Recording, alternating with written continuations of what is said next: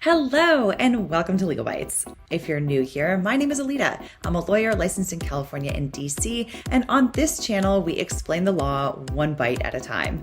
We don't give legal advice, but we do talk about how the law works and try to look into our crystal ball to see how things might turn out. If you're enjoying this on YouTube, we'd love it if you could like the video, subscribe to the channel, share it with friends, all the great YouTube-y stuff. And if you want to listen while out and about, we're now offering our live streams in podcast form where you can leave a rating and review. Links are in the description below, as well as to our clips channel where you can find some of the best clips taken from our live streams. Otherwise, if you want to catch me elsewhere, you can find me on Twitter, Instagram, and Facebook. And if you want to support the channel, you can do so on Locals, Patreon, or by becoming a YouTube member, or by buying some really awesome Legal Bites merch. Again, all links are in the description below. And with that said, let's get into it. All right. Good morning, good afternoon, good evening from wherever you are watching. I hope you're having a good, what day is it today? Tuesday. It's Tuesday. So I hope that your week has been good so far. And if not, I hope it gets better. There is a person for whom the week will probably not get any better, and that is Darrell Brooks. So the hearing has just begun. Judge Jennifer Doro, I should say, excuse me, is I'm looking over the screen and I just saw her name on the screen.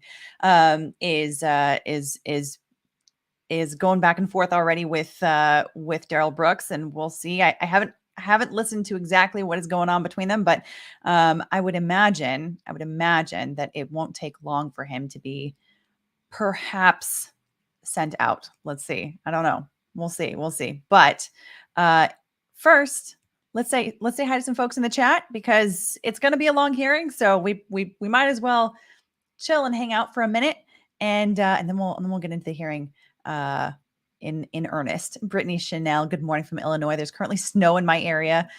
I know it's we're there, right? We're there. We're at that part of the season where snow is happening. Hey, Brittany, good to see you again. Samantha Johnny says, good morning, everyone in Legal Bites from the beautifully sunny Montreal. Oh, love it. Good morning. Glass Donnelly says, good morning from Garland, Maine. Good morning. Genergy, good morning hello and good morning from a freezing Sicklerville, New Jersey. Alex Martin says, ready for lawful law and subject matter jurisdiction. They are on my bingo cards. So let's see how long it takes, right? We will see. Thanks so much for the super chat. Jana Brannon says, good morning from Arizona. We've got Tashiro. Hello from North Carolina. Hey, Tashiro. Good to see you again. Syllabub says, hello from the UK. Hello. And let's see. Anna Costello says, wait, what time is it? It's only 9 a.m. here in Pennsylvania. It is 9:30 in Pennsylvania, I believe. If my clock is correct. So anyhow, but good morning to you as well. And let's see. We've got Anna Costello coming in from Scranton, Pennsylvania. Ooh, below freezing. Yikes. Let's see who else is in here. We've got Heather Forder from freezing upstate New York. We've got Freya Pisula from Lithuania. Laba diena. Good to see somebody from Lithuania as always. The Great Green Arkle Seizure says hello from a rainy Portsmouth, UK. Very happy to see you. Fen Demore, hello from the New Forest, UK. Love it. Love to see folks. Sibling Creature says it's already Wednesday here in Melbourne. Well, happy Wednesday to you. And thanks so much for watching. I know it's super late there. Alex Martin says, greetings from Colima, Mexico. Buenos dias. Hope you're having a good day. Let's see. Paige Hodge from Howdy from Texas. We've got Debbie Faison Cook. Good morning from Florida. Let's see. Ingeborg Svensson from the Netherlands and Robert Valdez, top of the morning from Plano, Texas. Good to see you. And let's see. Oh, we've got a couple more here. Sanita Orr says, good morning from Chile, New Jersey. I hope you're staying warm. Absolutely. Likewise. Everyday Cowgirl says, hello from Sutton, Massachusetts. Ingeborg Svensson from the Netherlands, like I said before. Bobby G, hello from Indiana. Hey, Bobby. And a couple more that just came in. B from Germany. Love to see you again. Jessica, morning from New Jersey. Good morning. And Rusty Boots from East Lancs. Is that I'm imagine that is a shortened version of where you are in the UK. I keep getting to the bottom and more of them pop up, but it's good to see you guys. I'm going to get just this last one. Mila says, good afternoon from Switzerland. Hi, Mila. So, okay. So, as we all know, we've got the, we've got the sentencing hearing today. It is probably going to take up all day, I would imagine, because this is, we're going to be hearing from, I think 36 people have indicated that they want to, I should probably turn this microphone. 36 people have indicated that they want to be represented in some form of a statement on behalf of the victims. And I think that there are a number of people that Darrell Brooks says are going to be coming on his behalf as well. I'll believe it when I see it, but I guess we'll see. We'll see as we go. It might go into tomorrow. It's expected to go into tomorrow just because of the sheer number of people that are supposed to be speaking at this thing. So, with that, let's get into what's going on here. And only those individuals. What I don't want to see is, one person and then 10 people behind them. That's not what I approved. So, do you understand that, sir? I have a quick question about that. Like, right. one of the people that wish to speak on my behalf would be the mother of my youngest daughter, and I'm not sure when exactly she'll be speaking, and it's a chance that she would actually have my daughter with her. With that, how old is your daughter? She's 8. As long as the child remains quiet and doesn't interrupt, I will allow that one exception. Okay, thank you. All right, so I will instruct Madam Clerk to let my other clerk know that the Zoom information can be released to your mom. There's a meeting ID and passcode, and that can be provided to the other individuals on the list. And let me know how the sound is, by the way. That won't be if it should be louder, I can turn it up. To that portion of the sentencing hearing. So if they have quorum's still kind of low, but still can hear it. Okay, I'll turn it up. Would like to speak, and she's very elderly, so if she has any trouble like accessing it, will super quiet. Okay. Probably on my behalf be able to walk her through that, or well, I assume she might need help with that, or someone will be available. She's 80, so I don't think she's. I think that should be better. I know that she's not the most. I trust they will have that all figured out, sir. So, all right. East Lancashire. Okay, thank you, Rusty Robots. Is there anything else the parties wish me to address preliminarily before I turn to the state? Yes, Your Honor, I do have a few preliminary matters, please. The filings that you just referenced from Mr. Brooks, I did not see those in the electronic queue this morning. Would it be possible for the state to get copies, please? Yes, they, I believe, were hand delivered. Or Zach may be, Mother Clerk Zach may be doing that right now. We'll make sure, but Teresa can make copies for you as well. Okay. I also wanted to ask a couple of housekeeping matters, Your Honor, as far as timing and scheduling. If we complete the hearing today, then I assume that eliminates the need for the hearing tomorrow. Is that correct? Or do you see a version where we come back tomorrow no matter what? I do see a version where we come back tomorrow no matter what. I want to be able to digest the statements from everyone and process them accordingly. There's going to be quite a few for both sides, and I think it's appropriate that I take the overnight to do that and come back tomorrow to render the sentence. Okay, thank you. That's very helpful. The other question is we have the easel back in the courtroom. Some people did want to display some foam boards. Foam boards. It meets the court's approval. Probably for photos of family members or something. Just, pass up the exhibits and Detective Regland can display them if that's okay with the court. Well, it's certainly like Mr. Brooks to be able to see them as well. Mr. Brooks, are you able to see the easel from where you are? Otherwise, I could have it put in the witness stand too. And then Detective Regland could just kind of facilitate that. Sure. Okay. That will work. And then other individuals have brought digital photographs that we'll be displaying. So we'll need your clerk's assistance with that. And again, we'll be using Ms. Gussie at the back table to accomplish that. All right. Thank you. All right. Anything else from you, sir, before we start this morning? Yeah, just really quick. Very quick reference to the ICFs. I did address a ICF to the clerk of courts in regards to the record. So I did And just so you guys know, I I'm should have mentioned that when collecting you questions called that me I about see it, in the but I chat did because there should be actually I time addressed it to address her, these questions and stuff. personally.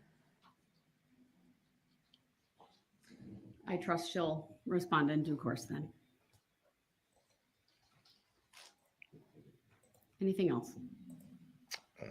Not at this time, man. All right. I will note that it appears yesterday some restitution information was filed. Was that hand delivered to Mr. Brooks? Attorney Opper? The restitution information, was that hand delivered to Mr. Brooks? Yes. Everything we e-filed yesterday was provided to Mr. Brooks personally in the jail, Your Honor. I object to that, Your Honor. There were a number of documents that I did not accept. I'll have And Madam mainly- Clerk print them off. There is a restitution request from the Waukesha School District totaling, well, that's just one piece of it. Let me look at the letter again.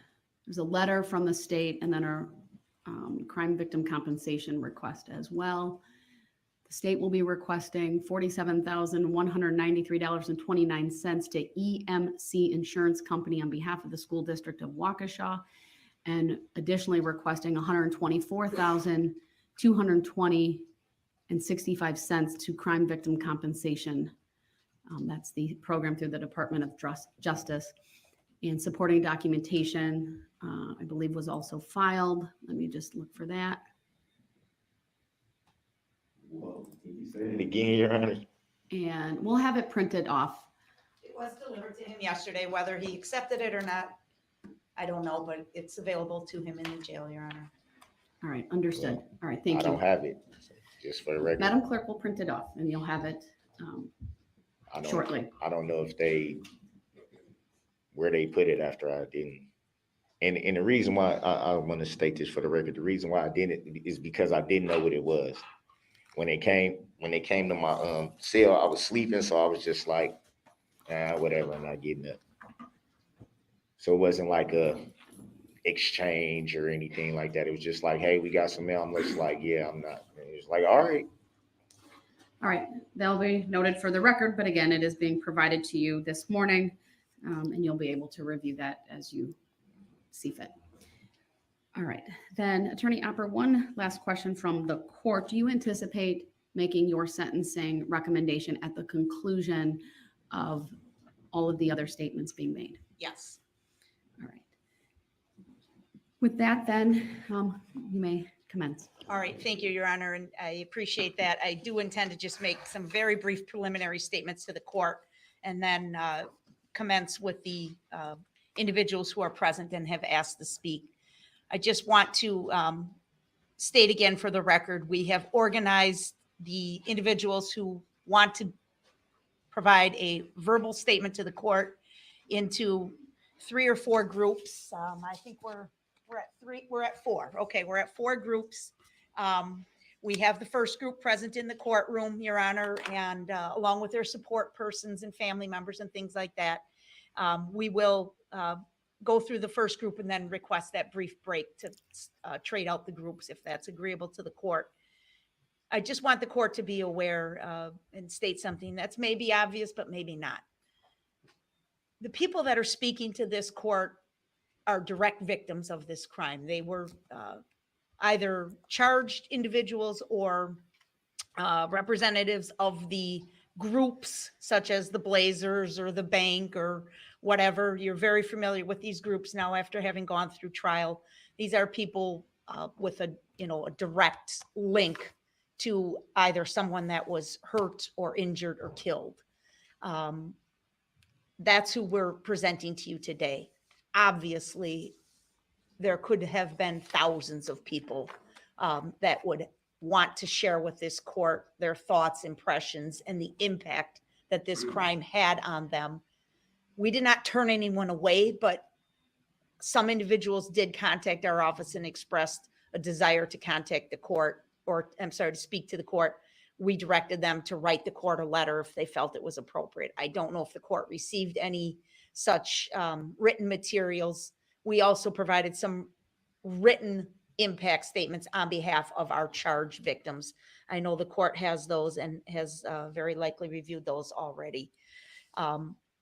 So I don't want to spend a lot of time with my thoughts and impressions right now, because I think what's really most important is for this court to hear from these families. And the reason I say that is, Judge, that at trial, we asked some cursory questions about the injuries that were received and the impact that these crimes had on the individuals that were directly involved, but we didn't spend a lot of time on that.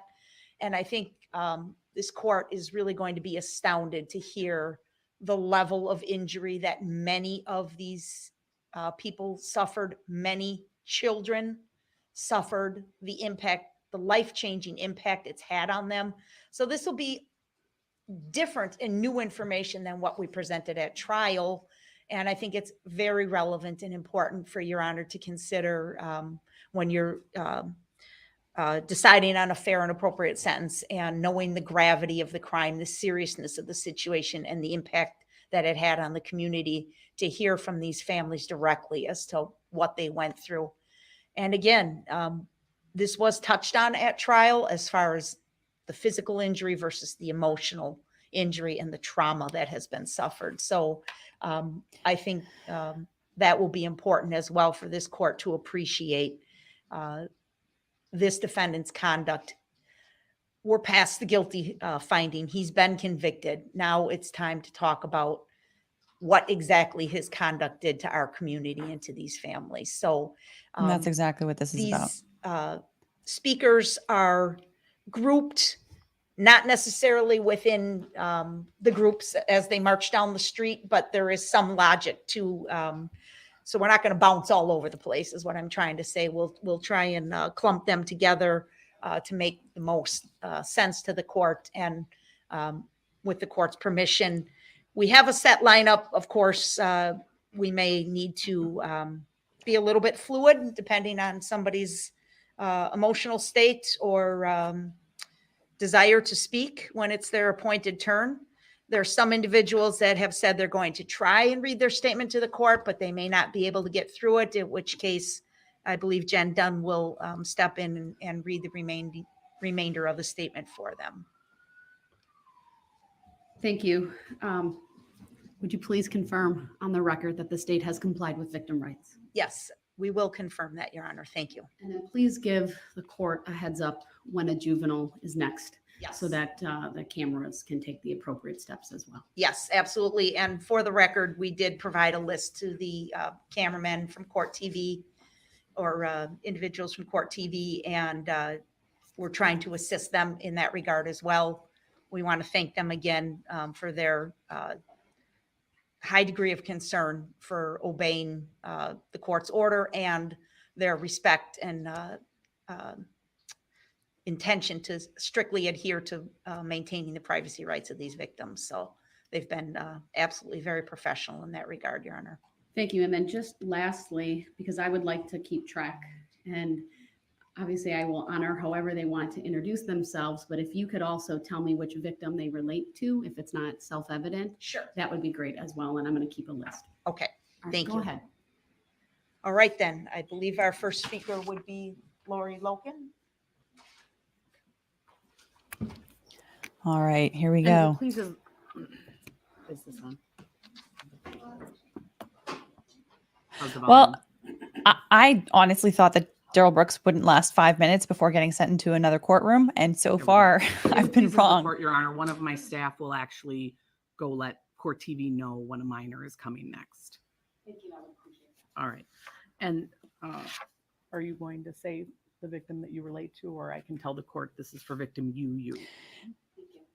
And before they get started, for anyone, this is likely to morning. be triggering for some people. I'm So if you addressing need the to step court. away, Please the take care of your microphone on? mental Yeah, health. it is. That's I'm first and addressing foremost. the court, but I also want to direct my comments to Darrell Brooks Jr.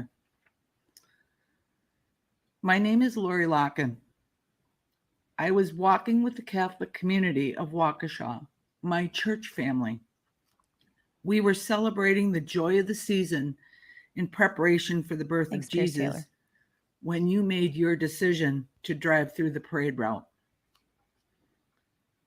It truly amazes me that you deny your accountability for the damage and hurt that you have willfully caused. In the years ahead, I urge you to carefully consider the sorrow and grief of the Waukesha community and the world at large. Ponder the loss of lives within our families, the physical and emotional injuries that may never heal, and the sense of personal safety that you robbed from us. As for me, you never gave me a chance. I turned around and it was only seconds before you hit me square on. Whew. I clearly remember feeling the impact. The searing pain of that blow is as clear to me today as it was a year ago. Since then, I'm healing as best as I can from the physical injuries. But you took away my peace and my trust, something that I will never regain. My prayer for you is that you will find your salvation in the midst of this evil. I hope that you will repent for the heartache you have caused so many. Put it down, dude. Put the book down. I too pray that your own personal wounds that you have sustained through your life, which has created so many demons in you, will be healed through this action. Thank you.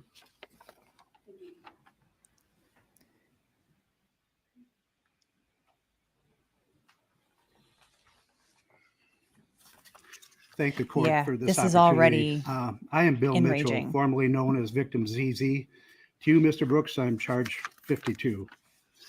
On November 21st, 2021, I was marching with the Catholic community of Waukesha and the Waukesha Christmas parade. I was walking in the back and I noticed our banner was flying up because of the wind.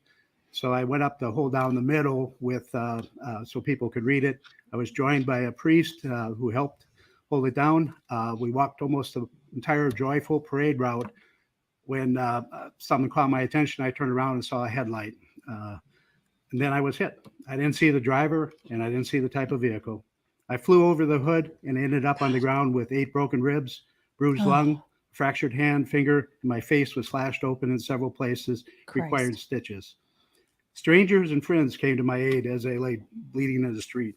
I spent 3 nights in an ICU. Recovery was slow. My hand still has painful cramps that freeze in my fingers. But I know I was lucky. Others had a lot worse injuries and 6 died. The impact on my family was great. My wife was home recuperating from surgery when she received the call. I was hurt badly and on the way to a hospital trauma center. Not able to drive yet. She had to wait for my son and his fiance to pick her up and drive her to Oconomowoc. And after I was released, she had to do a 180 from patient to be my nurse and help me in even the most basic tasks. The stress had slowed her recovery. The continuing pain was a major factor on me giving up a part-time job I enjoyed. We had to rely on family and friends for transportation to doctors for follow-up care for months. Neighbors pitched in to do my yard work and snow removal. Youth from the neighborhood decorated the inside of our house for Christmas. This crime had a ripple effect throughout the community. I do want to take this opportunity to thank all of you for your diligent sacrifice to be here. I tell people I was blessed because I didn't see the carnage that night. I just saw people helping me. But the jury and all of you had to watch the entire awful scene on videos and hear detailed reports of what happened. I'm sure that's going to stay with all of you. I wanted to thank the judge for her patience and knowledge, the police, Detective Casey, for their thorough investigation and quick arrest, the prosecution for presenting such a strong case. A special thank you to Jen Dunn, Carrie, and the entire victims assistance team that informed, comforted, and listened to the many people impacted by this tragic event. Finally, I can't bring myself to thank the defendant, But the response to the evil act he did shined a spotlight on how strong, supportive, and loving community we live in. Many people and organizations stepped up to help me. Family, friends, neighbors, co-workers, first responders, Aurora, doctors, nurses, my church family, the Catholic community of Waukesha, Knights of Columbus, AOH, United for Waukesha Community Fund, Catholic Charities, and so many strangers offered support and prayers. The vast majority of people are good. Wow. Salt and That's this it. man. Then there is Mr. Brooks. He is a unique individual who can have a clear conscience after running over kids like speed bumps and killing 6 people. I would suggest someone without a conscience. He doesn't ask for forgiveness. He doesn't admit to doing anything wrong. It is never his fault. When he slapped a woman, it was her fault because she made him mad. I believe if he made it home that night with the red SUV, he would have told his mom the damage wasn't his fault. He was in a hurry and people didn't get out of his way. Some crazy old fat gray hair guy body slammed his hood. I didn't watch all the trial, but the parts I saw showed Mr. Brooks had a lack of empathy for his victims or remorse for his actions. Yeah. The only regrets he seemed to have is that he was caught and the impact on his own life. Free, he would probably not drive through another parade, but chances are someone so self-centered as Mr. Brooks will hurt other people again. The only life he seems to value is his own. I don't believe that Mr. Brooks will think about me or any of his victims ever. The feeling is mutual. I really don't think much about him now, but when the prison door closes on this felon, I won't think about him again. I do hope Mr. Brooks will use the Bible for more than a courtroom prop. He may want to start Call with the them out. basics that I know his family had taught him, thou shalt not kill. But then you might want to read Galatians chapter 6, verse 7. I was wondering Your if Honor, someone was going to direct him to I somewhere hope to you read. give him the time to read and study the Bible. Mr. Brooks did everything he could to try to make the trial a circus. It is not a circus. It's not even about Mr. Brooks. Today, the court will hear what the trial is about, the victims. And as former victim ZZ, I would ask the court for a sentence that keeps the defendant, Darrell E. Brooks Jr., away from society forever. Thank you. Why is he clapping? That was a very good statement. Very beautifully Mr. Brooks, put my together. name is Jason Peckloff, and I'm with the Catholic community of Waukesha. I was one of the victims you hit with the SUV you were driving on November 21st. What you did to my Catholic community and to the city of Waukesha show that you had no regard for life. What makes it more disappointing that you have shown no remorse for what you have done. While you're sitting in prison, I want you to reflect what you have done. I want you to reflect that you nearly took my life. I almost lost the chance to see my wife and kids again. I may have never had the chance to love or hug them again. You intentionally harmed my community, whether it was physical or psychological. You stole our innocence that day. Before that tragedy you created, it was a beautiful day we all experienced and never thought an evil thing like this could ever happen at a parade. My friend, myself, and the Waukesha Catholic community were asking parishioners and their families to participate in this parade. Imagine the guilt we must all bear for the rest of our lives. Because of your actions, I was out of work for about 6 weeks. Then I had to go back part-time because of my sustained injuries. Because of your actions, the multiple lacerations you created leaked out of the bandages and onto my bed, comforter, and sheets. What an awful visual to have. Because of your actions, I could have lost my foot. Thank God my nurse friend was checking on me. Because of your actions, my wife cannot get the images out of her mind of what you have done. You have forever scarred her. Because of your actions, my wife had to hand over my children to our community friends to check on my lifeless body. Because of your actions, my children, 4 and 6 at the time, had to go with a grieving friend to find her own child that was in lockdown. It took a while for them to be reunited. Because of your actions, my children are scared to death when they had to cross the same street you drove down. They were bawling and begging me not to cross the street. Because of your actions, I need to reassure my children that it is safe at parades. Not sure they ever feel 100% safe.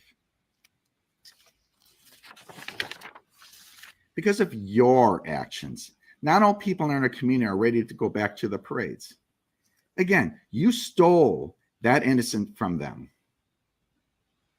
Because of your actions, my children are scared of sirens. Because of your actions, they were scared of red SUVs every time they saw one. They cried and hid. Because of your actions, I walked into the entrance of my children's school and felt like a triage unit. I saw children on crutches and a walker. What an awful image to be burned into my memory. Because of your actions, I feel terrible. I could not help my community and the city by testifying during the trial. Your cowardly actions did this. Your actions forced my family to seek out therapy and resolve in their minds what happened. Your actions made us second guess what we did that day. What could we have done differently? During this trial, you show no remorse. It makes you look like a monster. During the trial, you show little regard and respect to the court. It makes you look disrespectful. During the trial, you treated multiple witnesses terribly. You were trying to twist the words of our pastor, who is a man of the cloth. You made a comment to a witness you injured that he was walking fine now. It makes you a callous jerk. Despite what you have done to my community, I forgive you. Forgiveness does not remove the need for justice. Justice must be served and you must go to prison. My prayer is that forgiveness will heal your wounds and the wounds for the city. Thank you. Thank you, sir.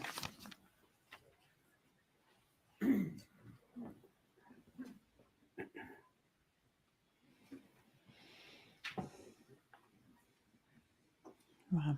Yeah. Good morning, Your Honor. My name is Margaret Petulis, victim BBB, count 54. I know I am blessed to be here today to present my statement to the court. Darrell Brooks's choices on November 21st, 2021 took a toll mentally, physically, and emotionally on me, as well as affecting my family. I remember the moment someone yelled car, and I turned to see a vehicle behind and to the right of me. My thought was, what is this vehicle doing here? After that moment, I have a void in my memory. My mind won't let me see what happened. I remember my thoughts. Oh my God, this can't be happening. Please, not my hip, not my leg. My next memory is lying on the ground with a person from our group and a nurse talking to me and asking how I was. They worked on keeping me calm and from going into shock. I will always be grateful to them. Every night I would lay awake and replay the incident to see if I could get the memory back. Months of counseling and the passage of time have helped me be somewhat okay with not knowing what happened. One of my fears is that when I least expect it, the memory will return.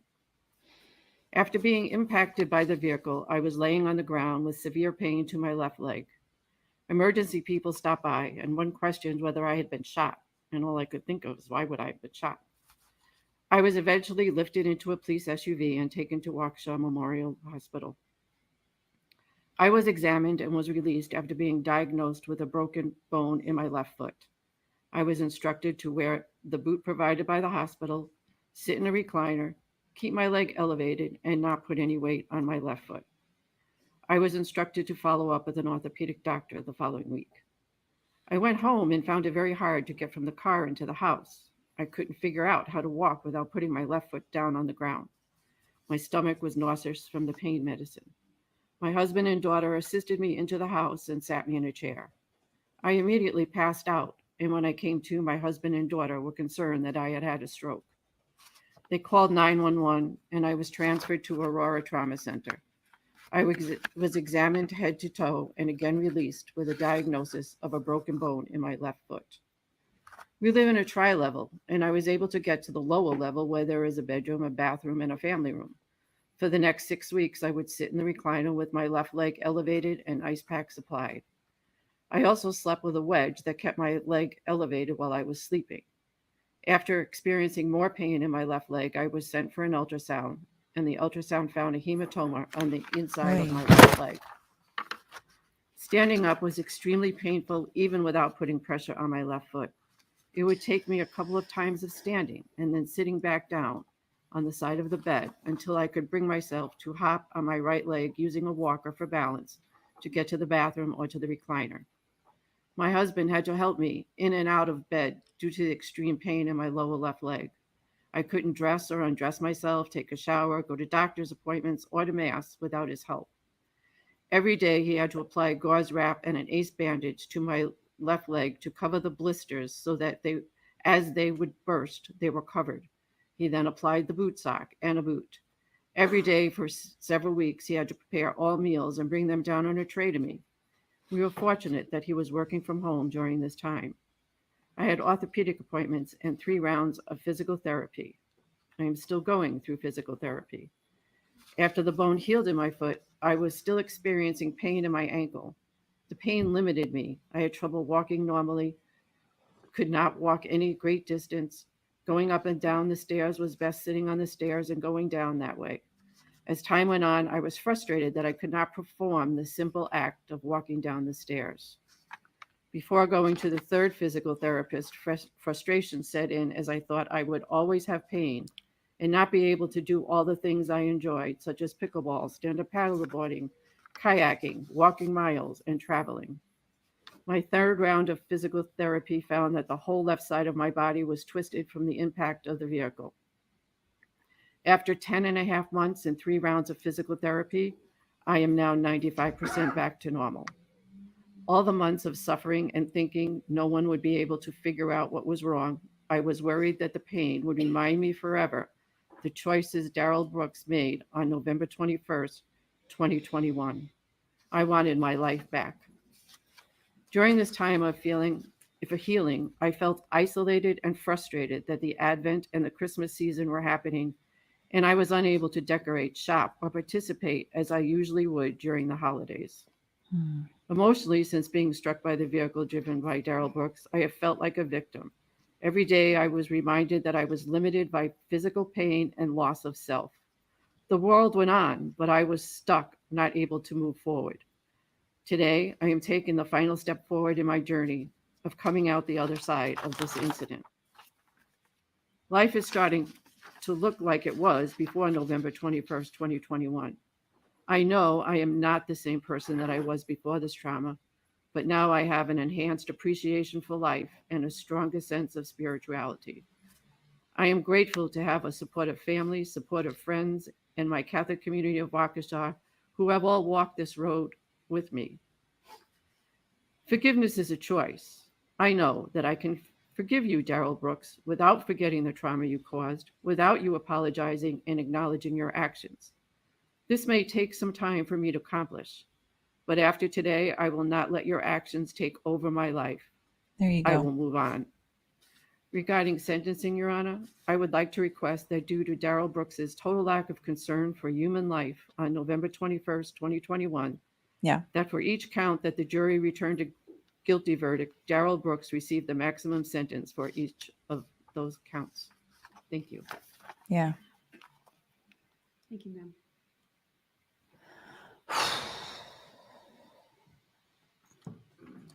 These are hard. These are really hard. Good morning. My name is Jeff Rogers. My children were victims U and V. Oh. I'm a father of 4, 3 of which were marching with me in the parade last November. 2 of my children were struck and injured. I also serve as the president of the Waukesha Blazers baseball and fast pitch organization and was a couple months into that job at the time of the parade. I've debated whether or not to read a statement for this sentencing. At the end of the day, I felt it necessary to have my voice heard for my sake, for my family's sake, and for the Waukesha Blazers' sake, and for all the other victims. I'm here today with families that I love, and I'm so sorry that this happened. First of all, this event was completely avoidable, and from my perspective, there has been zero remorse, sympathy, or acknowledgement of the victims by the defendant. All he had to do was stop the vehicle when he saw the crowd, and none of these lives would have been changed forever. Yeah. For this reason alone, he needs to be locked up for the rest of his life. Yep. But enough about him. This is about the impact of the event on me, my family, and our Blazers organization. I'd like to speak as a father, first of all. The impact this has had on my family and I has been immense. This last year has been full of confusion, irritation, anxiety, and depression. We haven't been able to live a normal life. The trial has been dragged out, and literally we were pulled back through to relive everything, all because this person wouldn't admit it like a man and take what was coming to him. My kids are some of the strongest people I know, and they have proven that through the faith in God they've displayed throughout. However, the impact this has had on them literally makes me sick. No more parades, that joy is gone. This is something that will never leave them. I'm still learning things today as well about what they heard and saw that day. I pray every night that God continues to strengthen them to push through and know that He is in control. That night when we got home, I'll never forget Caden looking at me with glassy eyes. He looked up at me and said, "I'm really glad Riley is okay," and started to cry. When my wife Stacy sat on the chair next to me that night, it felt different. She hugged me longer than normal and a lot more firm than normal and said, "Thanks for keeping our kids safe." Everyone saw on the videos that were shown, we were literally inches away from losing 3 out of our four children, and myself included. I thank God each day that He spared us and provided the adrenaline, courage, and strength to get my kids out of the way, gather all the kids we could, and pray together. My wife was going to come with us that night along with our toddler son. I play things in my head over and over, imagining what could have been if she would have come. Where would she have been standing when that SUV barreled through? I have flashbacks most days to Maya's jacket slipping through my hand. If I wouldn't have grabbed it the second time, I know what the outcome would have been. Riley still has trouble sleeping, with some nights getting out of bed 6, 7, 8, 9 times because she heard a noise or doesn't feel safe. A few days ago, I was one-on-one in the car with her, and I finally apologized for not finding her right away. Thank God our friend found her and kept her safe, but as her dad, I've lived with the fact that I couldn't find all my kids that night after it happened. I went way too long not knowing where my kids were, with panic overwhelming me. As a father, I can confidently say that this incident had a year-long impossible impact on me and our family. Are we managing? Yes, of course, as God is in control. Now to speak as the Blazers president. This was a happy gathering and almost the kickoff of my presidency with the Blazers since I was only a couple months in. We were getting to know each other, welcoming a new coach, our new board members, and overall just ready to advertise our Blazers program. Looking back at the pictures from prior to the tragedy, we were so happy. So much love and camaraderie. We were ready for an awesome season. I spoke just prior about my perspective during the event as a father of 3 kids, but as the president of our organization, the weight of the moment to find an account for everyone felt like it was on my shoulders. We had nearly 35 people there. I knew I had lots of help, and for that, I can't thank the other parents and coaches enough. The moment was a blur, and gathering and putting kids up in the truck was the priority. From there, the kids I could find huddled with me in the theater, and we said a prayer for those injured and being attended to. I knew that the next few days were going to be intense, but I never fully grasped how crazy the following days, weeks, and months would be. The amount of turmoil and struggle for our Blazers organization was literally insurmountable. From the moment of the incident, the amount of media and law enforcement interaction was exhausting and unending. Media showing up at my door asking for individual participants' status. Unbeknownst to them, that 2 of my children were hurt. There was nonstop email flow, phone calls, planning, coordinating, and filtering through things. It was endless work. This job went from something I truly loved, from my biggest passion in life, to something I cried about for months. I went from giving speeches on Facebook Live about how cool our new indoor facility was to speaking at Jackson's funeral. From there, the community really pulled together.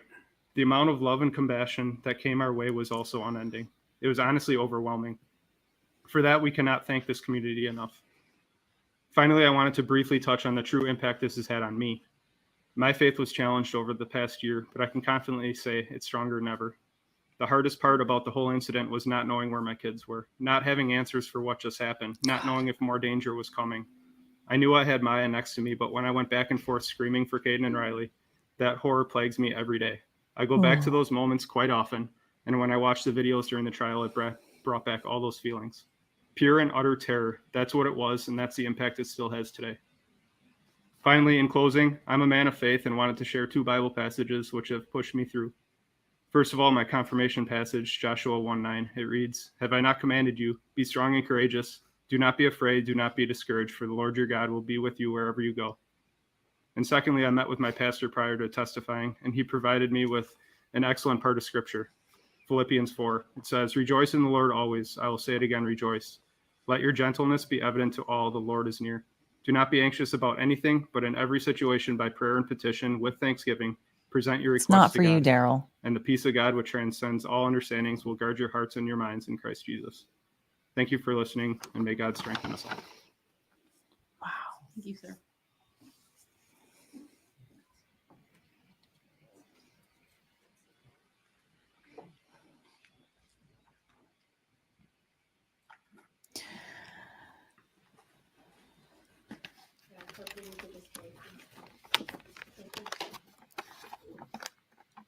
Yeah, it's absolutely infuriating that he's like nodding along when he's giving these other passages and reading these other passages that are obviously not intended for Darrell Brooks. We all knew he was going to be perfectly despicable during this entire thing. My name is Jessica Gonzalez, and this is my husband, Juan Gonzalez Lopez. We represent the Blazers organization, as well as many others, and you could even argue the state of Wisconsin. Last night, as I thought about my statement, my son scooched over on the couch and snuggled into me. He laid with his head on my lap, and I stroked his hair.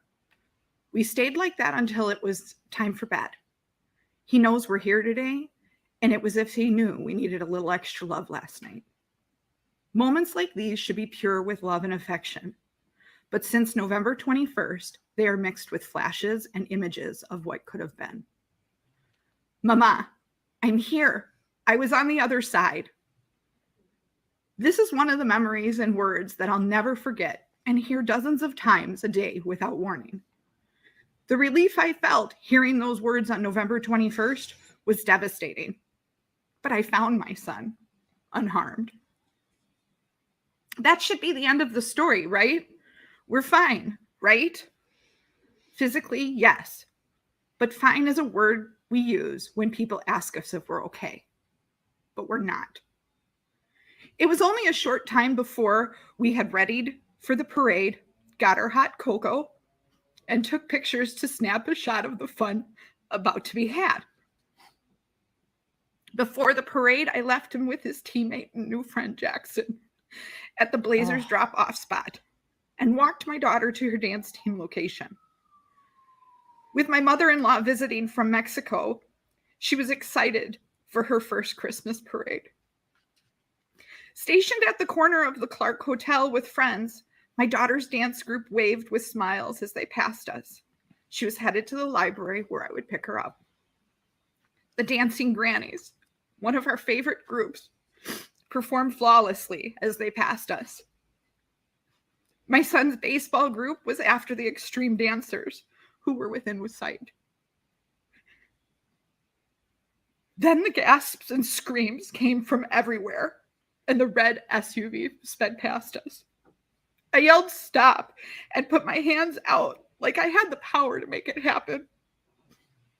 I felt like I was punched in the stomach when I realized the SUV came from the direction of my son's group. Panicked and lightheaded, and knowing my daughter was safe, I ran to find my son. Running through the streets, my legs felt like they had a life of their own. I found Jackson first. I saw his little body in his Blazers jersey. His eyes looking up, looking nowhere. I knew he was hurt badly. Seeing Jackson on the ground, I began looking for my son amongst the rest of the bodies. I screamed hysterically, searching frantically. What ifs filled my head. I heard Mom from so many directions, but it wasn't him. Finally, it was. I turned to see him with other Blazers who were in the team truck. He called out to me, "Mama, I'm here. I was on the other side." Yes, I found my son unharmed, but after, the chaos continued. We ran. I covered his eyes as we rushed back to our group. I called my husband to tell him something terrible had happened, but had no words to explain. Headed for the library, we were told there was an active shooter. We ran again.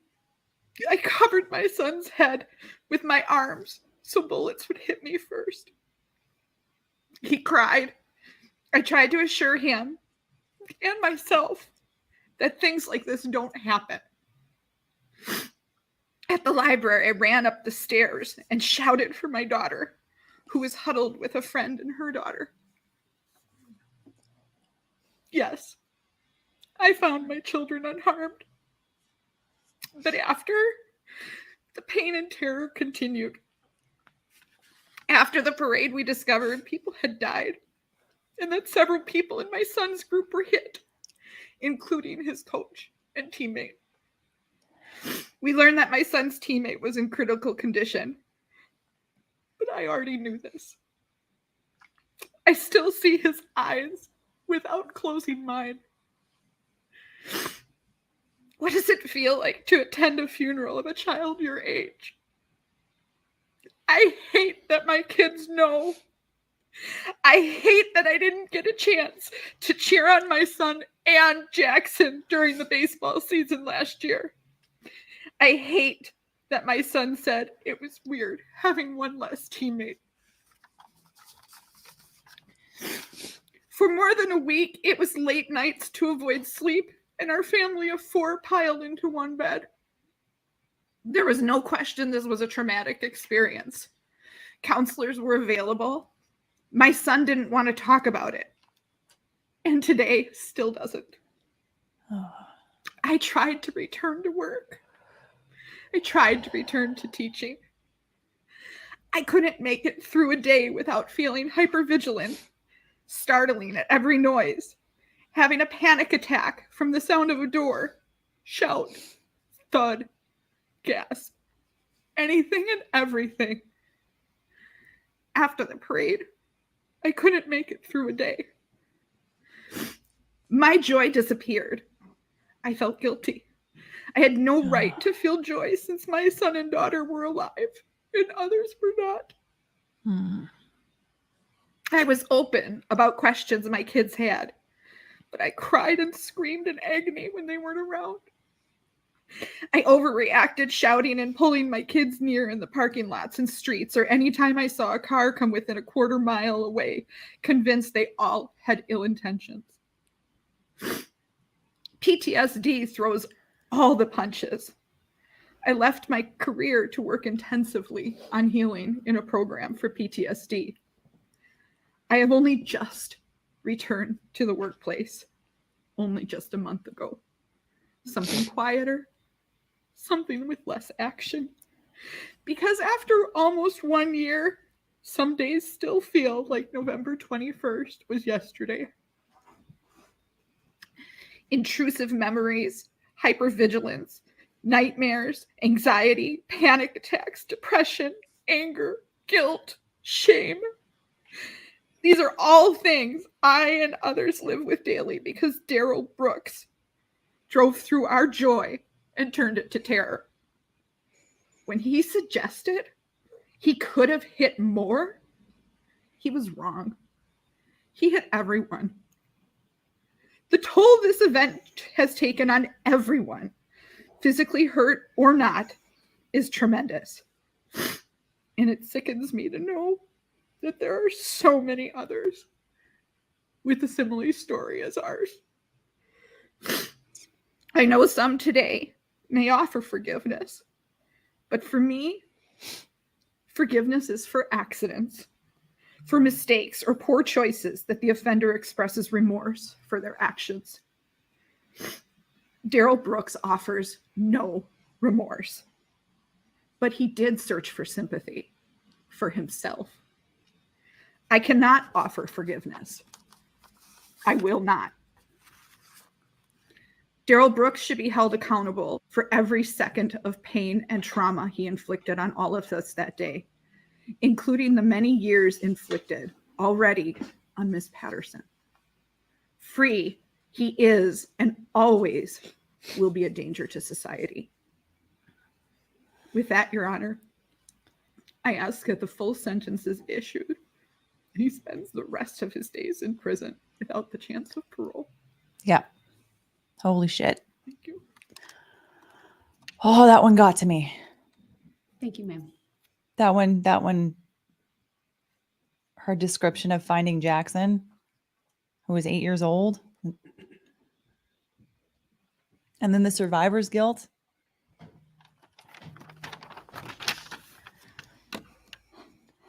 I'm Lindsay Conkle, and my family walked with the Waukesha Blazers. November 21st, 2021, my family walked in the Waukesha Christmas Parade. My boys were dressed proudly in their baseball jerseys, streets lined with smiling faces. The crowd was happy and excited. In a split second, excited cheers turned into sounds of screaming and horror. A trail of bloody bodies were left laying in the road. My family was not physically injured that day. We somehow dodged the path of the car by inches. Our mental and emotional injuries were severe, and they remain a struggle for us every day. We have the image and the sound of an SUV plowing through people burned into our minds for the rest of our lives. My children were separated, and I ran through a trail of bloody bodies that were left laying in the road. I will not forget how many people I saw.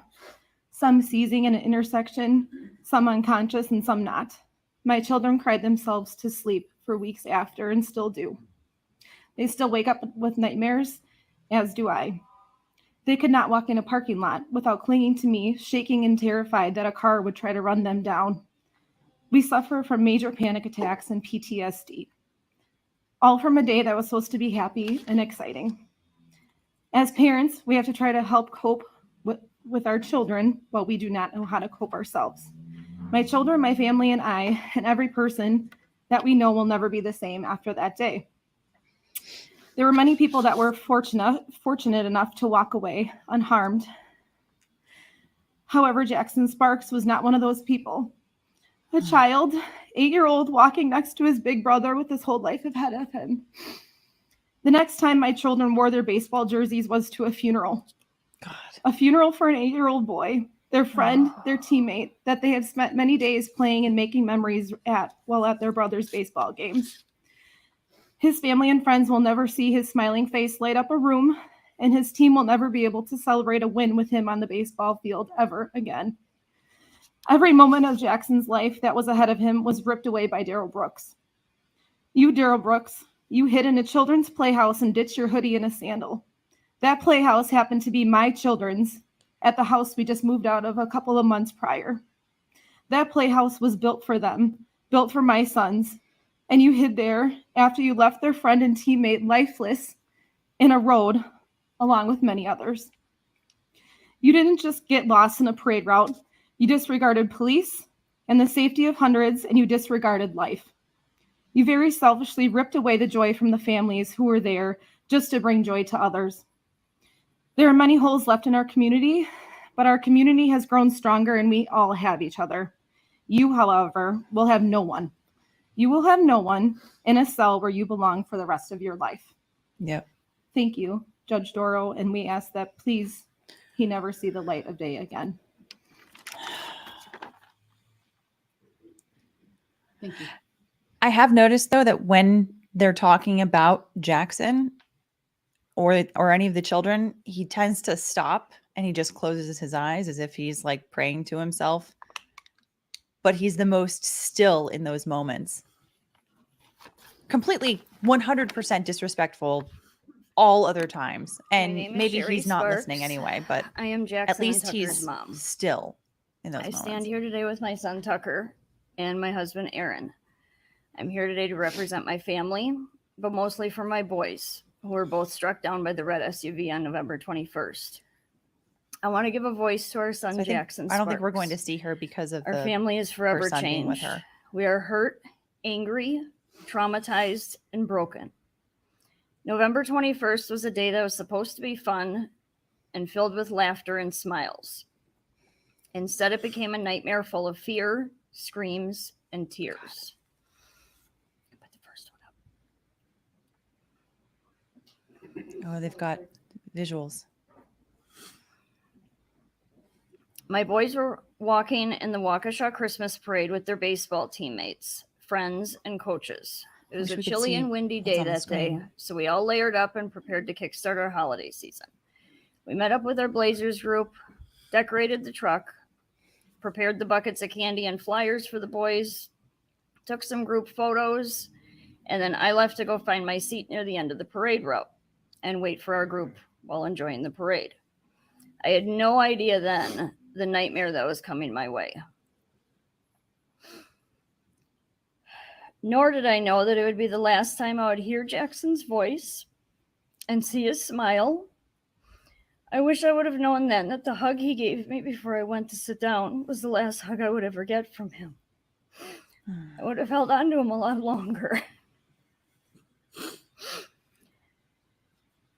After the red SUV flew past us, it was pure chaos.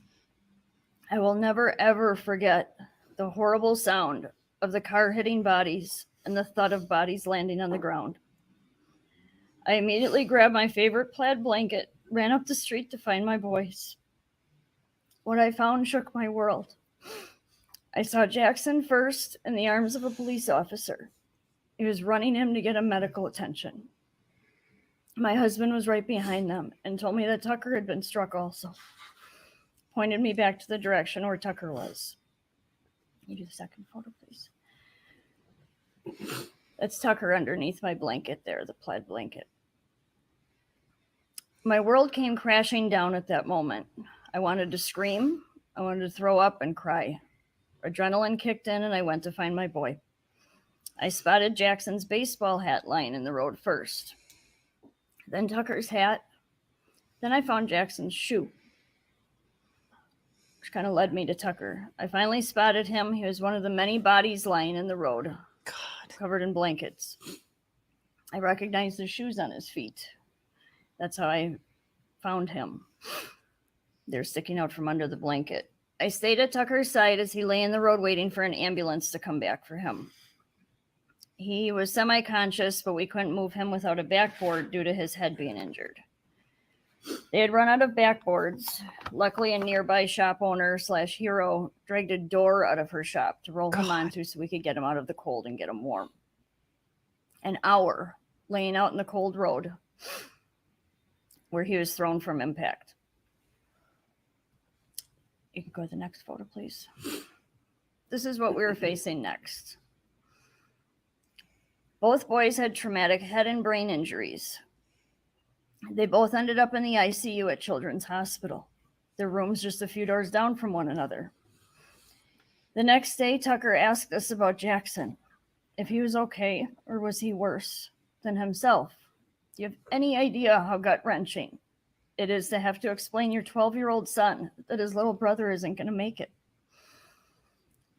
His injuries are too extensive for his little body to come back from.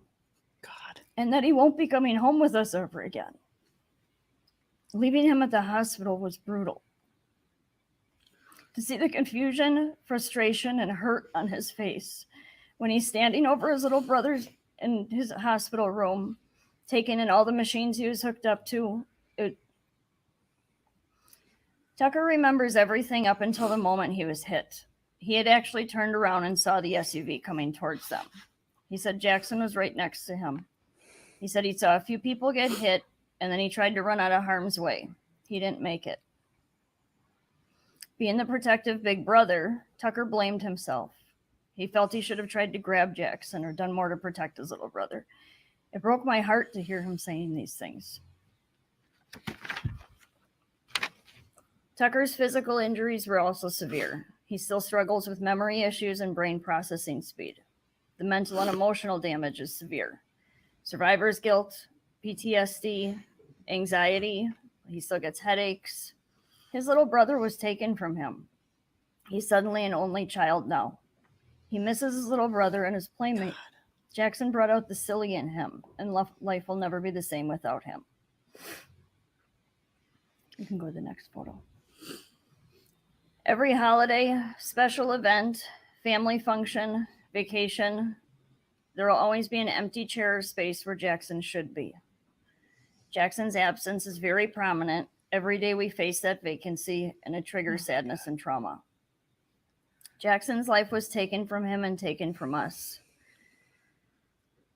Life isn't the same without him, and it never will be.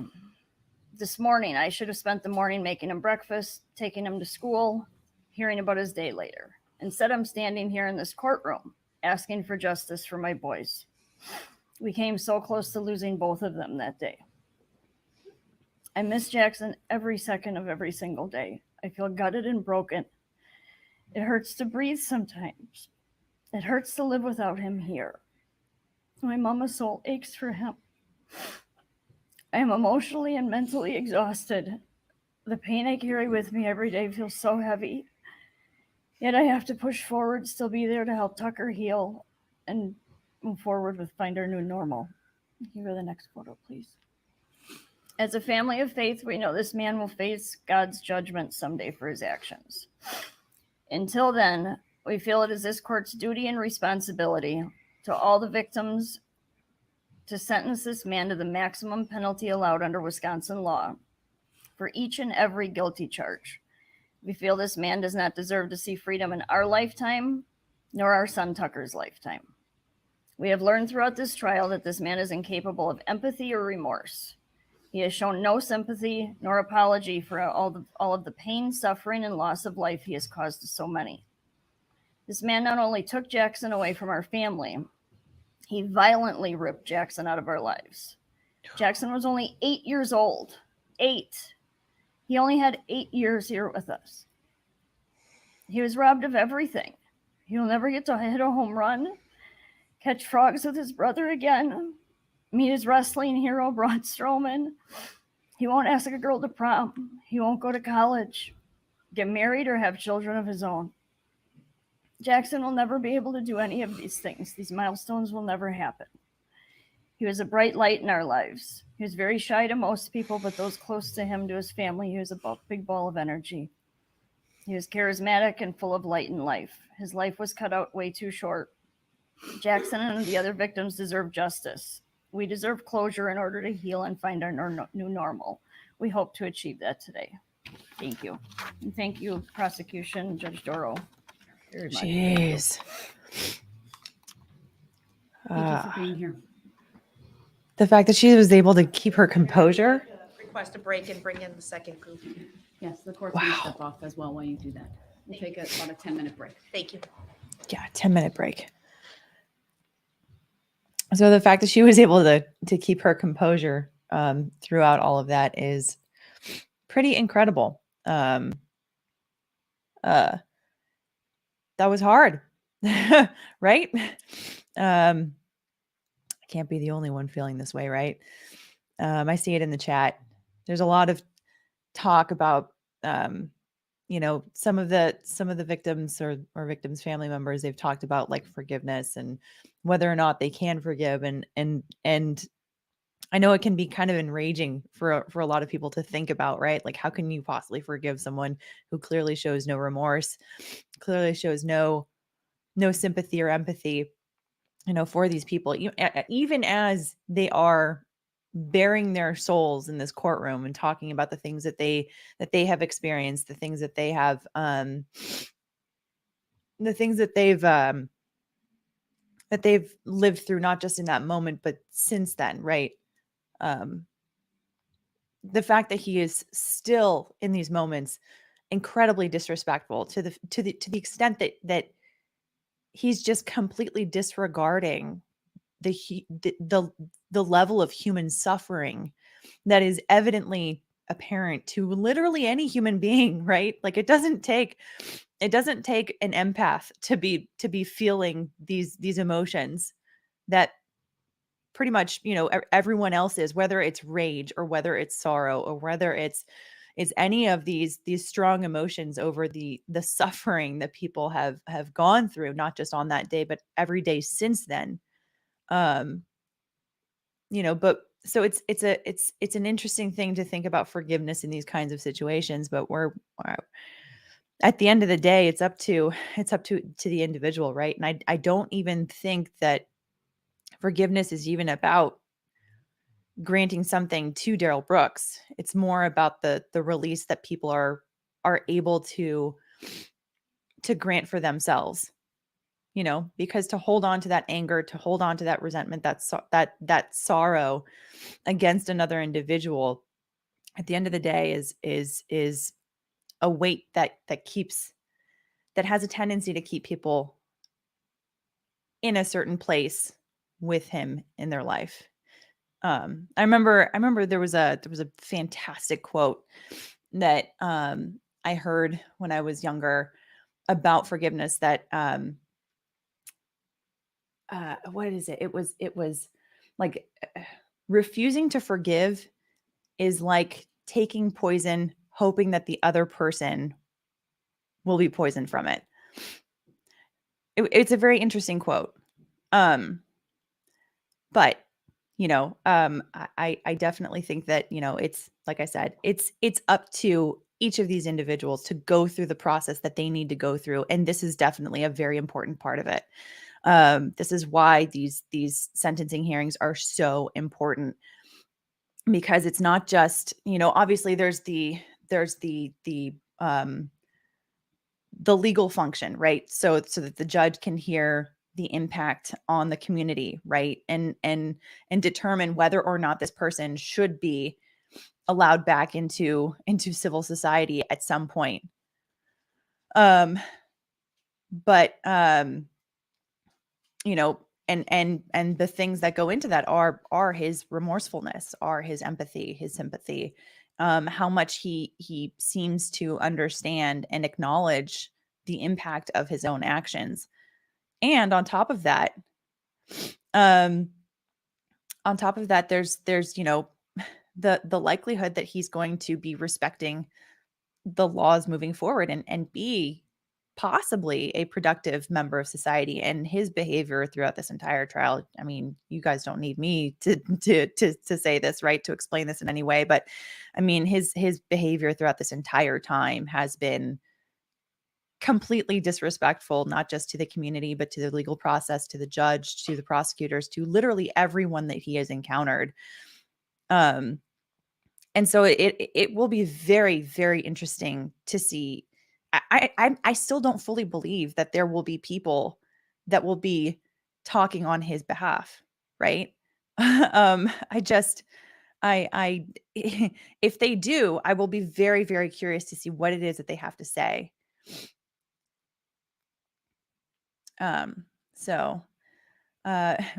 W. Yeah, forgiveness is very personal, but also very important for each individual to reach when they are ready. Absolutely. Because otherwise it can be a ballast, that keeps someone under, under the surface of the water, if they are not careful. But Sandra Ramirez, yeah, Indy is right here. she's on the floor right by my feet. She knows I need some cuddles. So let me get some questions here, and there are a couple super chats here as well. Let me see if I can grab those first. I did show this one earlier. Piers Taylor, thanks so much for your super chat. Says thank you thanks for your color coverage, LB. Sorry, I'm having a hard time talking right now. I'm expecting some heartrending testimony. Well, we absolutely got it today, and there's going to be more, undoubtedly. We've also got Nick Wilson. Thanks so much for becoming a YouTube member, for supporting the channel, and welcome to Bike Club. Happy to have you here again. And I hope that you can make it on Friday for our Bike Club exclusive live stream. So 10 a.m. East Coast time on Friday. All members of Bike Club, whether through YouTube memberships, local supporters, or Patreon supporters, all will have access to it through those platforms. You'll see a link. And let's see here. I also see why isn't it showing up here in StreamYard? I do see that Pause TV also oh, that's a chat. Sorry. It never shows up in StreamYard. I'm not sure if there was something you were intending to say. Andy, thanks so much for the super chat. It says observation is usually keener when informed by empathy. Jonathan Height. Yeah, I definitely would agree. Freddie, the sort of okay, says, if this is a victim impact statement, why does DB benefit from distracting props? I think that he's allowed to bring one or two items in with him. I think that regardless of whether he was allowed to bring that Bible in with him, he would find some way to be a distraction, to some extent. And I think that everyone was probably prepared for that, at least to a certain extent, right? These families have probably watched at least part of the trial, or at least heard about some of the coverage of the trial, and probably have a good understanding of what it is that he's been doing this entire time. And so far, the ones that have spoken have referenced his antics in the courtroom throughout the trial. But he would have found some other way. But also, when it comes to a Bible, that is the kind of thing that is probably a First Amendment issue, because this is someone's. If he makes an argument that it is a bona fide, it is his bona fide religious practice, then he's probably going to be allowed to bring in a holy text from that. Whether you believe that he actually is a practicing Christian, I don't think that anyone in the world actually believes that, based on anything that he's done, right? Anything that he's done or said, I should say. Interlocution, thanks so much for your super chat, says not being able to forgive is like taking poison, hoping the other person dies. There you go. Thank you. That's the quote. That's the quote. Yeah, that's exactly it. Not being able to forgive is like taking poison, hoping the other person dies. Exactly. But of course, with that, absolutely no one has any ability to say,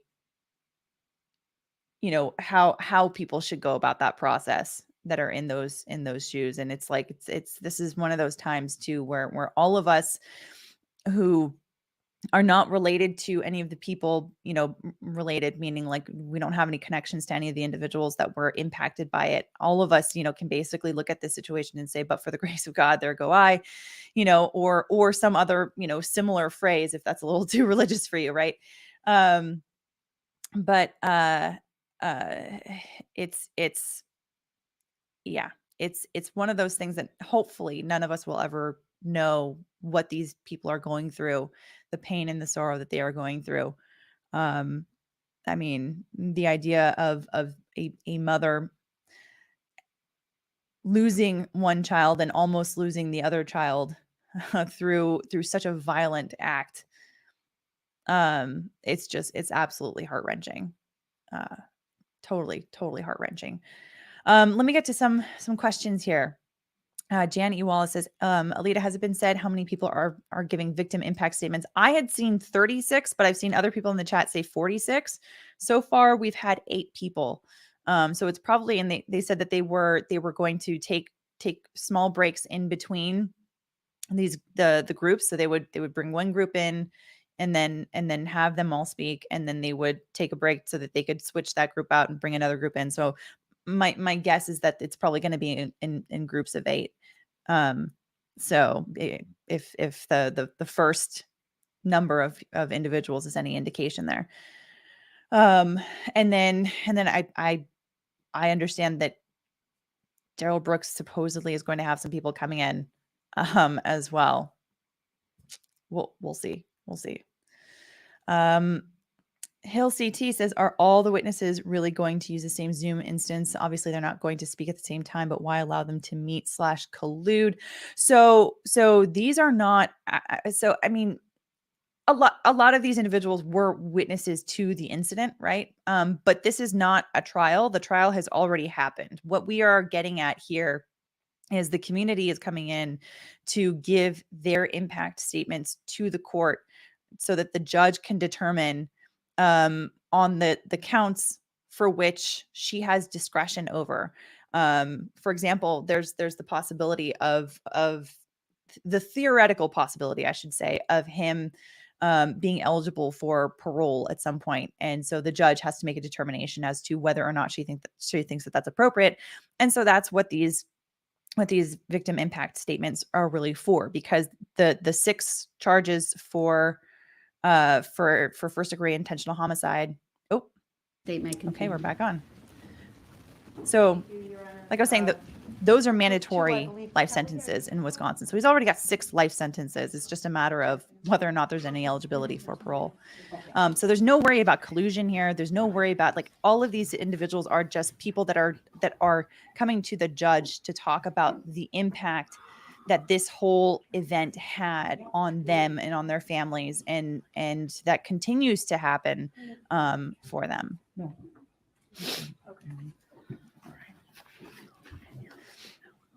So, and also, again, for anyone that is having a very difficult time with this. LLO, and on November 21st, 2021, me and my family's life changed forever.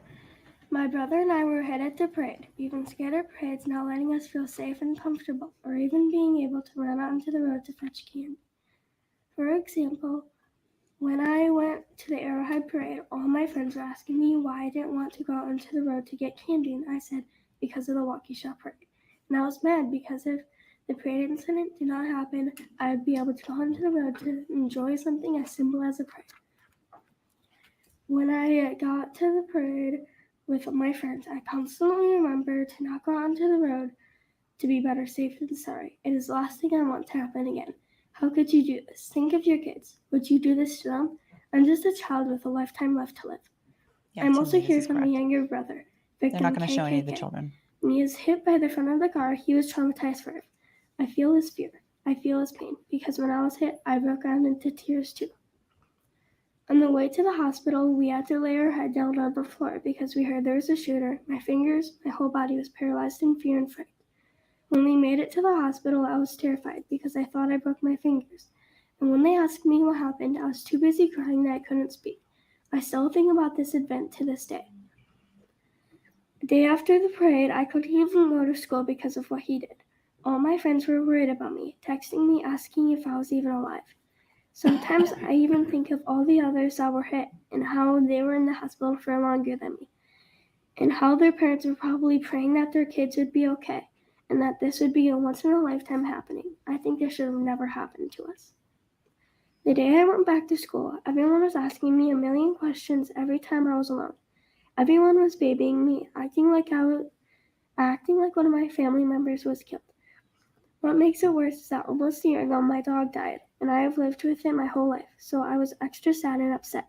At that moment, I realized that our family had to find justice against the man who hit too many people and caused a nightmare on November 21st, 2021. I ask for this pain to never be caused again.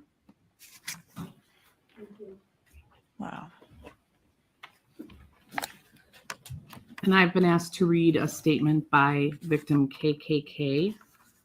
When I got hit by the car that day, it hurt a lot. I got hit on my right leg, and it still kind of hurts now and then. That hit changed my life, and it still scares me sometimes when I think about it. I also feel bad for the families who lost someone and everyone who died and was in the parade. And then he drew a picture of a SUV, and it says car that hit me, and there's a little figure and candy bucket and bottle and me. So they handed that to me on behalf of victim KKK.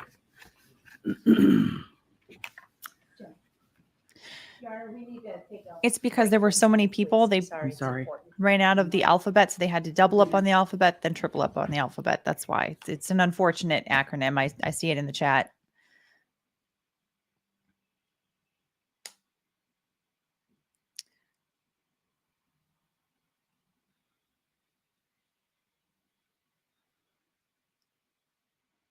I'm not sure what just happened.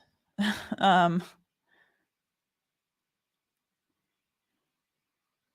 yeah. So to explain again, the victims were all given A through Z, right? But there were 76 counts, right? So each of those is a victim. So so the so yes, they first go A through Z, and then once they reach Z, when there's more victims, I mean, this just speaks to the sheer number of people that were harmed by this. The then they go to AA, BB, CC, and so on and so forth, and so they went through the alphabet multiple times, and so then they got to the third letter.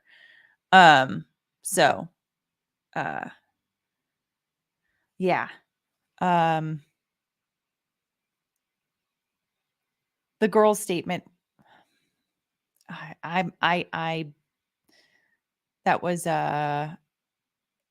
very courageous, very brave. She handled herself beautifully. I mean, all of these people that have given their impact statements have handled themselves remarkably, considering the sheer amount of emotion that I am sure that all of them are feeling, right? I mean, they have been living with this for almost exactly a year. This was November 21st. That is almost exactly a week from now, right? But I feel like if I were any of these, I would have been a blubbering mess. But so yeah, this has been very, very difficult to watch. Let me get some more questions here while we're waiting. I think someone in the chat said that there was a child that was wandering in the courtroom or something. So hopefully they'll get that figured out sooner rather than later. I'll keep the video on the screen so that we can see it, when it comes up. I would anticipate it's not going to take that long for that, because it seems like that was an unplanned recess. Anna Costello asked about death penalty. I know several people have asked in the chat about the possibility of death penalty. They have outlawed the death penalty in Wisconsin, and I know that is a source of frustration for a lot of people in this particular case. But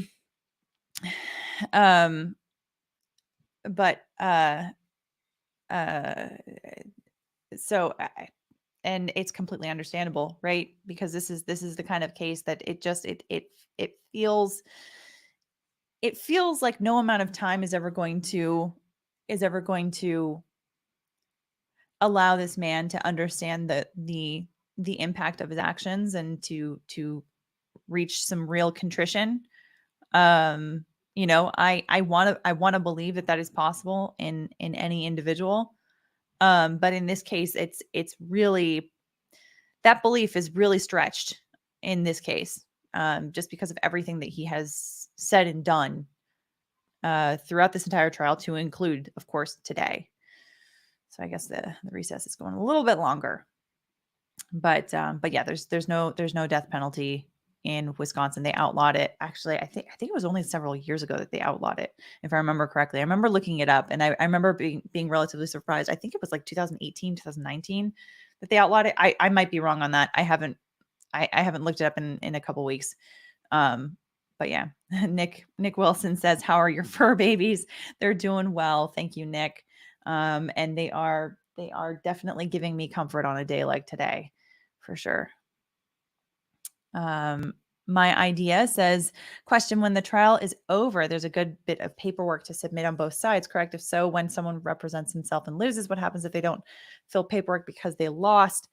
You know what, in as far as like the administrative part in a case like this, I don't know. I would like to know from Natalie Wisco, since she's a defense attorney in Wisconsin, so she might be able to give a much better picture of what that looks like after this whole process looks like after this point. So I'm sorry, I can't particularly answer that. Secret mix scroll, that I see it in the chat, that green looks nice. Thank you very much. Robert Valdez is around 45 people deliver victim impact statements to the court in Darrell Brooks sentencing, according to a letter from District Attorney Sue Opper in Court TV. Okay, so yeah, that is about where we're at, and it looks like if my count is correct, we have heard from 10 people so far. Tin Lee says, "Oh, your opinion on the judge hugging the Waukesha case inappropriate." I know that this was a very, very, very divisive topic on social media, because understandably the Parkland shooter case was very emotional, right? We are talking about a school shooting where I think all of the victims, maybe not all of them, were children. I think probably there were some teachers as well. And I will admit, I was not following that case as closely as some others were, but I was able to kind of follow some of the highlights. And Tinley, I see you. Yeah, you meant Parkland. I understood what you meant. So I saw that there were some interesting things that happened. Oh, 2 or 3 teachers I see in the chat. Okay, yeah, I mean that is unfortunately common in these kinds of cases. So I know that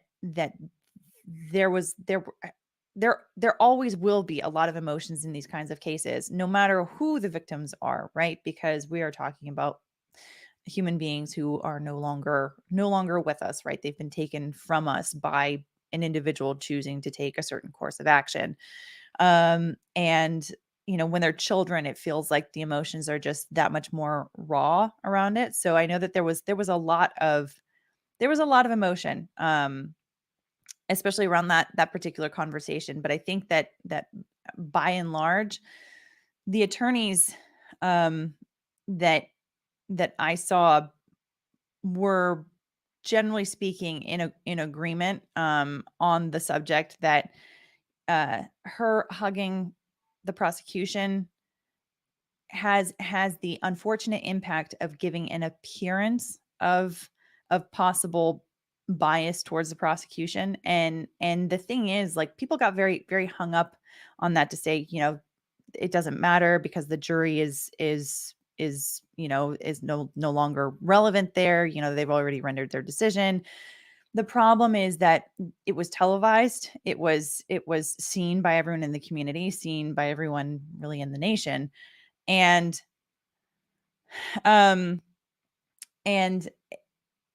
when it comes to judges, there are certain ethical rules. I mean, all lawyers have certain ethical rules. And I see in the chat, yeah, there was definitely some instances of the defense team possibly being disrespectful. I saw that about possibly flipping off the court on camera. I did see that, and I did see some things by the defense that definitely seemed to raise some eyebrows at the very least, right? But the thing is that when it comes to a judge, they are required to not just be impartial, but to always have the appearance of impartiality. And the reason for that is because there should be no question about our judicial system, right? There should be no question about suspicions about backdoor deals or conversations, right? Like every conversation that an attorney that has a case in front of a judge has with that judge really needs to be had in front of the other attorney for that particular reason. But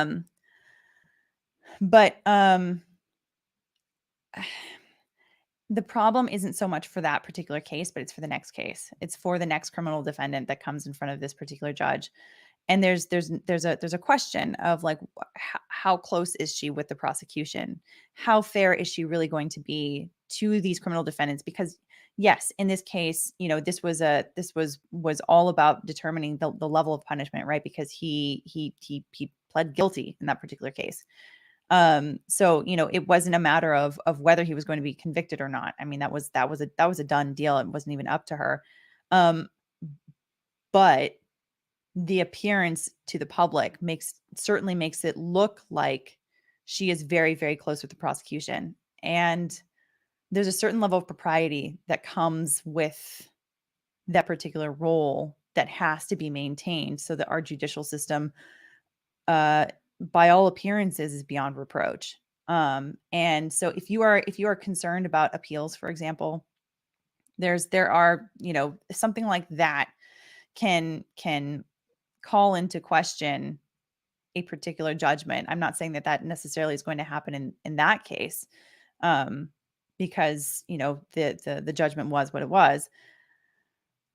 But that is the kind of thing that can ruin a proper decision, even if it didn't actually have an impact, because that can, like I said, it can stand in the face of certain ethical obligations of the judge.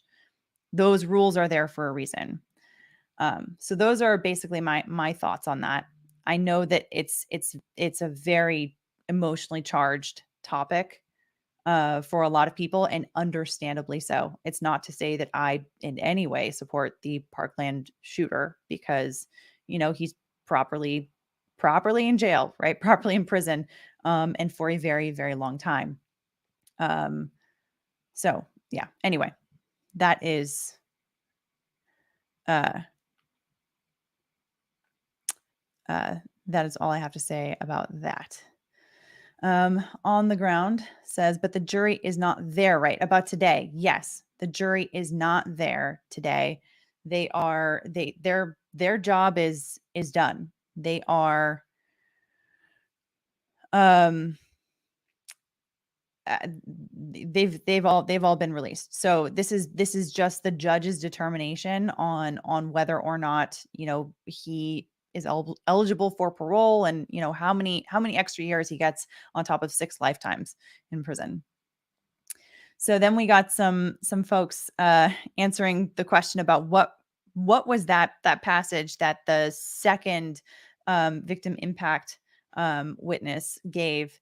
He referred to Galatians chapter 6 verse 7, which is do not be deceived, God cannot be mocked, a man reaps what he sows. And that is that was definitely directed towards Darrell Brooks. Obviously, the other passages that were read in the courtroom clearly were not, even though he seems to miss the point on that. So yeah, so thanks Richard K, and thanks R and Blake for pointing those out. Keith Gregory says death penalty eligible. I've not followed this trial. Yeah, like I said before, no death penalty in this particular case. And Takei 37 says, so the judge didn't make a decision on sentence yet? No. She said, what she said at the beginning of this particular hearing is that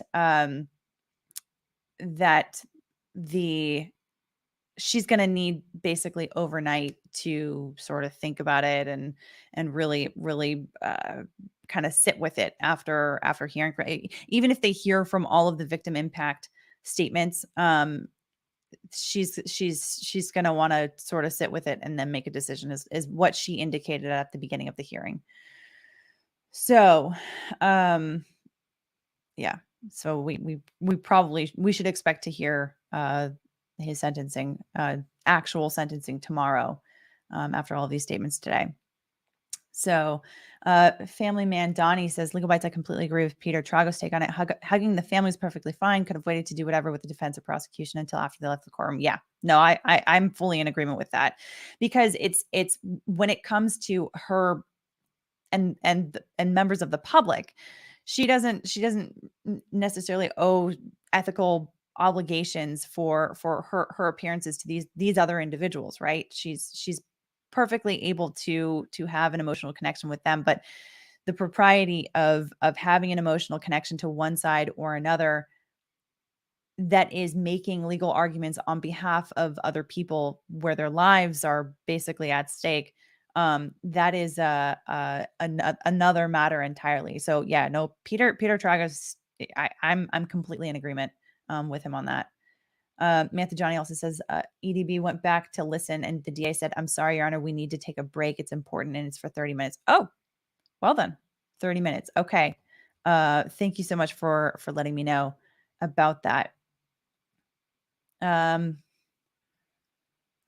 see here. And I think that we've got some more questions in here. ZXY Atiwari, I think that's how I'm reading it. So maybe this is a stupid question, but why doesn't a life sentence mean life anymore? Did they always have to give hundreds of years just to get life? Well, this is in addition. I mean, every single one of the charges for which he has been convicted is something for which he is going to be getting a sentence for. So, on top of five or six, actually 6 life sentences, it's really just stacking everything on top just to really see the full severity of ultimately the repercussions for his actions. So definitely not a stupid question. Thanks so much for asking it. So, okay, that's all of the questions that I have. If you guys have any more questions, let me know, because I guess we've got 30 minutes to hang out and sort of work through what we've heard so far. But yeah, so I mean, it's very clear that the families also needed this for closure and to move forward, and on top of obviously the fact that they needed, or that the court sort of uses this to determine, how the community regards this whole thing. But that closure, you can feel it, right? In every single person that has come up to talk, like they needed their opportunity to express themselves and all of the things that they have been going through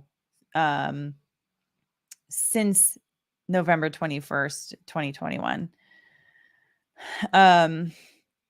So yeah. Tinley, thanks so much for the super chat. Really, really appreciate it. Cheryl M, what is the difference between these victim statements and the ones made before the trial ended? So these victim statements are being used for the determination by the judge as to what kind of sentencing he should get. The victims that testified during the trial, they were testifying for the purposes of providing evidence to the jury in determining whether or not to convict him in the first place. So, either way, these are individuals that are able to express themselves and whatnot and tell their story. But as far as the law is concerned, it's a different kind of it's a different kind of purpose. There also is a difference in the experience here, because when these witnesses during the trial were on the witness stand, they were being directed by questioning during their direct examination, and then they also had the opportunity of being cross-examined. So the prosecution indicated, after the conviction was announced, the prosecution indicated that there had been a question about whether or not they were going to put any children on the witness stand, and they said that they were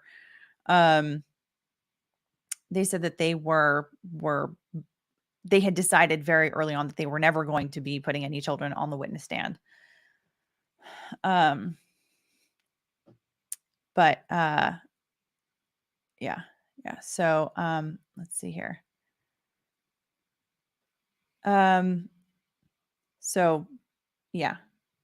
So but and obviously this is a different kind of situation here, where these individuals are able to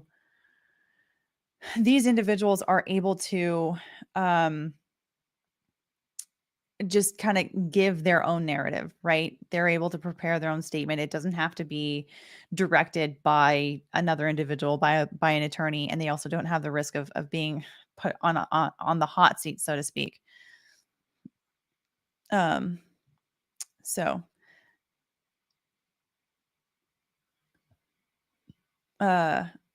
okay, so let me see here. This is interesting. Alex Martin, thanks for the super chat. Says a tweet is mentioning outside court disturbance. I am wondering. That is interesting. Let me see here.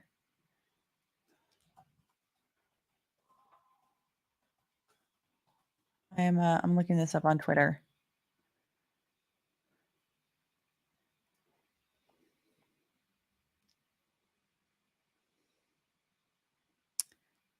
Okay, yeah, I see Kathy Russin from Court TV is saying that rumors at the courthouse of why the Darrell Brooks sentencing hearing was abruptly halted. I won't report until confirmed. 2 minutes ago, here's the moment. DA Opper stopped everything and told the judge they needed to take a break. I'm sorry, it's important. Okay, so let's I'm going to share the screen here so that we can watch this together. God. That is really unfortunate that even like in the middle of someone's statement there. Okay. I hope you guys can hear it.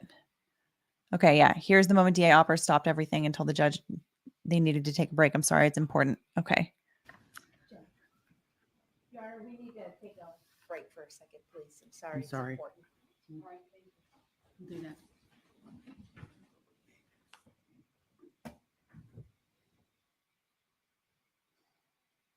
Yeah.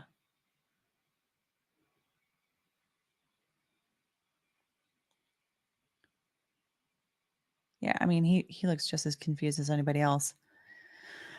Yeah, so that was obviously very, very, very strange. Let's see if there's anything else here.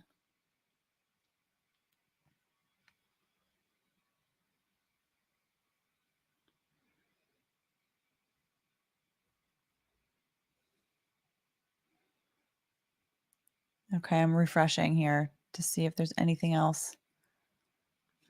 Okay, nothing yet from Kathy Russin. Oh, okay, hang on. Okay, so she just retweeted. Let me pull this up so you guys can see it.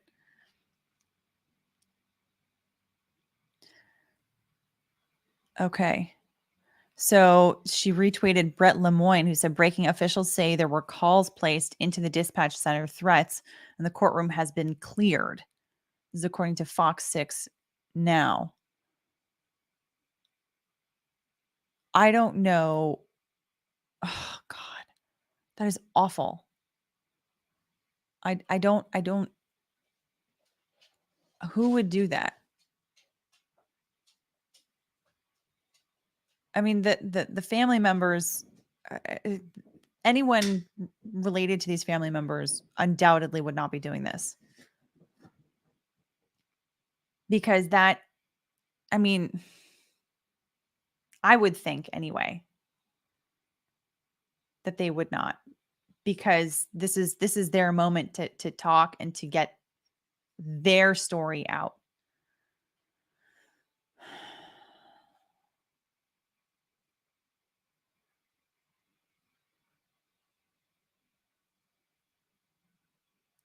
Let me see here if I missed any questions. I did save some, so I've got some here.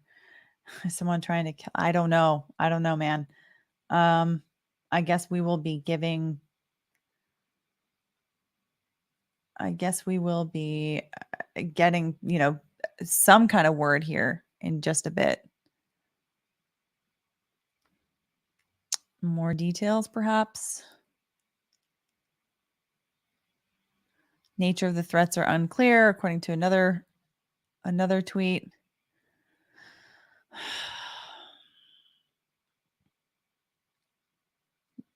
But it seems that regardless, there's some kind of a threat here. God. Anyway,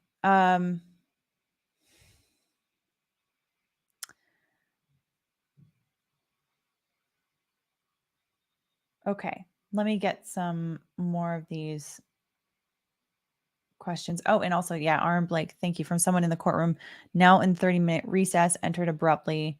DA Opper noticed something. Bailiff ran to front of court, whispered to the judge. Opera would not comment. Oh, Lord.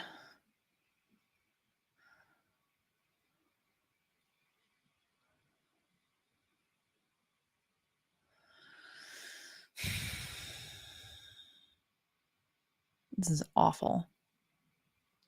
All these families want is just to be able to move on.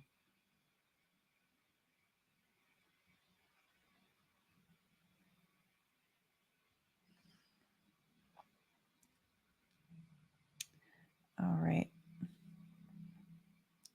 Let me see here.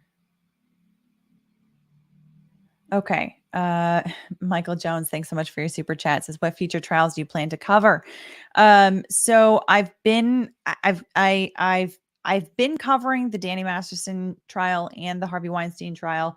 So normally on a day like today, I in the last however many weeks it's been, I've been doing updates on those trials on Tuesdays and Thursdays. So, but today this was a very different kind of situation.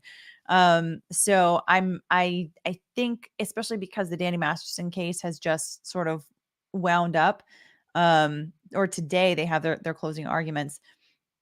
Very kind of surprising end to it also.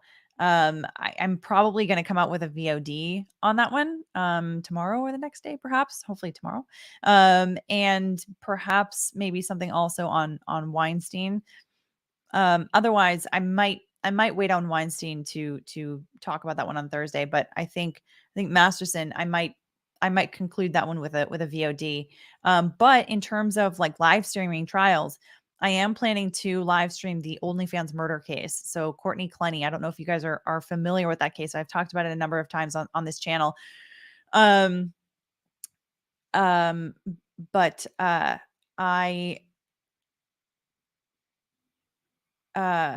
sorry, I just got distracted for a second. So that case is a case where she admittedly killed her boyfriend. The question is, she claims that she was acting in self-defense. The prosecution says that it was murder. So she will be on trial, I think December 19th. I'm a little bit confused because of the way that it's written on the docket in Florida. I'm not a Florida attorney. I don't practice in Florida.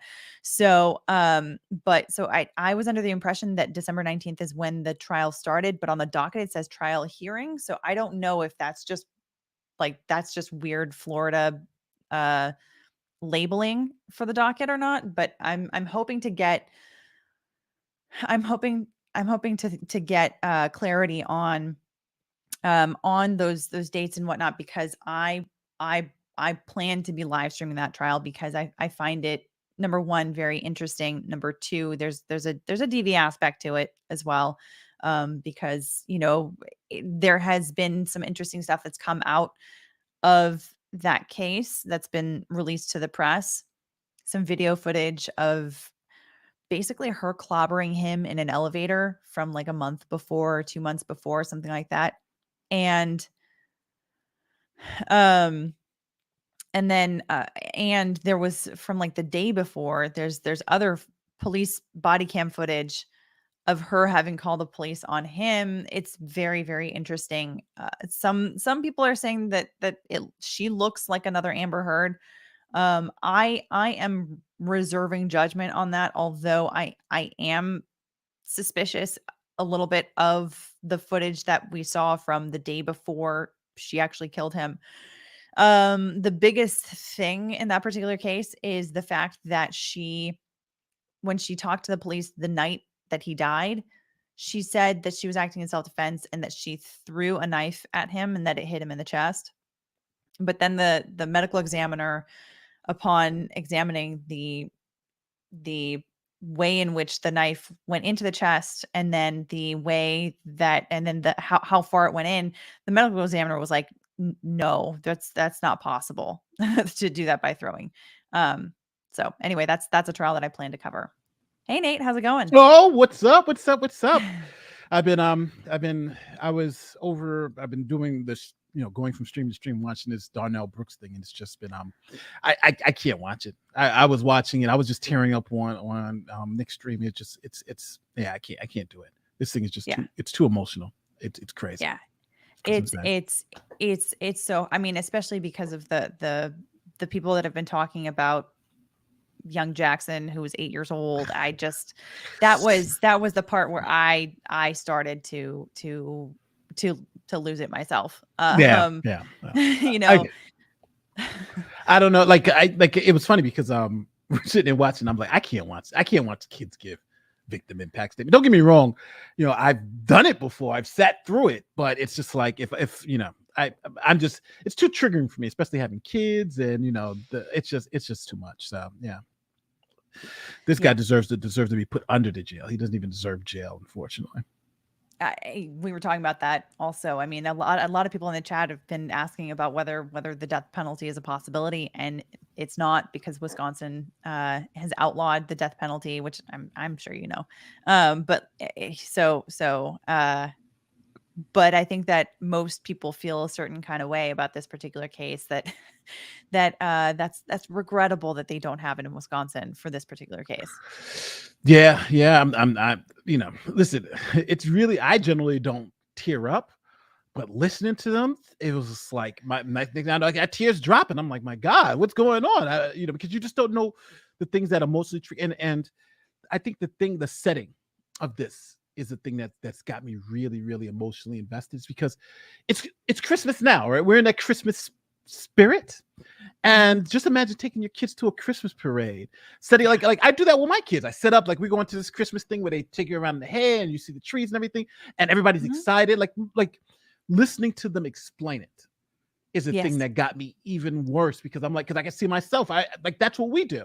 And just imagine going there and some idiot decides that day that they're going to do this. And that's another thing I gotta say, you know, these families have great restraint, because I would have been, I'll give a victim impact. As soon as I see that guy there, I don't know if they're gonna hold me back. You're gonna have the officers up, and they don't went crazy up in here and just trying to kill the guy, right? That's just, it's I don't know how you'd be able to hold me back from doing something like that. So yeah, it's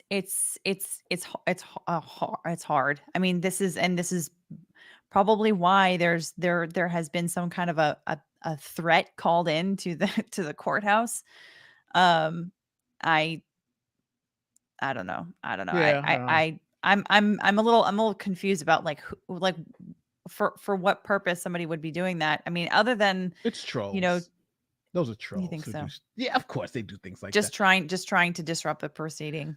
After 9/11, they were doing that, because calling them, you know, threat soul, and you know, it's people, they see stupid comedy and tragedies like this, and I don't know why, you know, it's probably some troll. Yeah, it's insane.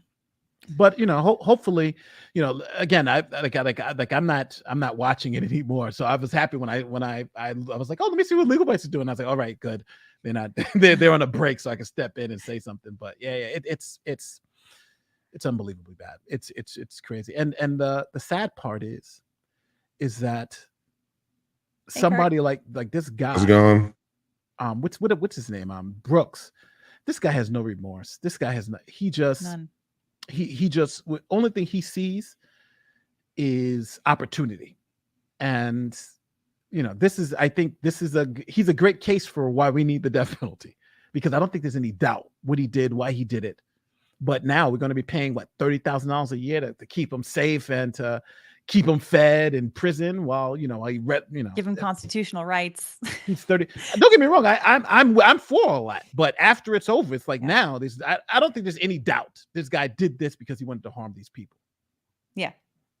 And that I mean, the likelihood of his contrition and his, you know, at some point down the road, understanding the full impact of his actions and feeling some kind of human type remorse, the likelihood of that just feels so slim to none. So it's like, it seems like the reason to not have the death penalty, right, is for the possibility of somebody, you know, sitting with the things that they have done for the rest of their life and having nothing but time to think about it, and really giving them an opportunity to find that contrition to a certain extent. But in a case like this, I just find him so empty inside. There's nothing to. I was remarking on this on my own channel. His behavior in court today, in some ways, is more horrifying to me than his original act, because he's had so much time to reflect upon it, so much time to have some sort of feeling about it, and he shows no compassion, no empathy, no contrition, no sadness, no feeling. It's like, you know, if I met someone for the first time and they told me their kid had died, I'd feel something about that. But he doesn't seem to feel anything about that, even though he is responsible for this. His lack of emotion, I don't know what to say other than he's a monster and he needs to be ended. And I'm very glad that he's going to go to prison forever. Yeah. I think you're right, Kurt. I think that there's something to that even if in the heat of the moment you did something that is as horrible and horrifying as this, when confronted with the people who you have harmed, it's you know, like, we are all watching this through a screen, right? Like, we've talked about this before with previous trials that like Natalie Wisco, the first time I had her on my channel, and we were talking about the Rittenhouse trial and talking about the experience of being in the room during some of the testimony that was particularly heart-wrenching and very difficult to sit in and watch. You know, I remember being struck by the fact that I was like so thankful about the fact that we were able to watch this on a screen, right? Like, we were able to see it for ourselves. And then being struck by my conversation with her, where she said, you know, like, you could hear a pin drop. You could hear suddenly the fan in the room, that, you know, this is a packed courtroom, and it was that silent because everyone was holding their breath collectively. Like, it's things like that is a certain feeling that you have in a courtroom when you are there in person. So, you know, when you have a defendant who then is required to sit and face the people who you have harmed, it is hard not to feel some emotional impact from them talking about their impact, right? Talking about what they have had to live with because of your actions.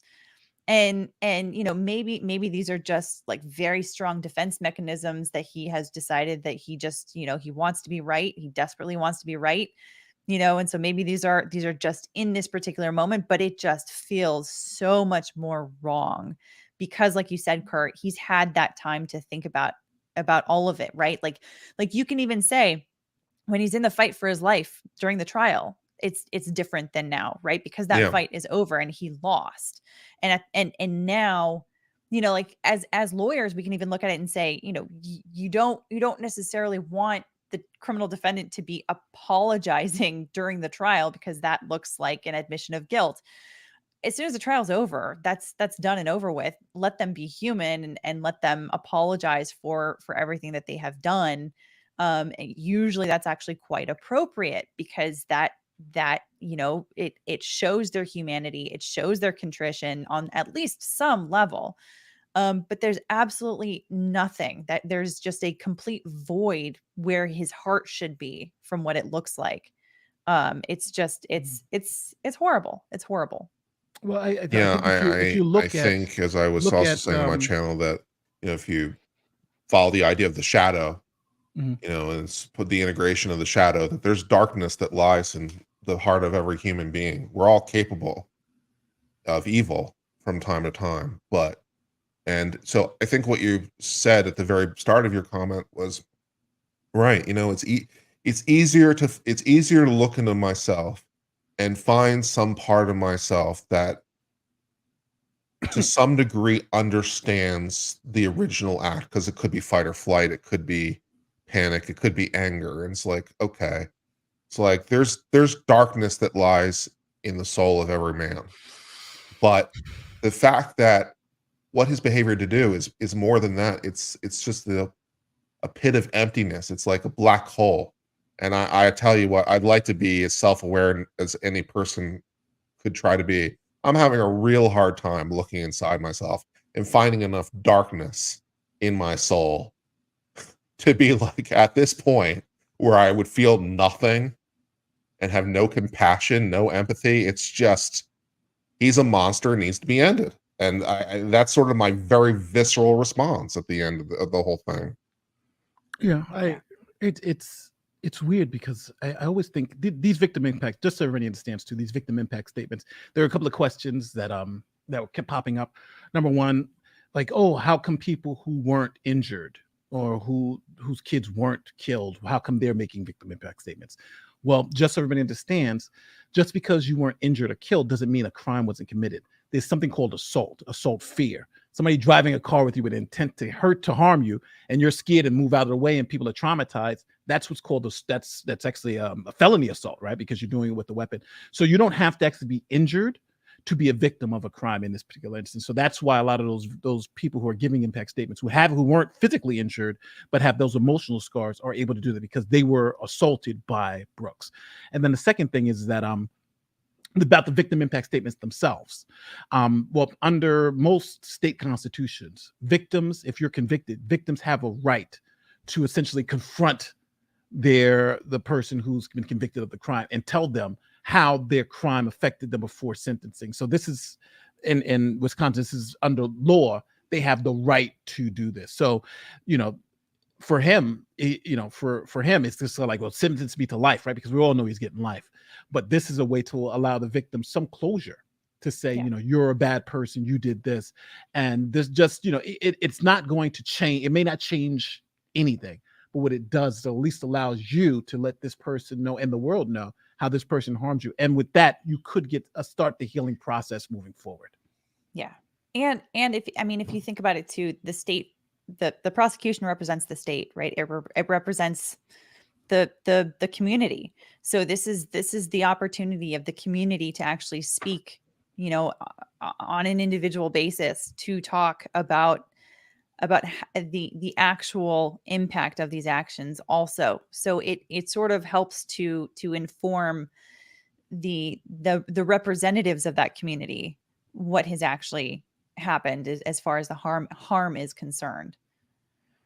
Well, listen, guys, unfortunately I have to, because I have a shooting schedule I have to get to, but I will definitely see you guys later. I'm not going to watch any of this. I just want to hear he's got years and years in prison, which I'm expecting. Hundreds of years. I hope he gets to general population. We want general pop. We don't want any of this confinement and, solitary. We don't want that. We want general pop, because what's going to happen is that he's going to general population with all those skinheads and, who's thinking, oh my God, he's killed all these white kids. And you got all those black people in there. He killed all these black people. Then you have all these people this Christmas, and this guy's out there killing kids. So I don't think he survives general population. I think he's got a lot of enemies just going in, just going into it. So general population, I think, would be the best situation, because let the animals take care of each other. But other than that, this guy deserves everything he gets. Don't feel sorry for him. And hopefully, this will be over. And somebody said revenge fantasies. No, it's not revenge for me. It's because this guy's I don't want to say it because I don't want you to demonetize. This guy's a disaster. And just like what Kurt said, he shouldn't be breathing air anymore. But unfortunately, in Wisconsin, they allow you to breathe air. So. Yeah. And Macmedic 892 says Nate needs to say, this is MAGA country. Oh, of MAGA course, country. reference to the Jussie Smollett trial. So thanks so much for I wanted to make sure to show you that before you if this really were MAGA country, justice would be a lot swifter and more direct. Oh yeah, it would be over. If this was Texas, we'd be having a whole different conversation, right? Yeah, we'd have a whole different conversation. Later, guys. Probably. All right. See you, Nate. So let me give some updates here. Thanks, Sandra Ramirez, for noting that Rob Lawn Lumber, he had some updates on Twitter. Let me zoom in here because this is tiny. Yeah, someone called in a threat. Yeah, so the courtroom cleared after calls were placed to dispatch this morning. Some kind of threats, according to the sheriff's department, but an officer tells me we are safe to continue business. We can expect a press release. They brought this guy into the building. I don't know if they mean this officer. Oh, it's snowing there too. Sorry, that's a random thought. Some other notes from the courtroom. It's not packed. They've organized victims into 4 groups. Each group, about a dozen or so, are present at once in courtroom. The rest are waiting in a special room to watch the hearing. Yeah, that's what they said at the beginning of this hearing. Breaking, we just spotted several armed deputies at the doors of the courthouse. My guess is they probably will be remaining there for the duration. So, okay. So I think that's probably it as far as the updates are concerned. Let's see if there's anything else when I refresh from this screen here. Okay, so 2 minutes ago, the sheriff is heading over to give an update. So I guess we will be getting some kind of a press release soon. I would anticipate that Court TV is probably going to be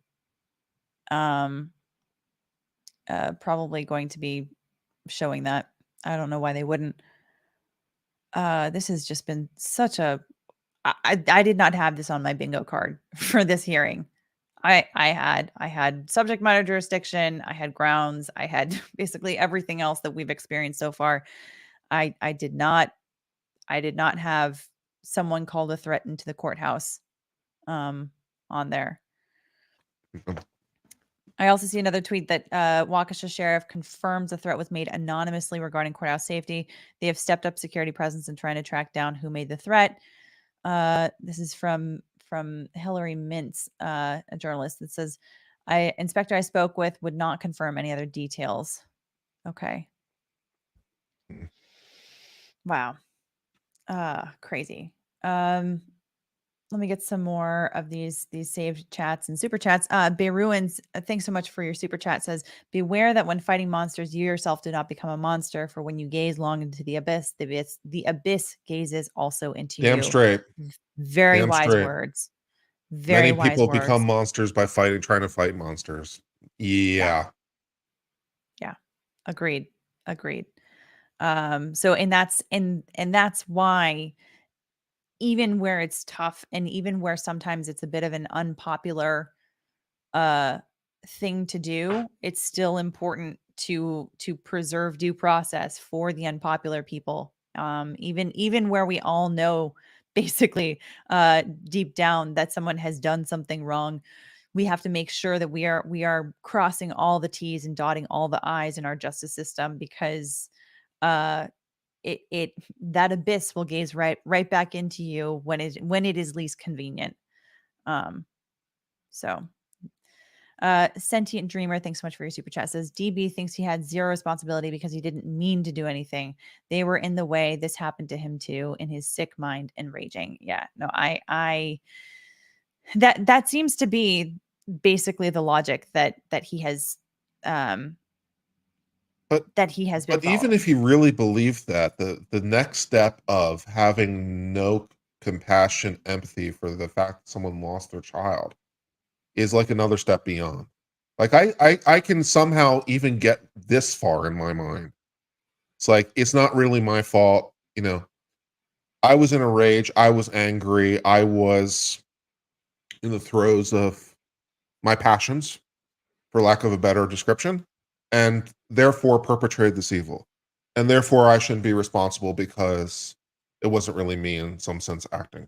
I can even get this far. Where I have trouble getting to is, even after all this time, and hearing from these people and hearing their statements and seeing the kids drawing, for God's sake, he still has apparently no space for empathy or compassion. It's like, geez, I feel bad for them that their child is dead. It's like, wow, that's a lot of darkness, man. Yeah. The rolling the eyes, the laughing, the reading, not even reading, right? Because it's so obvious when he picks up the Bible and he opens it to a random page, and then he kind of takes a chunk of pages and moves them over and then looks at that page. Like, he's not looking for anything in particular to be reading, right? No. To be giving him guidance. That's usually somebody who is using who it's is a prop. It's a prop. Exactly. It's a prop. It's a very obvious prop. And it's one to and it's just, as a Christian, personally, it feels particularly offensive because he is using a text that people turn to for guidance in very dark times, to help them to be better people. That's usually the purpose for which someone even has a Bible in their hands. Ideally, not in every case, of course. Like, we can talk about all kinds of examples of of hypocritical people, right? But the fact that he is using that as this prop to show disrespect to these people, to show that he's not paying attention to what they're saying, is just like, it's another layer of outrage on top of He was everything. laughing behind the mask, Alita. I know. He was laughing. I did not have laughing on my bingo card of emotions. Mm-mm. No, I mean, although he was doing that throughout the trial as well. So during witness testimony and whatnot. So I suppose we shouldn't be too surprised in this instance that he would also be doing it here. As horrible as it sounds to say that like we have gotten to a point with this trial and with this individual that, like, we should almost feel like we should expect some of this awful behavior. It's just awful. It's awful. Alex Martin, thanks for your super chat. Says this call feels like the Reddit juror post. Yeah, it could be. It could be. It could be somebody who's just trying to look for attention as well, in a very Darrell Brooks kind of way. Can we bring back the stocks? That was good punishment. Can we bring back the stocks? We'll line them up and down Main Street, and I'll throw tomatoes at these people. I think that would go a long way to helping. Is that too much? It definitely feels very satisfying, right? Doesn't it? Oh, man. I've got some more questions here that we can go through. Hawkwind, thank you. You're very kind. Given the trial, is it really surprising that something would happen like this? I mean, we were just talking about this, right? Like it's a horrible thing to think that we should be conditioned to, like, expect this from an individual at this point. But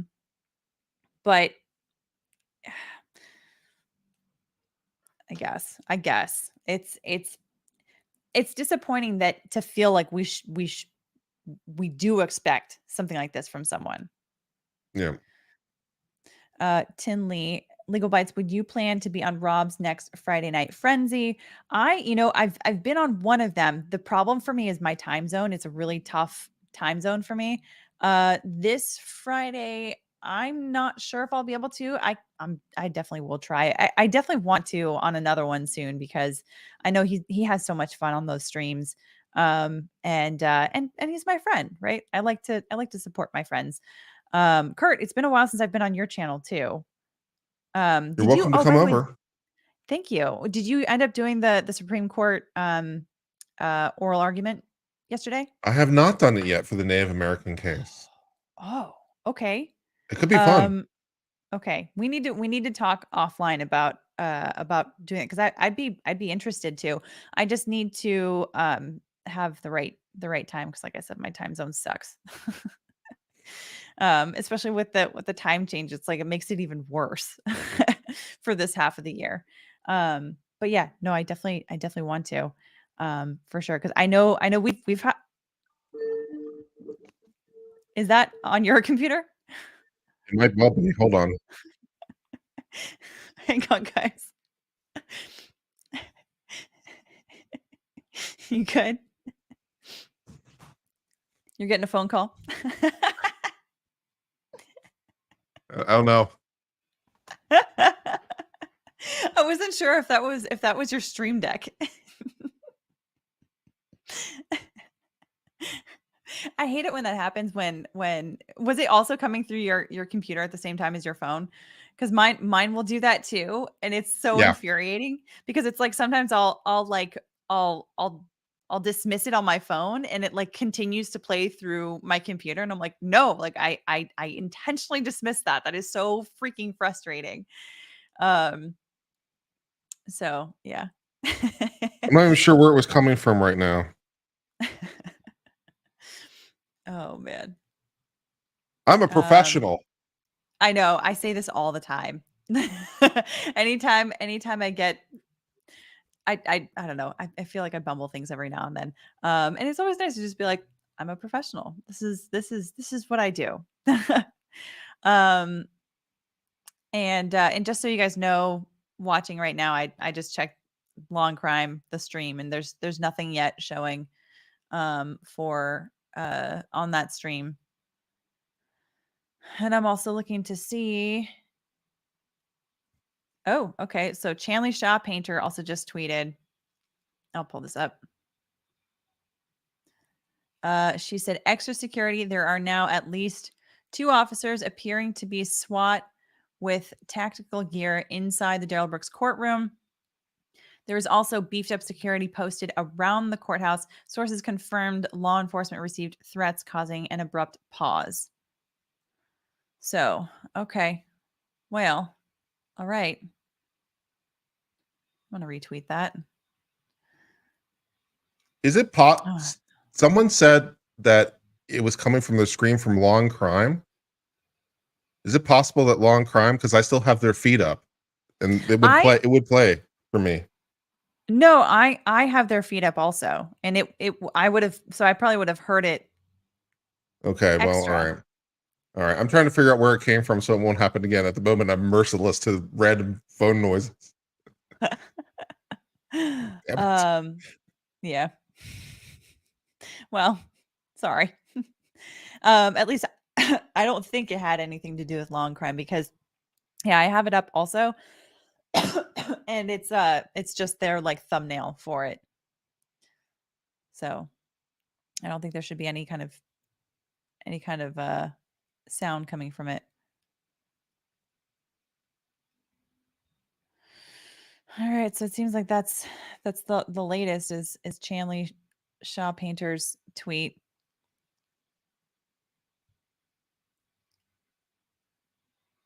Wait. What? It was Long Crime. Oh, thank God.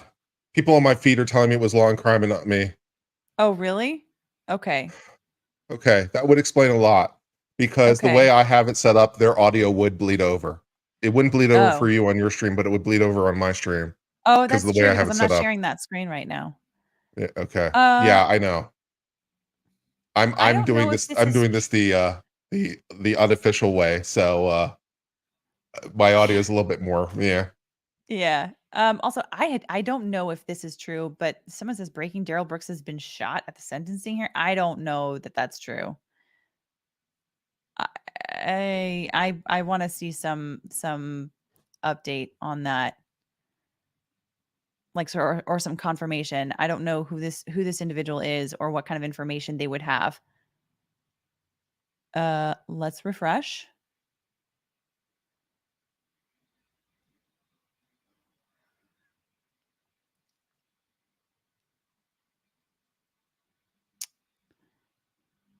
Okay. Yeah, I don't see anything else on this one.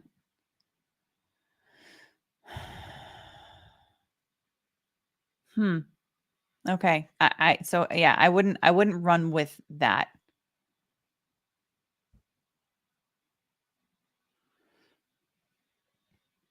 Sandra Ramirez, thanks so much for your generous super chat. Says, I don't know why I thought he'd act differently, but I was hoping for a grain of humanity. But when someone shows you who they are, believe them. Fair point. Fair point. Yeah, I feel the same way, right? Like I was hoping that he would have some level of humanity. And I do see in the chat people are saying ignore Joseph Morris. because he's not reliable. Yeah, that's why, like, when I first saw that and I saw that no one else, like, he was the only person saying something, I didn't want to. I probably shouldn't have even mentioned it, but Yeah. I mean, because also, like, realistically, he's in the courtroom, right? So, like, someone would have to get through the metal detector. I assume they have metal detectors. Every courthouse these days has metal detectors, right? And they would have to get through all kinds of law enforcement. We already know that there are people that are guarding the doors to the courthouse at this point also. So, like, how would they be able to get through all of that and then shoot him in the courtroom? That doesn't seem plausible. But yeah, yeah, Sandra, thank you so much for the super chat. Minsky says, will this become an issue since trials are now on camera? I think, think about it this way. Trials have been on camera for like 30 years now. Like, the first trial to really be televised was, I think, the Jeffrey Dahmer trial, and that was in 1992. So it's actually been 30 years now at this point. Wait, right? Yeah, 30 years. Lawyer math. I can do math, right? So it's there have been plenty of cases that have been televised that have not had something like this happening. So I'm personally not terribly alarmed about this becoming a trend. Maybe that's me being naive and and whatnot, but yeah, I don't know. What do you think, Kurt? No, I don't see any issues here. I mean, obviously the trial itself is done. The jury's already reached its verdict. So, we're just here for sentencing, and the judge has already written their sentencing memorandum. Sure. So I don't see anything at this point impacting any element of the trial. Literally anything could happen, and it would not impact the trial at this point. Yeah. Sarah Palmer, I just pulled in. What did I miss? I mean, this was a bit ago when Sarah Palmer came in. So we are at an abrupt pause. If you don't know already by this point, we're at an abrupt pause in the proceedings for today, because apparently there was a threat called into the courthouse. We don't know any kind of details about it, but we do know that the police have been have responded very seriously to it. And yeah, so they are coming in, and we should be expecting some kind of a press release at some point on this too. So still refreshing to see if there's any kind of update on this. Oh yeah, Alex Martin, thanks for the super chat. I got this one earlier. Tin Lee says, Legal Bites, can we draw out what his mens rea is? You mean during the trial? I mean, that was what they needed to show was, I mean, his obviously his culpable mental state was one of the elements that they needed to show. And I think a lot of that was just his pure recklessness. I mean, that can get you to pretty much everywhere that he got in this particular case, because what they needed to show was that a reasonable person that is paying any kind of attention is going to see that there are barricades, there are police officers who are directing traffic, there are crowds of people, and even if you made a mistake and you drive into a crowd, the moment you hit one person, generally speaking, for most people, that is enough to stop. The fact that he barreled through and sped up, it speaks to his intent and his culpable mental state. Yep. Absolutely. Yeah. I mean, we were talking about this with my child a little too. Like, what's the best possible outcome for the defense here? Like, and in sort of going back in time, what was the best possible outcome? Like, the best possible outcome, maybe you attack the intent elements of the intentional murder. Maybe you can get that. But like, even if somehow you manage to get acquitted on all 6 murder convictions, I mean, you're still looking at hundreds of years if it's served consecutively. And it's like, okay, well, I went concurrent. It's like, okay, maybe he'll get out of jail in 30 years instead of like dying there.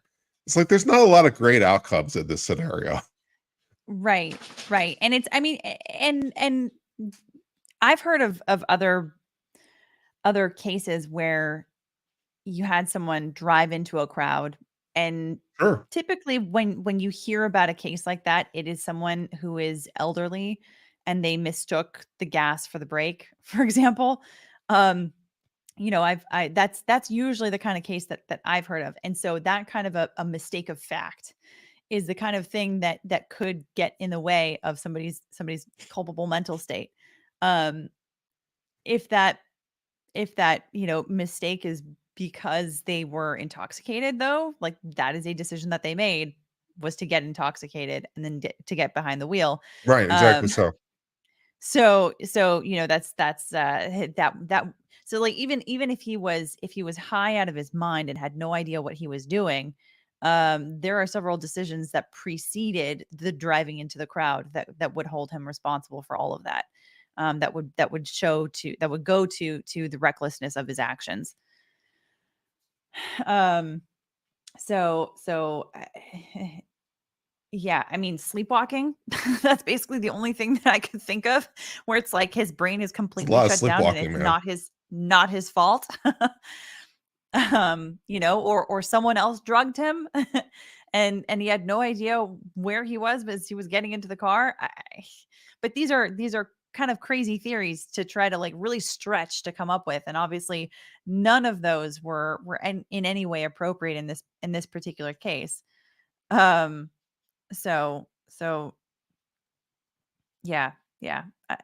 They could have been better arguments, like I said, if he had hit one person and stopped. That would have helped. Yeah. Yeah. Let's see. There's some more. There's another question here. Hawkwind says, with the Sov-Sit element, could it be a group that called in? Though generally nonsense, a few hardcore believers in that theory might have made a threat to try to derail this hearing. I don't know. What do you think? I'm not familiar enough with Sov-Sit types to like think whether or not that's a plausible theory. The soft-sit group that apparently he got his material from has already disowned him, so Oh, probably not really? them. Yeah. Yeah. Okay. Interesting. How do you know that they disowned him? Oh, Was that there was an recorded or? email. Someone sent an email to the group that he got his material from and got an email back from them basically saying, you know, that the chief law is God's law and blah blah blah. So yeah, there was apparently an email exchange by one imprising follower of our respective channels that I read on stream. And then I think also in that same email had said, by emailing us, you are now part of our group and welcome to the fold and so forth. Because that apparently is a thing. Hmm. So yeah. Oh man. Don Baca says, I had a multiple victim vehicle plowing into pedestrians incident just outside my high rise in Chicago Gold Coast. Unintentional, but still gruesome. I saw it. Yeah, I am so sorry that you witnessed that, because it's like even if you're not someone who was physically harmed by that, if witnessing something like that can also be enough to cause some emotional harm here, right? I mean, whether or not that's actionable is another question, but that is some trauma to witness, and that's the kind of thing that can really keep someone up at night. I'm sorry you had to go through that. Also, BB Malone, thanks so much for becoming a YouTube member, and welcome to Bike Club. I really appreciate your support of the channel, and I would love it if you can make it on Friday to our members exclusive live stream. We do it every Friday, and it's just a casual hangout for other members of Bike Club, whether they are from YouTube memberships, supporters on Locals, or supporters on Patreon. So anyhow, but I appreciate your support, and I look forward to having you in the group. Okay. Let me stream hop. I'm gonna see if I can pop on someone else's stream during this interlude, and Sure. I might be back later. Okay. All right. See you, Kurt. Thanks for All stopping right, talk to in. you later. All right, bye bye. See ya. So, all right. We've got. Okay. I'm kind of looking through the chat here for.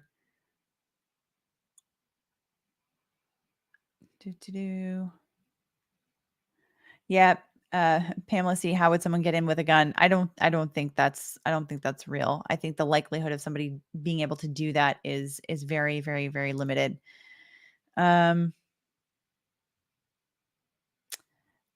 Dirty Deccan 420 says, do you think if Brooks kept his attorneys that there would be any other outcome than what we know as of now? I know he would still get a long sentence, but would anything be different? Well, he would maybe have a possibility, maybe at least a theoretical chance of getting parole at some point, because the absolute disrespect for all decorum in the courtroom and the entire legal process wouldn't be there if he had legal representation for him, if he hadn't dismissed them and insisted on representing himself in such a terrible, terrible way. So I think that there could have been some differences. Realistically, he probably still would have been convicted, but it could have made a difference today at the sentencing hearing. If the judge had not been completely taxed every single time she had to interact with him, because everything was a fight, and she had to, like, in every single interaction, try to regain control of the courtroom, and just fight with him every single time. I think that could have been possible difference. Also, Chameleon, welcome to you. Welcome to Bike Club. Thanks so much for becoming a YouTube member. Like I said before, I welcome you, and I thank you so much for becoming a supporter of the channel. And I hope that you can also join us for our members exclusive live stream on Fridays. So for our chill hangout live stream, very fun. And yeah, welcome. John O'Rourke, thanks so much for the super chat, says, what did Brooks mean this morning, stating, can anyone here give me a rendering of the account? I think I know, but need legal advice. Thanks. I did not hear that. And that may have been before I was able to pull the court feed up. Because I got, we pulled in like a few minutes after they had already been interacting between Darrell Brooks and Judge Doro. So I don't know. I really don't know what he was talking about. I'm sorry, I can't give you a better answer than that. Let's see here.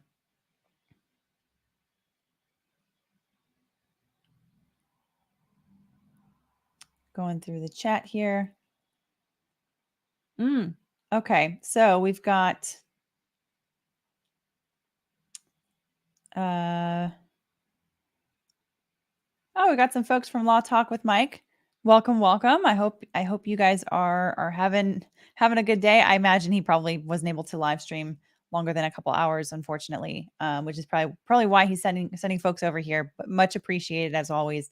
Mike is such a good dude. I've got to have him on the channel again. It's been a while. I've got to go on his channel too. I know he's invited me a couple times. Unfortunately, it's always like in the middle of the night for me. Like when I'm already sleeping, I'll wake up to a DM from him saying like, "Hey, here's a link," and I'm like, "Oh, when is this?" Oh, it already happened. But no hard feelings at all. He's a great dude. I've just got to make it over there onto his channel at some point. Brittany Chanel says, while we are waiting, can we get some updates on the Danny Masterson case? I know it's two different cases.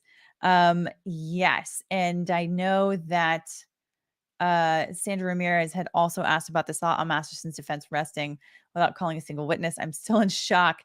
Yeah. So folks that have been following the Danny Masterson case, if you don't know, because you haven't been following, I'll give you just a brief sort of like recap of like what that is. He is on trial in California for rape and sexual assault. I'll just say it. I usually try to self-censor on these kind of terms because YouTube doesn't really like them, but we're more than 2 hours into this live stream. So who knows if that'll if that will actually have an impact. But so there are multiple accounts. So Jane Doe's 1, 2, and 3 are individuals for which he is charged with these kinds of actions. There was another Jane Doe that was able to testify who is not one of the charged witnesses. And but basically all of these things have allegedly happened between 2001 and 2003.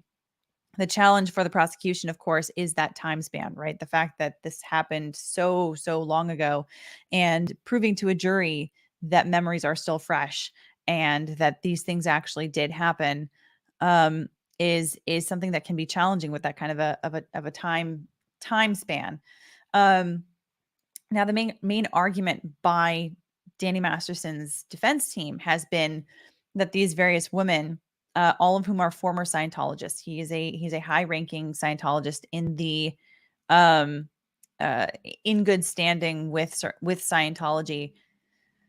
The argument by Danny Masterson's team is that these women have a personal grudge against him, and so they decided to basically get together and align their stories so that they could collude against him, and basically just kind of like collectively bring him down. It's similar to what we're hearing in the Marilyn Manson case with Evan Rachel Wood and Ilma Gore and several other women that are connected to the Phoenix Rising project. There was a documentary that Evan Rachel Wood came out with, where basically all of them ended up naming Marilyn Manson as their abuser at various points in time. And so Marilyn Manson is sued for defamation against Evan Rachel Wood and Ilma Gore, defamation along with some other causes of action. So it's interesting that it's similar to that one. But of course, they're all different fact patterns, and so we have to look at them all differently from one another. So the Danny Masterson case has been at trial for the last however many weeks, and I've been following it a couple times a week, going through various recaps. And in the Masterson case in particular, it's going on at the same time, by the way, as the Harvey Weinstein trial, which is for similar allegations, also made by multiple women, also from a time period that is not as far back as the Masterson case, because we're talking about like 2015, 2017. And is the feedback? Doesn't look like it here. Let me see here. Oh, it is. Oh, you're right. Oh gosh. Okay. I will give more thoughts on Masterson later if I have a chance. I don't know why I can't hear it. What's going on here? Come on. Oh, is it? It may just. I think that it probably is just. There's just no audio, but I guess we are back in the courtroom. So he's there. Clearly, he has not been shot. Okay. So yeah, no audio back yet. Okay. So it's not on my end. Okay. Thanks, guys. Okay. So I guess I'll keep talking about Masterson until this stuff really comes back. But basically the defense is saying that these women got together at a certain point in time. They met one another and decided to align their stories. The problem with that is that the prosecution in that case has been very good about showing the various conversations that these individual women have had with other people since their alleged incidents, and showing their consistency over time. Now, there are bound to be some differences here and there, because we're talking about a very long time span. We're also talking about people talking about very, very intimate things that bring a lot of shame oftentimes to the alleged victim. And so anyway, but I think the prosecution has done overall a very good job of showing that consistency that really undercuts the defense argument, because of the fact that they they Thank have you. they have remained consistent since before these women even met Shortly each other. before 10 a.m., And I'll say more later. there was an abrupt stop to the proceedings when I was asked by the sheriff to meet with him. And I was advised at that time And we're that back. their communication center had received a threat to the courthouse. As everyone is well aware, it's now 11:14 a.m. The sheriff has assured me that this building is quite safe, very secure were his words, and that he has taken all reasonable measures to secure the courthouse. At this time, I am not going to stop these proceedings. We will continue. Good. And I will rely on the sheriff's department and law enforcement personnel to advise if anything changes. I apologize for the abrupt disruption previously, but I'm confident that we can go forward at this time. I know when we took that break, right before that, Jen Dunn had been reading a statement from one of the juvenile victims, and there was a picture that was referenced. I would like to make a request for that picture to be made part of the record. Thank you, Judge. We had anticipated that as well. We're prepared to display that at this time on the monitor. And then will that be filed? Yes, I can file that. All right, go ahead.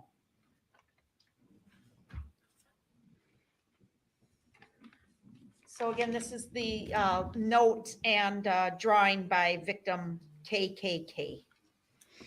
Can you tell me the age of KKK? 8 years old. Thank you very much. Were you Another 8-year-old. completed with that statement, Ms. Dunn? I am completed with victim KKK's statement, and you can now see the drawing that was made by that victim on the bottom of his statement. Thank you very much. Next, I do have the statement of the mother of victim KKK and LLL to read for the court. I am not sure how or where to begin to try and put into words how November 21st of 2021 has impacted my life or my family's life. That was a night that I pray I could forget, say it has not broken me, say that I am stronger than a single moment, and move beyond as if it never happened. But unfortunately, as much as I try, this is something that haunts me daily. Our lives forever changed that evening. Mr. Brooks took an evening that was supposed to be filled with excitement, love, and holiday spirit and turned it into a real-life nightmare. November 21st of 2021, I witnessed the most horrific event I could ever have imagined leaving my house that evening. My children at the time of the parade were 11, victim LLL, 9, victim KKK, and 6, innocent, full of life, love, compassion, and excitement for the holidays. That evening, Mr. Brooks stripped this from my children, leaving them physically hurt, scared, angry, confused, traumatized, and forever changed with the visions of what happened that night. I saw absolute fear and pain in my children's eyes they should never have had to experience in their entire life. I saw my daughter, victim LLL, lying in the road crying and yelling, "Who would do that?" I saw my son, victim KKK, flipped on his back, crying in pain, not being able to move or feel his legs. I remember knowing we weren't safe and needing to leave, telling my children to run as fast as they could, and Uh-oh. What happened? or back to danger. Okay. I remember seeing on parents their laying feed. on top of their children in fear and trying to protect them the best they could from what was happening.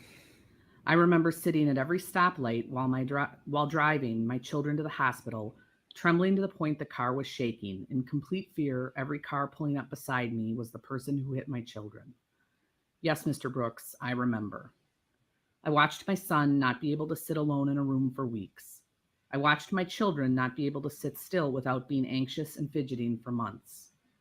I watched my children wake up with nightmares to this day. I saw gut-wrenching guilt on my husband's face for feeling like he didn't protect his family. And to this day, I feel anger and hatred more than I realized I ever could for a person I have never even met. But aside from all of that, I am thankful. Thankful that by some miracle, my family and I walked away that evening. Although I could not attend most of the trial in person, I did view either via Zoom or on TV. I viewed everything from the pre-trial, jury selection, and trial itself, and I am disgusted that a grown man could act the way Mr. Brooks acted during all of this. Mr. Brooks claims he was raised a Christian and his mother raised him better than he was acting at the beginning of the trial, but Mr. Brooks continued to be rude, selfish, and disrespectful, from sleeping during court, endless interruptions and outbursts, rude comments, facial expressions, and lack of remorse for his actions and how he was treating everyone in court, from the prosecutors, victims, witnesses, and judge herself. I never thought Mr. Brooks could make myself or my family feel victimized all over again, but he did. I keep remembering how Mr. Brooks was upset the detective in the investigation asked to speak to one of his children. I asked myself, it's not okay to speak to his child, but it's okay to intentionally hit two of my children and drive away? That's okay? Why my children? Why any children? How could someone do this? How could someone have no compassion for the victims, the families? We deserve answers. Our children deserve answers, true and honest answers. Never once did I see true remorse for anyone but himself or his family during the trial. Mr. Brooks also stated something along the lines of, anyone who knows him or spends enough time with him knows he would never do something like that. But Mr. Brooks, you absolutely did. Mr. Brooks hit my children and so many more people and never once stopped.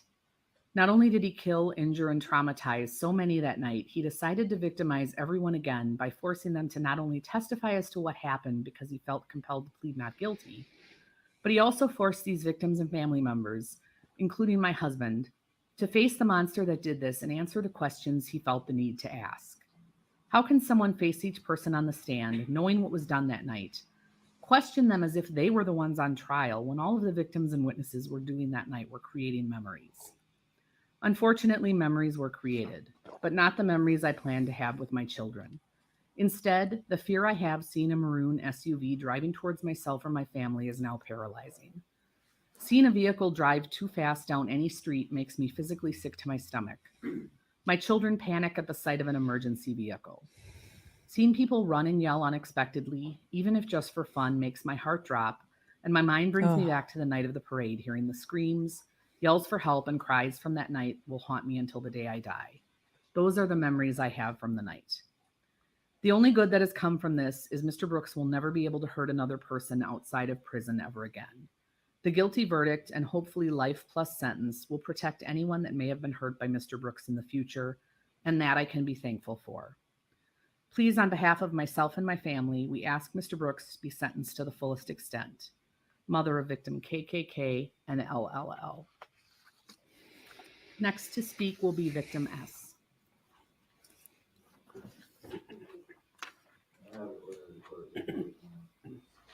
Go ahead, Mr.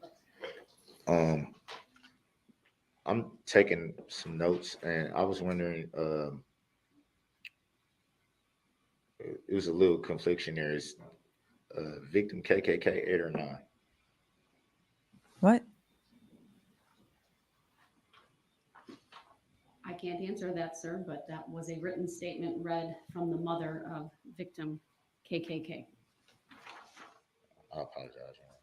I was just taking notes. Right, go ahead. It was oddly not as aggressive as I thought it was going to end up getting. My name's Kelly Grobow, and I was walking in the Christmas parade with my daughter, Adelia, on the 21st. I'm not one for public speaking, obviously. I'm very nervous, but I was given a chance to be the voice for my daughter, and I. That is what fueled me to stand here today. Now I can only tell you our story, but I believe the tragic events of that day have affected many of us in a similar manner. I can honestly say I have never felt the hatred I do for one person like I do this man. The very man that drove his vehicle into my 9-year-old baby girl who was excitedly walking in the Christmas parade. She was so excited to dress up that day as Cindy Lou Who. We spent weeks figuring out her costume and picking her hairstyle. She was excited to have her hair and makeup done and to help spread holiday cheer, to see her friends and her family that were there to be spectators at the parade that became witnesses to this horrible act themselves. So many lives were changed that day. Although many of us, for the most part, have healed physically, emotionally, many of us have been scarred. I have questioned whether those emotional scars will ever truly go away, remembering the roller coaster of emotions that day. And after being struck myself, lying on the ground and seeing the tires pass directly in front of my face and just waiting for the pain to begin, being filled with absolute fear of not knowing where my daughter Adelia was or if she was okay, then running only to find her the way I did, the way so many of us found our loved ones that day, lying helpless on the cold, hard ground.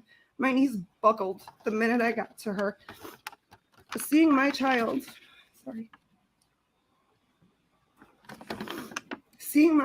that this so-called sorry excuse for a man ran a 3,000-pound SUV into her tiny little body. There are so many times when I close my eyes, I still see my baby girl laying in the street, helpless, not moving, just staring in complete shock, not even recognizing her own grandparents when they came to her side. Seeing that look in her eyes will forever be embedded in my mind. As a parent, we are supposed to be able to protect our children, and that day many of us were reminded of the ugly in this world, that no matter what we do, there will always be monsters like Darrell Brooks that are lurking around corners, just waiting for a chance to play those parts in our nightmares. Yet even after causing this much pain and destruction, he wasn't even happy with that. He didn't stop there. He took it upon himself to be his own representation, knowing full well he would be given the chance to question us as victims and rip open the wounds once again and show no remorse. I can tell you, sitting on the stand that day, reliving the horrific events, having him look in my direction brought up so many memories and emotions of that night. Hearing his voice made me cringe with disgust and anger. He changed our Adelia that day. He stole her innocent, happy look on life and replaced it with fear and hate that no child at the now age of 10 should ever feel. Although those feelings are warranted, she was forced that day to see the ugly in this world also. And her joyous outlook on the holiday season was stolen. I'm not sure if she will ever again attend another parade, let alone a Christmas parade. I don't know when the unexplained loud noises will ever not take me back to that day and make me jump, make my heart rate increase. However, I do know every day is a new chance. We have to take back our lives and give this man no more than he has already taken. We are now stronger than we ever imagined we would have to be as a family and as a community, and that he cannot have. He does not deserve that. What Darrell Brooks does, however, deserve is to be sentenced to the maximum time allotted for each one of his horrific convictions, as he has given us as a community a life sentence of these memories. Wow. Thank you. Thank you.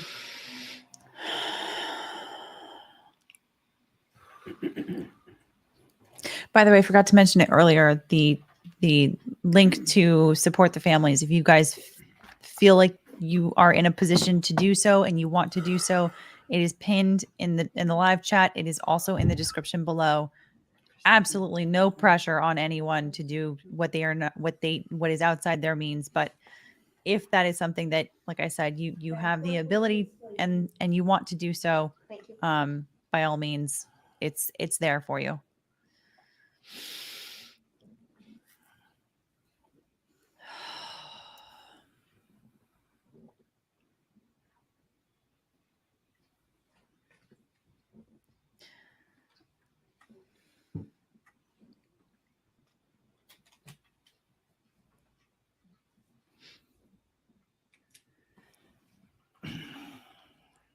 Fun times. Thank you so much for gifting 5 Legal Bites memberships. That's so kind and so generous of you. And to everyone who is now a member of Bite Club, welcome to Bite Club. I hope you guys can join us on Friday for our member exclusive live stream, just a casual hangout where we chat about all kinds of stuff. Usually it is much more lighthearted than today's live stream. Actually, it is always much more lighthearted than this. But obviously this is a very, very important one to do.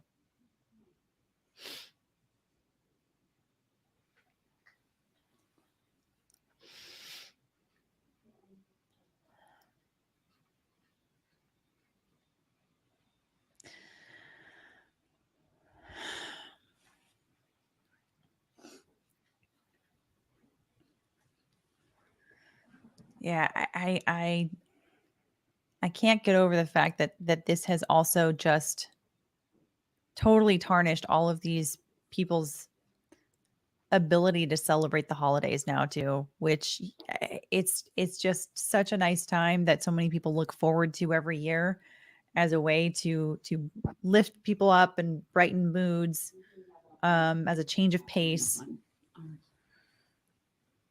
And that has been also taken away from all of these people, even the people who were able to walk away from this, right? At what point will they be able to celebrate a Christmas and not be haunted by this memory? I don't know. So much therapy is going to be needed for all of these people, especially these children.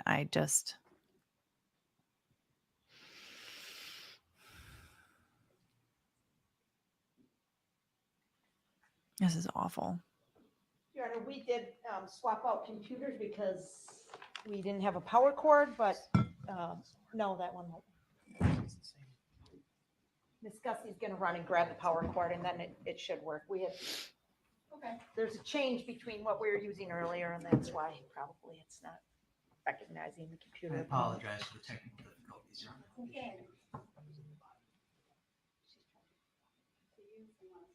Simply wait for the technology, but we will do that if you want to wait.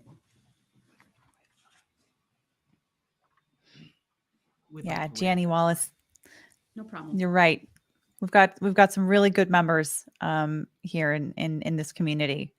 And it's a nice reminder that even with the darkness that we're seeing that clouds this courtroom, it is nice to have a reminder that there are good people out there. Do you have more than that? Yes. We may need Miss Gussie back for that. Just hit, it's PowerPoint, so just hit enter. Thank you. Looking back over the last 358 days, some days are a complete blur. Or turn the microphone closer to you. Oh, sorry. Katie Pudliner, mother of Tyler Pudliner. Looking back over the last 358 days, some days are a complete blur, others are vivid as yesterday. At 4:39 p.m. on 11/21/21, changed my life, my sons, my family, my friends, and the Waukesha community. During the closing arguments, the defendant spoke of family. His grandmother released her statement to the media speaking of family. Through the past 358 days, we have heard from the Brooks family that the defendant has a mental illness as a reason for his decisions that evening, except the decision making goes back further than that. It seems the decision was made not to get help, not to stay medicated, etc., instead to use it as an excuse for poor, selfish decisions. My family almost lost the only son, the only grandson, the only nephew, and that was not our decision. As a parent, I have carried the guilt that I debated with my son that he had to go to the parade that day. It was mandatory for his grade. The Packers were playing. It was cold and windy. I had to use a life teaching moment. He made a commitment to the band. This was all part of it. He left reluctantly. I talked to him shortly after I found a parking spot downtown to make sure he was warm enough and told him the general area where I was going to look for a spot to watch the band perform. From 4:33 to 4:34 p.m., I watched the South Band march and perform in front of me. As I was packing up my blankets and chair into the wagon, I noticed what I thought was between a 2008 to a 2012 maroon red Ford Escape driving extremely fast past me. I couldn't believe what I was seeing. I remember making the mental notes about the vehicle, the driver, turned to a friend sitting with me, and we were both in awe. Then we heard the screams and the sounds of things being hit, like when you bump into a construction barrel on the freeway. From 4:46 to 4:58 was complete chaos. Fighting the crowd of people running out of the area screaming shots fired, trying to find my son. As I approached the intersection of Main Street and Barstow, the area went completely dark, maybe only in my mind, as I searched for my son, asking people if they knew where he was. A familiar voice behind me said, "He's over here." I turned to see him laying in the street with his feet pointing north. First, enter your PIN to unlock the device. Oh no. Apologies. We had no idea what had happened, only that he was tasting blood and that his stomach hurt. Soon EMTs were there, and we went for a run up and down Main Street as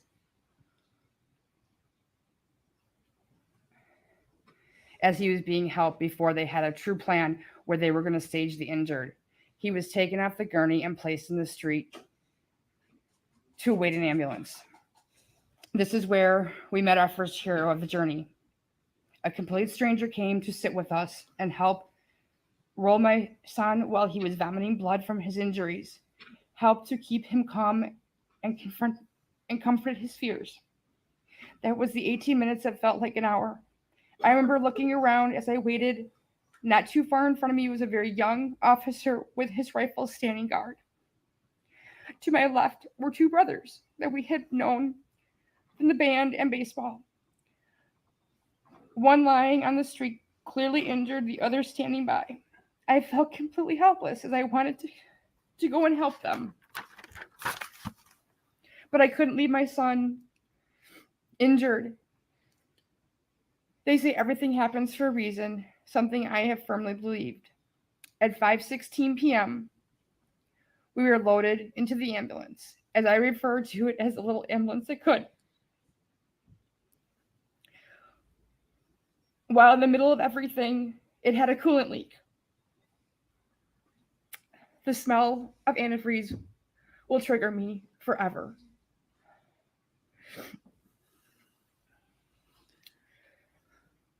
We made it out to a condom walk, and I learned after that it made another run after that before it died. While my son was whisked away to emergency surgery, I had to start making phone calls, returning text messages, figuring out what was next. Will he make it through surgery? How bad were his injuries? After 6 days at the hospital, we were sent home. My athletic son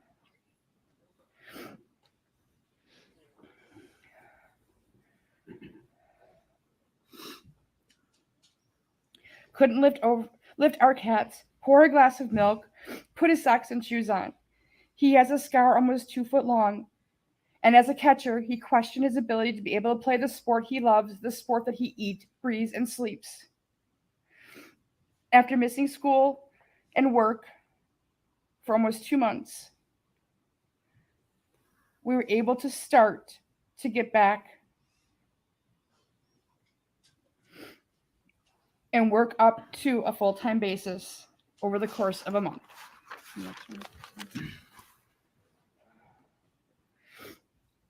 One lingering injury brought questions if he could play ball for what would be the first full season of his high school career. COVID had canceled and shortened the prior two. April 6th, he took to the field with that bandmate that was lying in the street just a few feet from us just 3 months earlier. As we tried to find a sense of normal in between doctor's appointments and procedures. Next one, please. Through the process and the journey of the judicial system, we have found a new family, one that can relate to the horror, the fear, the trauma of that night, changing our lives forever. The criminal complaint had listed 62 named victims, now survivors, 6 had gained their wings. What it did not include were the 16 jurors that had also become victims of the defendant's actions that night, while the named victims, their families and friends had to relive that night they were experiencing firsthand. Mrs. Edwards' statement asked that we forgive her grandson, blaming the mental illness, not encouraging him to take ownership for his actions. She said that she lost a grandson, his mother lost a son, his children lost a father. That isn't completely a true statement, as they will be able to talk to him, send him letters, visit him, hopefully in a maximum security prison. They seem to forget there is a mother that can't kiss her son goodnight, a father that can't play ball with his son, a brother that can't fight with his brother and still be his best friend. There are 3 children that can't call their mother for advice, go shopping, plan their weddings, or have them watch over them as they reach for their dreams. There are numerous grandchildren that won't get to go to grandma's anymore, get spoiled and sent home, hyped on sugar and love. There are teenagers that had to grow up way too quickly, having to make adult decisions about their future. There are girls that may never dance again without fear, their innocence taken away by a selfish decision. There is a grandfather that cannot tell the family stories anymore. He can't watch his wife dance. These families will forever be missing their loved ones. They can't call them, write a letter, or visit them. Nothing will bring back the son, the mom, the daughter, the grandma, and the grandfather to these families. Nothing can restore the innocence lost to ease their fear. But this community came together to lift up each other up, support each other, looked after those that were in their worst moments, celebrated the wins along the way, returning to the dance floor, dancing in the streets, and playing baseball. The prosecution team did an amazing job representing everyone of the plaintiffs in this case. Thank you. The victim witness team was so caring and diligent in keeping us informed, being whenever there was a question that came up. Pepper, who greeted us every time we came to the courthouse, she put a smile on everyone's face, brought a little humor or a caring snuggle. You can do the last one, Tom. Your Honor, you are the standard that should be set across the country. Your patience, your diligence will never be forgotten. From the selfish actions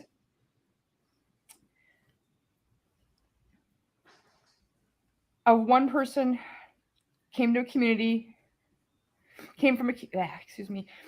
from one selfish actions of one person came a community rising like a phoenix, stronger than ever, stronger together. I ask that you hand down the maximum possible sentence without parole in prison so that everyone in our Waukesha strong community can heal, remember, grow, and never have to look back.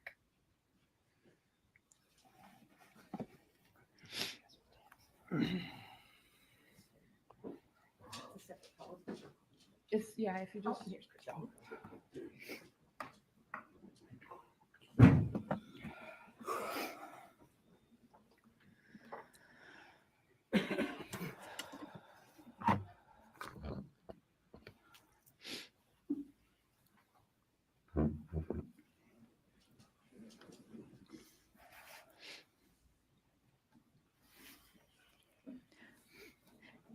Yeah, I see a question in the chat about I'm Tyler how is this? Pudliner, victim O. Your Honor, I appreciate the opportunity to speak today and share my impact statement with the court. It has been a long time coming, but I cannot thank the courts enough for giving not only myself, but all of us who have been affected the opportunity to share our stories. First, I would like to start off with you, Judge Darrell. Thank you, Your Honor. We have all been going through these proceedings for almost a year now, and it is almost hard to believe that this is the first time that we've gotten the opportunity to communicate with you directly. I understand now that this is how the process takes place.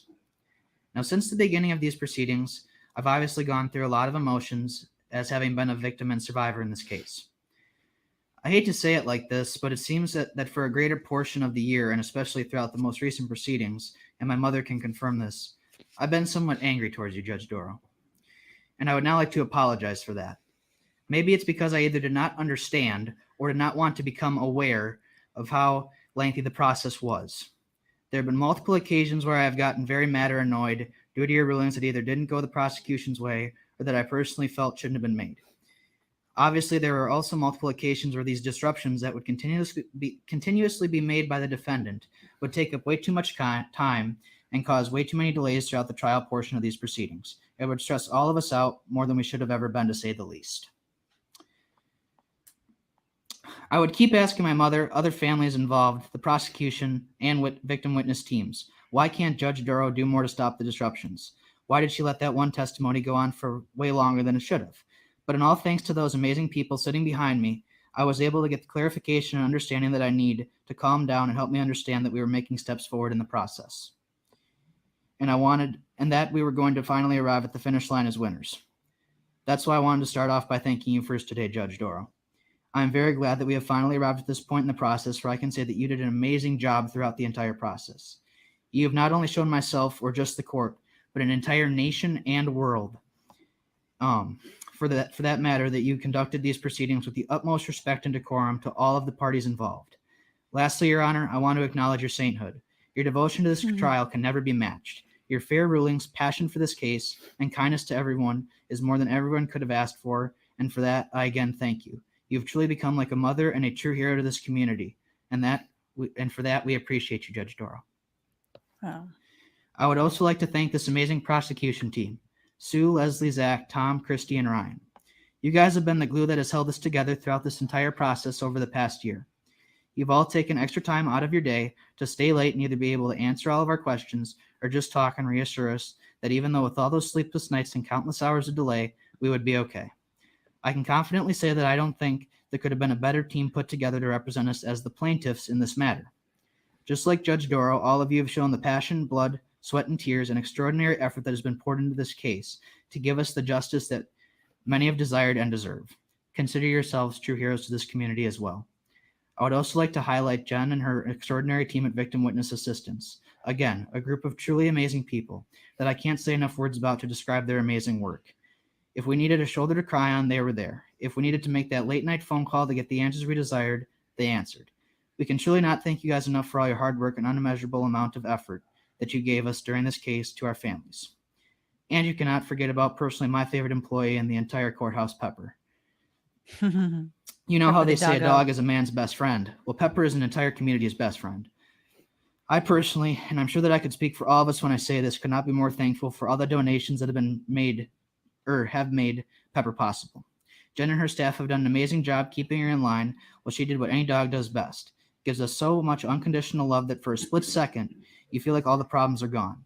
Once again, I cannot thank everyone who represented us as the state of Wisconsin. You guys did one hell of a job throughout this process and have truly become a special part of this group. Finally, I want to take the time to describe how the events that occurred on November 21st, 2021 have affected my family and myself. No one thinks that something like those horrendous acts committed by the defendant on 11/20/21 will ever happen to you. Christy, if you could please. I want you to look at that, Mr. Brooks. That's what you did to me that night. That's us in the ER waiting. God. I remember bits and pieces, but that is what happened. If you could go on to the next slide, please, Christy.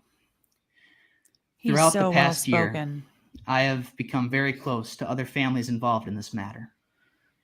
All the pictures there have what kept me going. The sport of baseball and all the other families affected in that community. I've gained more little brothers than I can say, and an entire new baseball team to live out the rest of this life with. Next slide, please. I've also met so many new friends post 11/20/21.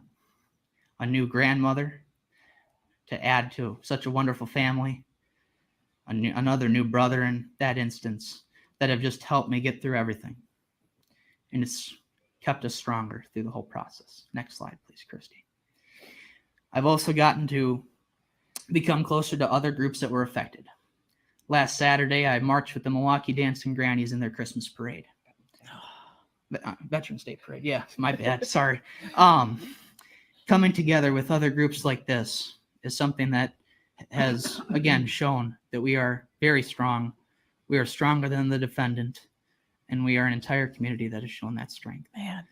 These memories are what have kept us going and will forever keep us going in this process. Next slide, please, Christy. As I stated before, baseball is a sport that has specifically kept me going. Wrestling is another love. I've gotten to meet some very cool wrestlers, Braun Strowman to name a few, and Ric Flair. A race car driver, a local race car driver that I pit for at Slinger Speedway has basically been another grandfather throughout this entire process. He spent every day with us at the hospital for the week I was hospitalized, except Thanksgiving. I've gained another brother who's pictured there at that wrestling event with another part of my truly amazing and big family that I've gained out of this. Christian Yelich, a Brewer, and my favorite player and now manager of the Brewers, Craig Counsell.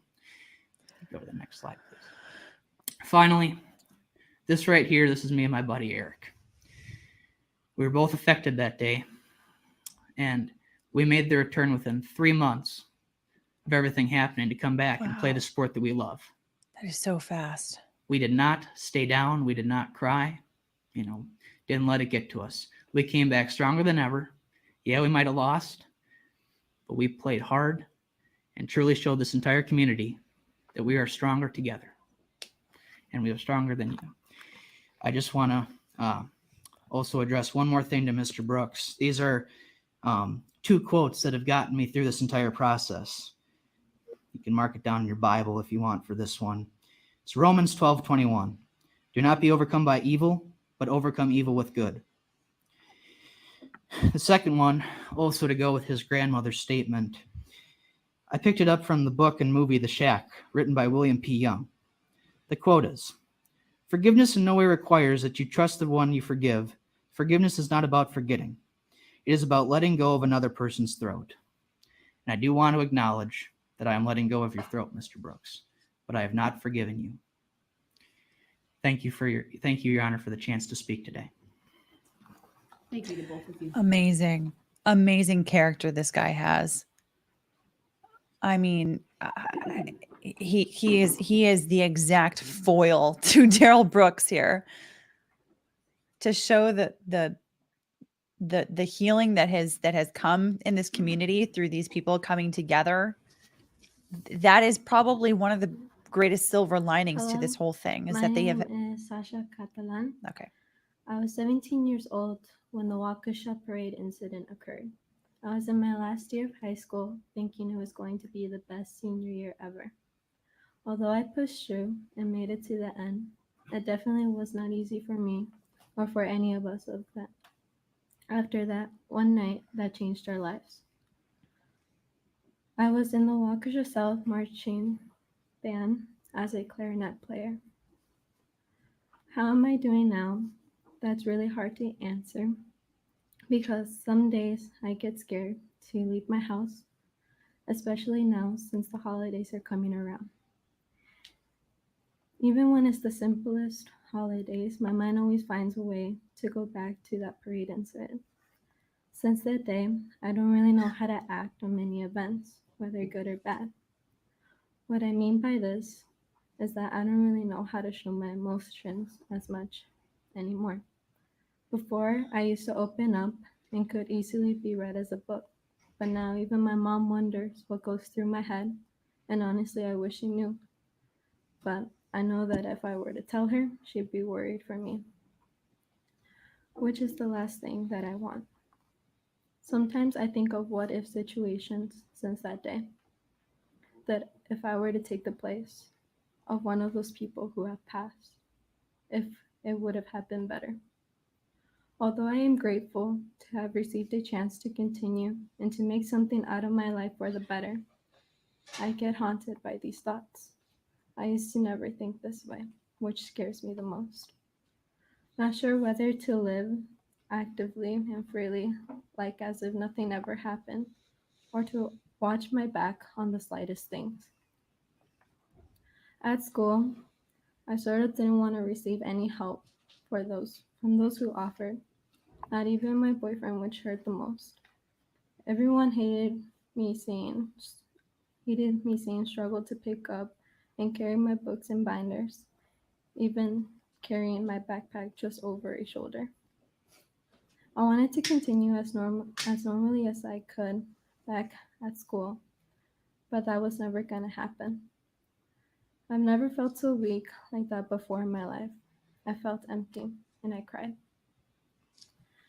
It was hard to carry those books and everything, so I gave in and let those, including my boyfriend, help me out. Even the basics are hard to do, such as write.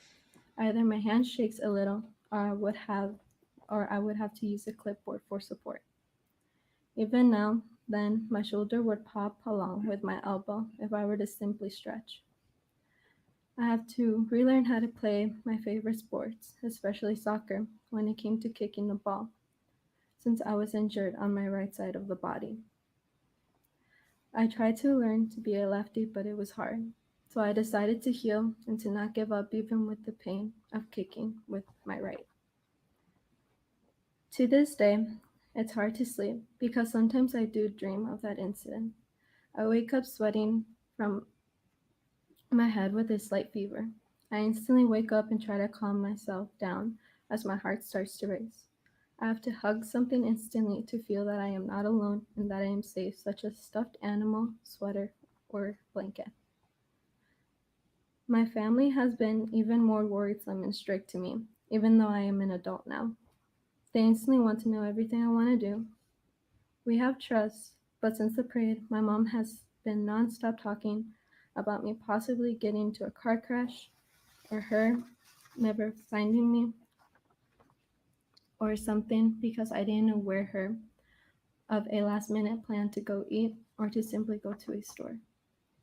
I understand I never want her to worry, but at the same time, she shouldn't have to be thinking of such situations. I want to pursue what makes me happy and to not have limits on myself or to feel not as confident because my mom would say that I'm better off with this since I'm safer. My life has not been easy and I've accepted that it won't be as normal as before. All of this, I still struggle to this day. I just keep moving forward, but I don't know when the nightmares will go away, when I will be completely healed physically and emotionally, having those reenactments of seeing my friends in the band scatter or those on the floor. I just wish that day never happened. Definitely not the adulthood I thought I would be having now, considering I do not know what to go in for college. This is due to me having now an interest in the medical field or law school because of the parade tragedy and wanting to have justice served for everyone in this community. This is how I am to this day. Definitely not the same Sasha as I once was before.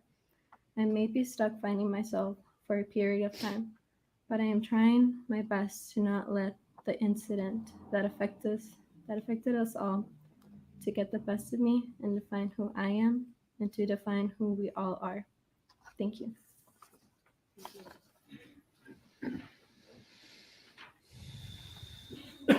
And I have a statement from Sasha's mother to read, and then I have 3 more statements from members of the Waukesha South Band in this group, Your Honor. And the next one after this is the photos. Judge Darrell, I want to express in this letter my feelings since the day of the accident, so to speak. My daughter at that time was a student at South High School and a member of the band, in which some members, including her, were struck by the truck causing injuries.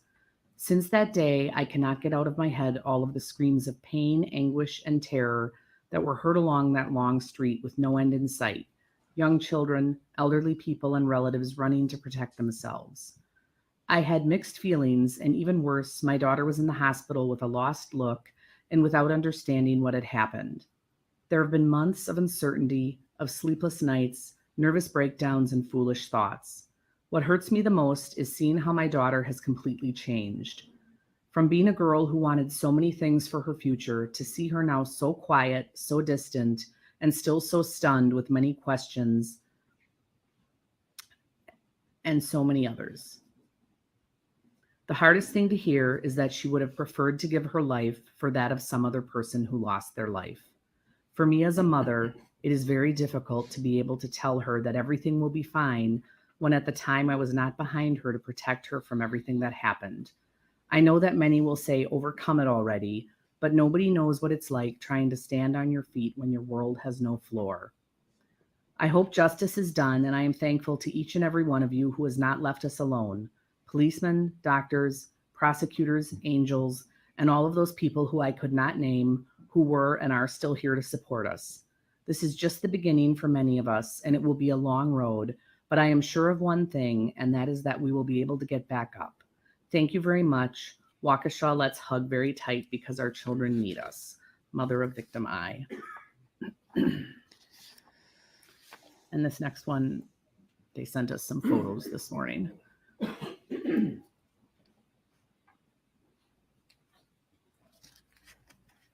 Are you ready for them?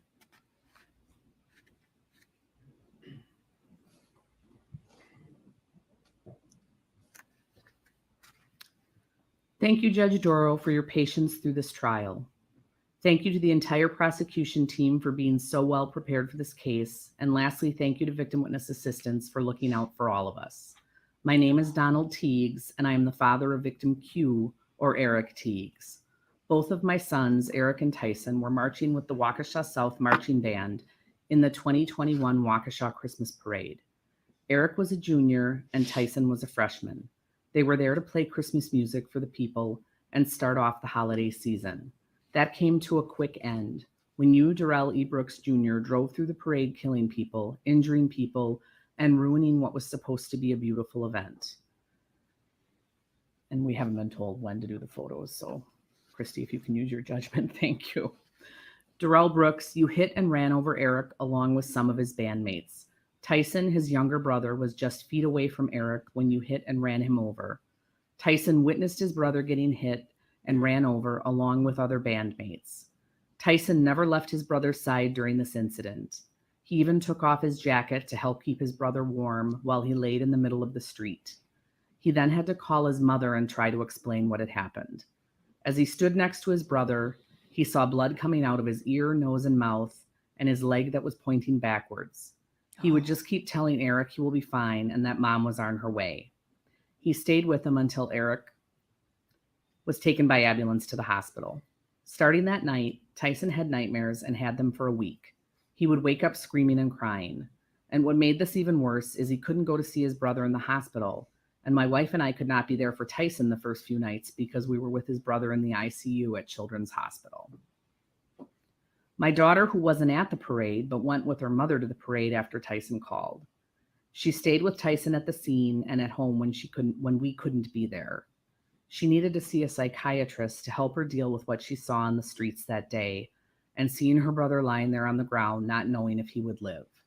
She had to be in outpatient care for 2 weeks to help her through what she saw. Eric was an aspiring baseball player for the Waukesha South baseball team and a select baseball player for Styx Academy. He was making his final push to get better and wanting to be scouted by colleges to play in college at an elite level. You took that away from him that November day. He spent 9 days in the hospital. 3 of those were in ICU. Eric suffered from a skull fracture, a major concussion, a C4 fracture, right shoulder fracture, 4 broken ribs, a partially collapsed lung, T6 through T11 fractures, and a left femur fracture that required surgery. He is lucky to be alive. The C4 fracture could have killed him. The femur fracture could have killed him, or the broken ribs along with the lung collapse could have killed him. Oh my God, yeah. His time in the hospital was very hard, dealing with nonstop pain from you hitting him and running over him like he was a speed bump. He had to lay flat for 4 days and wear a C-collar for 7 days because of the C4 fracture. He had a chest tube to drain the blood off of his lung so he could breathe. He had to undergo surgery to repair his severely fractured femur. On top of all of that, he was dealing with a severe concussion. He could not have any lights on or loud noises. He would have events of uncontrolled vomiting and would spike fevers. When he was finally able to leave the hospital, it was in a wheelchair, and he was in that wheelchair for over a month. We had to have a wheelchair ramp built for when we came home. Without the ramp, it would have been very hard to get him in and out of the house. My wife had to take off a month of unpaid leave from work. I had to take off 3 months from work to take care of him and get him to multiple doctor appointments a week. Darrell Brooks, you stated during this whole trial that you are a man, a God-loving man. You are not. A real man would have stopped when they saw they made a mistake. A real man would have admitted the wrong and would not have put all these families through this pain. A man of God would have stopped, admitted to his wrongs, and asked for forgiveness. You sat there showing no emotions for what you did and pretend that reading the Bible was going to help you. But you, Darrell Brooks, are pure evil that is not fooling anyone. You don't know God, but you better start learning, because where you are going, you're going to need to start praying a lot. You don't deserve to see the light of day ever again. You should never be able to see your children again. It's too bad this state doesn't have the death penalty, because you would be put to the front of the line. I hope you rot in hell, have a miserable existence in prison, and that someone teaches you a true lesson in asking for forgiveness.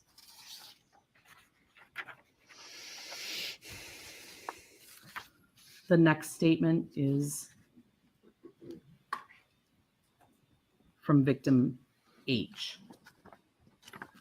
It's been nearly a year since the Waukesha parade incident, and I know my friends, family, and myself still remember it vividly. Personally, I have an injury that could affect me the rest of my life. Doing normal things like carrying groceries or even my school supplies to classes have proven to be more of a challenge compared to what it used to be. And some mornings I'm not even able to lift my arm past my shoulder. It's hard, but I'm living through it because I refused a long time ago that I would have this man, someone who thought of no one and nothing past the incident, control what I can and can't do. I can't remember vividly what happened, just pain sparking up from the back of my head and my shoulder and people standing over me. It wasn't until I woke up the next day after everything and tried to stand up did I realize how much pain I was truly in, and it only got worse the following days. My progress in what I can do with my injuries over this difficult year has been positive. I've rebuilt most of my strength, but I've been told time and again from my family, friends, medical professionals, it may never be what it used to be, and to remember that this may be it. But that's only a possibility to me. Nothing is set in stone. Medicine is a practice because we never have all the answers. I was lucky to have family and friends who could help me physically, but nothing was permanent. All it took was a single thing to throw all progress out the window. If I wake up lying on my side, I already know that that day is going to be painful because simple things like sleeping hurt. Emotionally, the only constant support I've had is that of my friends and family. I've chosen out of my own free will not to see medical professionals for my mental state because I hold the belief that therapy is great and can do many great things for people. But what I do here and now has a bigger impact on myself. Putting a pause on my life to think about what happened to me and the people I know isn't worth it. I wake up at least twice a week to terrors of what happened, seeing and feeling the same things as that night and the days that followed. The endless possibilities of what could have happened, not just to me but others, whether I knew them or not, flood my dreams and scare me to my core. I remember my parents the day after. I had been dead asleep all night from stress and finally running out of adrenaline to find out that they hadn't slept. My father chose to stay up in the living room where I had been sleeping to watch over me instead of recuperating himself. I may not have completely understood then because I didn't want to, but after a year of dealing with the outcome, I understand. Being who I am, I hide what I'm feeling a lot. Right after the incident, I remember friends coming up to me and seeking comfort, to which I had no problem with, but there would be triggers in what they would say that would bring me back. But I pushed it away to comfort others. Humor is the world's medicine, and like most traumatic situations in my life, I've applied humor to this now. I'm sensitive to who I'm with, but when talking, I try to think of something witty or humorous so that I can jump over the obstacle or burden of trauma, and to put it plainly, sadness. This past homecoming, my friends and I had gone to the dance, and one of my friends was driving us to eat afterwards. The place was on the far side of town, and the quickest route was through downtown. It wasn't their fault at all, but we were stopped because a group of people were crossing the road, and it was right near where I was hit, and I panicked. My vision went blurry, and I had flashbacks of the night. My friends had noticed and helped me through it, and we found a better route. I can't remember a time before having that bad of a panic attack where it's hard to breathe, and knowing the reason behind it is just another reminder I won't be the same, much like most people who were affected. During the time of the trial, I've stayed away from news on what's happening. I've overheard conversations with family members. Sometimes it's brought up within my friend groups, most of which have chosen to be understanding of my choices and move away from the topic. Mentally, this past month, I've had more terrors, not always while I'm sleeping, but when I zone out at school or at home. I never show a reaction because I choose to keep that in, but I do change in how I stand or sit, and I noticed I'm more jumpy around people after experiencing these terrors. Hearing about what happened within this case has been a stressful time for everyone in my family. I tend to not sleep as well as I normally do, even on good nights, and I find myself panicking over small things such as schoolwork more than I ever have. Thank you, Victim H.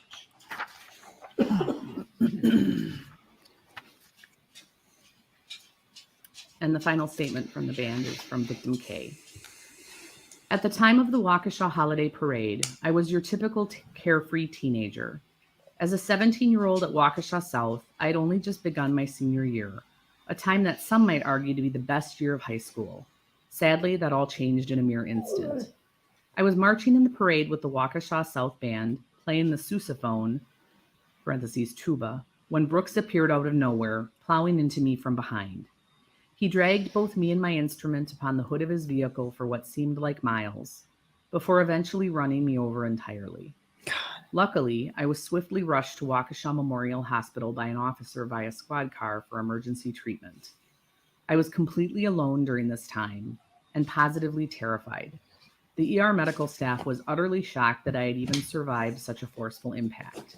I suffered multiple injuries due to the impact, including ligament damages, deep tissue contusions, and both a sprained neck and ankle.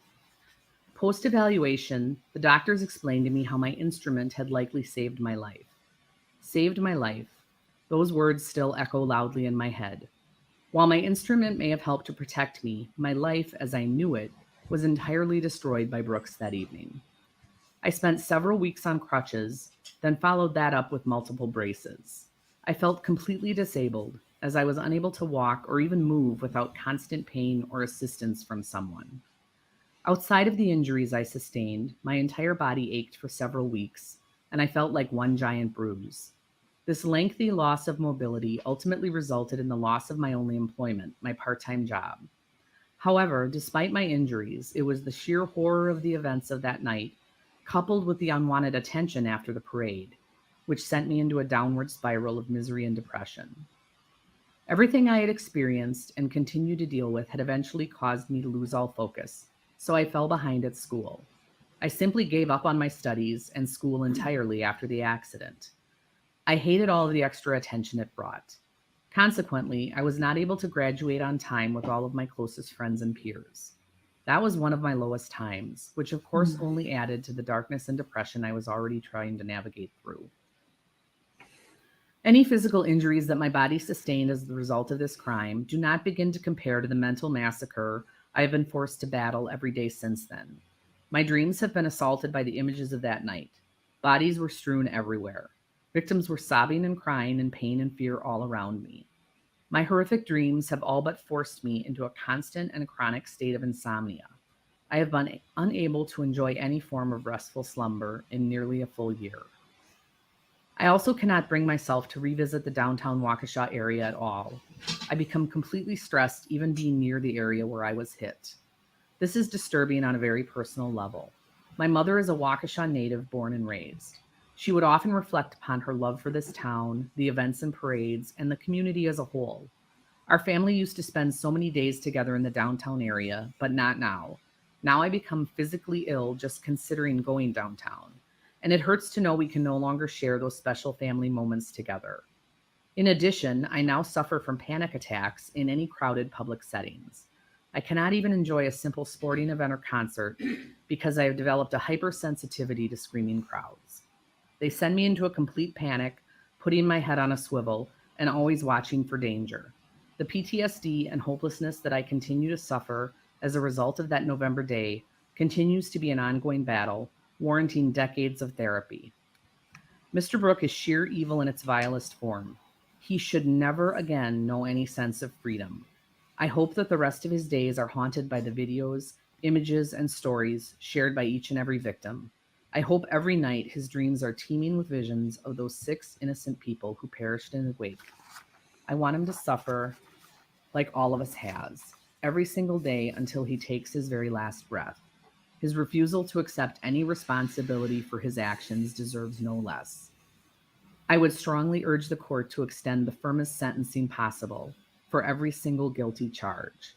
On behalf of myself, my family, all of the victims, the dearly deceased, and all of Waukesha, please issue Brooks the maximum penalties possible.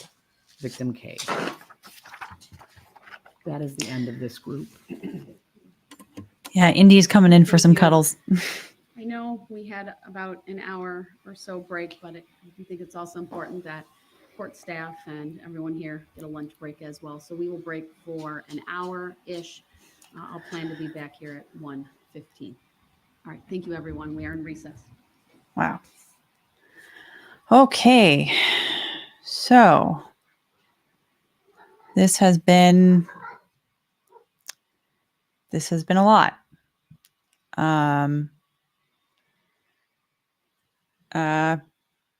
The victim impact statements continue to come in, and each one is just as traumatic as the last, right?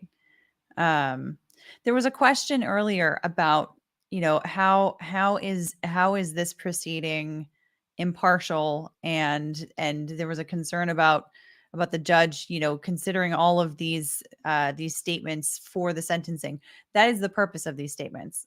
Both sides have the opportunity to bring in people who can address the judge, both in support of the prosecution and in support of the defense, to say, to talk about why the defendant should or shouldn't be given more time behind bars. So Darrell Brooks has said that there are people that will be coming in to speak on his behalf. I saw when we were waiting on the court to come back a while ago, there was one tweet that was talking about the who all is in the courtroom, and the fact that it's not particularly packed because they're keeping things in a very specific order with the groups of people to come in for impact statements. That tweet was also talking about the fact that Darrell Brooks' side of the courtroom is completely empty. I guess they had set aside a bench for him to have family members come in, or friends, or whoever he wanted to have as his witnesses to address the judge on his behalf, to say, to talk about his character, to talk about why he should be eligible for parole after all of this. But apparently there's no one there. That doesn't necessarily mean that there is not going to be anyone who will be coming to speak on his behalf, because the court has indicated that they are also allowing a Zoom link for people that can't be there in person. He could have someone who is on either coast, for example, that would come in to speak on his behalf, but for certain economic limitations, as an example, right? Who can take off work and travel halfway across the country for it. Not everyone can. So there is that possibility, even notwithstanding the fact that there seems to be no one there, according to the reporting that I saw, that there seems to be no one there with him to support him through this. But regardless, both sides have an opportunity to have people come in and to address the court one way or another on this subject. So they have an equal opportunity on either side. The court gives them an equal opportunity on either side for it. So if no one comes in, though, that's on Darrell Brooks. So the fact that there are so many people coming in with victim impact statements on the prosecution side is not improper, because there are that many victims. So you can, each one of them has an opportunity to come in and speak to the court about how they have been personally impacted, how they have been personally victimized in so many different ways through this whole process. So, and I did see in the chat too, like how, what could someone possibly say about Darrell Brooks that would help him in this instance, right? Normally in a criminal case, it's helpful to have someone come in and talk about his good character in other situations, right? He mentioned at the beginning of this hearing, for example, that the mother of his youngest child is supposed to come in and talk about him, and he had asked if his daughter could also be with her. She's, I think he said that she was 8 years old, which is, if I remember correctly, 8 years is what stuck in the mind. And oddly enough, the same age as the youngest victim who died. Okay, yeah, I see in the chat, daughter is 8. Okay, so yeah, confirmation. I didn't mishear that. So she might be able to come in and talk about her relationship with him, but the judge is also going to be looking to see, she also has the ability to read these people and determine whether or not she thinks that they are being sincere in the things that they're saying as well. So that's the whole purpose of this hearing, because like we said before, that the trial is over. He's already been convicted, right? So there's no harm of prejudice to him in terms of whether or not he gets convicted or not. That's already been done and dealt with. And that was dealt with by Judge Darrell in the best way possible. She throughout this trial, I know that a lot of people have criticized her about control in the courtroom and all this kind of stuff. I think that she has had a very, very, very monumentally difficult role in this whole process, because yes, every judge needs to maintain control of their courtroom because it is their courtroom, right? And it's all about making sure that everyone that's in that room respects the judge, because the judge is there to represent the judicial system, really. And in this particular case, there was so many disruptions, and she had to fight with him, and it was insanely difficult to try to maintain control. And sure, maybe there are some ways that she could have done that better, but at the same time, she also had to balance that with giving him every possible opportunity to make sure that he, as a pro se defendant, a defendant who is representing himself, has every possible opportunity, that he's not disadvantaged by the fact that he's not unduly disadvantaged by the fact that he doesn't have counsel representing him. So she had to balance all of that together throughout this whole process. Now that the verdict is in, she doesn't have to worry about his due process rights, because those have been served, right? Like those have been fulfilled through the process of the trial. At this point, the only decisions that are going to be made are the kind of decisions that are precisely up to discretion of the judge. So she has full, and when we are talking about these decisions by the judge, there are different kinds of decisions that the judge can make. The ones that are discretionary, so things that are like evidence coming in, evidence staying out, witness being able to testify, not being able to testify, those are all decisions that are discretionary. The same thing is true for the sentencing decisions here. There are some that are mandatory, right? Like I mentioned earlier, the first degree intentional homicide charges for which he's been convicted, they carry mandatory life sentences in Wisconsin. So she has no say over that. That is happening. And hang on just one second. So yeah, that's mandatory. She has no say one way or another. That's happening. But the rest of the charges, so other than those six, there were 76 counts total. The other 70 she has discretion over. And so when we talk about the potential for appeals in these kinds of cases, decisions that are discretionary are the hardest ones to overrule on to overrule on an appeal.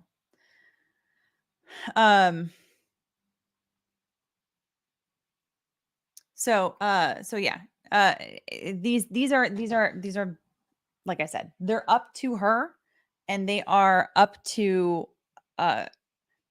her to, the decision is up to her to basically to examine all of these statements and then ultimately come to a decision. So she is being impartial through this whole process. The fact that there are so many people that are coming in to give their statements is not an indication of a lack of impartiality in this whole process.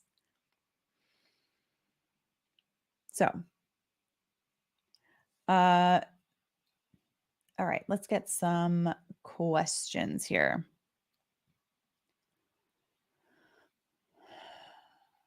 All right, so earlier, Anna Gabriela Machado asked, has he had any mental evaluations done?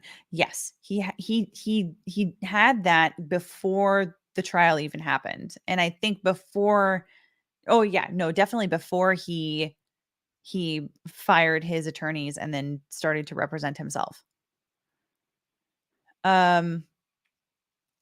the purpose of that was because he had been showing these kinds of behaviors in previous hearings and whatnot, and they wanted to make sure that he even had the capacity to stand trial.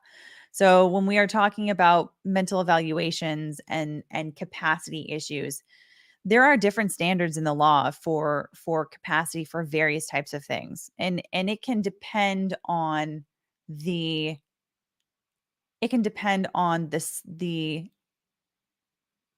on the state, and it can depend on what exactly we're talking about. So for example, the capacity to make the decision to get married versus the capacity to make the decision to enter into a will or a contract. There are varying levels of capacity, and it can change from state to state. But the capacity for trial, I mean, ultimately at the end of the day, it's a matter of whether or not he understands what's happening around him, the roles the various individuals around him are filling, to understand, for example, that the prosecution is antithetical to his interests. The fact that the judge is supposed to remain impartial, the fact that the judge is in a different role than he is. The judge is not there to help him, as an example. To understand that he has attorneys that are there to help him and the roles that they play. And then also to understand the consequences of the actions that he puts forward, as well as the actions that everyone else around him makes.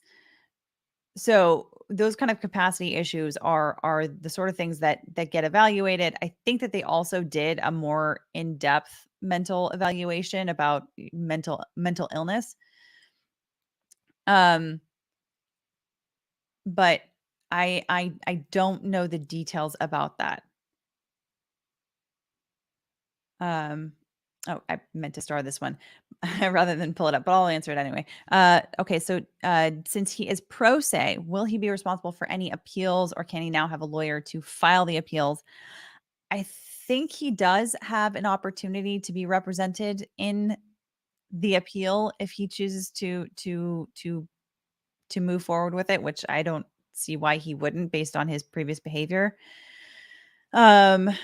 I think he can. I don't know for certain, but I think he can.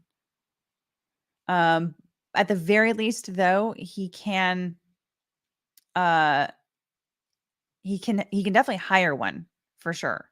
But whether or not he can be assigned one, I guess, is what I was thinking your question was, is another matter. But no, he can definitely have. I mean, it's not uncommon for, and in fact, in I would argue most cases where somebody has gone through the trial court and then is deciding to file an appeal, where they have a whole new legal team. So for example, with Amber Heard, she has a whole new legal team for her appeal. That's not uncommon because it takes a different type of, sometimes a different type of writing, different type of strategy, different type of like argument in front of the judge, because you've got, oral arguments in front of a judge as opposed to trial practice, which is a bit more theatrical than appellate practice, arguably. So, yeah, no, he can hire a new lawyer. Bojan Nixa, thanks so much for your super chat. Says, did he really think that he could win the process? It would seem so. Right? Like I it's so hard to know what he's actually thinking. Right? I mean, to speculate into his mental state, I don't know, but it seems like it based on his behavior. All right, let's see here. Amy Lynn has a couple chats here. Says, I'm so bad at keeping up with the driver. So in another case, I guess it looks like the driver was drunk and sleep deprived in Stillwater, Oklahoma. It was a homecoming parade at Oklahoma State University, and the car went into the crowd. That person had remorse. It still meant their choice led to death and injury, but it feels different. When your loved one is killed on purpose, grief is always tied with anger. It's the worst loss. Yeah. No, I can understand that for sure. Michael Jones says, "Isn't it nice to have pets when you're feeling sorrow?" It is. It definitely is. Thanks so much for your super chat on that. It is definitely very nice to have some comfort animals, right? Samantha Johnny says, "Question is the bare minimum what is the bare minimum he can get sentenced to?" It's going to be the 6 life sentences. Well, probably actually more than that. I don't know what the minimum requirement is for these. I haven't actually looked that up. I probably should have before the stream, but I didn't do that. But at the very least 6 life sentences. So and no matter what, he's not getting out anytime soon. All right. And okay, any other questions on this? Because if not, I will.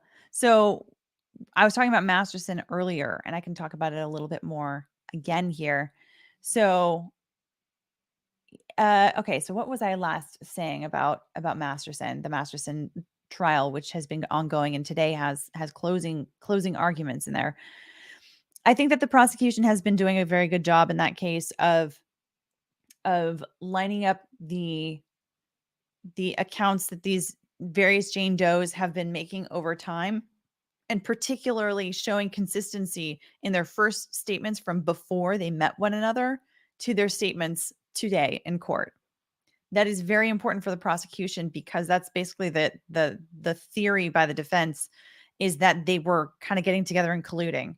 One of the problems that I also saw with the defense is that they didn't seem to be fully committed to their theory based on the way that they were cross-examining the various witnesses and not bringing up, for example, motives or reasons for these women to lie, not even asking questions for these things. I remember there was a point where people were saying, well, the defense has not put on their case in chief yet. That's, their opportunity or at least their best opportunity to really flesh out their theory of their case. And that is absolutely true, right?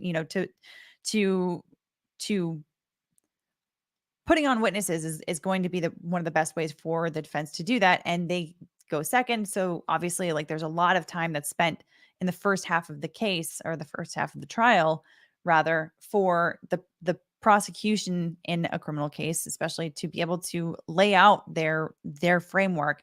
And that is, realistically, it's a little bit more likely for the jury to accept that framing earlier on, because it's like they've spent so much time kind of living with that framing and that universe, which is another reason why those opening statements, particularly for the defense, can be very important, because if you can get the jury to accept the way that you have drawn out the 4 corners of what this universe looks like, it's very advantageous, because then you can sort of fit the facts into that universe as they come out during trial. Now, at the same time, every single witness that is put on the stand, whether it is for the defense or the prosecution, is an opportunity for either side to fill in their framework, right? For their theory of the case, to show the jury the way that we outlined everything in our opening statement is in fact the way that you should be looking at this case. And here's why: with this witness, this witness, every single witness supports our theory of the case. That is ideally what you want to be able to do. So by the time that the defense gets to their case in chief, if you are the defense attorney, you don't want to have to simply rely on the witnesses that you bring, although definitely that is where you can really bolster that and kind of like tip any jurors over to your side to side with you. Now, in the case of Masterson, what came out of the trial yesterday was the revelation that when the prosecution rested yesterday morning, the defense said that not only was Danny Masterson not going to be testifying, but they were not going to be putting on any witnesses for his case in chief, like at all. No expert witnesses, no other witnesses, like no one at all, which was very, very surprising to me.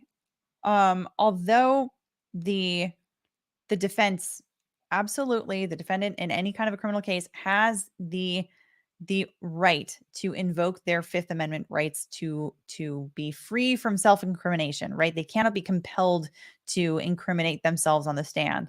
So they have the ability not to testify. They also have a right to testify at the same time. So, but it's up to the defendant to make that determination. So, and the jury is not allowed to infer any kind of guilt from their invocation of the Fifth Amendment. So, that I can definitely understand, because that can be a coin toss in a lot of these criminal cases, right? As to whether or not the defendant is going to testify. But the fact that they didn't bring on any other witnesses, I was expecting at least an expert witness to try to rebut the other side's expert witness, right? The prosecution brought on an expert to testify about how sometimes some of the behaviors by an SA or a rape victim can be counterintuitive. They are the opposite of what we might expect sometimes, because of the fact that the trauma makes them do things differently than what we would expect.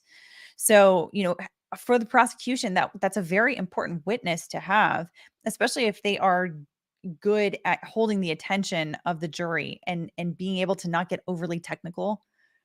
That's a very important witness, because admittedly in these cases, we've been watching in both the Danny Masterson case and in the Harvey Weinstein case, we've been watching in both of those where admittedly some of the behaviors by these alleged victims have been in some cases a little bit strange, where they go back to the alleged perpetrator, right? For either because they're in a relationship, in the case of Danny Masterson, there are women who, I think all of them say that they were in a relationship with him and kept in the relationship. So there are like ongoing instances of these things happening in their relationship where he has forced himself on them, allegedly, according to the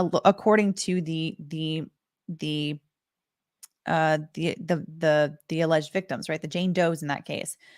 In the case of Weinstein, none of them were in a relationship with him, but there's at least one, I think there are two, that said that they went back to him because they wanted to confront him, and then the thing happened again, and so they were like doubly embarrassed and doubly ashamed and all this kind of stuff. And so, it's so easy to look at the behavior of these women and say, like, why would you go anywhere near that? Because it's like, this is, he already did something that's absolutely disgusting, and that's absolutely terrible.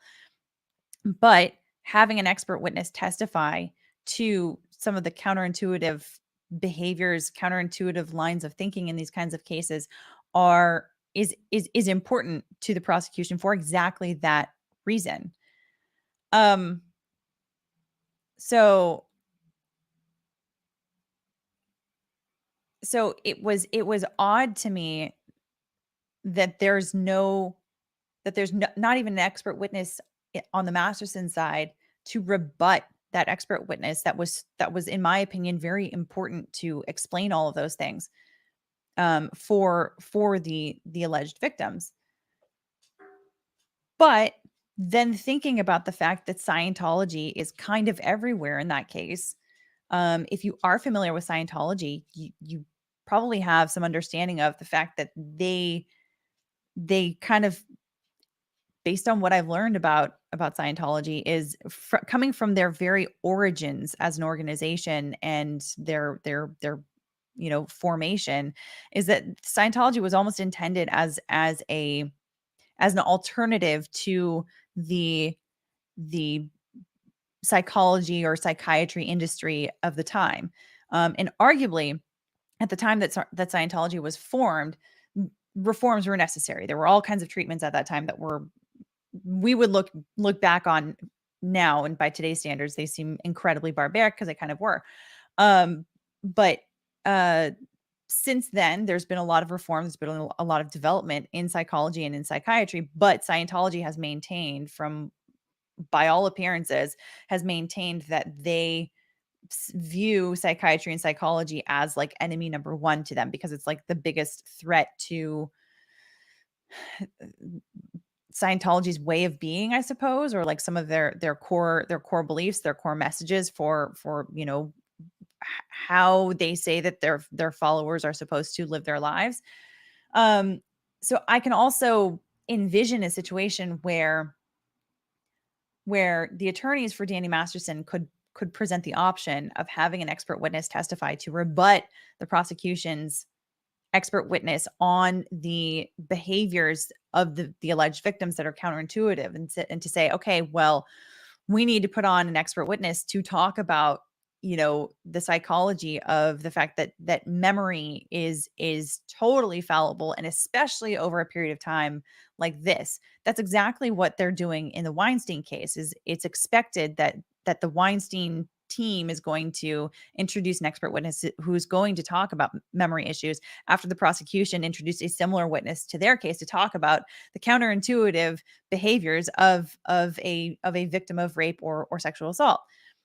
So they could have, in the Masterson case, presented that idea to Masterson, and there could have been a conversation either between the attorneys and Scientology, leadership in Scientology, or between Danny Masterson and the leadership of Scientology, talking about kind of having to sort of, in a way, eat some crow or have a slice of humble pie, maybe, so to speak, about having to rely specifically on psychology or psychiatry in order to try to exonerate Danny Masterson.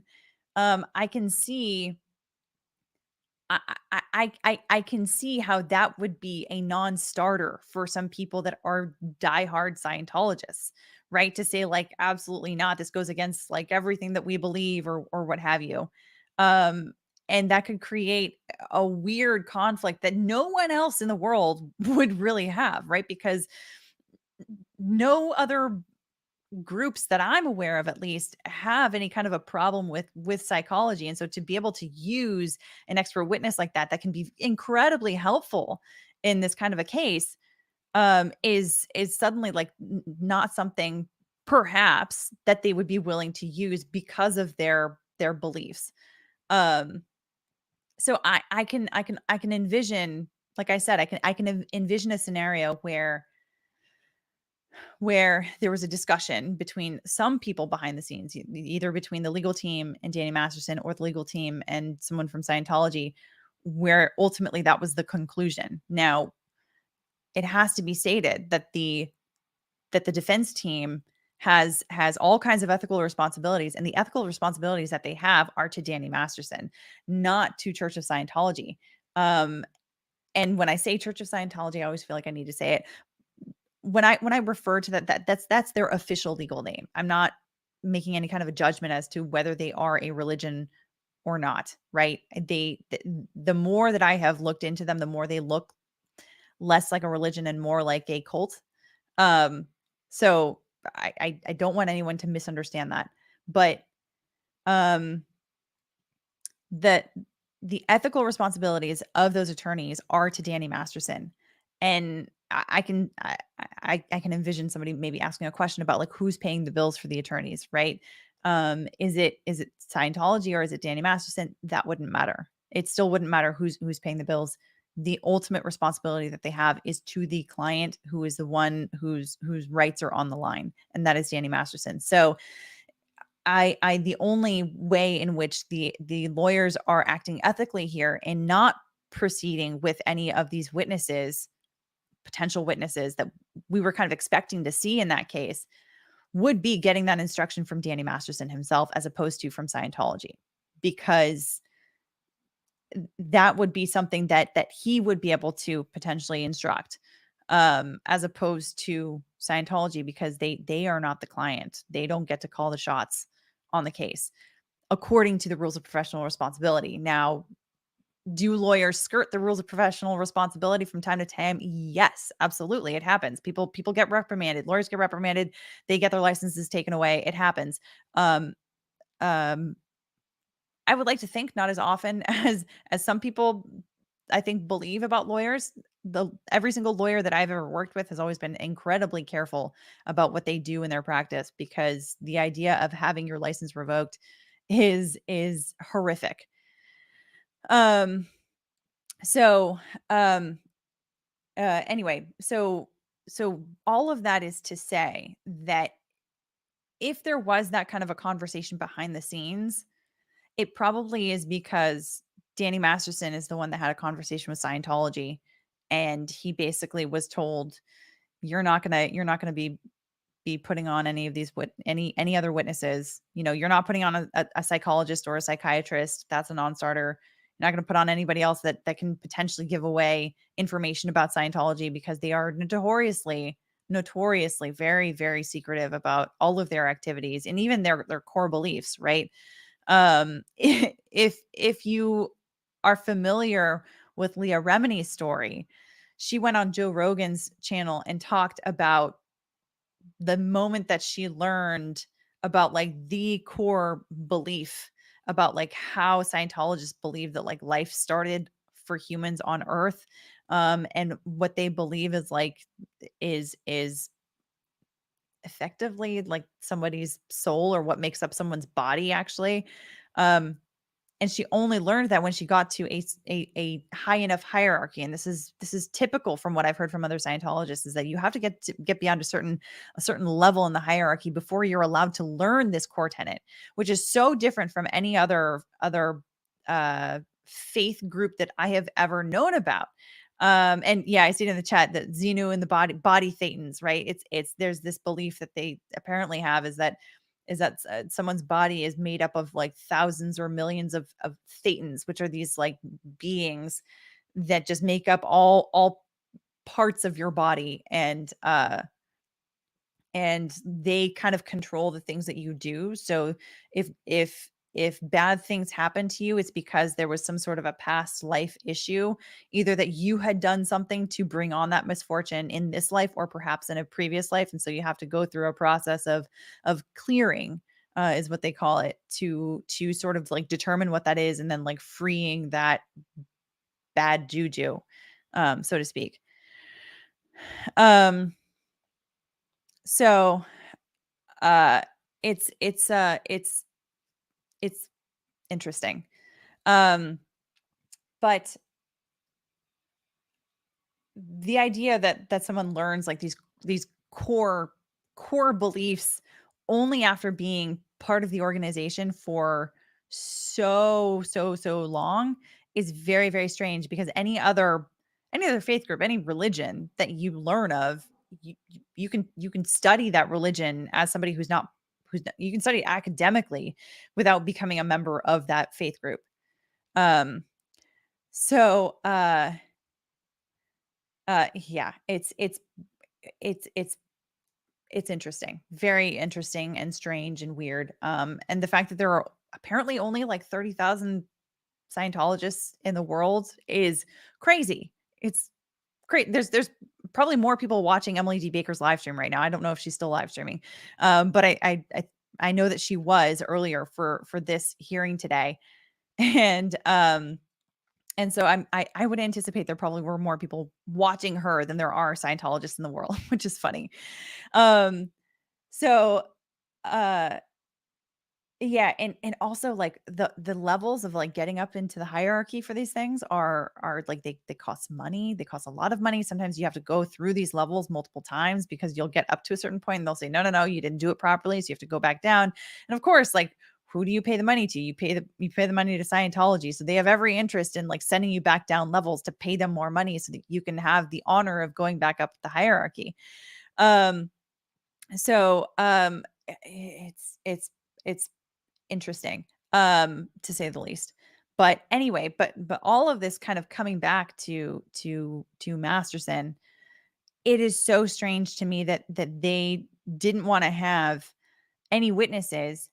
And so, having that to do with their issue with psychology and psychiatry, probably I would speculate, right? This is just speculation on my part, is just to try to figure out like this weirdness, is that could be why they don't want to have any expert witnesses on that, is because they would be reliant on well-regarded and widely accepted methods of psychology and psychiatry, which they dispute, because they say all of that is hocus pocus. But any court is going to say Scientology's methods are junk science.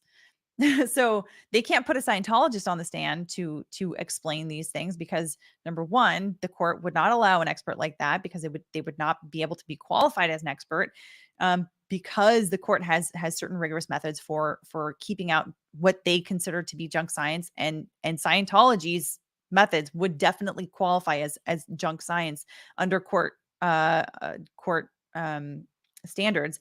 Number two, the idea that the jury would accept Scientology's explanations as like a witness, even if they could be qualified, is weird, right? Like, I don't think that that the jury would be particularly receptive to hearing a Scientologist like explain, like, yes, this is the way that things happen.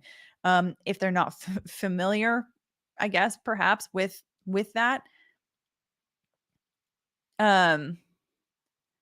And so, all kinds of issues with that. But the idea that they wouldn't put any other witnesses, like there are other individuals that were named throughout these various events, these various incidents that have been alleged. These are parties that were had at Danny Masterson's house where other people were present sometimes. And I think some people were even named as having been present. And yet the defense is not calling them to come to the aid of Danny Masterson is interesting to me. It could be because they said that is not advantageous to Danny Masterson. It could be that they think that, putting them on the stand just runs the risk of him looking worse, right?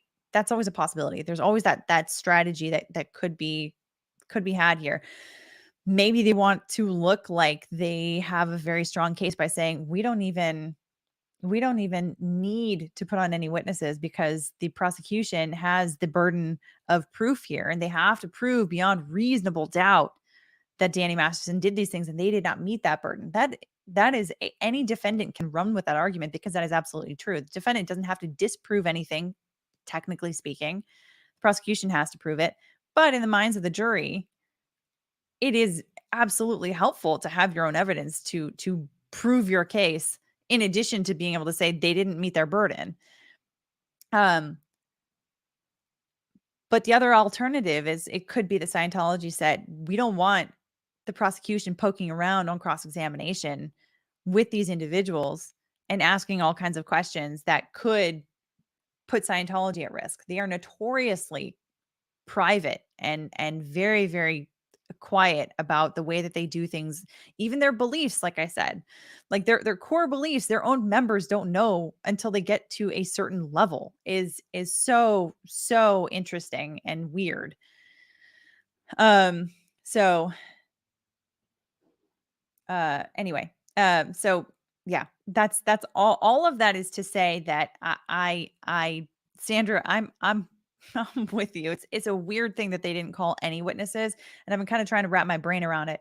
And I'm probably going to put a VOD out to talk about it too, because it's a very interesting development, and I don't think anyone was expecting that to happen. I mean, Sandra, I know you've been following this case in the live streams on this channel. I know others have been as well. So we've been watching Tony Ortega's sort of recap videos. He's been in the courthouse every single day of this trial. And so he's had these phenomenal videos where he's sort of recapped everything that he's seen in the courtroom. And it seemed like he was fully expecting to see some kind of witnesses at some point, even if not Masterson himself. Strange. We'll see what the jury says and what comes out of the closing arguments, but it'll be interesting. Very interesting. And in case anybody is watching doesn't know who Tony Ortega is, he's a journalist. He's an independent journalist who has been covering Scientology for like decades, so long. And so, this just kind of fell into one of the things that he was going to be covering, because Scientology has been quite a topic of conversation in the context of this case, because for the prosecution, it was important to talk about it a little bit, because that was the explanation by these women, by these Jane Does, for why they didn't go to the police right away, was to say that they were under the impression, as is common apparently in Scientology, that they were not allowed to go to the police, because if they do go to the police to rat out another Scientologist, they are excommunicated. And by excommunicated, I mean they are cut off socially from everyone they know and love, all family members, all friends, all business connections. If they are a business owner, all of the employees are supposed to quit like immediately. Like it's like you lose literally everything. And when I talk about the fact that the going through these various levels, you have to pay so much money to go through each one of these, it almost feels like a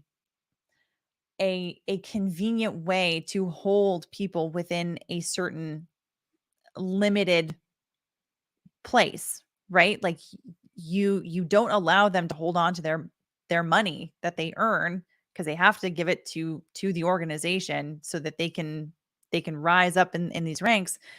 It means that they also don't have a certain level of independence if something were to happen. It keeps their behavior in check. It's crazy. It's nuts. But yeah, Don Baca shared Tony Ortega's YouTube channel. Thanks so much for sharing that, Don. Absolute shout out to Tony Ortega. And if you guys are interested, go and check out his channel. He's got a lot of really great stuff. So yeah. Mary, thanks so much for your super chat. Says maybe Masterson has a Scientologist in the jury, therefore he knows he doesn't need witnesses.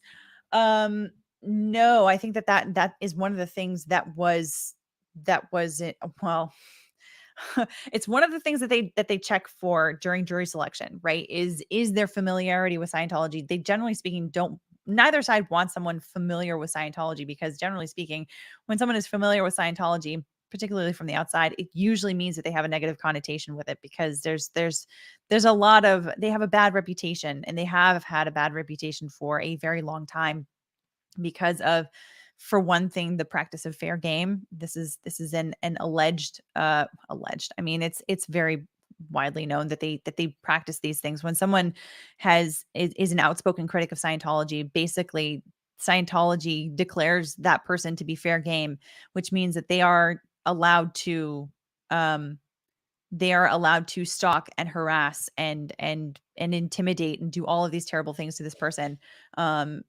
It is now Scientology, the people, in the higher ranks of Scientology maintain today that used to be a practice and that no longer is, and maybe never even officially was, I think was something that I saw. But they, and anyone that you talk to that has left the Church of Scientology will say that they have, generally speaking, been targeted. So they will say, no, it absolutely still exists, regardless of what they say. But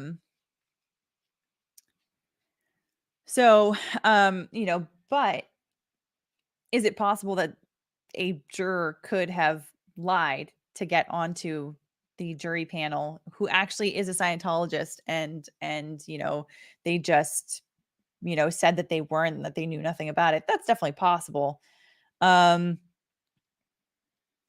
However, when you look at the demographics, though, like I said, 30,000 Scientologists worldwide. These are individuals on I don't know how many different continents. I think that they've got people in Africa, they've got people in Europe, they've got people in South America, I think. And by the way, Los Angeles is one of the main centers, but they've also got people in Florida and in other areas as well. So, 30,000 worldwide, when you spread it out around the world, it's really not that many. So the likelihood of one of these individuals to even get into a jury pool in a place like Los Angeles, which has millions of people in its population, that's a very, very, very, very, very small chance. It would take an inordinate amount of weird efforts and covert efforts to try to sneak someone in as a juror like that I don't know how that would be possible. The likelihood of that just seems really, really, really, really, really insanely small. So let's see here.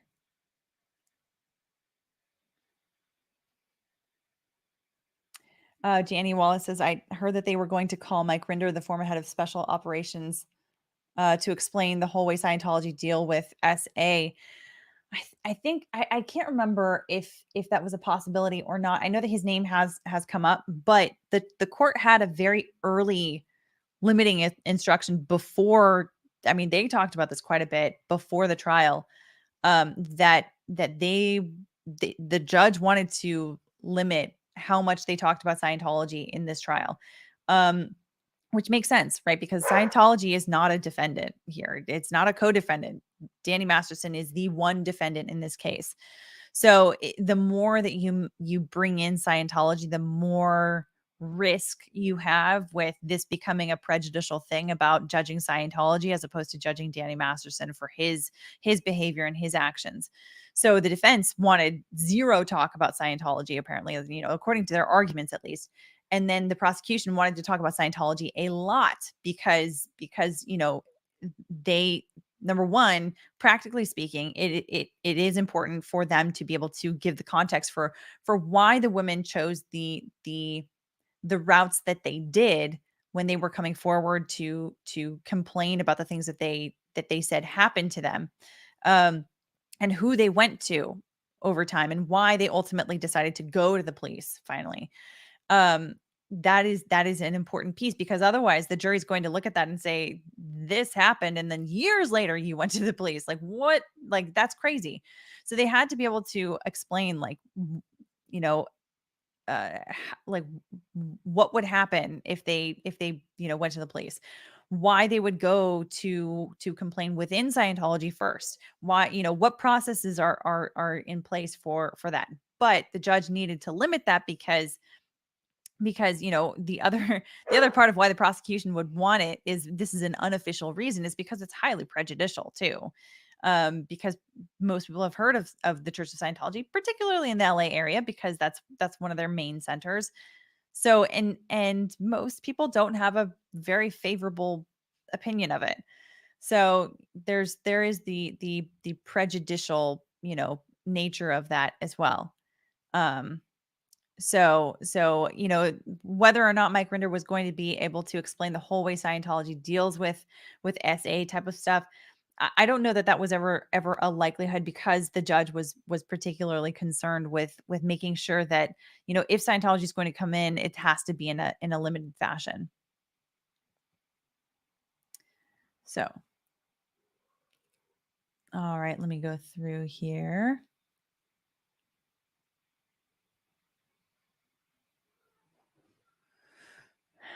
Okay.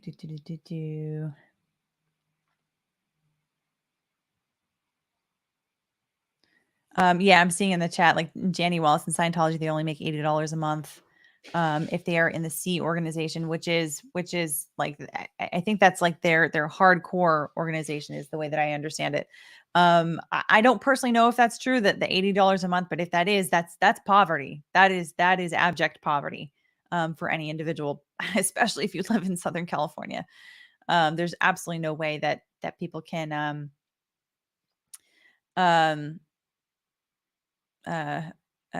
live off of that.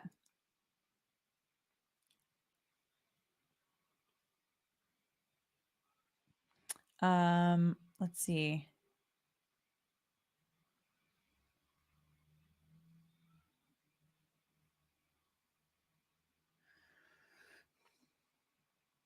Oh yeah, so this is where they have organizations: Africa, Australasia, South America, Europe, and North America. Yeah, I think that's about correct. And yeah, huge church in Clearwater, Florida. That's where they've got a big one in Florida. Okay.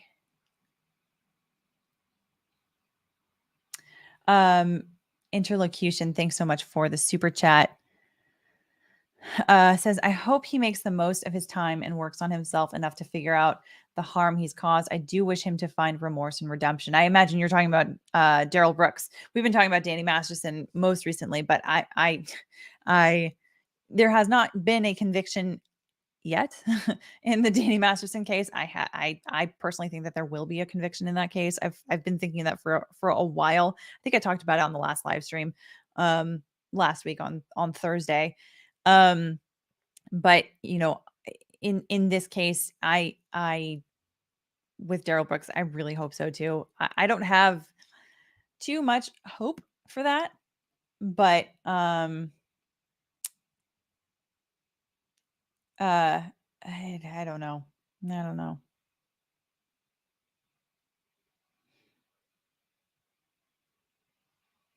Yeah. I hope so too. If it can happen, that would be a small miracle in my opinion. So, okay. Are there other questions here? Okay. No, I got both of these here. Let's see. Where are we at? Oh, I think we've only got like 10 minutes left, I think, before the court comes back.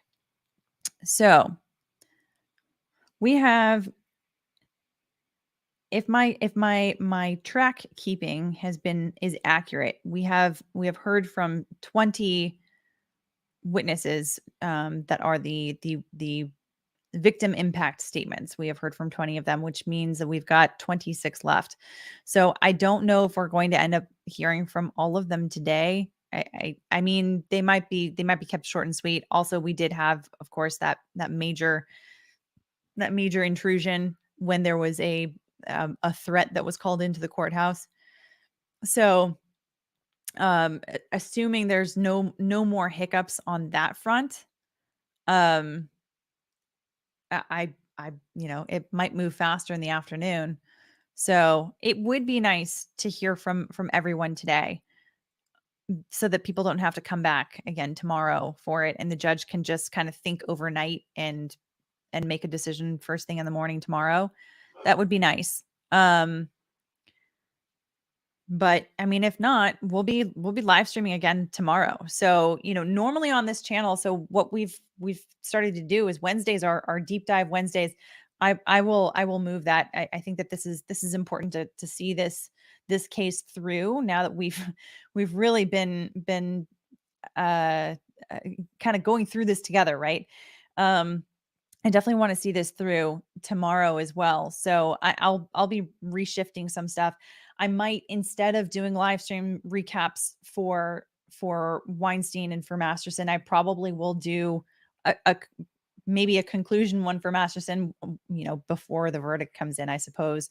But I mean, because we don't know how long that will take for them to reach a conclusion.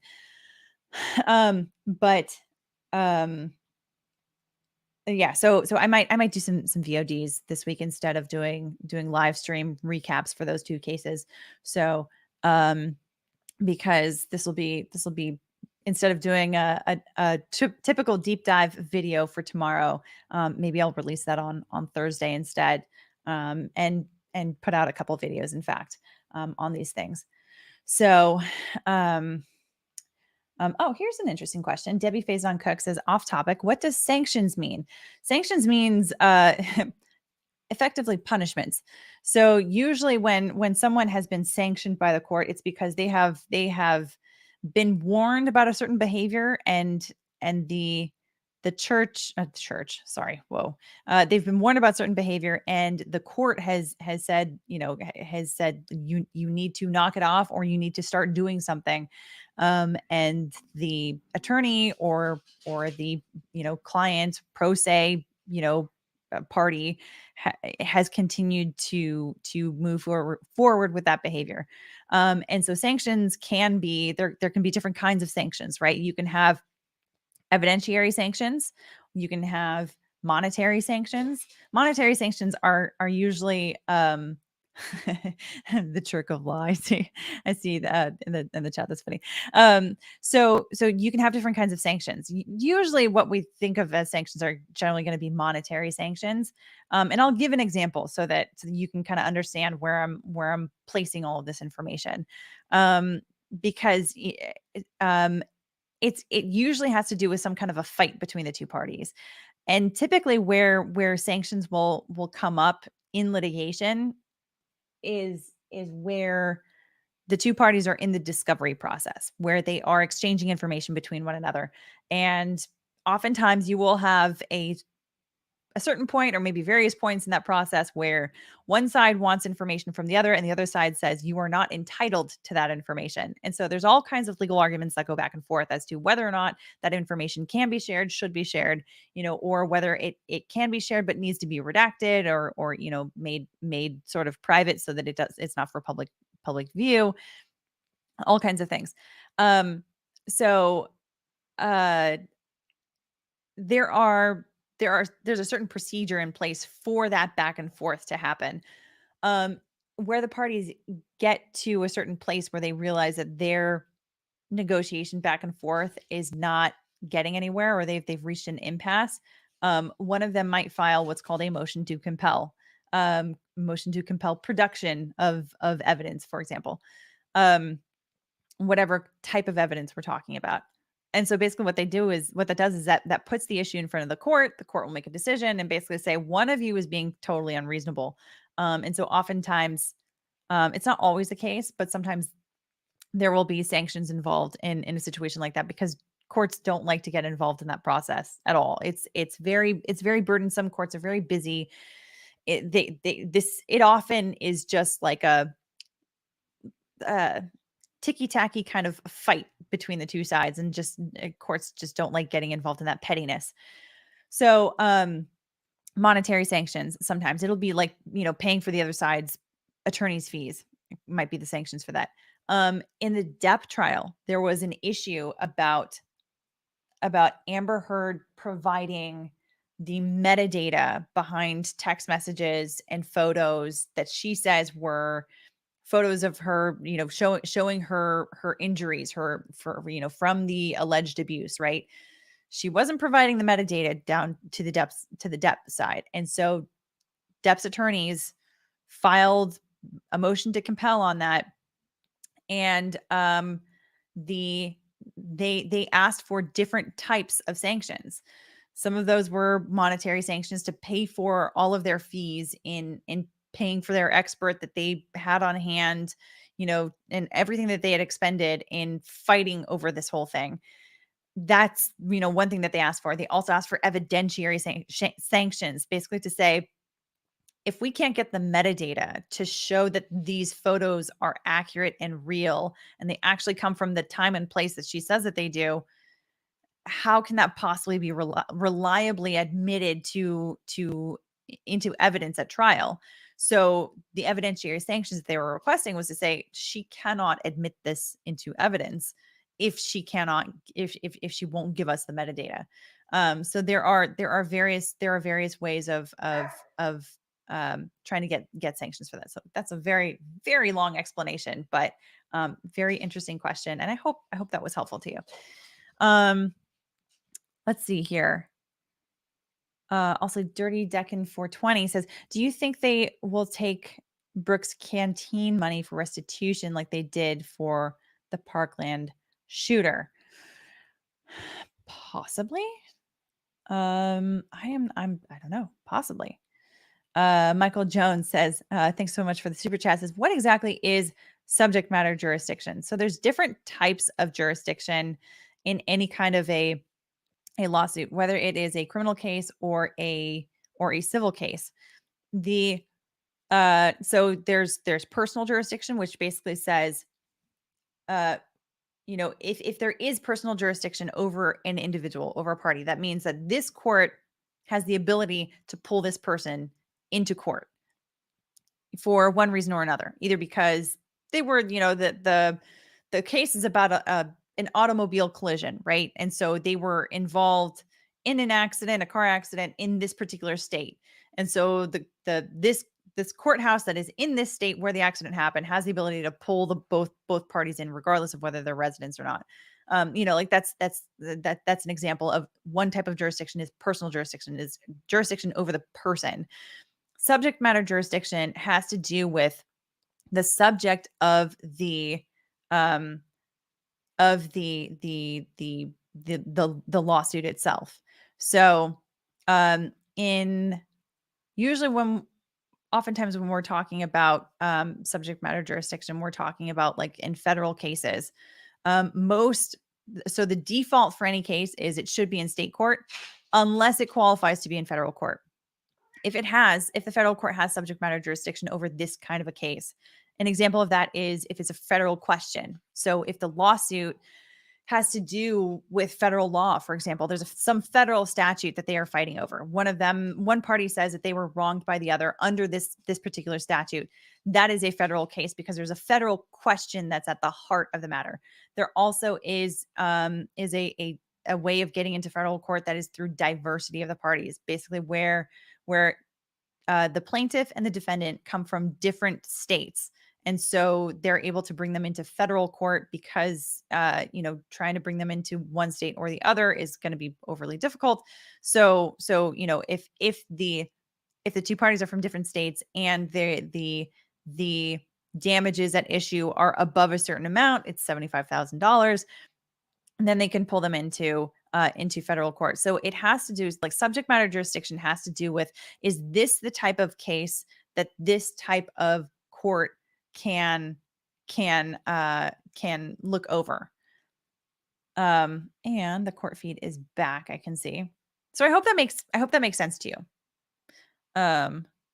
So yeah, Debbie Faison Cook says like Nate and Boozy, right? Because they are, that case I believe is in federal court because Nate is in New York, Boozy is in New Jersey. So they I can't hear it, by the way, but I can see that there is Located in sorry, Mr. Brooks's list. I put it on mute. But she did ask if Okay. the email address. Anyway, yeah, I hope that made sense to you, Michael. And she provided an example of what could be described as a threatening email to her. And so based on that, I will have a redacted version of that email made available for the so this is public the threat. record. It will have those email addresses blocked. And then the original will be filed under seal. Again, given that threatening type of email and the reason stated in the request. Just would note again, I didn't ask for the email addresses. They were provided, but under the circumstances, I think that's appropriate. Okay, with that, I presume the state has the next group available. Yes, we're ready to go, Your Honor. Thank you. All right, then go ahead, please. On November 21st, you killed my mother. Ugh. And in this courtroom, I'll be right back. I watched you run her down and her broken body slide across the concrete. This woman loved and she was loved. You ran her down like she was nothing. And since that day, you have shown no remorse. You'd offered no explanation for your atrocities. It offends me that you're sitting here breathing while she is not. You are a monster. You deserve contempt and death. Sadly, with no death penalty in this state, I can only hope they lock you away someplace so deep the rats chew on your fingers at night.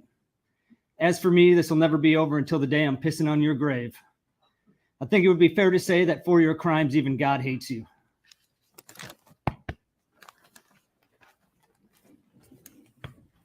If you could just tell me, go ahead. Yeah, for the record, Your Honor, that was the son of victim 2. B. If I could first thank the court, you, Your Honor, and your staff for getting us here today. I don't know how you did. You kept this under 4 weeks, and this is all going to be wrapped up, before the first anniversary, and that means a lot. So I thank you for that. And if I could thank everybody at the prosecution table, our real life Avengers. I mean, you guys did everything you could for us, and I'm forever grateful. Thank you. And I couldn't not thank Jen Dunn and her staff. I mean, she took all of us, supported us, made us into a family, and without them, I don't think I could have gotten through this trial. And Mr. Brooks, I hope as I read my statement, you continue to roll your eyes. I hope you continue to laugh and just show how bored and unmoved you are by all of this, because I think that's important. It's important for the world to see that evil can be a tangible, living, breathing thing. I think it's important for the world to see what human rot looks like. And to all the survivors, every time he puts his hand on that empty cavity where his heart should be, I hope you all smile, and I hope you take solace in the fact that today is our day. Today is for us. Today is so we can take our handful of dirt, throw it on his grave, and move on. because that's what we all need and that's what we deserve. My name is Chris Owen, and I am the plaintiff. I'm here on behalf of another plaintiff, my mother, Leanna Joy Owen. Lee Owen was a mother, a grandmother, a best friend, an apartment manager, and a dancing granny. The reason none of the witnesses saw her in this courtroom is because she was executed by a child-killing sex offender. And we are both injured parties. My whole family is an injured party. To my kids, Lee Owen was nanny. And nanny spoiled her grandkids every chance she got. On every birthday, she would call and sing happy birthday to their voicemail so they could hear it the first thing in the morning. She went on a tour of my son's summer camp. She danced in the same parades as my youngest daughter. She wanted my oldest daughter to use her car to learn how to drive so she could teach her like she taught me. And all of that has been ripped away. But the defendant's conscience is clear. To my dad, Lee Owen was the love of his life. They met when she was 16, and he taught her how to drive. From that point on, they stayed in each other's lives. And even though they divorced, she was still his best friend. They spent a lot of time together, and she was the only one who could get him out of the house. Now my dad has nightmares of her body flying through the air and shattering against concrete. But Mr. Brooks' conscience is clear. To my brother and I, Lee Owen was our mother. A mother who, even when she was struggling, was always there for us. She was supportive of us. She always told us how proud she was of us. Growing up, all my friends and my brother's friends knew they were welcomed at our house. When they were in trouble, having problems at home, or just had to get away, she always let them stay as long as they needed to. And for years, every time I came home from the Marine Corps, she got all those same friends together so I could see everybody and spend time with them. She was the one that made sure everyone got their Christmas list out on time. She made the best eggnog I ever had. And she made my grandma's mac and cheese whenever we were together. She recently renewed her passport so she could visit my wife and I in Turkey and travel the world with us. She also couldn't wait to visit Machu Picchu with my brother. It was her dream trip. Out of all the places in the world, that was the one place she had to visit before she died. And now the best we can do is lay her ashes there. But Darrell Brooks' conscience is clear. And I believe him. Out of everything he said in this courtroom, I believe that is the one truth he told. I mean, how else could he make a witness look at each of his battered friends that he ran over and ask, how do you know who this is? Throughout her life, Lee Owen was a hardworking woman. That's why when she found herself on hard times, she was able to overcome them. Even though it took years, she dug herself out of a deep financial hole so she could live the life she wanted, the life she deserved. And she was in the middle of doing just that on the evening of November 21st, 2021. And I know this is corny and cliche to say, but Lee Owen wasn't 71 years old. She was 71 years young. She was one of the most active people I knew. She just didn't have it in her to sit still. She always had to be moving or doing something, and this often involved people. She was very social and loved being around those she cared about, and people loved her back. She had a knack for making you feel good about yourself without even trying, because she always found the good in people. Even when it was to her detriment, it never dissuaded her from helping people any way she could, without judgment, without demand for repayment or feeling she was owed anything. She did it because she knew it was the right thing to do, and it made her feel good. She accepted people for who they were and made people feel good about themselves. That is what the world lost, and you have the audacity to tell this court that your conscience is clear. I'm sorry, Mr. Brooks. There's not a human with a soul on this planet who could snuff that light out, who could steal Lee Owen from this world and have a clear conscience. And that is why you hear the term monster. That is why you hear the term demon. You know, I saw you that day. It was just after you ran over the Catholics. I saw you hanging out of the window, looking back with a smile of satisfaction on your face, laughing at an inside joke that at the time I didn't get. The punchline escaping me. I didn't get it when my mom didn't respond to my texts. I didn't get it when she didn't answer my phone calls. I didn't get it the first couple hours my brother spent looking for her. I didn't get it until my wife sent me a video of you running over children in the parade. That's when I got the punchline. And it hit me like your red SUV, Mr. Brooks. Damn. I saw pure, unrepentant evil in your face that day, and it disgusts me that you are allowed to exist. And I know the answer to the question that everyone keeps asking. I know why you did this. You did this simply because you were not in a cage. That is what I find mind-boggling. And how dare anyone say the system failed him? The system failed every one of us whose only mistake was to bring their families in the vicinity of Mr. Brooks. God. That poor excuse for a man should not have been on the streets. That is the failure, period. Yes. But enough about him, because today is not about him. It's about us and what we lost. I lost my mom, Lee Owen. And I wasn't always a good son. I could be selfish sometimes. I could be mean. But no matter how angry or standoffish I got, she would bend over backwards for me, even when I didn't deserve it. And now I can never tell her I'm sorry. I can never tell her I should have been more grateful. I can never tell her how much I need her in my life. Yeah, shake your head. Shake your head. You know, because that is what you took from me. And there's nothing this court can do that would provide justice in my eyes. So all I ask is that you rot, and you rot slow. Oh, that rage is so justified. Oh God. It is just so infuriating to watch this man.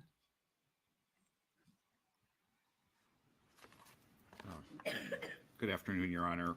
Thank you for the opportunity that you're providing both to myself and to the rest of the families and acquaintances of the folks associated with this horrible case. My name is Michael Carlson, and I'm appearing here today both as an individual and a brother to one of the victims of November 21st. I'm here today as well as a plaintiff joining a criminal complaint against Mr. Brooks, with a claim against him for the damage that he has brought not only to Waukesha, but to my family. And I'm also appearing as a posthumous spokesman for the victim, my sister, Tamara Durant, who can't appear here today on her own behalf because Mr. Brooks killed her. Oh. In my personal aspect, I wish I could as easily forget about Mr. Brooks as he has seemingly forgotten about himself. Every day since November 21st has been framed by what he did in my own life and our family's life. It is the reality I wake to. It is the reality I head to work to. It is the reality I confront as I try to fall asleep. It's the reality I confront as I go about the things I do during the day, my attempts to work, attempts to manage a household and be present for my children, and maintaining any sort of notion of normalcy in our life. But all these actions are simply a pantomime, Mr. Brooks, to forget that my sister was so stupidly and so needlessly killed by you. Perhaps you can forget what you did, but I can't. November 21 looms as a ground zero day in the story of my life, as I know it does in the life of so many others. I appear today also as a plaintiff. Mr. Brooks, you asked the court to identify a plaintiff many times during the course of the trial. Here I am. I'm one of many. We, the people, have brought this case and these judgments against you, Mr. Brooks. They reflect our values as a people and are enacted through laws passed by our legislatures, enforced by our law enforcement, and administered through our courts. We, the people, find you guilty. A lifetime is a long time to think and to spout nonsense. And Mr. Brooks, I want you to take no comfort in your future here in this comic book cartoon world that you've created for yourself, involving the flags and barcodes and birth certificates. This is all nonsense, the stuff of teenage boys on the internet. That's not why you're here today. That's not why we're here today. We're here today, and you are here today because you got in a car and instead of hitting the brakes, ran over children, elderly, and my sister, Tamara. I don't want you to live in the comfort of that delusion as you live there in the court, as you live there in the prison, convincing yourself that you're the victim of something, of some crazy internet conspiracy. You're not, Mr. Brooks. You're guilty only of your own actions on that day, actions that you had an infinite number of times to stop. Any number of times you could have just hit those brakes, turned the other direction. As it stands, I'm a plaintiff, but I'm not a victim. The victim is Tamara Durand, my sister. She can't appear here on her own behalf because she's dead. She died when Mr. Brooks killed her on November 21st. Because Tamara cannot be here to speak, I will speak for her. Darrell Brooks, you took my life. I wish you hadn't. I had people to live for, people who needed me. My parents who are aging, my children who need their mother to help them make sense of their worlds, to cheer them on, to help them into their adulthood, to become friends with them. I have my grandson who relies on me, his grandmother, as much as I relied upon my own grandmother as I was growing up. I had people who needed me to cheer them on, to have me bring goodwill to the hospital bed where they were, or their families in the waiting room, who needed the comfort and prayers I brought to them in their moments of pain. I have friends who need to hear from me and families that need my early morning phone calls.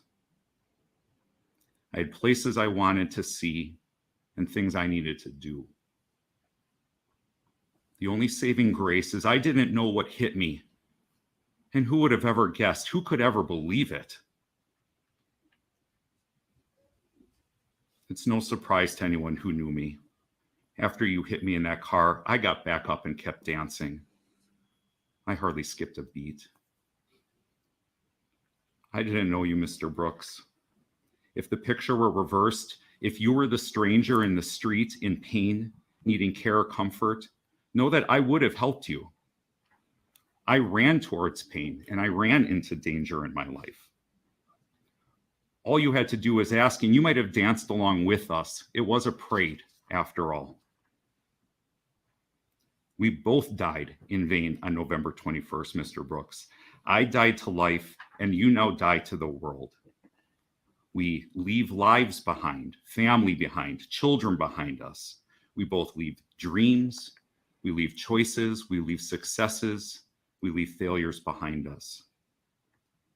I die to mine in an instant, you die to yours over countless days. May the God I'm with grant you the courage to confront what you've done and to remember your own name. It's the least you might do for all these that you've left behind us who can never forget. Mr. Brooks, I'd also like to acknowledge that over these last couple months, I've sent you a couple letters in prison urging you to stand up, to be a man, to grow up, to accept accountability for what you've done.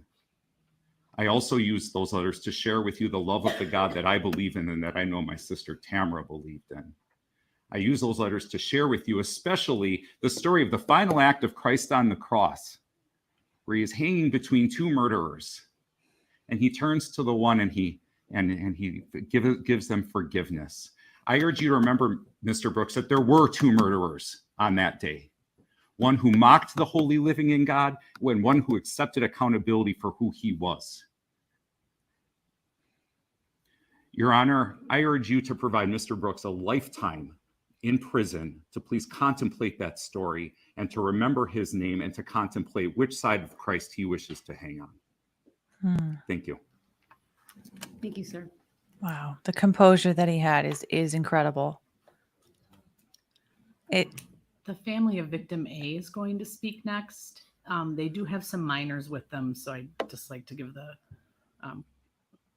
camera a second to adjust for that. And also, one of the minors does wish to make a statement and is somewhat vertically challenged. I'm wondering if she should stand over so that you may see her, or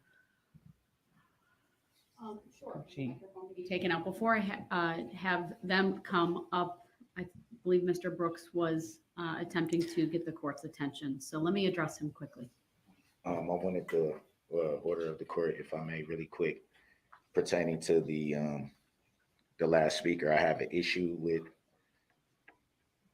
if it pleases the court, we can address it later, or if you want to address it now, I don't. You have an issue with the last Sentencing speaker? remarks. I'm not going to interrupt those sentencing remarks to have you address him individually. No, Yeah. I'm not talking about addressing him individually. What? Mr. Brooks, we're going to continue. I'm not Yeah. sure what you could possibly bring to the court's attention about a speaker who's already made a statement. A very valid issue that I can bring to the You can court. put No. it in writing, sir, while you're sitting there, and if it's something I need to address, I will. But I'm not going to disrupt Good. what's happening right Good. now to address. Good it. decision. You need to put it in writing. Good. All right, go ahead, Ms. So She is Put it in definitely keeping writing him in that- place today. Mr. Brooks, please put it in writing. that's If you the need some same- paper, that's the then- same Without person you narration. had that worked with the father of, right? Go ahead, Ms. Dunn. Jesus.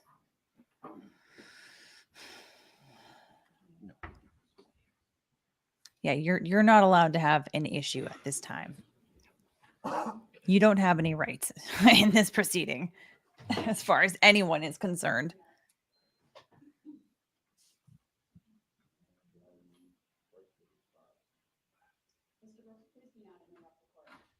Like I said, The the record same speaks person. for itself. All of those issues were previously put on the record. There's no need for you to make any That is him commentary though, about right? it. You did work with his father though, right? Mr. Brooks, stop. worked You with his interrupt me again, father? you're gonna risk going into the That other has courtroom. nothing I'm to not do gonna with have anything you gonna here. hold me in Degrade contempt? the integrity of these proceedings. I'm not and the attempting to solemnity of cause a what's going on controversy. I right just now wanted to note by that once again trying to derail what's happening and and take you the always focus talk off of. about somebody trying to derail something as if that was the plan, like somebody coming Mr. here Brooks, to I'm derail advising something. you to be quiet or I will clear this courtroom, and under Illinois versus Allen, you will lose your right to be present while Yep. the remainder of these Yep. individuals give their statements. Okay, well, come on with it. Oh, Jesus Christ. You've got to Once be they start, I fucking expect kidding you me. to Come quiet. on with it, because that's what you've been waiting to do the whole time. Piece of shit. Listen up and listen what she has to say. All right. God damn. Sir, you're going to have to be removed. I'm sorry. I can't tolerate that from anyone. Mr. Brooks, my admonishment to you is the next person's going to get up and they're going to start their statement. And if Okay, you yeah, but you interrupt- made it seem like I'm trying to purposely interrupt that, Mr. Brooks, and I don't think I'm that's turning fair to to do them. that. Please be quiet. Okay, yeah, I still have the First Amendment right to be heard and to speak. I still have that right. Mr. Brooks, this is a sentencing hearing. I don't The care trial what it is. You're not All going right. to continue. He is arguing You're with not- me. He is now You're forfeited not his going to right to be continue. present. You're Everyone not is to going to clear the courtroom continue. while he's moved to the next courtroom, and I'll make the appropriate findings when I'm able to do that. So without can I get a interruption. finding of fact? Can I get a I'm legal stepping finding off of the fact? Because I Finding don't of agree fact. to a as well. stopper. Oh, Christ. So it sounds like his issue that he had is that he seems to think that the father of the last speaker used to work with Judge Doro, as if that has anything to do with literally anything here, because it doesn't matter. It doesn't matter. This is someone who is in that position because of circumstance, because he happened to run over his sister. So like trying to point that, like, as if there's some kind of bias here. It's just it's absolutely insane. It's so frustrating. And it seemed like we were actually going to be able to get through this process without him getting kicked out. Like he as annoying as his glances have been, as his rolling his eyes and looking very indignant throughout this whole process has been fantastically irritating and degrading in all kinds of ways to in terms of the seriousness of these proceedings, and just downright disrespectful to these victims that have come forward to give their impact statements. At least he wasn't being disruptive to the proceedings, because he was being silent in his absolutely horrific behavior throughout this entire process. But the court, Judge Doro, yeah, immediately saying, you will be out of here. You will absolutely be out of here. It seemed like we were maybe going to get through this day without him getting kicked out. But she made the right call, getting him out quickly because like I said before, I think that the reason why she allowed him so much space to sort of run all over the place before was because she had to balance his rights with the need to control the courtroom. Now he has no rights. He has no rights here because the verdict has already been rendered. So he doesn't there's no due process issues here in this proceeding as to him. So he's still going to be present through being in the other room and being, having a video feed. His mic can be turned off. Good riddance. And so, good. It's unfortunate that other gentleman had to be kicked out of the courtroom as well. I don't know if you guys missed that or not, but there was someone who reacted very emotionally to Darrell Brooks disrupting the proceeding and basically saying, like, yelling at him, saying, you need to listen to the judge. And so it's unfortunate. Judge Doro had to kick that other individual out. I don't know if that's someone who was intending to give a victim statement, victim impact statement, and if they've just relinquished their opportunity to do so. That is incredibly unfortunate. But I will say the judge is right on that call too, because she has to maintain order from everyone in the courtroom. So including these other individuals that are coming in to give their victim impact statements. So I don't know, again, if that individual had already given it, or maybe that was one of the two more emotional people that we heard from before the last statement. Could be because, as I said, they talked about the way that they were doing this whole process before was that they were bringing in 10 or 12 people into the courtroom to give their impact statements, and then once they were all done, they would take them out and then they'd take in the next group. So it could be one of the guys that had already spoken that decided to speak out. I hope it was, because I hope that no one gave up their opportunity to make their statement for themselves. But proper decorum, having a rule and enforcing it across the board is important. So as unfortunate as it is, Judge Doro made the right call, in my opinion. BB Malone, thanks so much for your super chat. Very generous of you. Thank you. And that last speaker really got to him. I guess so. Either that or I don't. Yeah, I got that's really the only way that you can really explain it, right? Because he's been sitting there through all of the other victim impact statements. For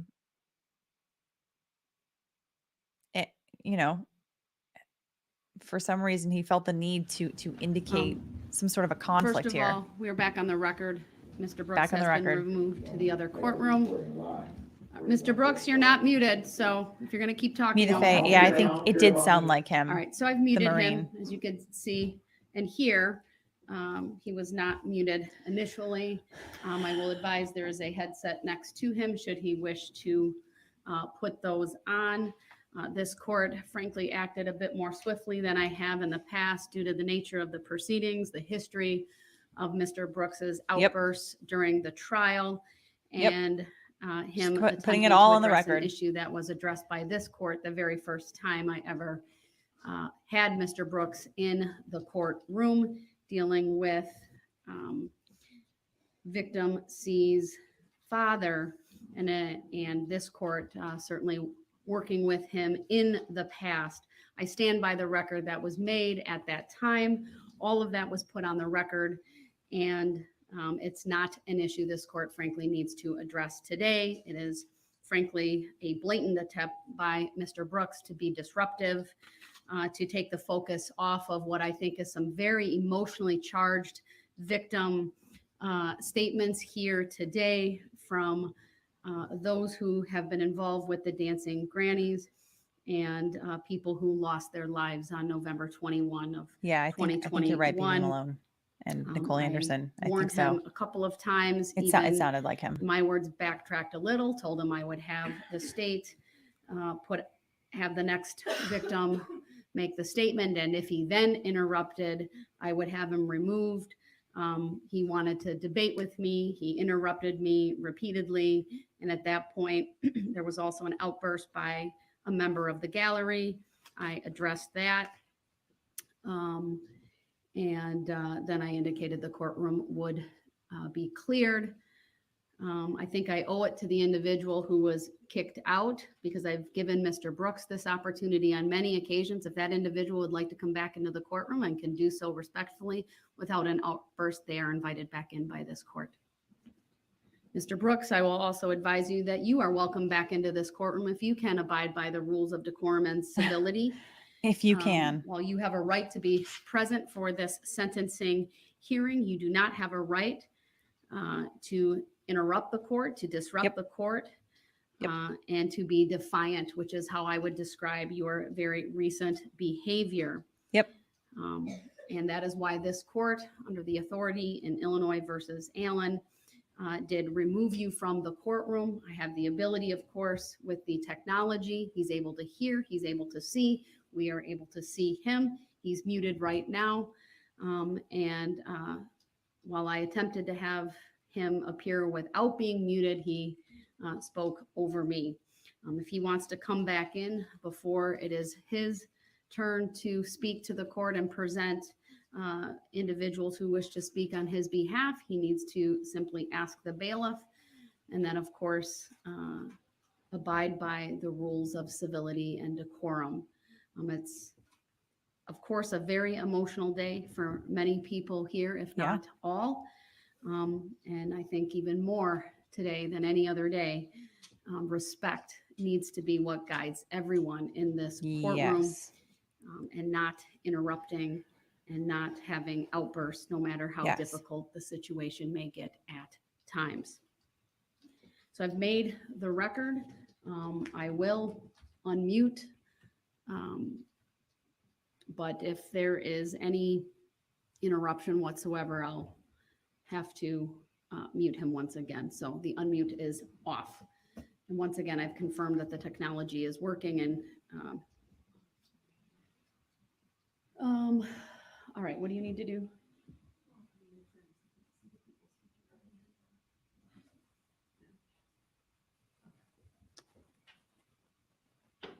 I mean, we can move one of the cameras, but he will be able to hear. He may not be able to see the individuals speaking. I would note the podium is behind him in any event, and I don't believe he's turned back at all during this hearing. And it's standard, really, protocol for an inmate to remain looking forward. So I don't see any issue with that. He will be able to hear. With that, we will need to screen share for the next speakers, Your Honor. There's some photos that we'd like to display, just to give you a heads up on that. I believe Madam Clerk will be able to do that for us.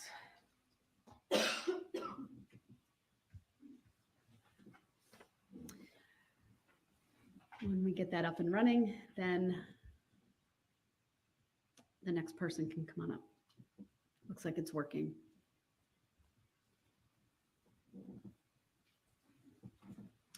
All right, thank you, sir. As a reminder, if you would at least let me know your name if you want to, or son of victim so-and-so, that would be very helpful, as I am trying to take notes of everyone who is making a statement. No, you are not muted. I expect you to be quiet as the proceedings continue. I was unmuted. I didn't know. You just said I was muted. Oh, Jesus Christ. I'm sorry for the interruption, sir. Please continue, or please start. My name is Marshall Sorensen, and I am son to a murdered mother, Virginia Sorensen. On a day that I was planning to put up a Christmas tree with my family, I received a call from my dad that would turn my whole family's world upside down. When I answered the phone, my dad told me something happened to your mother during the parade and she didn't make it. I said, "What do you mean she didn't make it?" My dad proceeded to tell me that she was killed. Of course, I didn't believe him at first, but when I hung up the phone, reality set in. As I wiped the tears from my eyes, I thought to myself how I was going to tell my two little girls, as they wait in the other room to put up the Christmas tree, that they will never see their grandma again. As a parent, one of the hardest things to endure is to see your family in pain. Witnessing my daughter's hearts get shattered into a million pieces in an instant that night, trying to understand what happened to their Grammy, is something I wish to this day I could make go away. I love my mom unconditionally, and so did my family. My mom would jump at the opportunities to spend time with my daughters. I was blessed with having that opportunity with my mom, but my girls were cheated out of that because of the acts of one evil person. Mr. Brooks, you had mentioned that you will never be able to get the chance to hold your grandchild. To that, I say good. Maybe then, while you're locked behind bars, you will experience a little bit of the pain that you inflicted on 6 families when you killed their loved ones during a Christmas parade. My family will never get the chance to hug my mom one last time and say goodbye because of your actions. You will never understand what you took from my family, and by your actions in court, you don't seem to care either. You murdered my mom, and for that reason, I'm asking the judge to sentence you to life in prison without parole. I continue to have a hard time understanding why such a loving person like my mom had her life ended in a tragic way. But I do have some peace knowing that she left this earth doing something she loved. I encourage people now, after a year, that if someone asks you how my mom died, Virginia Sorensen, that you respond with, "Let me tell you how she lived," because that is what made her so special to so many people.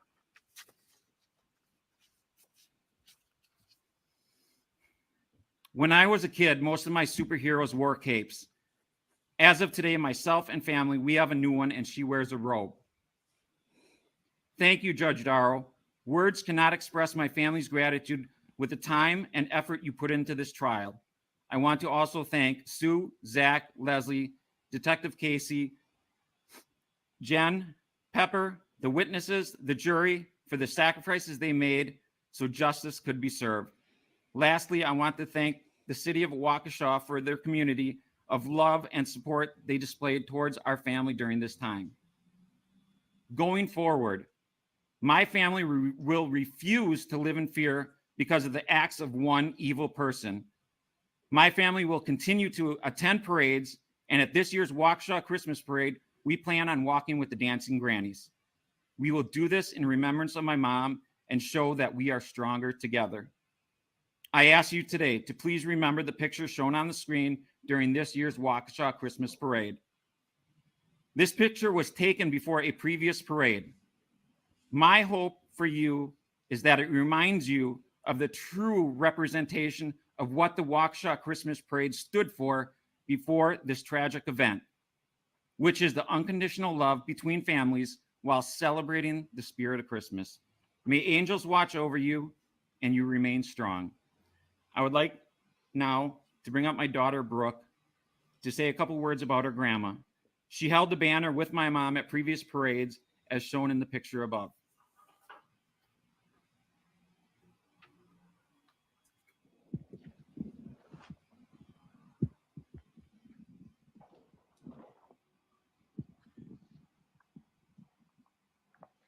Thank you for being here, young lady. What would you like to tell me? Hello, my name is Brooke Sorensen. I'm Virginia Sorensen's granddaughter. The things I miss about my grandma are me and my sister Mackenzie doing foot races around the driveway, and my grandma would do commentary and time us. She always cheered us on at all of our activities. I would DJ at dancing granny parties and carry the banner at parades with my grandpa while Grammy danced. When we would get on the school bus, she would say, "Reading is the key to learning to be nice, kind, brave, and angels watch over you." After school, we would talk on the porch. Other times when we came over to our house, we would play games together, go to the playground, have drawing contests, dance parties, and work on granny routines. She would give us snacks when we watched some of our favorite movies like Polar Express and Coco. When we first found out that she was gone, I started to cry, and I would cry every night. I missed her so much, and still do today. Darrell Brooks, you took her from me, my sister, and my family. The things we will miss the most are not seeing her again, her smile, her laugh, being able to talk to her, and doing fun things with her. My sister and I pray every night for our Grammy and our family. Grammy, I'll see you in my dreams. Oh, God, so well spoken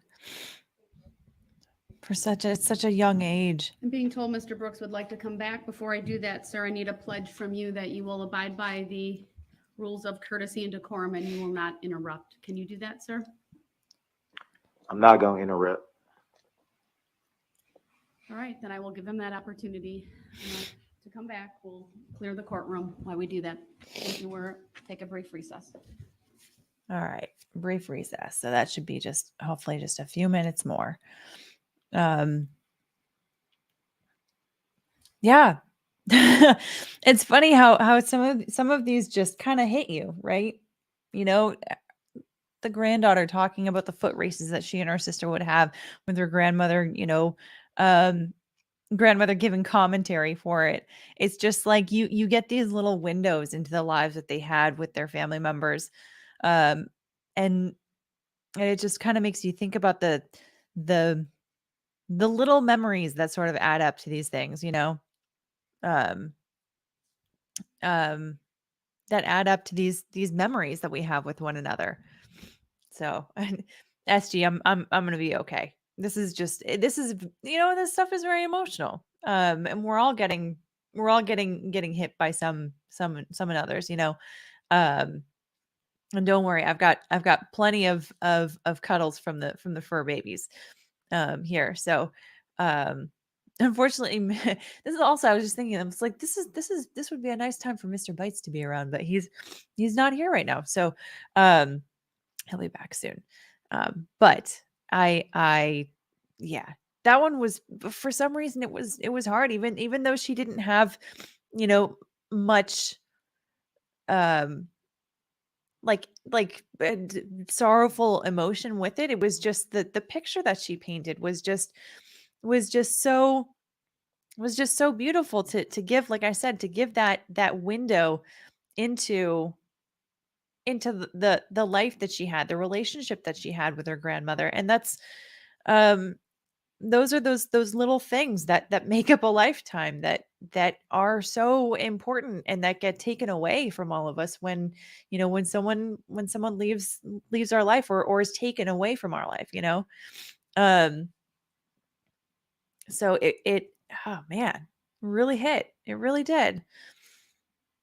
So yeah, I think it was the innocence of it that got to me. Yeah, the innocence and just the beauty of the simplicity of it, right? So yeah. Marcus Blundell, I'm not crying, you're crying. I know, that's kind of how I feel. Like at least like when the proceedings are continuing to go on, like I'm in this like tiny little block in the screen, so like maybe you can't really see it as well. But then when they pause like that, then I'm like, oh no. So it's yeah, these can be tough. These can be tough. My idea is, seriously, do judges have a special class or training or something that allows them to sit through this kind of thing without breaking down?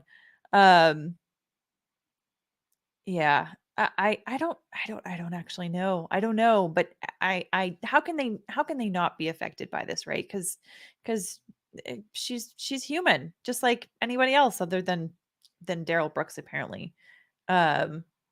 So, yeah, yeah. It's tough. It's tough for sure. But they've got the courtroom staff and their clerks and all those people that are working with them that also are in the room and going through this experience with them as well.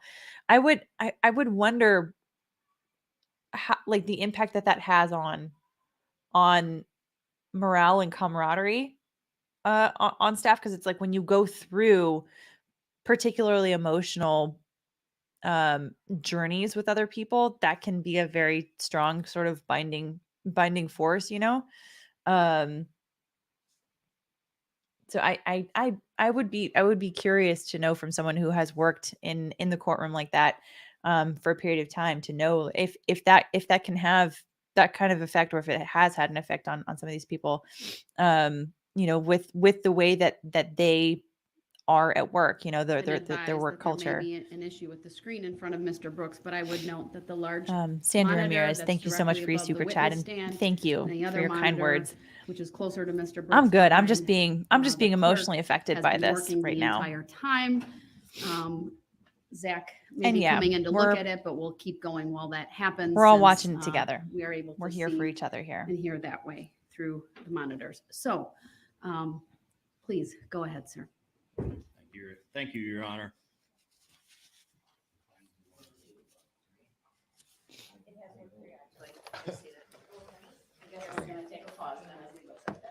I didn't know it caused that disruption. Hi, Holmesy. Hi, kitty. Holmesy, come here. Come here, kitty. Can the state put something up and I'll. Come here, kitty, kitty. Oh, yeah. Hi, kitty. That was like way earlier. It's working. Okay, great. It's working. All right, my apologies, sir, for that. Yeah, they interruption. probably have some kind of services to be able to cope with these Well, there's things. nothing on- I would imagine. There's nothing on it at the moment. Okay, yeah, as long as you got that issue. Court, really quick. No, we're gonna keep going, sir. I just wanted to. Yeah, Holmes apologize came to say for hi. Albert. That's all. It wasn't to All right, I address appreciate that, anything. sir. Thank you. Thank you. All right, now, I really now, do. now zip it. All right, go ahead, sir. My name is Sean Sorensen, Virginia Sorensen's oldest son. Without warning, on a joy-filled Sunday in November, our family and others were devastated by an unfathomable act of evil. My mother, Virginia Sorensen, Jenny, a loving and devoted grandmother to 6, mother to 3, sister to 3, and wife of 56 years to my father and friend to countless others, was taken from us for no comprehensible reason. My mom didn't let her age of 79 slow her down, be it the dancing grannies, her horses, dogs, cats, chickens, travel, working as a medical records nurse, holiday get-togethers, the occasional brandy old-fashioned, and having sleepovers and movie parties with her grandchildren. She enjoyed the company of others and was always up for an adventure. She never tired of listening to her grandchildren's dreams and inspiring them to shoot for the stars. She was so proud of all 6 of them in this photo: Carter, Claire, Gabrielle, Savannah, Brooke, and Mackenzie.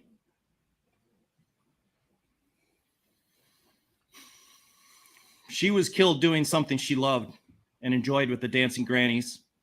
And although we were denied the chance to be with her when she passed, we know she was surrounded by friends and the caring strangers who sought to save her life. So we find comfort that she did not die alone. She was a compassionate person. She was always telling us, "God bless you," or "Angels watch over you." She will be missed with an aching emptiness in all our hearts. Judge Darrell, thank you for overseeing this trial. You define excellence in your profession, and we are so grateful you were assigned to this case. Thank you to the 12 jurors of this strong community who carefully and unbiasedly listened to the evidence and brought back 76 guilty verdicts. Thank you, Sue Opper. Leslie Basie, Zach Witshaw, and the entire Waukesha District Attorney's team for ensuring Mr. Brooks would not escape the consequences of his despicable actions. Thank you, Detective Tom Casey, and the many law enforcement officers of Waukesha and other jurisdictions who investigated, collected evidence, and testified to ensure Darrell Brooks will never be a free man. Detective Casey came to my dad's house in the early morning hours of November 22nd to deliver the heart-wrenching confirmation that my mother had passed, and he has greeted us every day in court since then. I want to thank the Victim Witness Program, Jen Dunn, her staff, and their best comfort dog, Pepper, for their kindness and constant comfort to all the families affected this past year. She and her office have been a rock for us to cling to when events have threatened to emotionally overwhelm us. I want to thank the Waukesha Women's Center for supporting Corey Runkle and Erica Patterson in their testimony against Mr. Brooks and his abuse, and the good that the center does for other abused women. I want to thank the first responders and medical personnel at the parade who rendered aid to the injured and attempted to save my mother's life that night. And a nurse that we met at the memorial one night by chance, Sarah, who held my mother's hand that night. But she was already dead. A severed spine, multiple skull fractures, pelvic fractures, and her Christmas hat wedged under the windshield wipers of the Ford SUV. There was no ambulance ride or hospital stay. She was gone in a split seconds after Mr. Brooks smashed into her, but she will live on forever in our hearts. Finally, I would like to thank the Waukesha community and thousands of others for their outpouring of love and prayers to the families and victims of this unspeakable tragedy. I have few words for Mr. Brooks. Just saying that name brings anger and hatred into my heart. And I want to move forward after this sentencing with the happy memories I hold of my mother. I sat silently almost every day in this courtroom, bit my tongue, restrained myself from jumping over this divide to administer my thoughts of justice. As Mr. Brooks droned on about where the plaintiff was in this case, who the plaintiff was in this case. You've already heard, there are many plaintiffs here. I'm here right now. I've been here all along. And now he gets to hear from me and will from many other plaintiffs before this day is over. He is simply a repulsive man who has shown zero remorse for his actions and depraved indifference to life.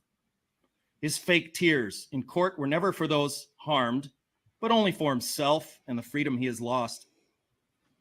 His narcissistic behavior, disgusting trial antics, and defiance to accept any accountability displays how truly unworthy he is of anyone's forgiveness.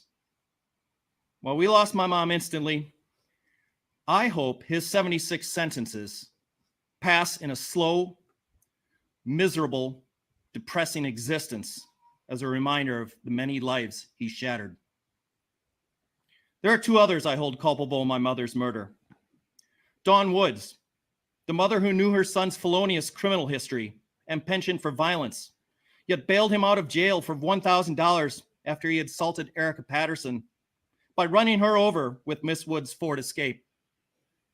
She continued to allow him to drive it and enabled his violence and murders that Sunday afternoon. The other is John Chisholm, the Milwaukee County District Attorney, whose misguided and ill-conceived bail reform policies led a violent, multi-convicted felon back into our community and onto our streets while already out on bail from a previous violent felony. Mr. Chisholm disregarded his duty to keep the people of this community and state safe from repeat criminal offenders and allowed a career criminal to snuff out 6 innocent lives. He is a coward who hides from the accountability for his office's negligence. If he had a tiny, single sliver of integrity, he would resign. Not once has Mr. Chisholm said 3 simple words to these victims and families. Ooh. I am sorry. Ooh. At least Miss Woods in her many media interviews has the humanity and understanding to say those words to the families affected. 6 families have been bound together forever in grief. 6 families have lost loved ones who are cherished and can never be replaced, but forever remembered with love. 6 names I will now never forget. Jane, Jackson, Bill, Tammy, Lee, and Ginny. As my mom was fond of saying, angels watch over us. And I know now there are 6 more watching over us. Judge Darrell, my request is simple. Maximum terms of imprisonment, every single charge, life without parole for all 6 counts of intentional homicide. Thank you and all who played a role in bringing justice to the families in this community.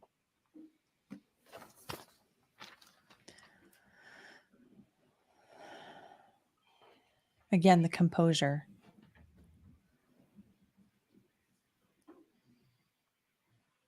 The composure is just remarkable.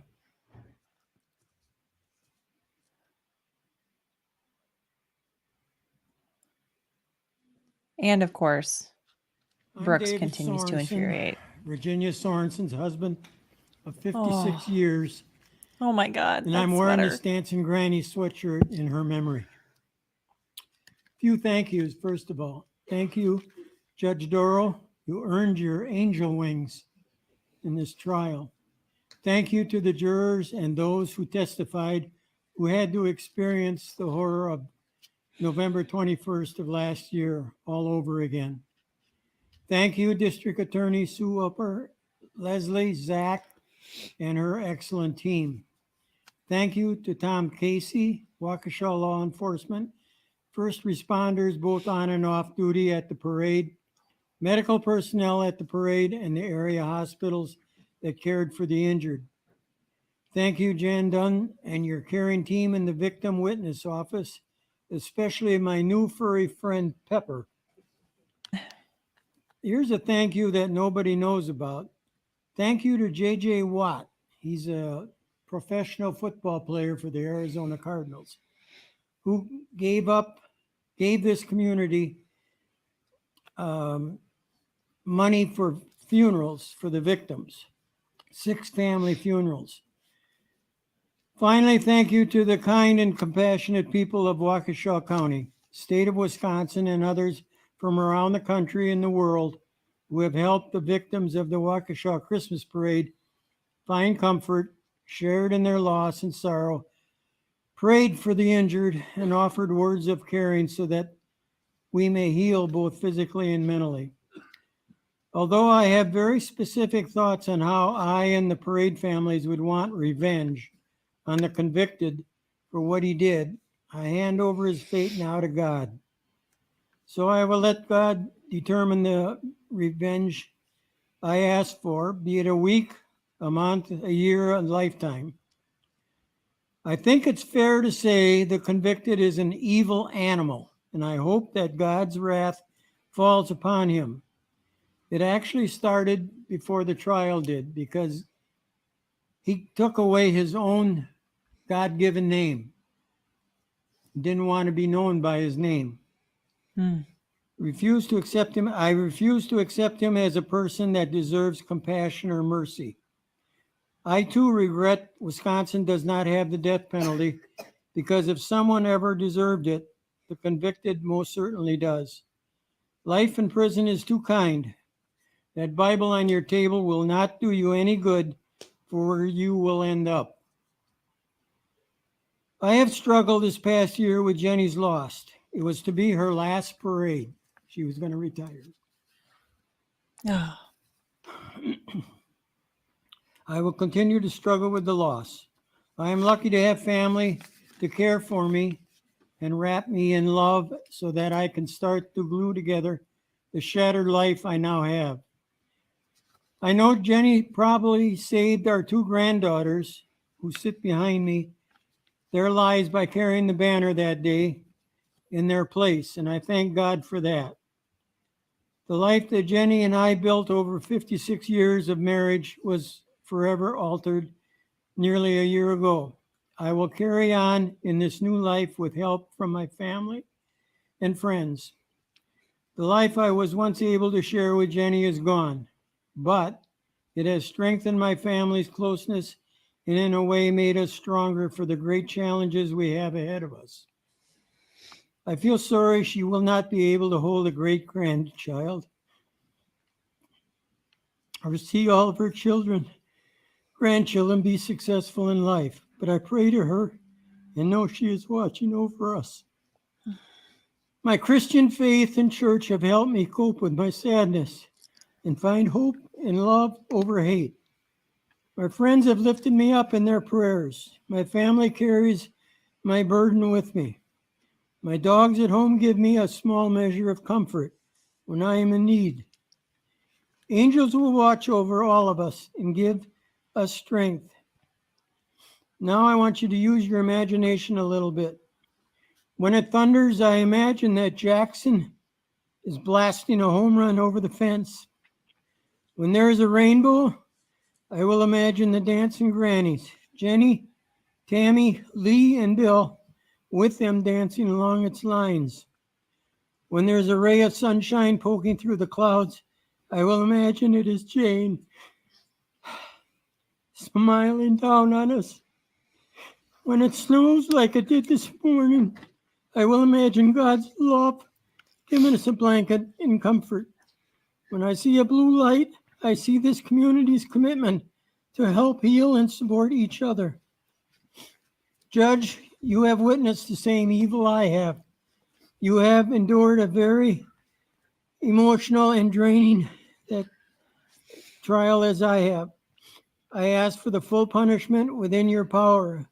I ask you to send this evil animal to life in prison with no chance for parole for the callous murder of my wife and 5 others and injuring 61 others.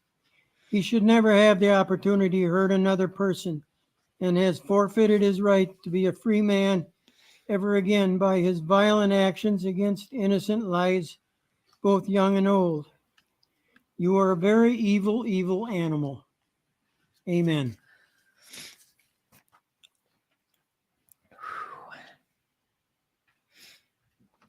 Thank you. The fact that he wore her sweater was just so touching. And I feel like it's a one very window brief into their statement relationship. from a young woman who was marching with the grannies. And then we have, I believe, 3 statements from one more family before the next group will have to be brought in. This is a statement from a young woman who was holding the banner with the grannies. And she marked down that the crime made her feel sad, mad, scared, and then also wrote in valuable. Asked if you were the judge, what would you do to the offender? She checked, send them to prison, and then her own idea of make the offender go through the physical and emotional pain I went through.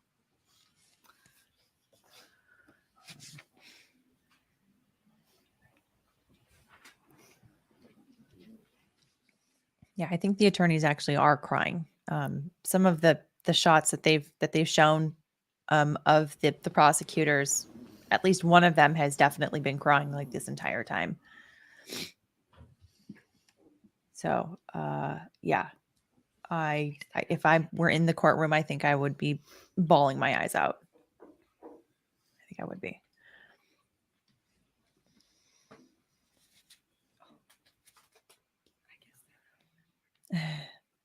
Stephen Yarger, thanks so much for the super chat. At break time, everyone go call your mom. Yeah, I agree. Your mom, your dad, one of them, someone, right? If you can, or if they're not around, call another family member, one that you maybe haven't talked to in a bit. Tell them you love them.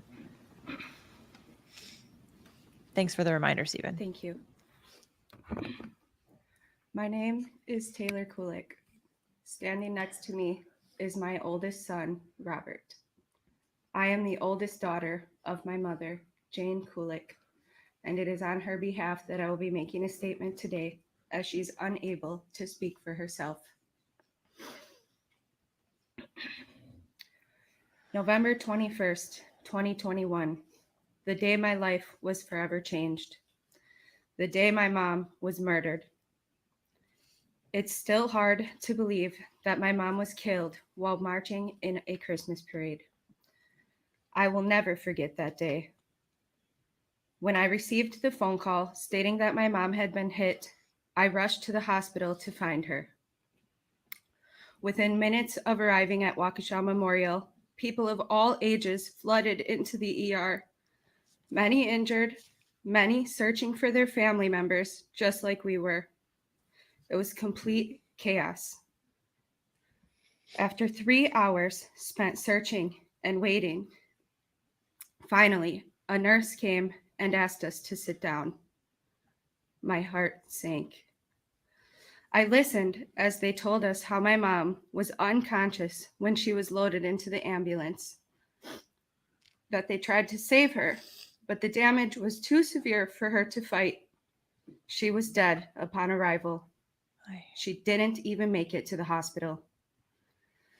It hit me like a ton of bricks. My mom was just murdered. She was dead. I did not sleep at all that night. All I did was cry.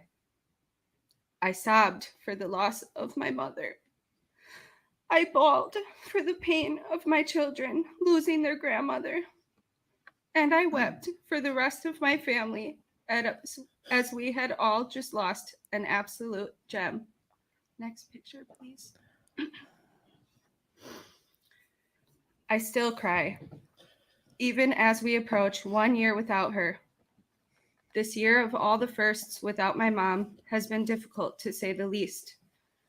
Every holiday, birthday, and monumental life moment, each of those moments another reminder that she's not here. She was known for giving cards on every occasion, and she showed up to everything she was invited to. She was always present because she genuinely cared. You could tell by the way her smile lit up the room or how contagious her laughter was. Her presence alone was just a sense of comfort, a feeling of home. She was supportive, encouraging, and just so laid back that you couldn't help but get along with her. These are just some of the reasons we all love and miss her so much. Next picture, please. Her name was Jane Kulik. Her sister called her Pain, so she was Auntie Pain to my cousins, and known only as Grandma to my kids. But for me, her name was Mom. Mom and I were super tight. I could talk to her about anything in the world. We used to text each other almost every day, talk on the phone almost at least once a week, and go out to lunch, just her and I, every other week. Every day, I'm missing those text messages. I miss hearing her voice on the phone and receiving her adorable voicemails or seeing her face light up when I unexpectedly pop up at the house. To simply say I miss my mom is a dramatic understatement of my true feelings. I'm devastated, a bit lost, and I can't fully describe how it feels other than a piece of me is missing. My smile is not so bright. I don't laugh the same anymore because I'm just not the same. I have never experienced such a painful level of sadness for so many consecutive days. I have never felt this level of heartache for myself or for my kids. Even though we talk about it, I can only imagine how my kids have felt this past year. Not only are they coping with the loss of their own grandmother, but also they've had to watch me, their mom, grieve my mom. My oldest son is dreading his upcoming birthday, just like we all did this year, as it's his first in 15 years without her. My mom always said they had a special bond, and they really did. She had a unique bond with each of her grandkids, as she did with each of us. My other son, Darius, was worried that he would forget his grandma's voice. And my daughter, Kylie, is finally able to talk about her grandma without tearing up. Each of my kids had a super close relationship with their grandma, and they're all missing her deeply. We were all so close, from family game nights, barbecues, Sunday drives, to family vacations and beyond. We really did a lot together. We've tried to continue all these things without her, but they're different now. As the kids say, it's just not right without Grandma. Some things will never be the same without her. Everywhere we go, there seems to be exactly one empty chair that she should be seated in. A perfect amount of empty space in a family photo where she should be standing. Or a little moment of silence where she should be laughing or adding to the conversation. Empty space. That's what it feels like. Empty, broken, shattered. Our family has an empty space where one of our members belong. An irreplaceable person was taken away from us abruptly. A member of our family unexpectedly gone. The rest of us left with a broken heart, shattered by the murder of an incredible person, left with an empty space that only she could fill. You can go to the next one, please. At this time, I would like to address my mother's murderer. Whatever your name is, I don't care. You ran over my mom like she was mere roadkill. The only reason you hit the brakes that day was to get her off the hood of your car. You targeted her with your vehicle, and you hit her on purpose. You don't deserve to be here. You do not deserve forgiveness. You somehow still get to talk to your mom, but mine is gone forever because you killed her. It's astonishing to me that any person could have absolutely zero regard for their fellow human being.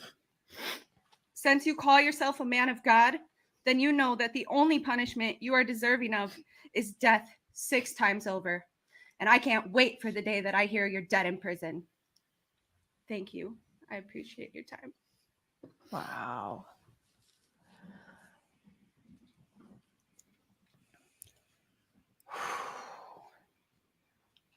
That one was hard. That was a really hard one. My name is Alicia Kulik, and I am the youngest daughter of Jane Kulik. I've tried to figure out where to start, and there really isn't anywhere specific to start off with.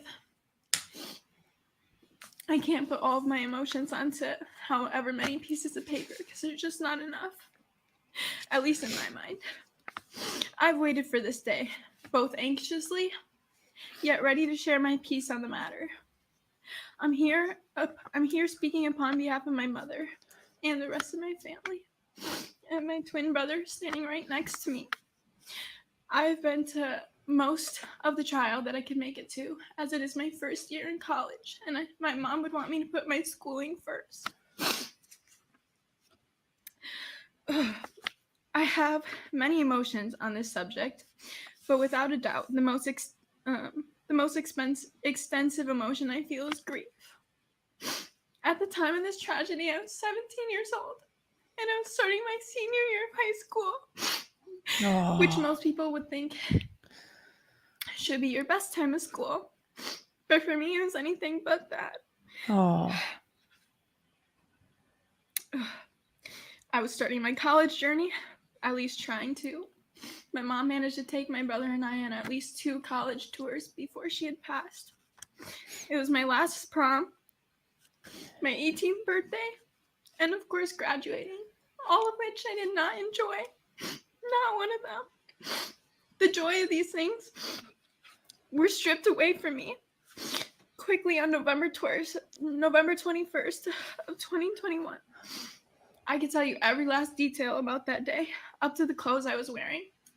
I can tell you what show I was watching, as I am thankful that I was sick that day and couldn't be at the parade to see what many got to see, unfortunately. I was bummed at first because I was sick that day and I couldn't see my mom march in her first ever parade. She was really excited. Oh. Granted, she's marched in parades before alongside my brother and I through WPRF, but this time the light was supposed to shine on just her. I don't think that it had been 2 hours since she left that my dad got a phone call from someone my mom had been marching with, stating that she had been hit by a car. At first, I thought my dad was just upset about something over work, because that's kind of common. Or what my mind went to was that maybe the after parade traffic was pretty bad and she collided with another car, not a car to person. I remember the first thing I did is my dad told us all to run and get our shoes. And before anybody got into the car, I called my best friend. And I told her that my mom had been hit and I didn't know the extent to which how bad the situation was. And I would fill her in whenever I could. On the way to the hospital was when reality quickly set in. And oh, how I wish I was right. I wish that it was just this. I just wish that it was a car-on-car crash, not an SUV to person. As we got closer to the hospital, the drasticity of this incident was quickly revealed. Ambulances were surrounding the hospital, and the waiting room was a triage. I will never forget the things I saw that day. I will never forget the chaos of parents searching for their children, demanding answers as we were for my mom. My dad rushed into the back. He had this sweatshirt on that had an ambulance symbol on it that he just thrifted and used it to his advantage. I specifically remember seeing the extreme dancers with gashes in their head and cuts all over their body and blood all over their clothes. In one direction, I saw one girl, probably no older than 10, seizing in her wheelchair, and the mother just screaming, not knowing what to do for her precious child. In the other end, I saw a girl that was on a blanket on the floor. She was screaming every time she was touched. And when we couldn't find out any information about where my mom was, I quickly knew. Quickly my brain knew before my heart did the outcome. I'd never thanked my dad for this, but I appreciated the optimism and the composure he kept during the longest waiting period of my life. He was optimistic, saying that God would make everything okay. And we'd even joke around a little bit about my mom while she was dead. When a doctor finally approached us, I was in the bathroom. I had to take some time away from my family as I didn't want them to see I was upset. My older sister, she pulled me out and she told me that they finally had some information. And when they brought us back to the room and told us to sit down, you just know. I had to prepare myself for what I was about to hear. Hearing that my mom had deathly injuries in her head and her lungs and all the rest of her organs, and she was deceased. That is the words that he used. She was deceased. That is something that I will never be able to unhear, along with what I saw in the triage of that hospital waiting room that day. Oftentimes when I hear sirens, I'm scared. I'm scared that another family has to go through what I went through, what my family went through. And it's terrifying that in the world we live in, something like that can happen in the blink of an eye. We were driven home by a squad car that day, considering none of us were in good condition to drive. And I'll never forget all the phone calls I had to make to tell our loved ones that my mom was dead, that she didn't get the chance. She did not get a say in the matter. I remember calling my best friend, all of my best friends, and they stayed with me till 3 in the morning, and my boyfriend, they all did. And the next day I didn't even want to get out of bed. I couldn't. I still spend every day just waiting for this nightmare to end. As I think that second day, it still hasn't fully processed yet that my mom was no longer with us. I never would wish on my worst enemy to have the burden to share such horrible news that nobody ever prepares you for. After all is said and done, I couldn't get out of bed for a few days, nor did I have much of an appetite. The next few days consist of me trying to put together this new life, all of which still doesn't sink in sometimes. But other days, believe me, it does.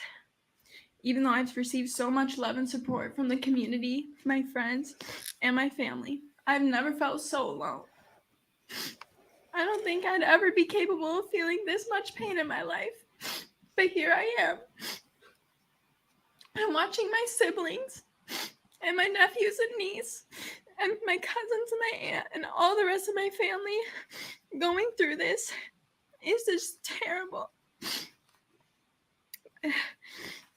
Up to today, I've experienced every holiday officially, besides my oldest nephew's birthday, without my mom, and they've all sucked. Every last one of them. I slept through most of Thanksgiving. Christmas was probably the most depressing of all.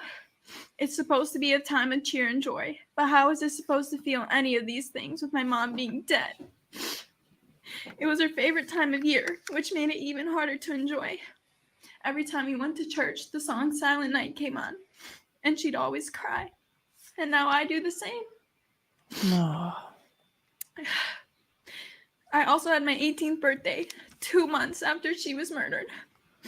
If it wasn't for my sister planning an amazing party for both my brother and I don't think I would have gotten out of bed that day. She was the woman that brought me into this world, and it didn't feel right celebrating without her.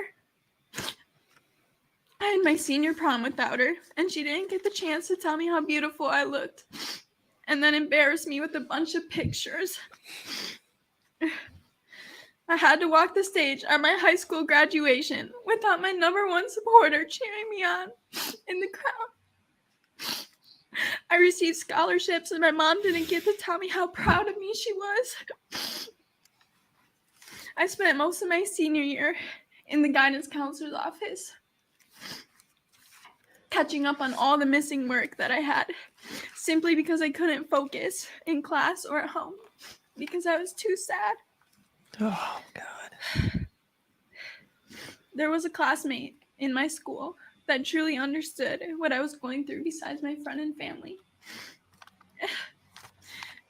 The day after the parade incident happened, she called me and she asked if I was okay because her family had experienced what I had.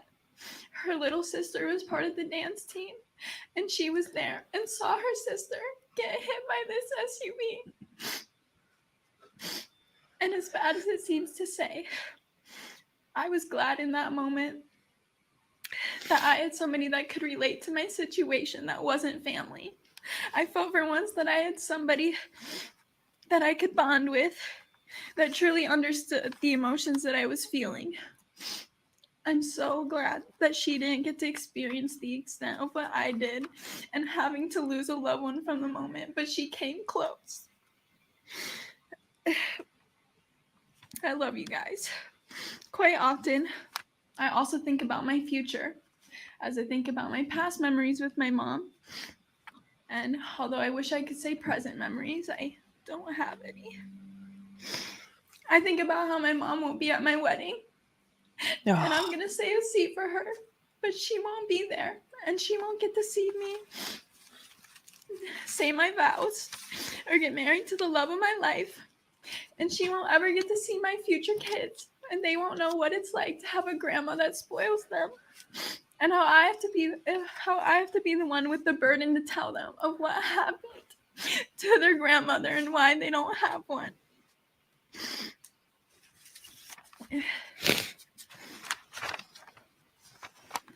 I won't ever get to ask my mom for parenting advice as a first-time mom. You, Darrell Brooks, took these experiences away from both me and my brother, as he will be in the same position as I am. And I wish I could say that I don't carry anger in my heart, but that's just simply not true. I'm angry that all this could have been prevented if you had just stopped. I think about how my mom saw what was coming, and she knew that there was absolutely nothing she could have done about it.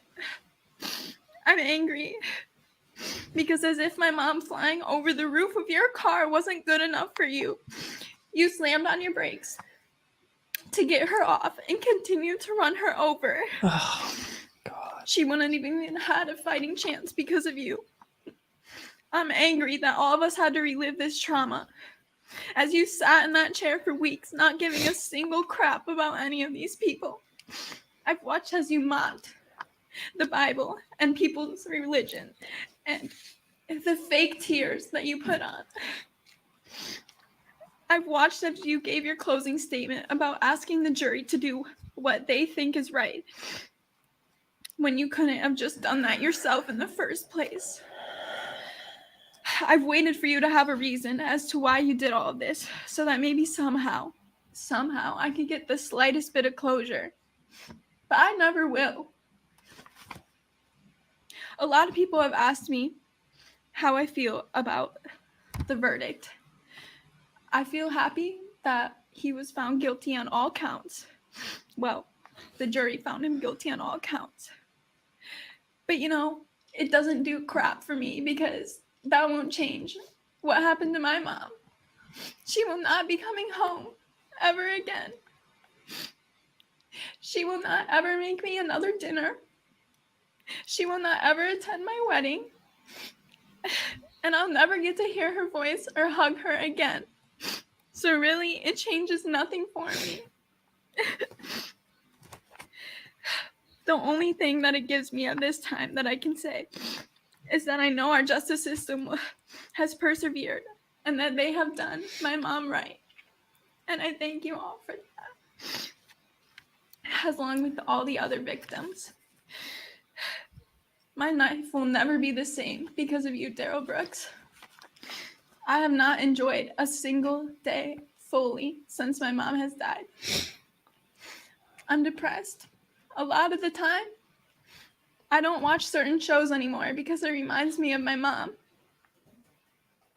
I don't do certain things because it just hurts too much.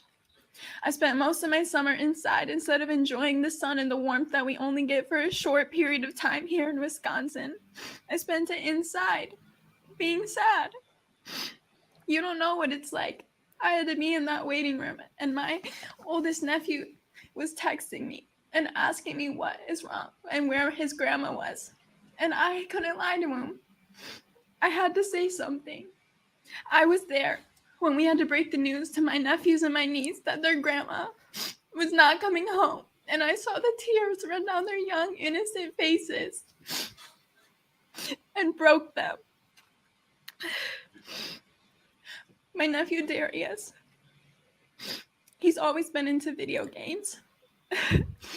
But recently, all he does is stay in his room on the video games. And he doesn't really come out much anymore. And I can't help but think that's because of this incident. That he can't see my mom smile. That she was taken from all of us way too young. My mom was the glue that kept this family together. And without her, we've been falling apart. We've been struggling to stick together. Because nothing's the same. And I blame you for that. Every piece of it. Thank you. Oh. Thank you. Hearing her talk about the graduation, her prom, The fact that she can't have her mom help her with her wedding. She can't turn to her for parenting advice later on. Like having just planned a wedding with my mom this last summer. That one hit. That one was a hit.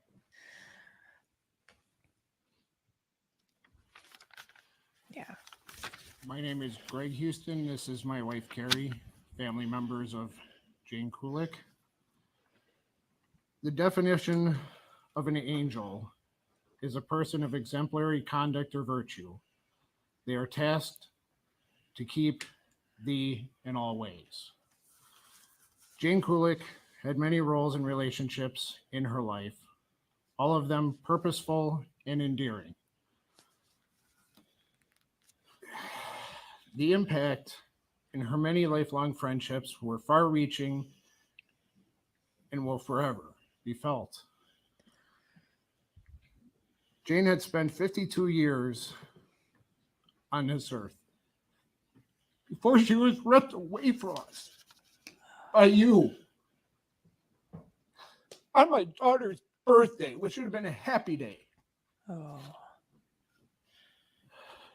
She was simply enjoying and celebrating the start of the season she loved best by handing out candy with her coworkers during the Christmas parade. That morning she went to church. She called her niece to wish her a happy birthday, planning to call her later in the day and spend time talking and relaxing with her family before getting ready to go for a pre-parade lunch and Packer game with the last people who would see her alive. Jane considered those close to her as family. She had several families and roles within them. Some of them were daughter, sister, mother, wife, grandmother, aunt, and best friend. If you had gotten to know Jane, you would have known how seriously she took those roles and relationships. Her people were everything, and her biggest blessings and motivators were her children, Taylor, Jacob, and Alicia, husband John, her grandchildren, Robert, Darius, and Kylie. She was happiest when surrounded by all of them, planning trips, hearing about daily growing glows, having game night, and even just falling asleep while enjoying a movie together. The Benz Houston family was honored and blessed to spend 42 of those 52 years with Jane as our family. There are too many memories to list that include her. Memories that were both big and little life events. We would often hear stories of how her and her coworkers joked about her clumsiness, would be dressing up for the holidays, looked forward to and celebrate each other's milestones, or just plan to hang out. She was there for everything and for everyone. If she could not be there in person, she made up for it through weekly phone calls that would have you laughing yourself silly and creating a plan much like the one we had made the night before to go shopping, make cookies, just a fun holiday celebration. She was always willing and happy to help out, positive, never judgmental, spreading grace and patience to all she encountered. She loved, honored, and held dear her people and their places in her life. Our places in her life were forced to change instantly on November 21st, 2021. Our places in her life became now the people that were responsible for helping to keep her family together and keep them strong, help her children and her grandchildren make it through everything. You changed our place in her life. You made it forefront and you made us helpless because we don't feel that we could do those things the way she could have. We feel inadequate and broken because of you. The evening of November 21st, 2021, everything changed. That evening, Alicia sent me a message saying, Auntie, Mom's been hit and we don't know where she is or where they took her. We immediately drove out there to find her and helped make several phone calls to area hospitals to find her. After several hours of not having any answers, we finally decided to go sit in the lot of Waukesha Memorial, where her children and husband were trying to find out information and were under a lockdown. We couldn't even go hug them. After hours of not receiving confirmation, Taylor finally sent the hardest message I have ever had to read. She's dead. She's dead. My daughter collapsed to the ground, and I turned to my husband and begged and cried for him to bring her back. I wanted her back. To tell you I know how we all moved and survived after that would be a lie. In the hours, days, and now a year following that night, we have all talked in the quiet hours when heartache, loneliness, nightmares, and anger set in about how much we miss her. For validation of our feelings and questioning of those same feelings, things we shouldn't have had to question. The question asked most by us is if Jane would have granted you grace. I know my answer. I know that she was the type of person that would have, never saying anything bad about anyone. But for us, it's just not that simple, sir. This is what we do know, though, as Jane's collective whole. We will and never could ever forget her. We mourn the fact that she missed her twins' senior year in graduation. We mourn the loss of her presence every day, and especially at family functions. We miss the long weekly phone calls on Wednesdays and Fridays, reminiscing about old times, people we miss in just our daily lives. We miss her hugs, the smell of her hair,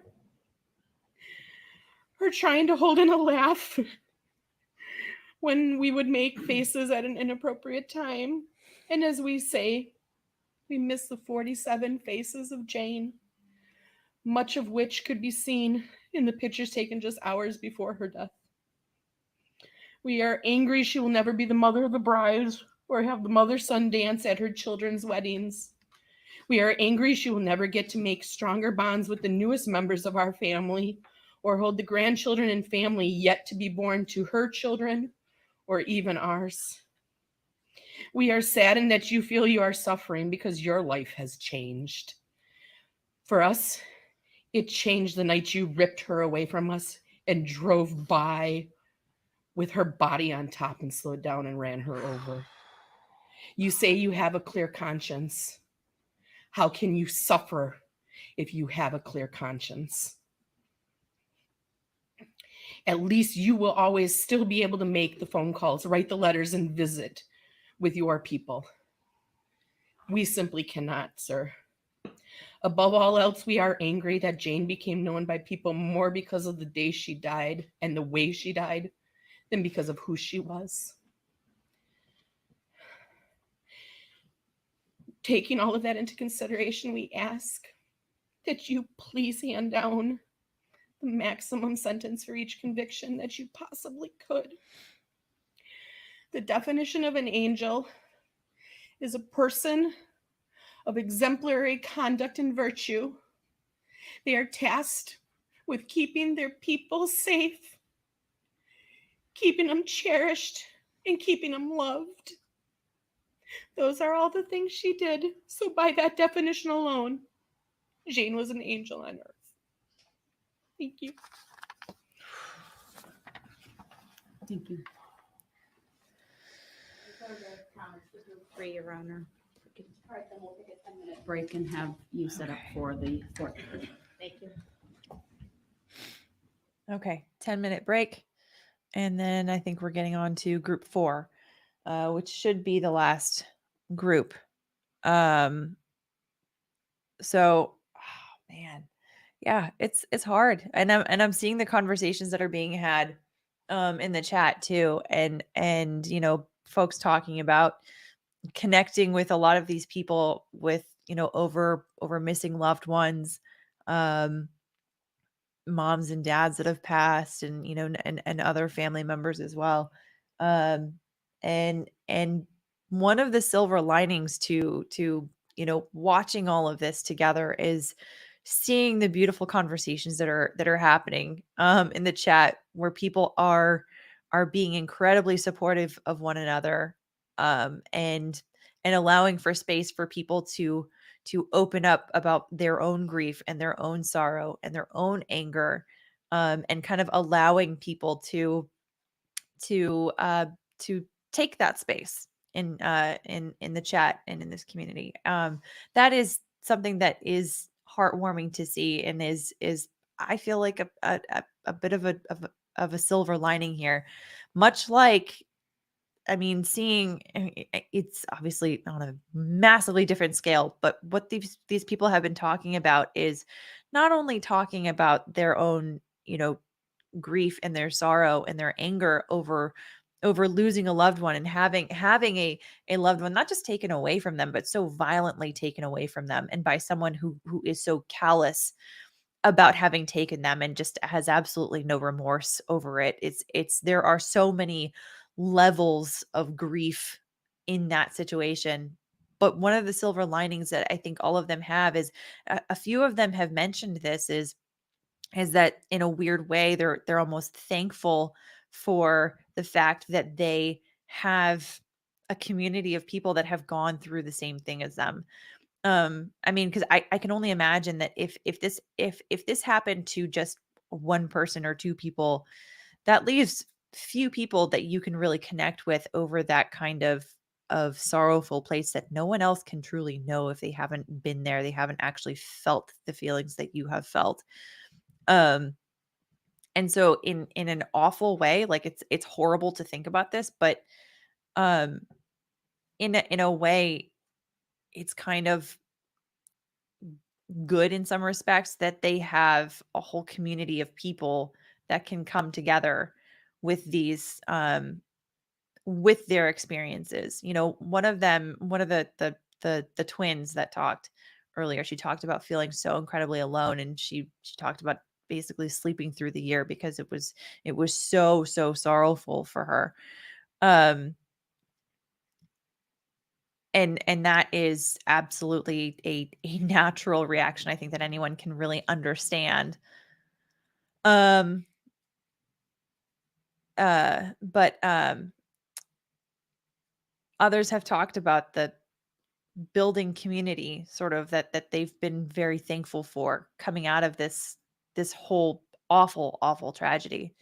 But yeah, I wanted to mention the the beautiful conversations that I see happening in the chat that are very heartwarming.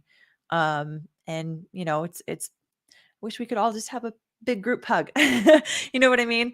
This is a tough hearing to go through, but it feels like, especially after seeing, I admittedly was a little bit late in this trial, but the pure circus that this became, it's important to come back to a hearing like this to remember that it's easy to get caught up in the circus that is created by a certain individual, but there are real people that are involved here, right? That have been really truly harmed by this person, and by his horrible antics. So it's good to come together and remember the actual real life impact that this has actually had on these people. um so yeah, that's all I had to say about that. Let me get I saved some chats here. Kate Eliza, thanks so much for your generous super chat. Says, thank you, Alita, and everyone for being here and providing a safe space to watch this. I'm not sure I'd be able to handle this without this community. Lots of love to each and every one of you. Thank you so much. And likewise, lots of love to you and lots of love to everybody else that's watching with us, whether you are in the chat or whether you are watching, on your own without engaging in the chat. This is a tough stream. This is a tough hearing to sit through. But this is a shared experience that we're having, and I'm very, very grateful to everyone that is participating, that is contributing to this space, that we can all share this kind of an experience in this kind of way. Lucky, thank you so much for your very generous super chat. Says, this is brutal, stay strong and positive. Yes. And this is, I will reiterate this again later as well. And I don't know why this is okay. Well, hopefully it'll be okay. I wanted to reiterate this later on, but I might as well say it now as well. This is a tough hearing to go through and to sit through and to go through all of these emotions. We've had, there's rage in the chat, there's anger in the chat, there is grief, there is sadness, there are all kinds of emotions, there are all kinds of ways that people deal with encountering this kind of a situation, and all of those are appropriate in that they are what people sort of need to go through in order to go through this kind of an experience. So again, I appreciate that everyone is so kind and caring to one another in experiencing it in the ways that they feel like they need to. And I want to say that, when we do walk out of this hearing, eventually out of this live stream, remember to bring a little bit of light to combat the darkness, right? Because there's a lot of darkness in this subject here. There's a lot of sadness. There's a lot of, this is like eulogy after eulogy here, right? And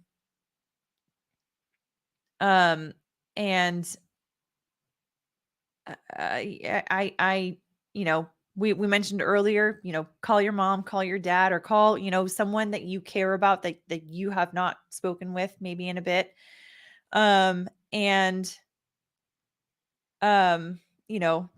That's one good thing to do. If you would like to, I'm reminding everybody that in the live chat, pinned in a comment at the top of the live chat, there is a link to the GoFundMe for the families. I'm sure that many of them probably still have medical expenses related to what happened, to this awful, vicious attack.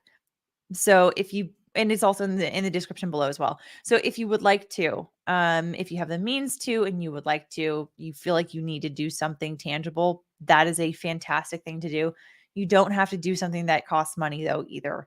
You can also, when you walk out of this stream later on, do one good thing, one nice thing for someone else to sort of help to combat the darkness, even if it's in a small way, because those small acts can add up to very large, very large impacts over time. So, yeah. And Diana, that's a very good point, saying, I think that a lot of us are experiencing grief along with the victims. And by listening to their stories and the impact, it helps give them their voice. This also reminds us to cherish our families. Absolutely. This is, that's one of the beautiful things about sitting in this kind of a space, is to remember that this life is precious. This life is fleeting. And oftentimes it's very easy to get caught up in the minutia and micro stressors of the day. But at the end of the day, there are really a limited number of things that are truly important, and one of those is the people that are around us, that are our loved ones. And it's helpful to have that reminder. And sometimes these kinds of experiences can help to remind us of that. And I also really do agree with you that giving our attention to every single one of these family members, every single one of these victims, who has something to say over this tragedy, I think is also very important. So that was one of the my personal driving forces for wanting to sit through this entire live stream also, is to give our focus and our attention to all of these people who have suffered tremendously because of something that someone else decided that was just awful. Like so many of them have said that, like, this was preventable if you had just stopped. Like it's such an easy thing that he could have done to prevent all of these things. And how many people would be living I mean, 6 people could be living today that were taken from their families, and then so many other people who were harmed, who have to live with the pain and the anguish, both physical and mental and also emotional. So it's hard. Let me pull some more comments from the chat. Jan E. Wallace, an act of kindness is more powerful than money at times. Agreed. That's why I wanted to make sure that, to say that, that it's not just about, financial donations to the GoFundMe, not the only way to do it. However you feel is right for you is good. Because sometimes coming out of these things, it's helpful to have that reminder of, like, you have the ability to impact the world around you for better. So, however you feel is right and is within your power and within your abilities is the right way to do it. No one else can or should tell you how what that should look like or how that should be brought about. But it's a good way to sort of walk out of these things and kind of take something positive from it. Sandra Ramirez, yes, legal bites. I was just about to say that. Show a random act of kindness to anyone in need. Yes. Kate Elisa, give a stranger a compliment. It costs nothing. Absolutely. ZXY, Atiwar. Is it Atiwar 3? Atiwari? I'm sorry. Yes, sometimes doing some small, nice thing for someone really helps me. Yes. Oh, and here we go. We are bringing back.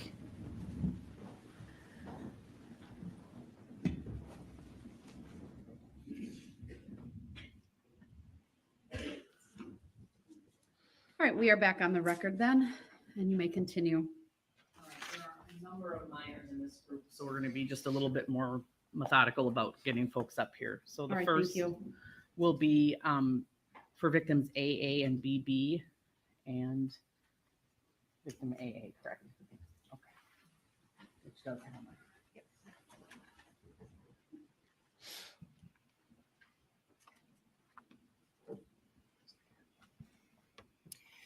Good afternoon. My name is Leanne Hollingsworth, the mother of 2 victims. I want to start by thanking everyone involved in this case by bringing justice for us as victims. I want to thank all of the officers, first responders that helped us that day, especially the amazing Waukesha County Sheriff who was willing to transport me and my daughter to the hospital so quickly. If it wasn't for you, I'm not sure she'd be here today. Thank you to all of the staff at Children's Hospital for the amazing care for my daughter. And thank you to the Waukesha community.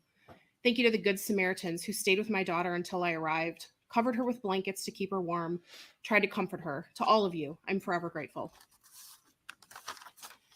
November 21st, 2021 is a day that will forever be etched in our minds and hearts as one of the worst days of our lives.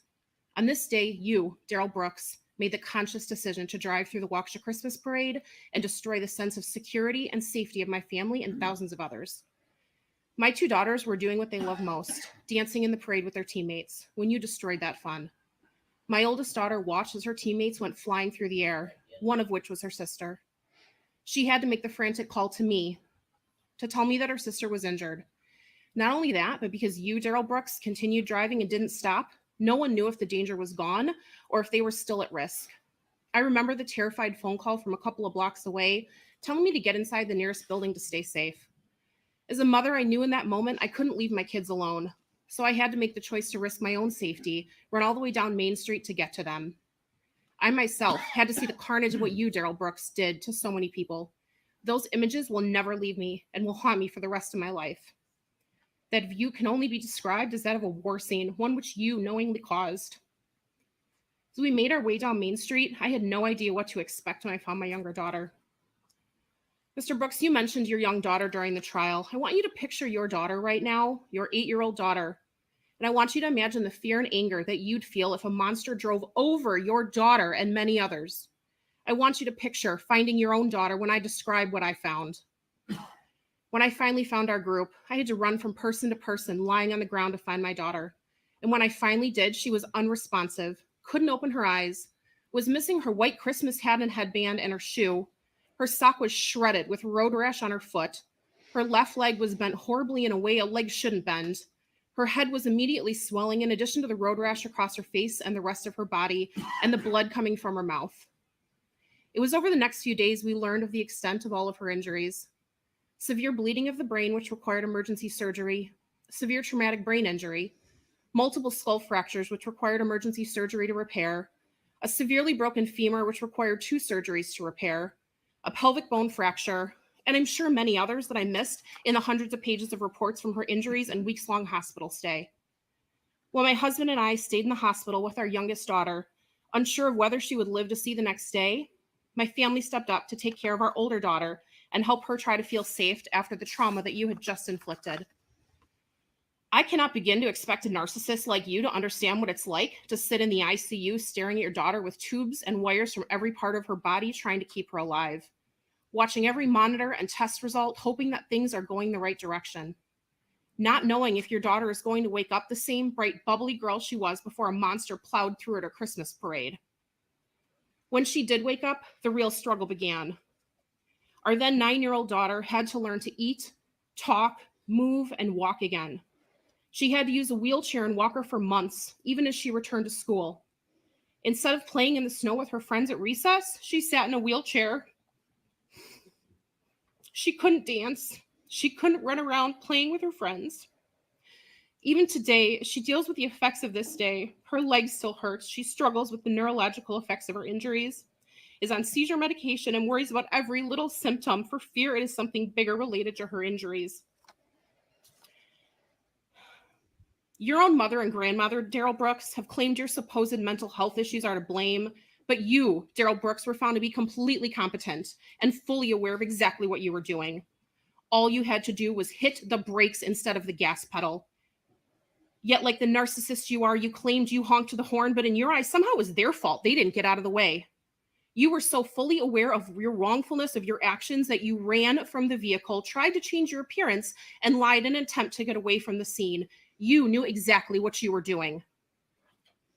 Darrell Brooks, you have destroyed our sense of safety and security in our own community. You are the reason my kids are afraid to cross the street.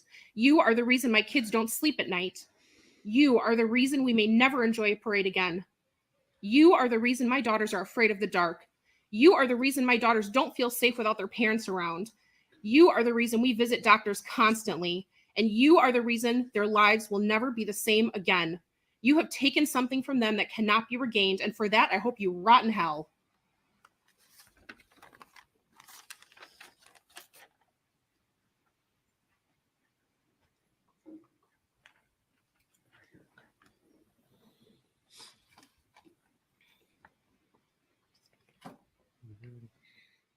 The Waukesha Christmas Parade, November 21st, 2021, impacted me both physically and mentally because of you, Darrell Brooks. After the Christmas Parade incident, that night, I had to try and find my sister. I was taken away from her to get to safety. I had to explain to my mom what happened while crying and trying to get to a safe spot. I got to finally find my family, but then getting taken away again from my mother and sister to get to safety. I had to try to stay calm in front of all of my cousins and family. I was not able to see my sister for over a week and a half, and I did not get to see my mom for several days. All of these things and many more were very hard for me. I was so worried, not just about my parents and my sister, but about all of my friends and family that were either at the parade or in it. After the parade, I was scared to go in my own house. I was even scared to be in a room or house alone. It was very scary to do anything alone. I was scared of everything. I didn't sleep for the first night, even though you, Darrell Brooks, were arrested. I was so worried about that something might happen. I no longer felt safe. Not only did you impact me, but you also impacted my sister Mackenzie. She was severely injured with a brain injury and a broken femur. She was in the hospital for 2 weeks because of you.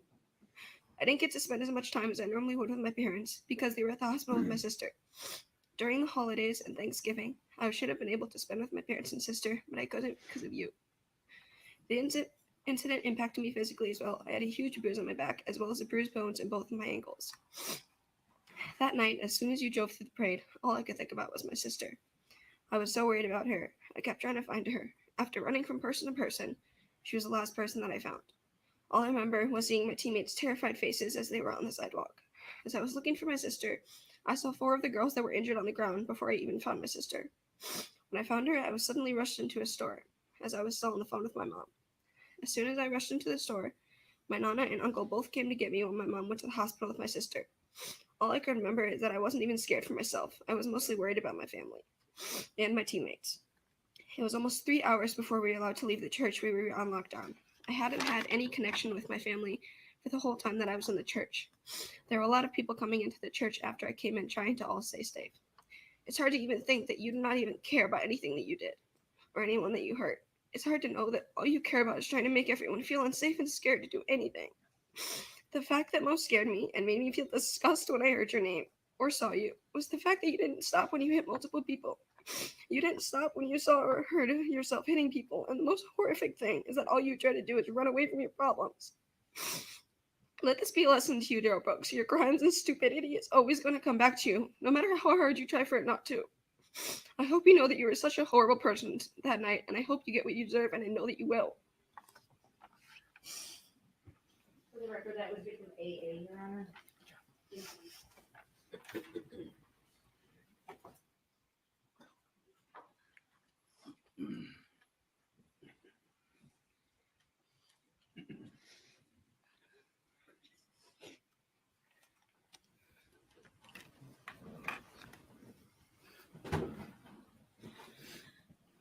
Let me start off by saying I am one of 4 siblings that were victims of Mr. Brooks.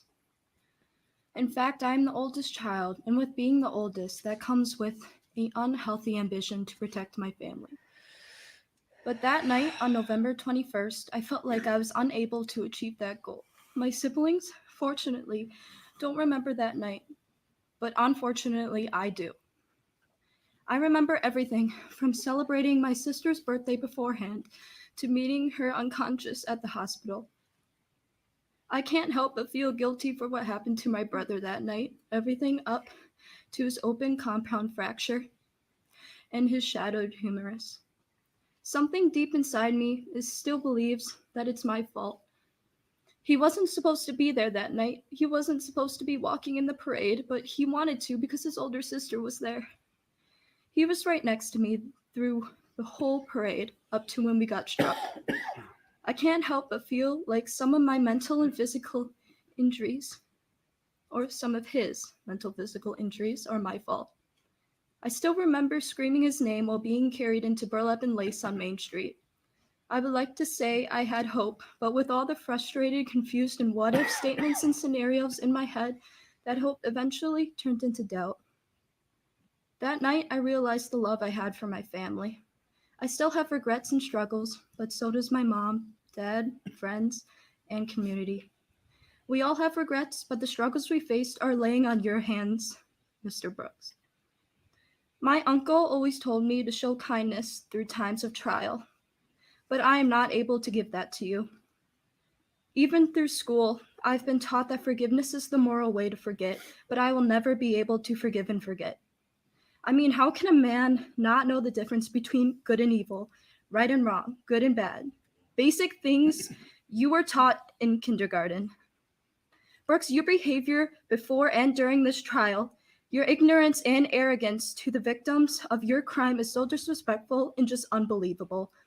Fun fact, you, Mr. Brooks, brought my mom to testify on your behalf. How could you believe that was the civil thing to do, knowing that she had 4 kids injured and hit by your SUV? You knew that this would affect her and my family emotionally and physically. How could you be so stupid, egotistical, and delusional? You bring up mental illness, but what I find unacceptable is the fact that you had the choice but you kept going. I will always have the simple question of why. But that might never be answered. My sisters had a passion for dance. My brother played baseball and soccer. I am a dancer and I will always be a dancer, but because of your actions, it will never feel the same.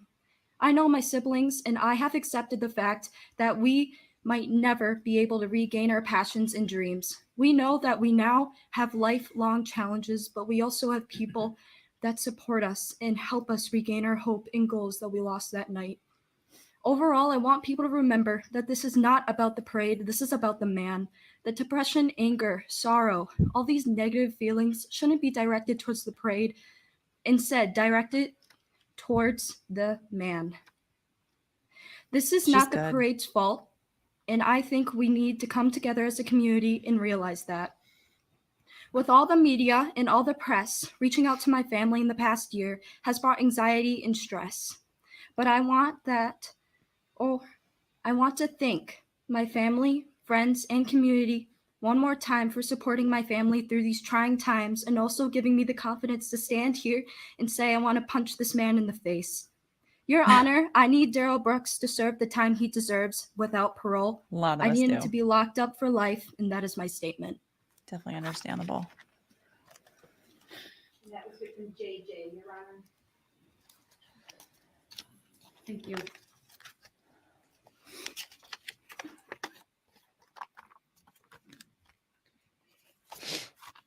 Yeah, Ardo Rissanen, they're not showing the minors Darrell Brooks. that are I making am statements. back. Do I have to say more? My daughter pretty much clarified why the hell did you bring me up to the stand? Pardon my language, Judge. Absolutely boggles my mind. Absolutely boggles my mind. Once, twice, 3, 4, 5 times. They brought my children's names up. They addressed concerns. Your arrogance and your behavior is just pathetic. On that behalf, though. Good word. I am here on behalf of not 1, not 2, not 3, but 4 children. I'm not going to testify and tell you all the particulars and injuries of what happened to my children.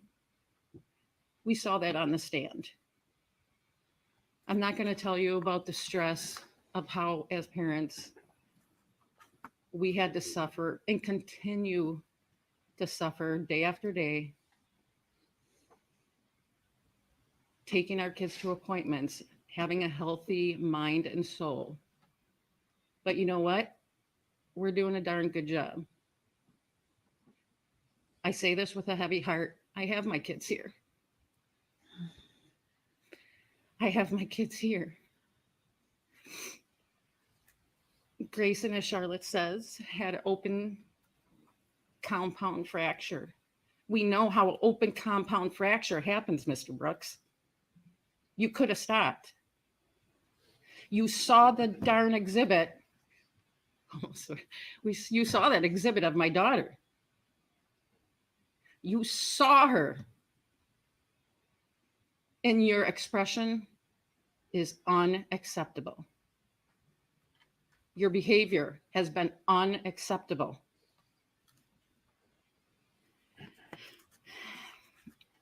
Emotionally, as a mother, you have to go one way or another. You have to, let me just start off by saying, as Charlotte knows, there were 2 calls that came to me that night, and I couldn't put everything together. I was just like, what is going on? That 3rd call, my mindset changed. I couldn't cry. I couldn't get mad. I had to fight for my children. Their father and I had to push forward. Do we have time to worry about our own feelings? Oh boy. We still are working through that. I am working through that. But you know what? I won't show them weakness. They are on a positive road. mentally and physically. My son Grayson loves soccer, can kick that ball in any direction. And now he's still learning to walk and run in a consistent manner. Alice, as Charlotte mentioned, whose passion was dancing, has sorrow now. She hasn't made it back to dancing yet.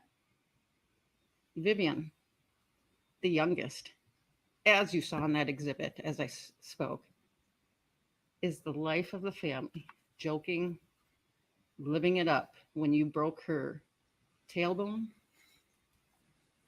and she was unconscious at Children's Hospital for extended time. You did that, Mr. Brooks. This is on you. But these kids will not be weak. Their family will not allow them to be weak. They are going to strive for success with what you put them through. Again, I want to limit any like injury, things of that nature, because you know what? They're striving. They're doing great. And I can only hope that they continue in that manner, in a positive nature. What I do want to thank is a few people. Jeff, who helped Charlotte that night. Both Officer Ryan with Waukesha, I'm using their first names. Officer Ryan, who did save Grayson's life.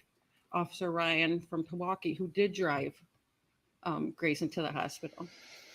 The other fellow dance families who have slowly and surely advised me of their personal connections they had with my 4 kids that night. That I can't be thankful, or sorry, I'm going to be forever grateful there for their love and compassion. For their grandparents who had to watch our 2 other children while 2 of them were in Children's Hospital for extended time. And for my sisters who were my heart and soul during this whole time, helping my family move forward, trying to figure out how we move forward with 4 children being injured. I do have, in closing, as I mentioned earlier, I do say with a heavy heart, my hands are shaking, sorry. I do have a heavy heart because I do have my children with me.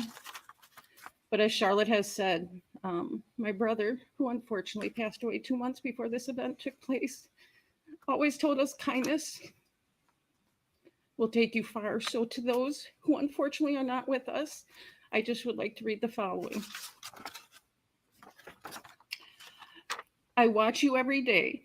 I am always very near. I know deep down in your heart you realize that I am here. I hear you when you speak to me, when you are on your own. You cannot understand the reason that I am gone. I will never leave you. I am here to keep you strong. Talk to me. I hear you. We share an unbroken bond that will always be. Death won't keep us apart, for our love is forever. Just remember me in your heart, and one day we will be together. Live your life and live it full. Don't waste a single day. Remember, I am always with you every step of the way. And as it has been said before, we do have angels looking over us. And my children now have 6 more. Thank you, Judge. Thank you.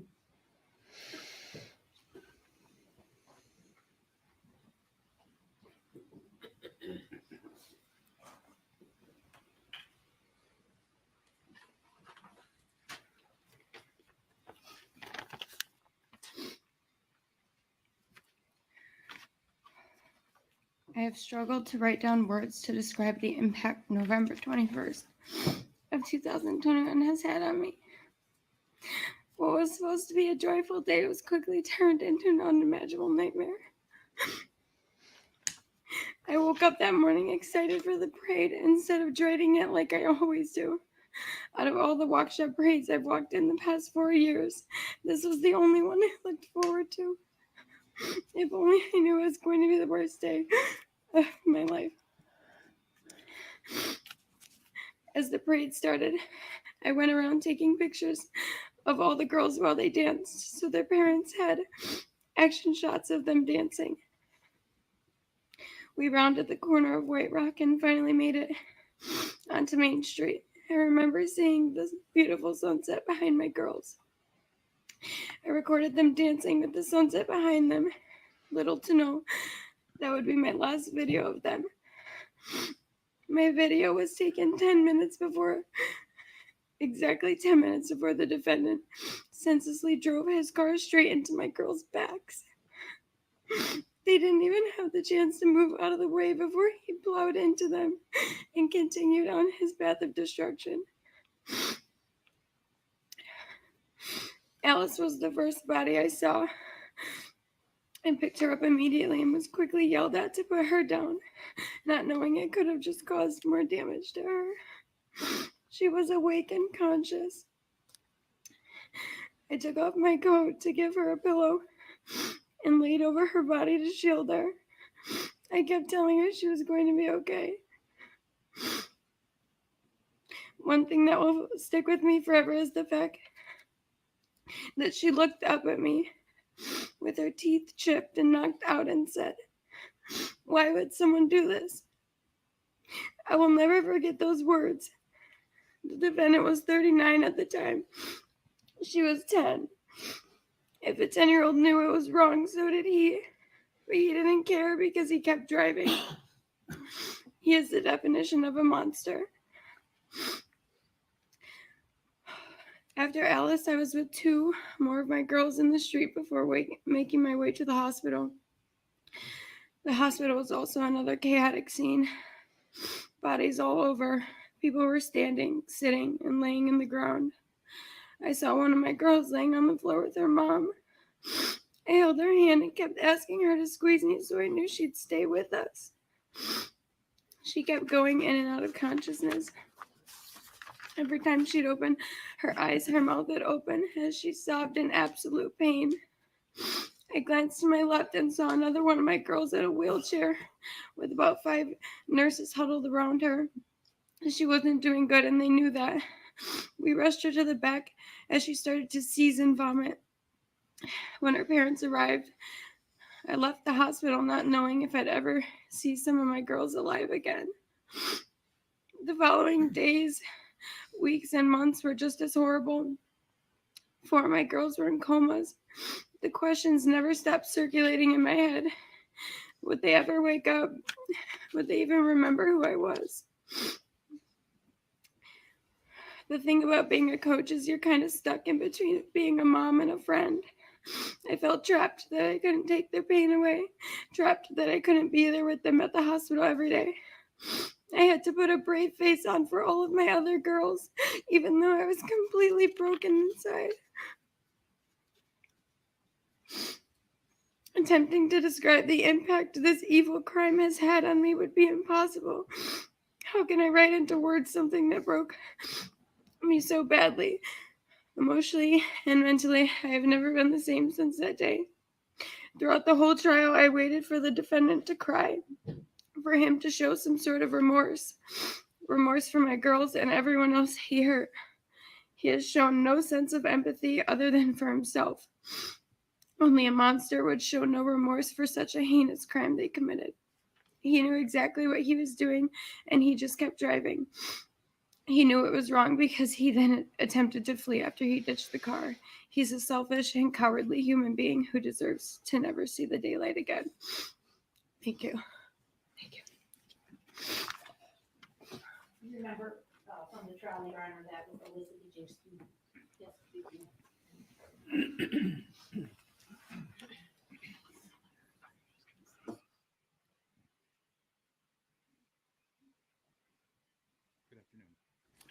My name is Dylan Urell. I'll read their symbols that I was given: II, JJ, KK, LL. But their names are Charlotte, Alice, Vivian, and Grayson. I'm not a victim. It's very hard for me to stand up here and to be talking about a victim when I don't feel like a victim. My children are the victims. Other people were victims. I'm a beholder.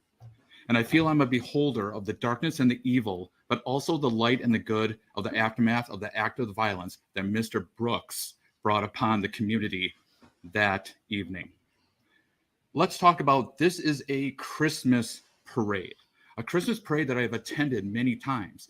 My oldest daughter, Charlotte, has been a part of the extreme dance for many years. She was there handing out candy along with my son. At that time, I did not know that he was handing out candy, but I knew that my two other daughters were a part of the teams. They're part of the junior team and the mini team. I sometimes walk into the parade. I do not like walking in the July 4th parade because it's too hot. Okay, I'd rather walk during the Christmas parade when it's a little bit cooler out. But at that time, I texted my mom and said, would you like to come? I was not supposed to be at the parade. I was supposed to be up north hunting that weekend. So I decided to stay back. Decisions that I reflect upon and think about how I became in that spot off of Wisconsin Avenue on that day. So my mom texted me and said, yes, I will come meet you. So I was not, and if she did not do that, I was going to text my oldest daughter, Charlotte, and say, I'm going to meet you in the staging area and I will come walk with you and hand out candy. So I was standing on Wisconsin with my mom, and to say now about this parade. Now this is about children. The Christmas parade is about children, about happiness and love. That evening, if people remember, was very cold and windy, very bitter wind, where sometimes that wind gets you and you're almost just standing there. But even through that coldness and the bitter wind, you can really, truly feel the happiness within the crowd of the parade. And I thought about that. And it's just about, I knew that possibly around the corner, standing over on Wisconsin, that eventually the extreme team would be coming around that corner and I'd see them. And then I had my hood up, and it was cold, but then at the corner of my eye, and kind of watching it, I see a red SUV start to come around that corner, but not really fast, not very fast, because Mr. Brooks, you hit the brakes to go around the corner. If you did not hit the brakes, you would have taken that turn way too fast, and then you would have gone into the Veterans Park. So that part didn't seem too odd to me. My hood was kind of covering. I didn't really see the damage of the SUV. So I saw the SUV turn, but I didn't think it was odd until it did not turn and crashed through the barriers. And then the officer shot 3 times after it. Silence. The parade now, everyone is silent. Northwest Avenue, I live on that road, 2 blocks up. That is my road that I live in. Silence. But then people start kind of moving, where it's like the parade just stopped. I moved to the corner, and then you start seeing and feeling the people starting to stream around the corner, screaming, crying. I have my mom with me. They're saying, do not go around that corner. There are dead people. Do not go around that corner. We both looked at each other, and I said, where are the children? So me and my mom went around that corner and really went through the wake of the evil and hell that Mr. Brooks, that you brought to this community. And going through and seeing and going around the corner and seeing just bodies as far as you can see, injured on the ground. And sometimes I feel personal guilt that I couldn't truly stop and help some of those people in need. I had to keep going. At times I paused and paused. I have my mom screaming, crying, seeing women, adults, people injured, deceased bodies. Once we passed through that section, that's where, Mr. Brooks, you changed me. Because at that point, there's a difference where they talk about an active shooter. Not everyone saw the officer shoot. So then in that case, they didn't know. There's a lot of chaos. There's a lot of misunderstanding. There's a lot of just in that all the realm. People are screaming. People are crying. There's people running all over the place. That's where you changed me, Mr. Brooks. That's where after a thing, I gave myself up to say, if there's an active shooter, I am willing to get shot in my head. I am running up this street. Where are my kids? And that's what I did.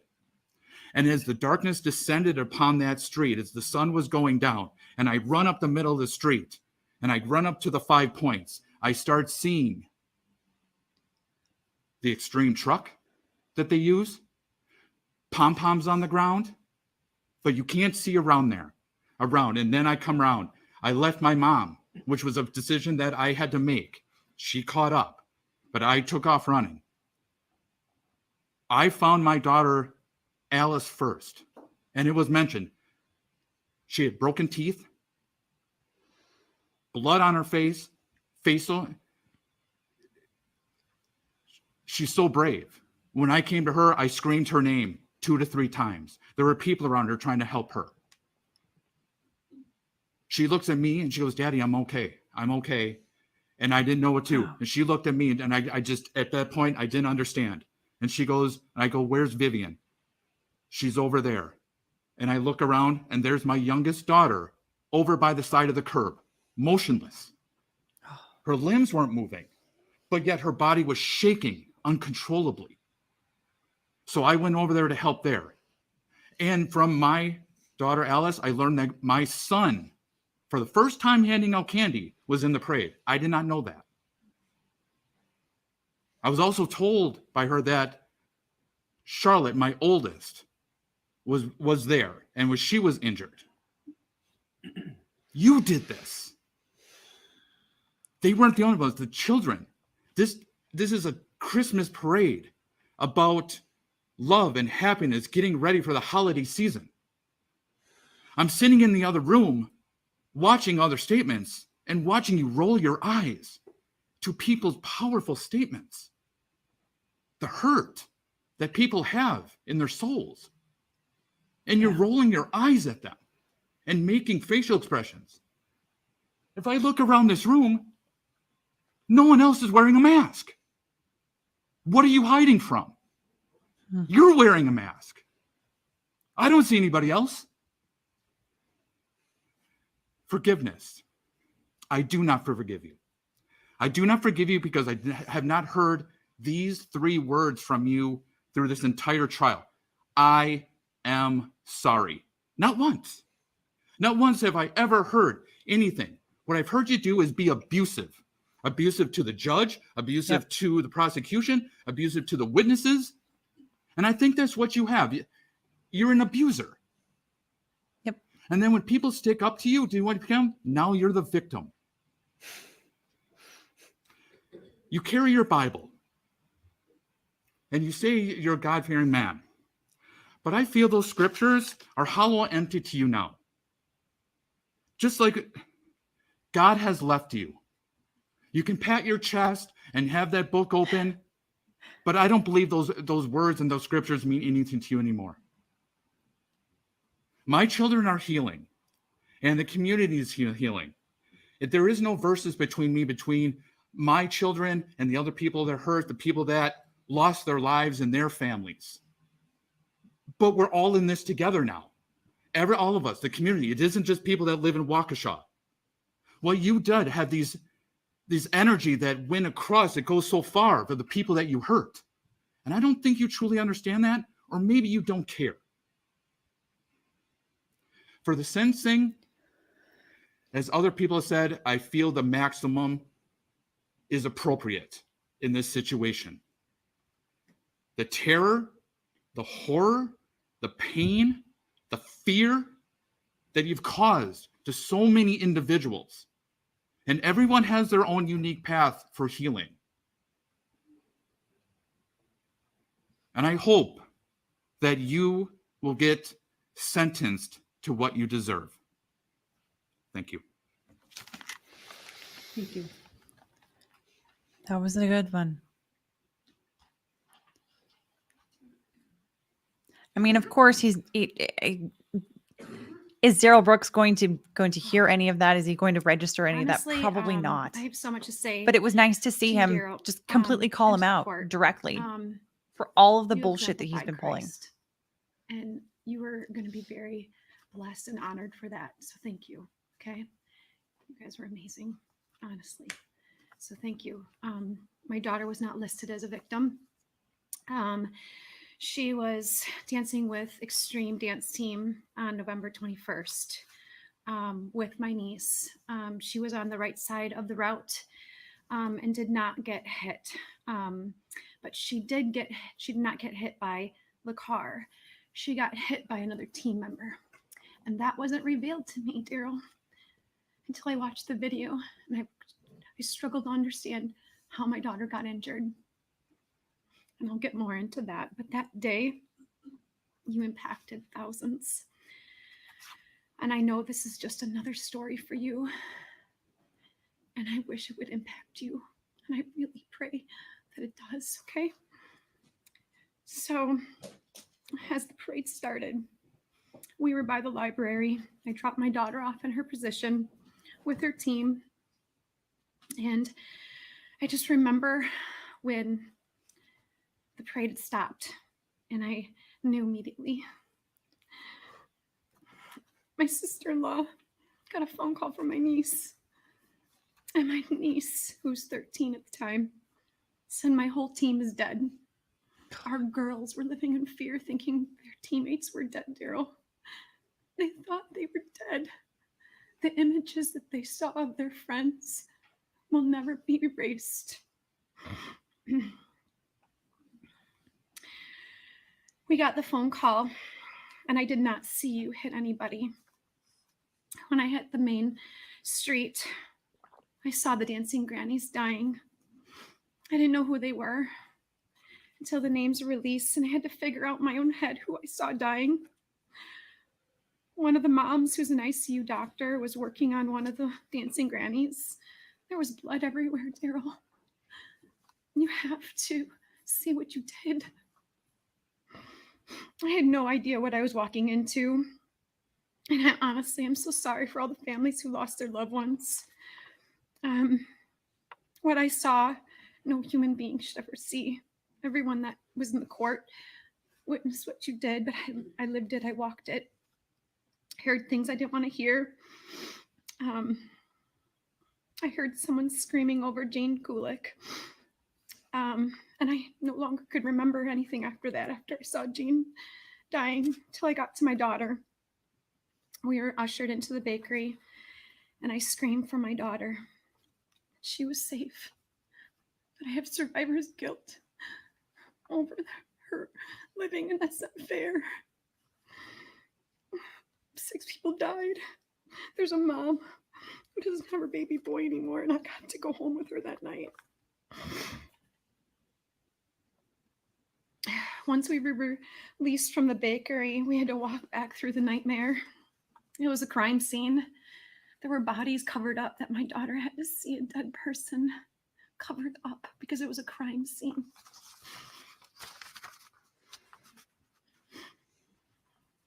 The next day, my daughter woke up and screaming in pain. We didn't take her to the hospital. I did what I thought was best, to take her to the chiropractor and get her x-rays. I'm a naturopath, so that's what I do. Her doctor has never seen such a twisted spine, neck, pelvis. We had to put her back together. She was, but emotionally she was broken. She had nightmares. She missed school weekly.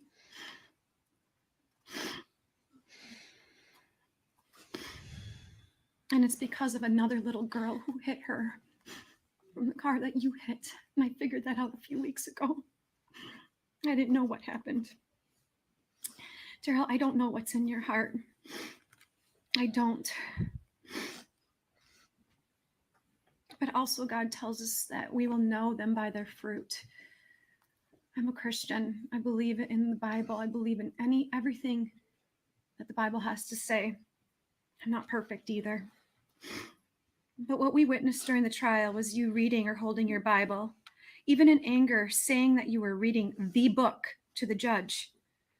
What is hard to witness is that reading that Bible has not brought you to repentance. When I read that Bible, the things that I've done, I am repentant and I say sorry for what I've done. I'm not perfect. So when the word of God convicts us by reading the word, it produces change. I have not seen that in you. Not once have you repented, even asked for forgiveness for what you've done. Not once have you admitted what you've done. Can you not face what you've done? You have to. You have to face what you've done. You presented to the court that you didn't want to be called by your name.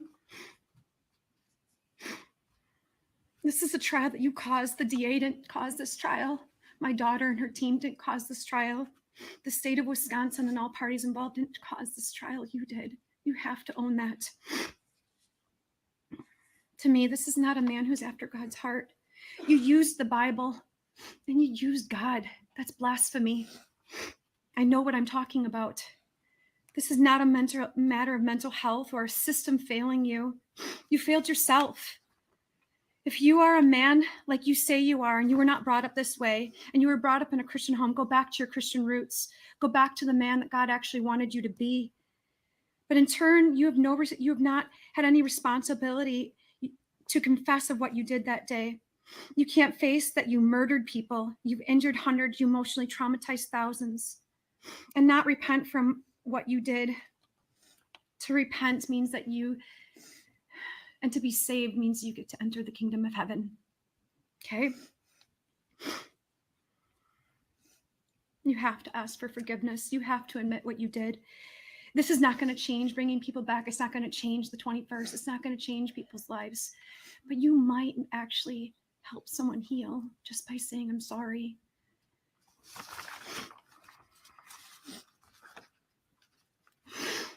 You also said in your closing statement that this was God's will for what you did that day. And that I believe is a false testimony of the God that I know. You are a father.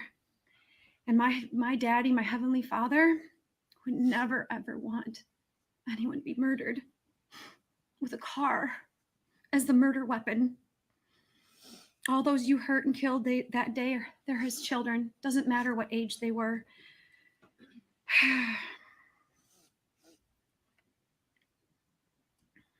John 1:9 says, if we confess our sins, he's faithful and just to forgive our sins, to cleanse us from unrighteousness. That includes you, Darrell. You must confess to all these people in God so that you can be saved. And that's not popular. For you to enter the kingdom of heaven, it is possible. The man hanging on the cross, like the earlier statement, he was saved that day and the other one wasn't. And that I want you to sit with. For the wages of sin is death. That means hell. That means hell. But the free gift of God is eternal life in Jesus Christ. So I'm angry for what you did. I'm sad that a lot of people don't get to spend another day with their loved ones. I'm sad that a lot of my dance family, we don't know. We don't know the outcome of their brain injuries and what's their future. You've just traumatized families and people that have witnessed. You have thousands. You killed 6 people. But maybe, just maybe, you could bring some peace to some of these people.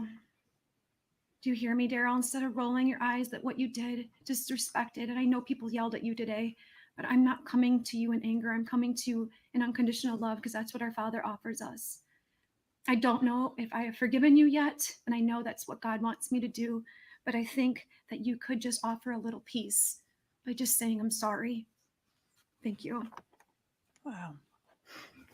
That was a very strong statement. November 21st will never be the same. It was a very tragic day for us all. With this day being the day after my birthday, November 20th, I was thinking it would be a good day. I was going to be dancing in the parade with Waukesha Extreme Dance Team. I loved this team as a whole. My mom, dad, aunt, and cousin were sitting at the end of the parade route. As we got closer to the parade starting, I got a really uneasy feeling in my stomach. As me being a Christian, I believed it was the Holy Spirit warning me. My cousin was also on the team with me. In the parade, she was in front of me and we were both on the far right side. As we danced in the parade, I knew something was wrong. Something just didn't sit right with me. After this feeling, my hearing went out. All I heard was loud thump noises. My friends getting hit by the SUV. I had seen 2 girls fly across the concrete and hit the curb in front of me. Oh. I got out of the way, confused and in shock. I remembered I had left my phone in the car. I saw my cousin Brooklyn get her phone out and call her mom. As a 13-year-old, the words she spoke on the phone are words I would never want to hear someone I cared so deeply for say. As her mom answered the phone, not knowing what had happened, Brooklyn spoke and said, "Mom, my whole team is dead." People then told us there was a shooting and we needed to get to safety, so we went inside of a bakery. They told us all to go into the back of the bakery for safety. I called my mother off of somebody's phone and told her to get inside and be safe, but she told me no, she was going to find me. I told her the building name I was in. I sat there drowning in my thoughts until my mom had got there. As she entered, I heard her screaming my name. She hugged me, and a few seconds later, somebody screamed that there was an active shooter, so we all dropped to the ground. I moved to the corner where Brooklyn, my aunt, and other friends were sitting. It felt like we were sitting there for hours when it wasn't that long. As we sat there, my best friend, my cousin, was saying something that would haunt me forever. She sat there with her head tucked in her knees, repeating over and over and over again to herself how she thought she was gonna die. I thought my best friends had died that day, and this thought will forever be with me. We eventually got let out to walk back to our cars. As we were walking out, I saw one of my best friends laying on the ground of the bakery. She had not been taken to the hospital yet. I stayed calm that whole time up until I saw her. As I walked back to my car, link armed with my friend, we tried to look at our feet and not up at the street, but I couldn't help looking up.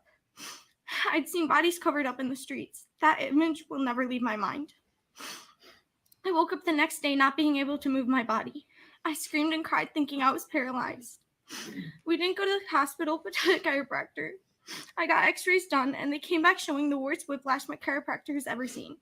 My spine was thrown off and twisted in ways it should not have been.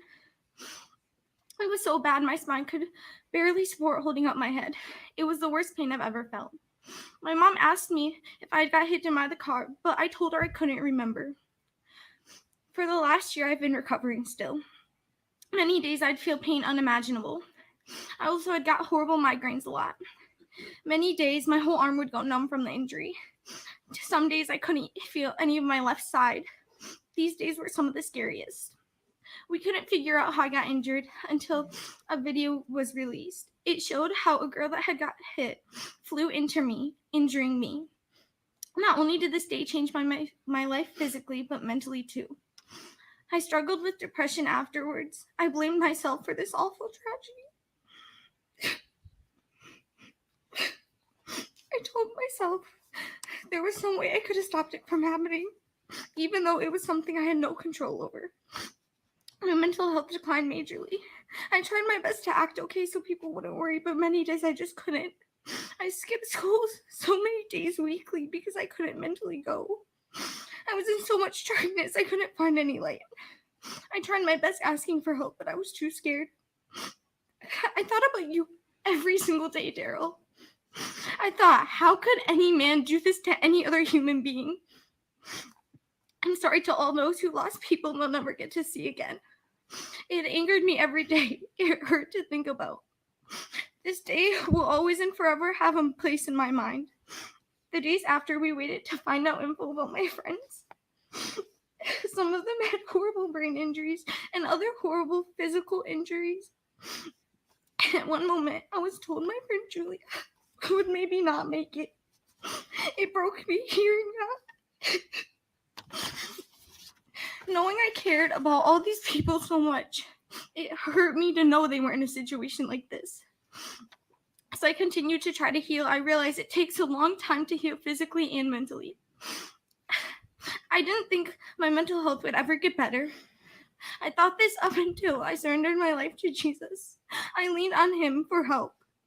A verse that stuck with me is Philippians 4:13. I can do all things through him who gives me strength. This verse reminded me that I can get through this and will get through this with the help of God.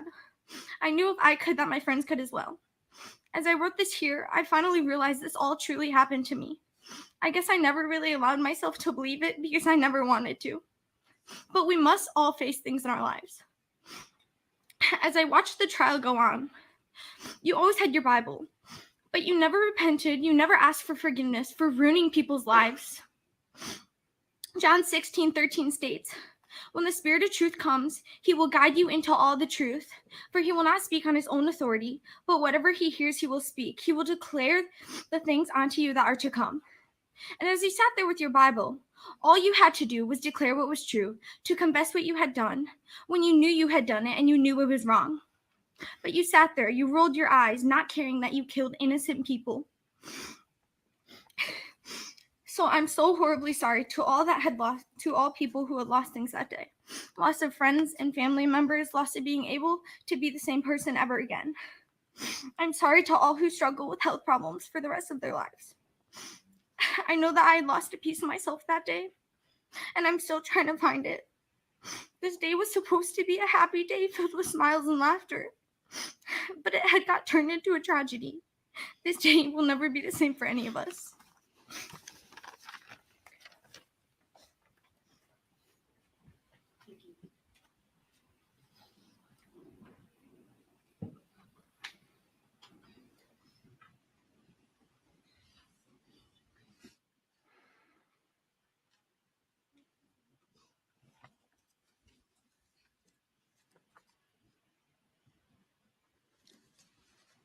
Dear Judge Darrell, my name is Yuretsi Becerra Montes.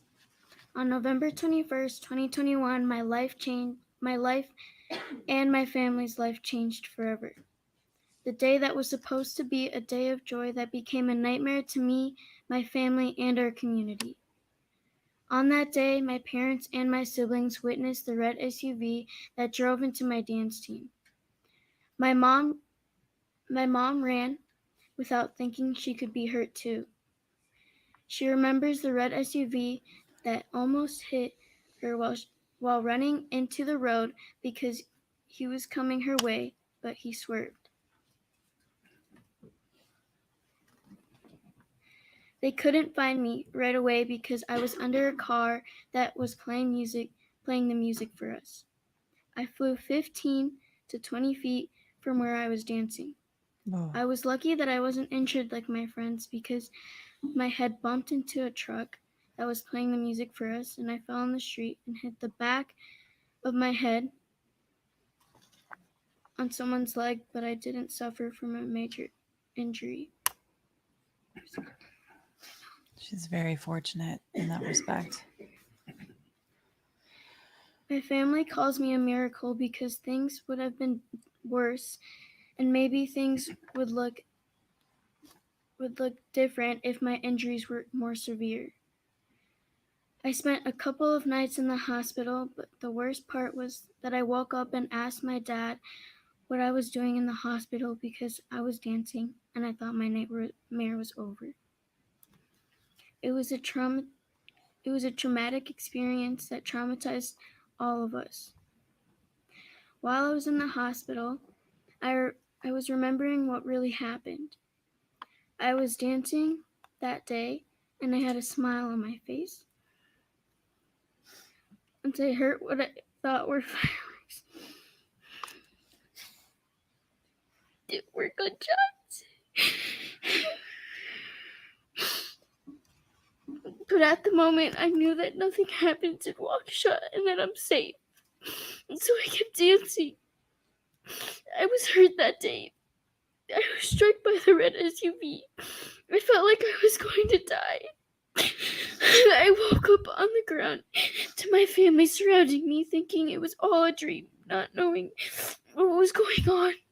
My body was hurting and I couldn't move. I saw the looks on their faces. My mom was crying and so was the rest of my family. My mom kept telling me the paramedics to go help other people that were unconscious. My daughter is awake and is talking to us. Please go help others. My mom was a hero.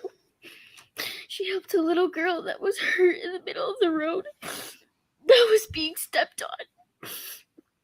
She carried her and put her on the side of the street and asked people to help her because she was still looking for me. I remember someone holding my hand in my head, telling me it was going to be okay. Then Then I heard someone yell, "Active shooter." Scared and shocked at the disbelief of what was going on, my dad had to carry me into a bakery for our safety. All I could hear were ambulance sirens and screaming. I couldn't understand what was happening because there was so much going on. I wasn't sure if it was real life or a dream. But at the moment, I was really hoping it was a dream because I didn't want it to be real. I had to witness everything around me and my friends on the ground unconscious, not knowing what would happen to them and if they would even wake up. Since that day, I've been traumatized with sirens, screaming, fireworks, being in big crowds, and hearing the song I danced to when the tragedy hit. After that day, it was a very hard topic to talk about, as well as now. To this day, I still struggle with pain and nightmares and PTSD. I don't know when my body is going to feel normal again. All of this made me sad, angry, and anxious because I cannot understand why someone could do this to our community. All of Waukesha has experienced this tragedy even if they weren't there to see it. As in losing loved ones, having to go through an injury, or families that were injured as well. People who watched it happen and see their loved ones get hurt, or even just seeing this tragedy on the news. This affected our community of Waukesha to the point that some people weren't and still aren't ready to go back downtown or even participate in a parade again. I'll always struggle from that day. And it haunts me and so many others to think that a tradition for over 50 years has become a remembrance of the people who died and the injuries that occurred that day. I forgive him after everything he's done, even though he never apologized for his actions, because I'm thankful justice has been served and that he won't do damage to anyone again. I thank you, Your Honor, and everyone in the jury for making justice for all of us and our community. I ask you, Your Honor, that he won't ever see the light of day again. I thank you for everyone who supported us through difficult times. Thank you.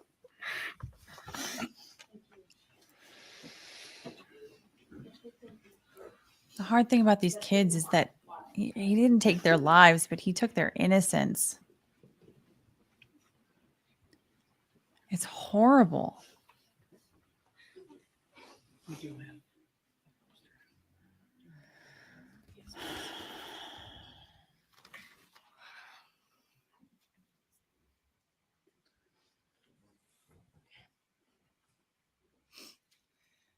I would like to first address the picture that we'll be putting up on the easel. In that picture, it is my sister, Jessalyn Torres, victim HH, in the ICU.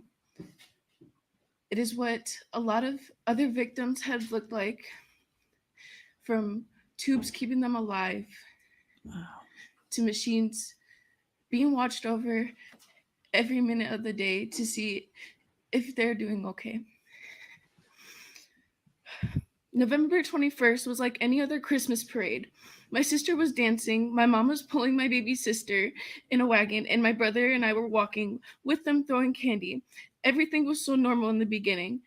Everyone was lined up in their orders and people were taking pictures, laughing, talking, dancing. The mood was very joyful, and then all of a sudden it wasn't.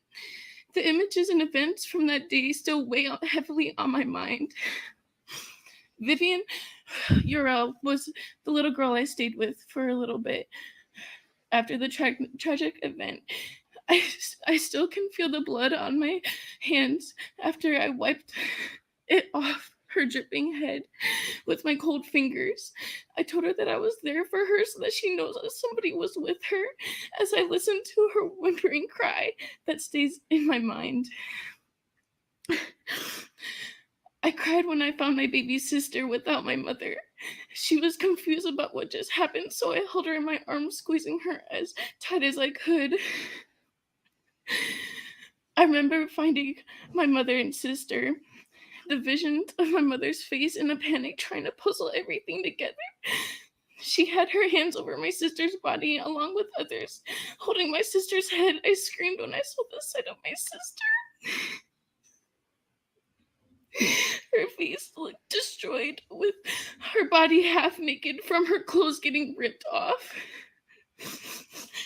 I still remember my other family members' faces and screams when they saw my sister lying there. I broke down and fell to my knees. I felt broken when my grandmother started breaking down and screaming. The moment when they lifted my sister's unconscious body with a blanket into the back of a sheriff's car made me suddenly not breathe. It felt like there was no more air left in the world. It felt like I was being stabbed in the heart when I read my mother's messages about all the injuries my sister had. It was one text after another. I couldn't believe it was all real. From the trauma, I couldn't go back home because I knew my mom or sister wasn't going to be there. So I went to my friends, and my friend held me that night as my body shook. The pain of not being able to see my mother and hearing the cries of my 2-year-old sister constantly saying that she wants her mom broke my heart into little pieces. The whole time my sister was in the hospital, it was a blur, a tunnel vision every day, hour, minute, and second. We were lucky to have a Thanksgiving miracle to be able to see my mother for this first time after the incident.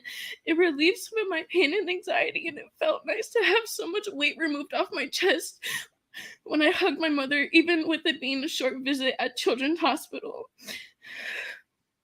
My family had so much support from friends, other family in the community. Even though we had so much support, I felt like I was alone. I should have been getting the support from my own mother, but she couldn't leave my sister's side at the hospital. I felt forgotten. I was trying to give my other siblings support when I thought like I didn't have anyone to support me. I felt selfish even though I shouldn't have. Crying in class every day, I didn't want to be anywhere but home, wishing that my mom and sister were with me. Not being able to physically move from the hurt that I felt drained. My mental health was declining so much. I lost interest in the people and things I loved so dearly. I was miserable.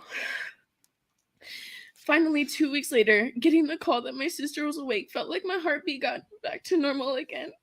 I showed everyone pictures with pure joy on my face that my sister was awake.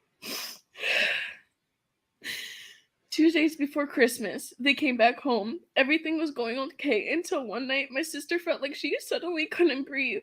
My mother rushed her back up to the hospital. They found out later she had built up scar tissue in her trachea from being on the ventilator for so long and getting so immune to the drugs that she was on. She would wake up and move around in a panic. My sister has had around 15 surgeries on her trachea since.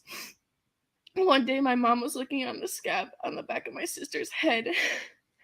And when I saw everything from the parade came back to my mind, the images of that day happening over and over and over again, it brought back all the pain and anxiety. I laid in bed alone, crying because I couldn't sleep. I was back to the beginning where I would cry all night. The images were so vivid in my mind. My mom called me upstairs and held me in her arms. The next day, my uncle explained what PTSD was like. As the air gets thicker, my chest feels like it's getting smaller. I realized that this is just the beginning of a long and terrible road. I easily jump at little things. I have panic attacks every time I cross the street. I hate fireworks for the reason that they make me cry.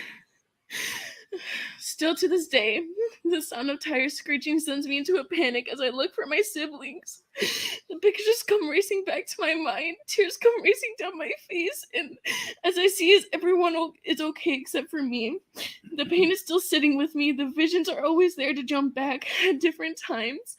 It's been hard to be the oldest sibling, having to feel like I need to manage the house and deal with my own mental strain while my mother is constantly gone dealing with my sister's medical care. That one incident turned my life upside down, and life hasn't been the same since. most importantly, I just want to thank everyone who was there for my family and supported us unconditionally at the time my family was needed most. And for you, Darrell Brooks, I hope you know I've never had so much hate for someone until I met you. Everyone saying that they wish Wisconsin had the death penalty for you. I simply disagree because you do not deserve a simple death. Those 6 people who passed did not have a simple death. I hope you sit and suffer every minute of your day. Thank you. Wow. Jesus.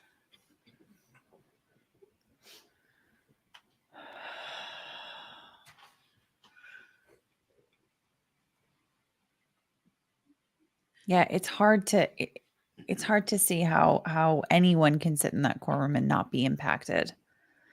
I have seen in the chat some people have been remarking that he seems like maybe the children have some impact on him. And life It's hard to tell. November 21st, 2021 will never be the same.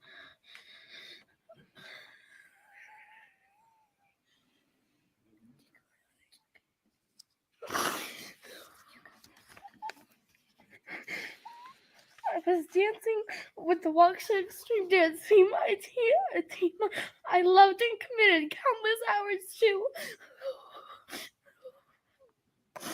2 weeks after the parade, I woke up in the hospital, confused, uncomfortable, and in pain. Oh, wow.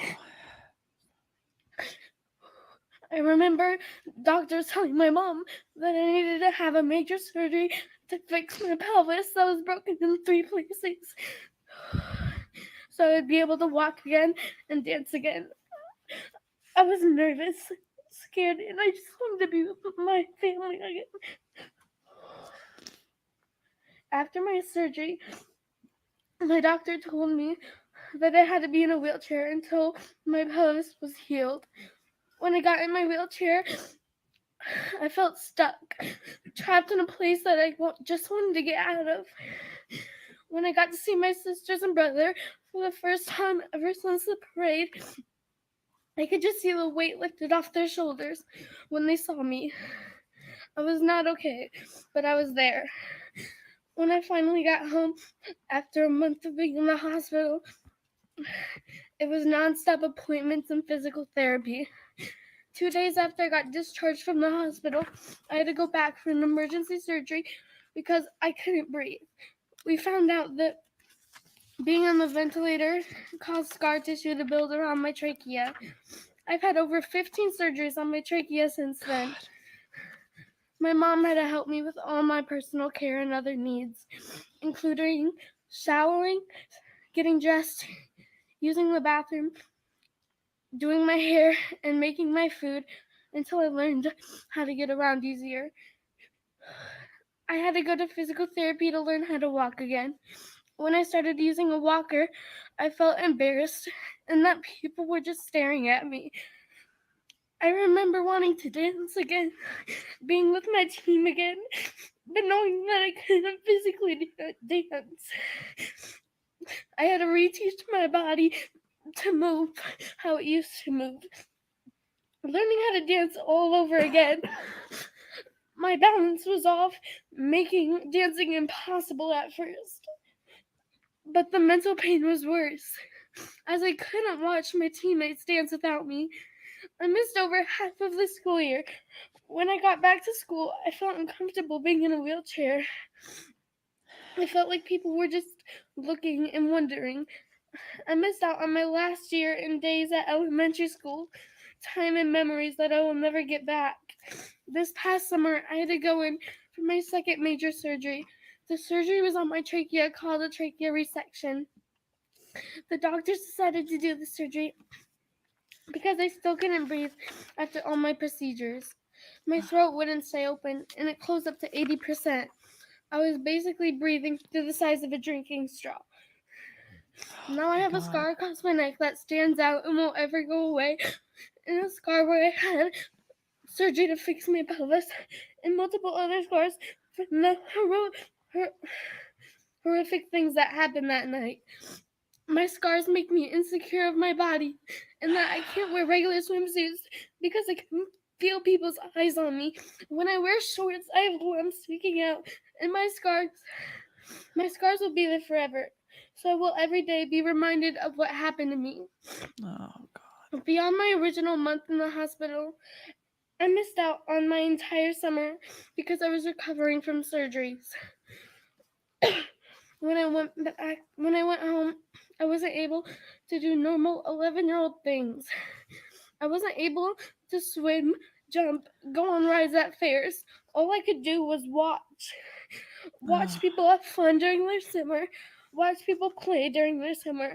While I continued to watch, I had to act like it didn't bother me because I didn't want to ruin summer for everyone else. Now I am 12 years old in 6th grade. I'm happy that I'm at a new school with new people. Now people won't treat me differently because they don't know my medical past. Now that I'm in 6th grade, I have to ride the bus. I hate going to the bus stop because it scares me whenever cars drive by me or make noises. I'm also dancing again. I do 2 3-hour practices each week. In this past weekend, I had my first dance competition, which was a big deal to me because this is my first competition in a year now. I still have appointments and procedures on my trachea to see how everything is healing. I also got cleared from physical therapy. I've gotten really far this year. It is getting closer and closer to November 21st, and I don't think I'm ready for this day to come. On this day each year, I and many others will think how a peaceful event that has been a tradition in Waukesha for over 50 years and brought smiles and laughter to everyone turned into tragedy. I want to say thank you to my coach Alyssa for proving to me that I can do anything I put my mind to. Thank you to Ms. Hanson for helping me write my statement when I didn't know how to put everything into words. Thank you to all the doctors and nurses who took care of me in the hospital. And most important, thank you to my mom who was by my side for the whole tragic journey. Thank you for listening.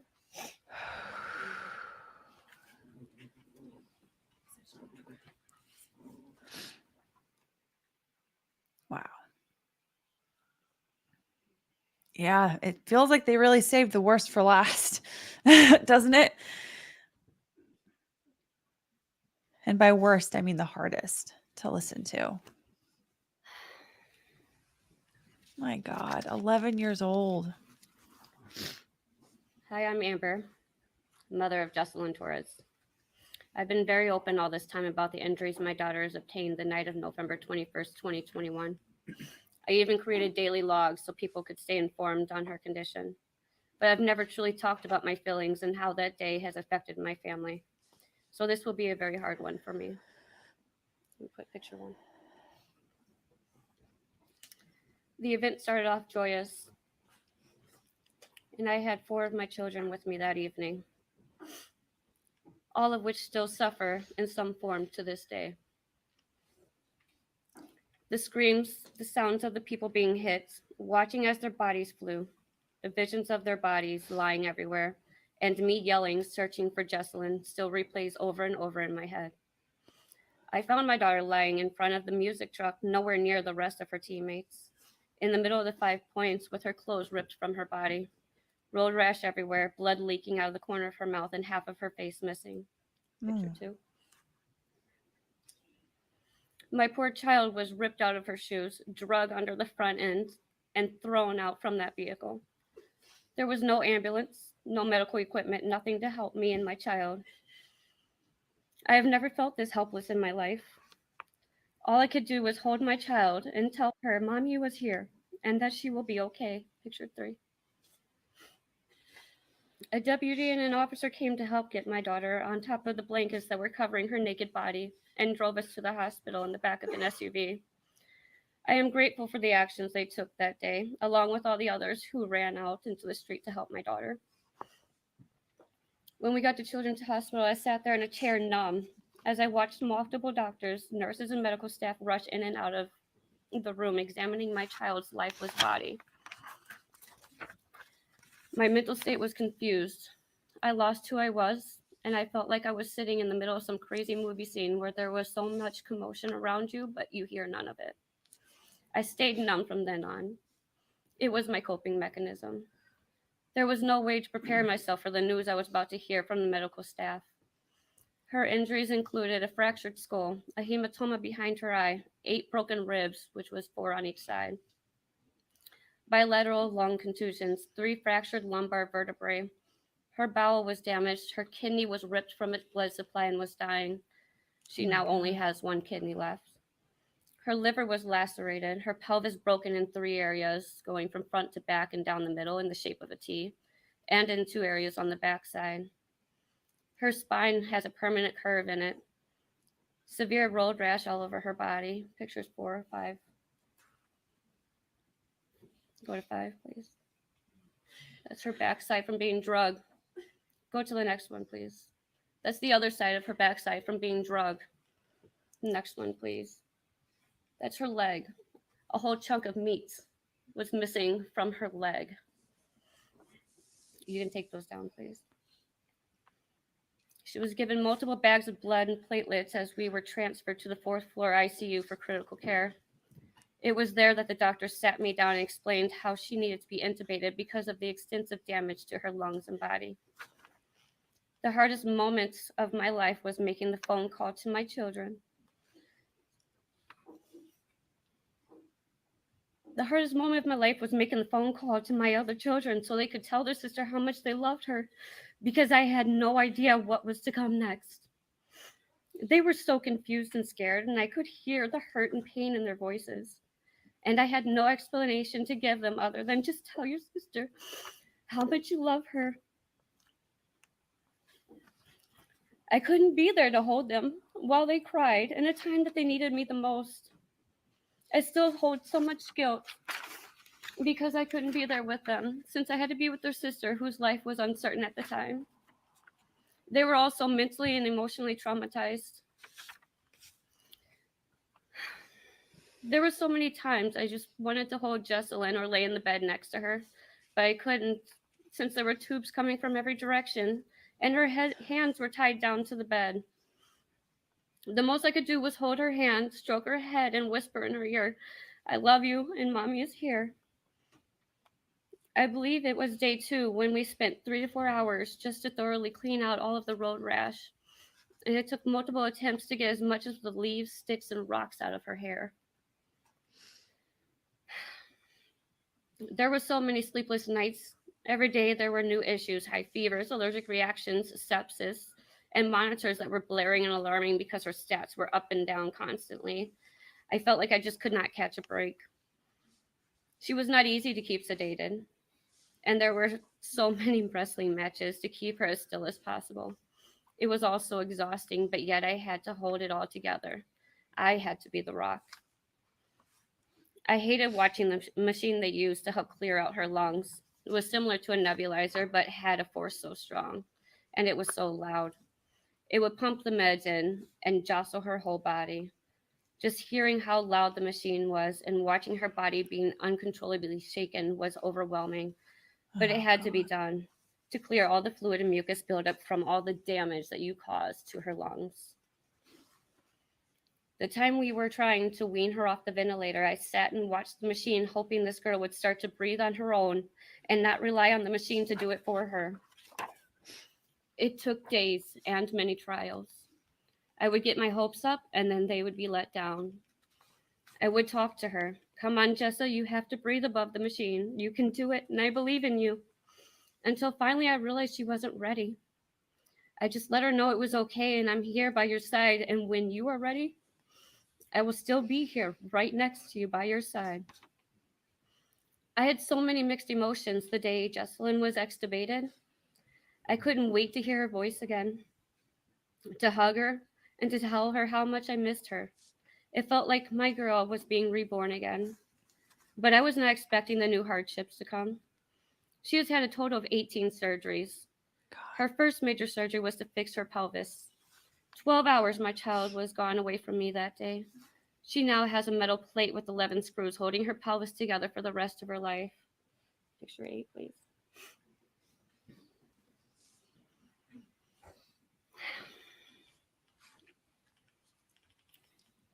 It took months for her to start to walk again.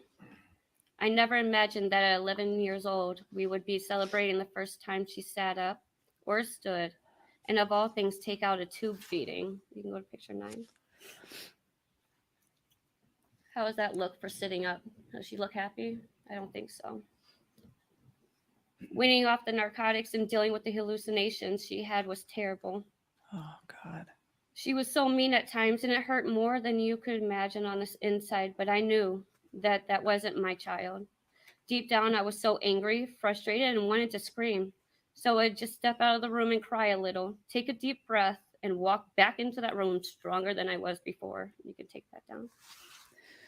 This woman is made of iron. Discharge day was so exciting and scary. I could finally see my 2-year-old, my other children, and be comfortable in my home. But managing all of Jessalyn's medical appointments, medications, daily shots, and personal needs on top of caring for 4 other children was difficult.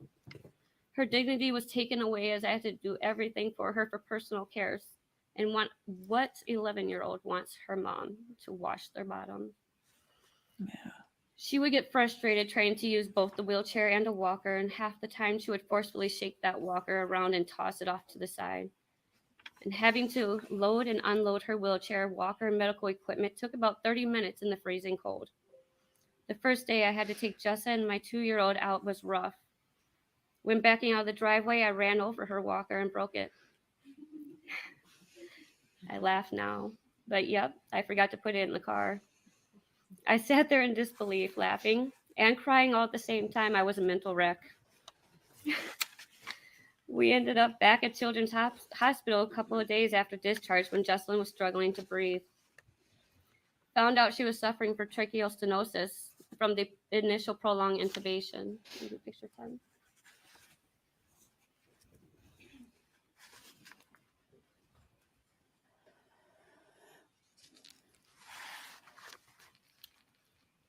That was the hole she was trying to breathe through.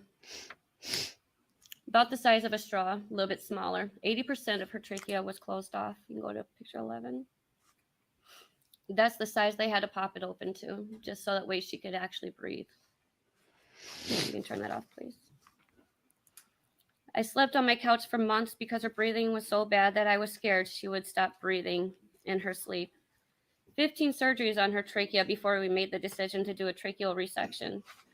I hated the thought of doing this major surgery, the thought of possibly opening her chest to lift the chest muscles to give more stretch to the trachea, or the possibility of injuring her vocal cords, along with all the other risks.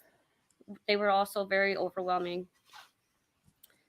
We only get one breathing tube, and if this major surgery wasn't successful, then she would end up with a hole and a tube in her neck for the rest of her life to breathe from. My God. Justin and I both cried together after that doctor left the room. How do you mentally prepare yourself or even your child for this type of news? Telling her that she would be asleep and intubated for another 2 weeks and in the ICU, and then eventually go home once we did the whole removing the tube, feeding, sitting, standing, walking, and everything all over again. We were all going back to square one. She was so calm that day when she left the room for her surgery, but I knew she was freaking out. Oops. Shoot. Sorry, guys. Surgery, but I knew she was freaking out on the inside. She held herself together so well. And I remember her looking at Oh, come on. me saying, "Mom, why are you crying?" as I let the silent tears roll down my face. That surgery took 6.5 hours. I stared out windows and paced for hours, hoping for the best outcome. On day 2 after that surgery, a lobe of her lung collapsed. She was running fevers and she was retaining too much fluid. We continued for days with her vitals going sky high, then dangerously low, fevers up to 104, and she became septic all over again. It was day 4 through the night when everything became beyond scary. Her body swelled in a matter of hours, and scans came back showing that she had pneumatosis intestinalis and necrotizing enterocolitis. And she was almost rushed down for an emergency bowel resection, as this had become life-threatening extremely fast. There was no real understanding as to why this was happening, other than that her intestines were not fully healed from the parade incidents. Her body was shutting down. 9 days she spent on the ventilator. a total of 12 in the ICU and more on the main floor. It was another full 2-week stay at Children's Hospital. 2 weeks of mental and emotional upset and 2 weeks away from my other children. And if you are sitting here thinking that being taken off the ventilator is all pretty rainbows and butterflies, you're wrong. It's nothing like what you see on TV. Yep.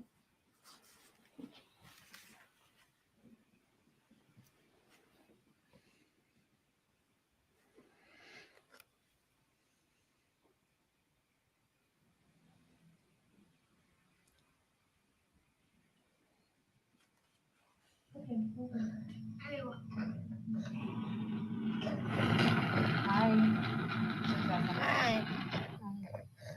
That is trauma. I can't. I know that is traumatizing, isn't it? It is traumatizing. It's okay though. You're doing great, right? Yeah. Get you some oxygen. I can't. You can't. No, you just breathe. No. Just breathe. She struggled to breathe and cough up all that mucus for hours. Hours. Her mental state was off as she thrashed around and freaked out as the nurses were adjusting her bed, screaming, "Mom, help! Help me, Mom! They're going to shock me back to life." She thought that she was dying and that they were going to kill her. I knew that she had some worries before that surgery, but to this extent was beyond belief. We had to give her meds to calm her, as her thrashing around was our biggest fear, as that could tear her trachea all over again. Even on all those drugs, isn't it funny how she can still express how traumatizing this has all been? The summer went on with more appointments, physical therapy, surgeries, activity restrictions, weaning off on narcotics that made her so mean to the point that I had to step away and do that silent cry again. We tried to find a little happiness in every event that we could. It was hard for her to watch her teammates, who were all back dancing. She cried because she wanted to go watch the state competition, but couldn't since she had to be in another surgery. We felt left out and alone as we were still dealing with major medical issues months later.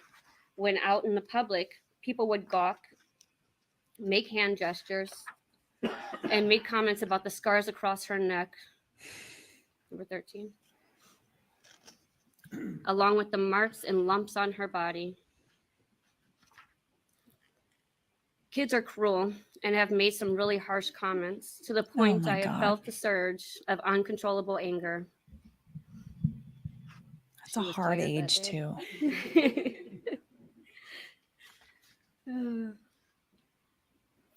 At fairs and festivals, Jessalyn wasn't able to ride rides because of the possibility of tearing her trachea. You can take it down. She was so sad and angry, more angry than sad. Her friends and family were having a blast while she was standing watching. My heart hurt for her. I had to talk her through the anger over and over and over and teach her how to find happiness in everything we do, no matter how big or how small. But she was right. It wasn't fair. She shouldn't have had to suffer. Not one person should have had to. My heart was broken the day she purposely stood out in the sun because she wanted the scars off of her face. You can post it. My heart was broken the day she purposely stand out in the sun because she wanted the scars off of her face and wanted her beautiful brown skin back. I guess it made sense to her that tanning would help. While riding in the car, she will freak out when there is a squirrel in the road. A squirrel. Okay? A squirrel. She gasps, yells, and throws her arms out and hits me. While I'm calming her, I sit there and envision how I'm sure that that's the exact reaction she had right before she took your SUV to her chest. Oh my God. This is all just a small fraction of what we've all been through and what I've had to push through in the last year. You can take it down. Jessalyn still has ongoing medical care, more surgeries, more appointments, memory loss, pain in her hip, and permanent curve in her spine. I hate the comments she makes about whenever she feels her hardware in her hip. But my girl is a warrior. She is back dancing.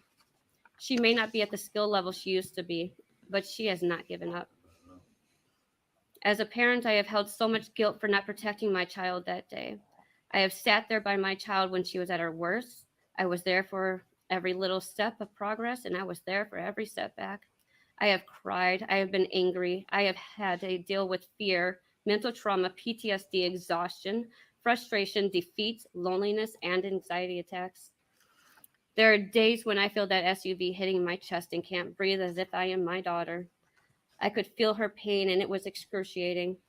There have been times where I felt justice wouldn't be served until he had to take that SUV to his chest, drugged, thrown, and left with his bare body in the middle of the street, exactly the same way he treated my child. This man has brought out such an ugly side of me I never knew existed. It's not your life on the line, Mr. Brooks, and it never has been. It was my child's life on the line that night, along with many others. And as much as you were hoping to get some sympathy, I have none to give. I'm glad I don't have to hear those words come from your mouth anymore. I guess you should have thought about all those children of yours that you don't get to hold before you decided to turn that corner and step on that gas pedal. And I hope the look on my daughter's face before you ran her over haunts you for the rest of your life. Your immature behavior of rolling your eyes and twirling your fingers doesn't bother me. I have fought through one of my biggest fears this past year, and I won. I am much stronger than you. I have found my peace. This man may have been able to turn my life upside down and almost take my daughter from me, take time away from my other children, create such heartache, pain, and mental turmoil, but the one thing he was not successful at was taking my strength, Jessalyn's strength, along with the strength I have instilled in all my other children. He doesn't get the satisfaction of thinking we have become weak. My family has grown stronger, have become closer, and now have a better appreciation for the time we have together.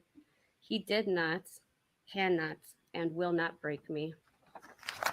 Wow. Thank you. Thank you. She's an iron lady, this one.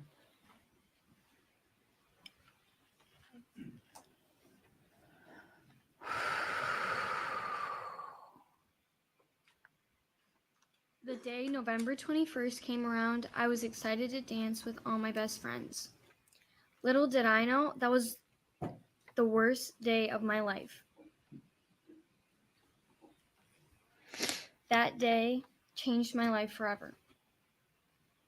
My family and my friends thought that was the last day they would have with me.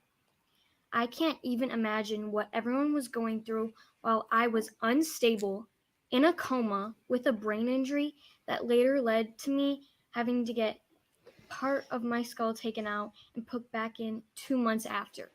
God. This major change in my life was all from the car that had struck me and many others on November 21st, 2021. I became worried and stressed because people treated me differently, and I saw myself as no longer strong, but weak. I didn't like that I could have a seizure. I lost my hair, and it made me feel bad about myself. This made a huge impact on my life. It changed the way my friends and family all see me now. I hated myself, and I hated what I had to go through. It was hell. I just want all the awful days in the hospital, trauma, all procedures to be put behind me so I can continue to live my life like all the days before the worst. November 21st, 2021. However, since I am a victim of the Christmas parade, this will always stay with me. Thank you.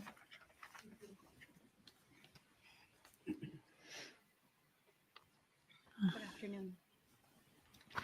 As I stand here before you today, I realize that you don't know who I am. I have been here almost every single day since this trial started. I realize that what I am about to share will not change what happened that day, but I hope it will give me some sort of peace and help me continue to heal. The Waukesha Christmas Parade was an event that both of my daughters have been involved in for many years with their dance team. This year, on the day of the parade, it was very cold and windy, so instead of walking alongside the dancers, I decided to take on a new role. I volunteered to sit in the bed of the pickup truck that was leading our dance team. I was filling all the parent volunteer buckets with candy. I had the best view of my daughter the entire time. She was in the front row, dancing her heart out and doing what she loved most. In one split second, all of that happiness ended. Through the parade route at an incredibly high speed, I saw your pickup truck approaching the girls. At that moment, no level of screaming could be heard because of the music playing in the background. The dancers did not see you coming, but I did. Oh, God. It was horrifying. These girls that I have become so close with, flying through the air, losing their shoes, their hats, and their gloves. A sight I will never be able to forget. This is a vision that will haunt me for the rest of my life.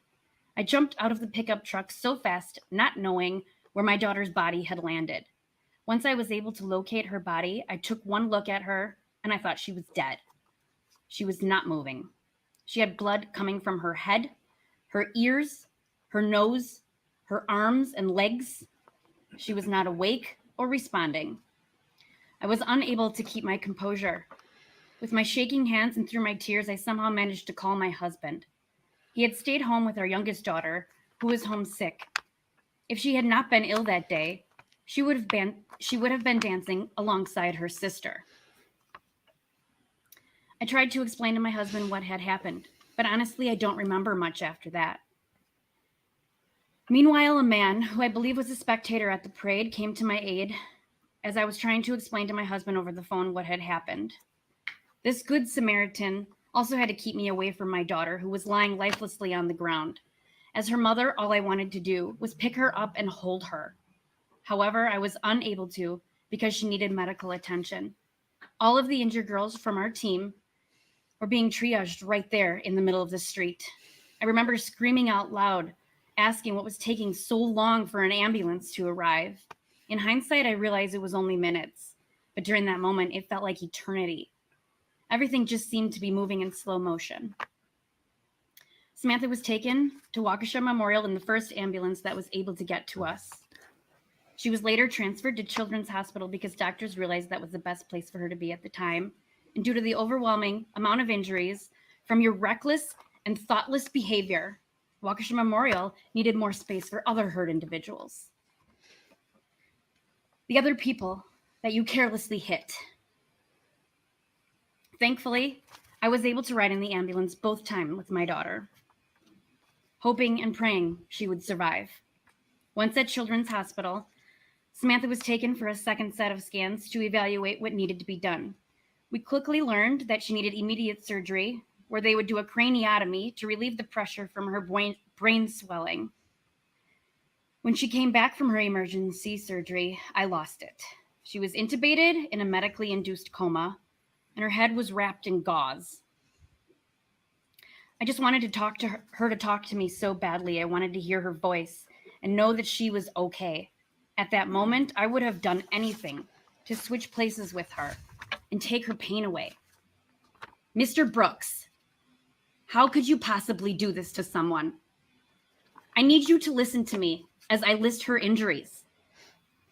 Acute respiratory failure, bradycardia, a skull fracture, multiple skull fractures, 5 fractures in different areas of her face, including the mastoid bone behind her ear, the bones that hold her eye into place, a fractured cheekbone, a brain bleed, an intracranial hemorrhage. Did you hear? The doctors told us that they did not know what the outcome of her injuries would be. They would not give us any false hope. They told us they did not know if she would survive. My husband and I did not know what the rest of her life would look like. If she survived, would she be able to walk? Would she be able to talk? We had no idea what the future would hold for Samantha. Our daughter was in a coma for 2 weeks in the critical intensive care unit at Children's Hospital. They needed to make sure that her brain was healing properly. Those were the hardest 2 weeks of my life. My husband and I lived at Children's Hospital, never leaving her side. We spent every hour of every day watching her body temperatures, her brain pressures, and the clock. We spent Thanksgiving at Children's Hospital, trying to find as much time to spend with our youngest daughter, who was not allowed to see her sister because of COVID restrictions.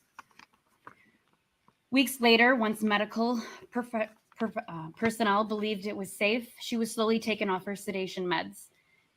That was when her battle took a turn. Samantha is a fighter, and she was not about to let you destroy her life. Samantha had to learn how to swallow food. We spent weeks learning how to talk and walk again. Because of you, Samantha suffered a traumatic brain injury. She was unable to live a 14-year-old teenager's life. We struggle not knowing if or when she will have another seizure. Because of you, my daughter had her most beautiful hair shaved off. After spending 22 days in Children's Hospital, she was finally discharged. Finally being home with both my children was far better than Christmas morning. Even though it's almost been a year since this tragedy, it's still so painful to see her struggling with some everyday life experiences. I consider Samantha a gift. Based on the injuries she sustained from being hit by her vehicle, she should have died that day.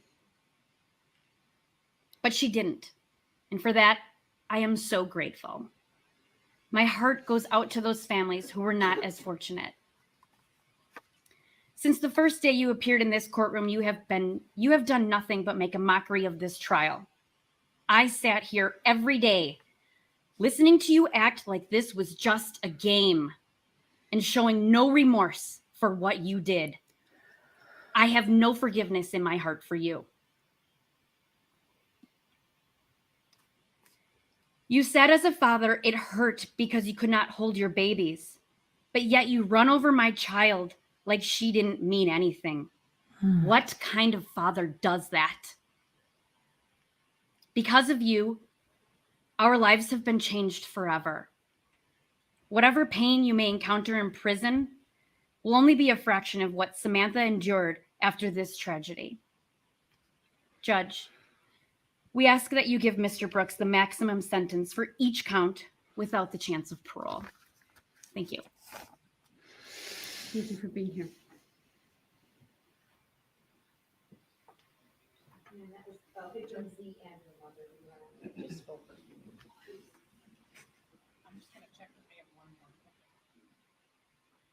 Sounds like there may be one more person to come and give a statement.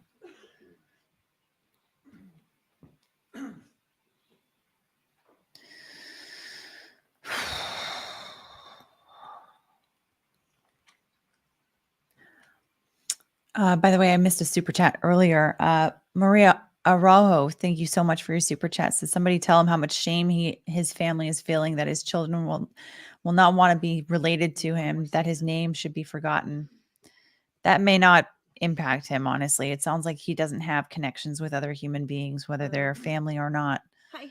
And that may be part of the problem for him. Oh, I left my pictures in the hallway. Can I grab my pictures? I'm sorry.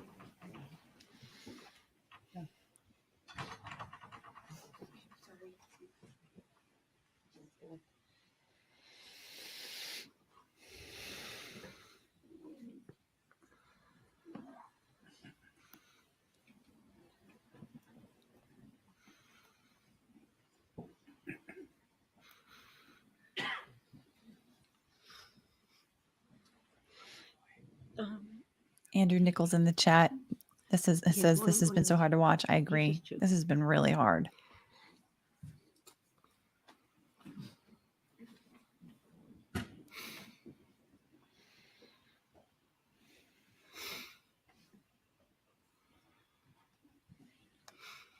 And yes, will they push the people talking for him until tomorrow? If they actually show up, it sounds like it would be tomorrow because it's almost 5 o'clock. This is our daughter, Olivia. Local time. She is the baby of our family. That photo was taken on November 21st, 2021. At that time, she was an innocent 8-year-old who was excited to get to perform in the parade with her best friend and her teammates. And it was something she looked forward to every year.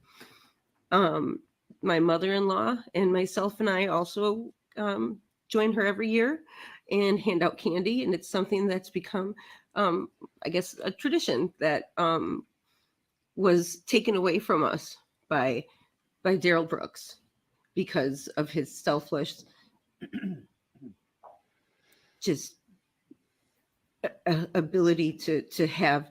Please don't do that. It's so disrespectful. I've watched all day on TV, and I've watched you mock all of the victims all day. You roll your eyes and you make faces. If this was your 8-year-old daughter that someone else hit, you would have been beside yourself if someone made those faces. And you want people to have forgiveness for you and your child? You're insane. I hope that the judge puts the most amount of years on your sentence, and I hope that you live in hell for the rest of your life for what you have done to all of these victims. Do you realize after you hit me and my mother-in-law, I spent 5 minutes walking around looking for my daughter on the ground. I was looking for her through little girls that were keeled up in little fetal positions because you had ran them over. You hit them with 3,300 pounds and you don't care. Right before you hit me, I turned around and I looked at you. I didn't see your car. I saw the look in your eye. You knew exactly what you were doing. You knew exactly what you wanted to do.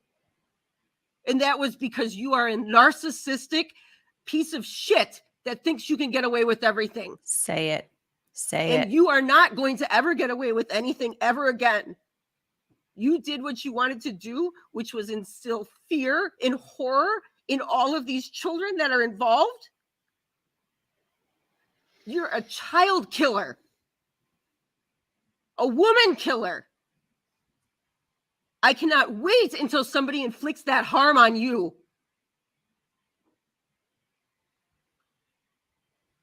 I'm done. I'm sorry. No need to apologize, ma'am. I'm done. That's Olivia. And the next one is my daughter in the hospital room where I sat next to her for 5 days where she didn't move. My daughter who was in the ICU for 5 days. And in children's for an additional 9 more in the critical care unit because of her brain injuries that you caused to her. That she still deals with daily.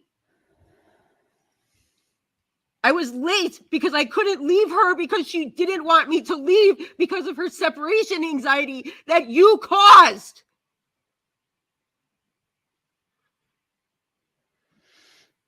You should not be allowed to be a father to your children. I'm so glad that you are being kept from them. The shit you would teach them would make them as evil and miserable as a person that you are.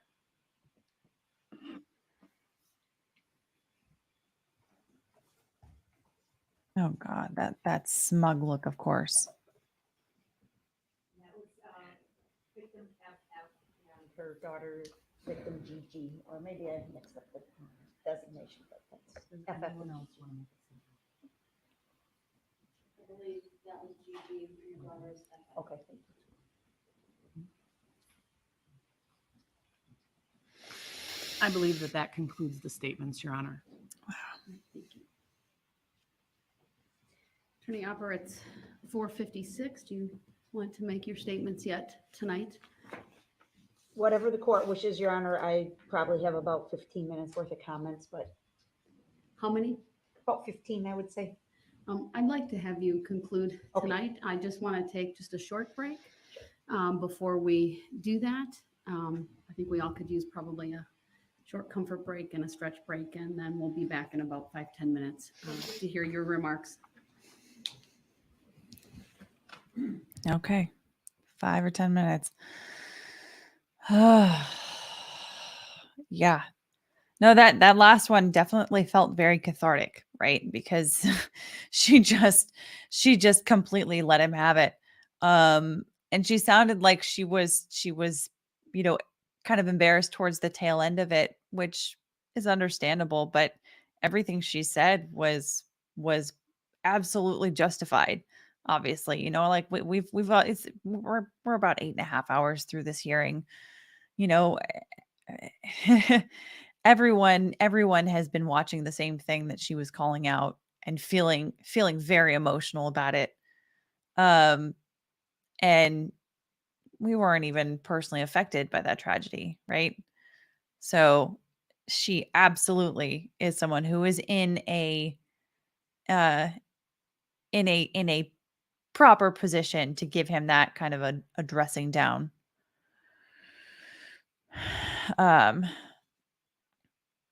Yeah. Oh, Detective C's, thanks so much. I'm okay, and this is hard, right? This is a very difficult, long, difficult live stream. But we've had so many good people in the chat here that have all been watching this together, and just kind of sitting through this.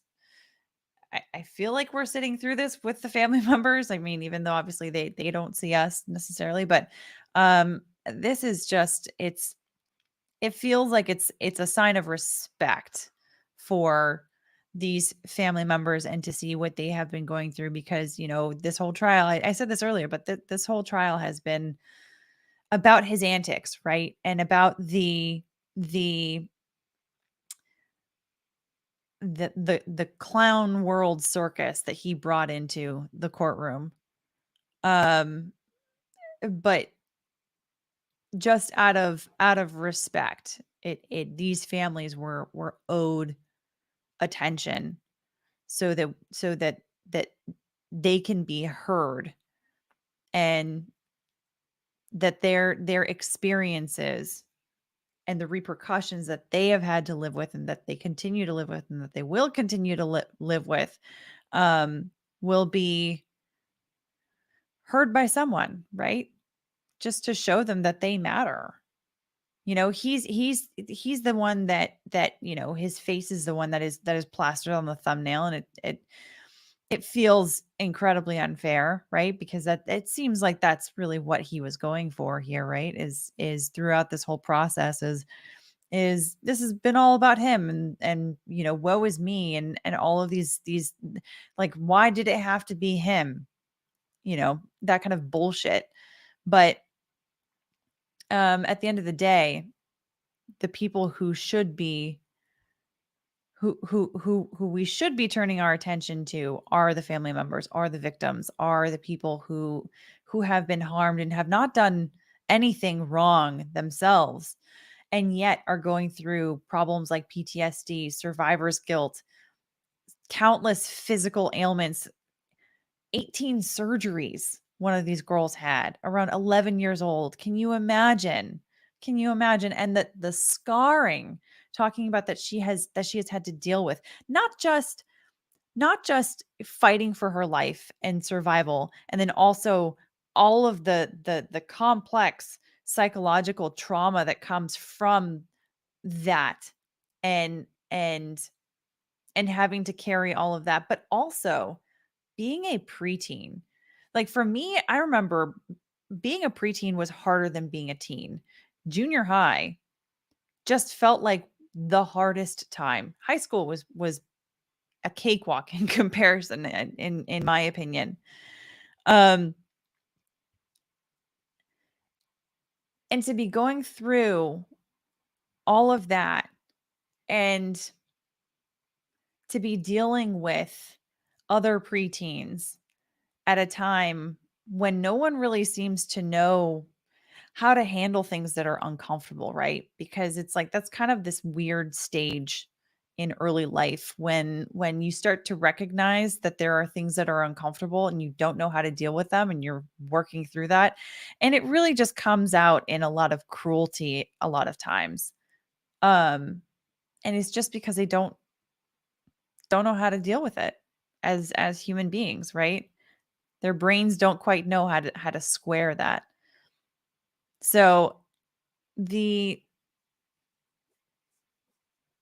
fact that they've had to go through so much is just horrifying. But I'm so grateful for the fact that this hearing has been live streamed so that we can see it, we can understand the real lives that have been impacted through this horrifying act.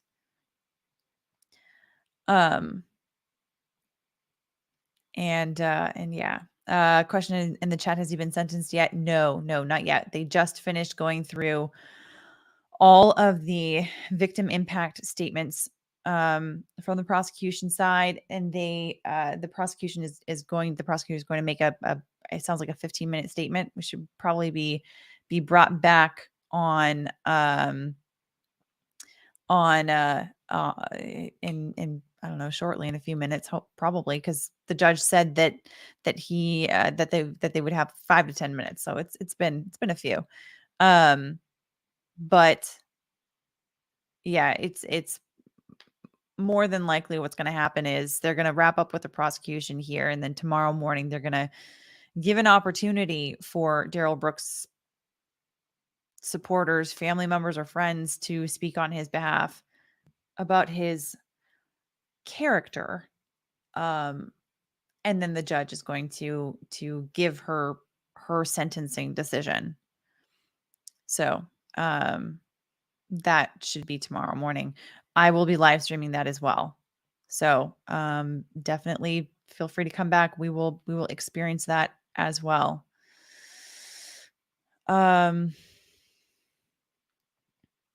So yeah. Once again, this has been a difficult live stream, but thank you to everyone who has been so kind and so caring to me and also to one another. You know, I've got people asking for me. Rob actually texted me at one point saying that someone had messaged him saying that they were concerned about me earlier during one of the more emotional statements that was given. But I'm okay. I'm going to be okay. And I hope you guys are too. I hope that this heaviness is not something that is overbearing for anyone that has been watching. Keep in mind, as a silver lining, those stories that people gave in talking about the good that came out of the community and the good that they experienced with the kindness of the people that were helping.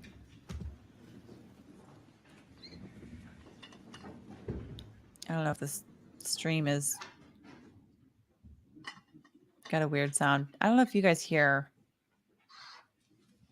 like a static or not. Let me know in the chat.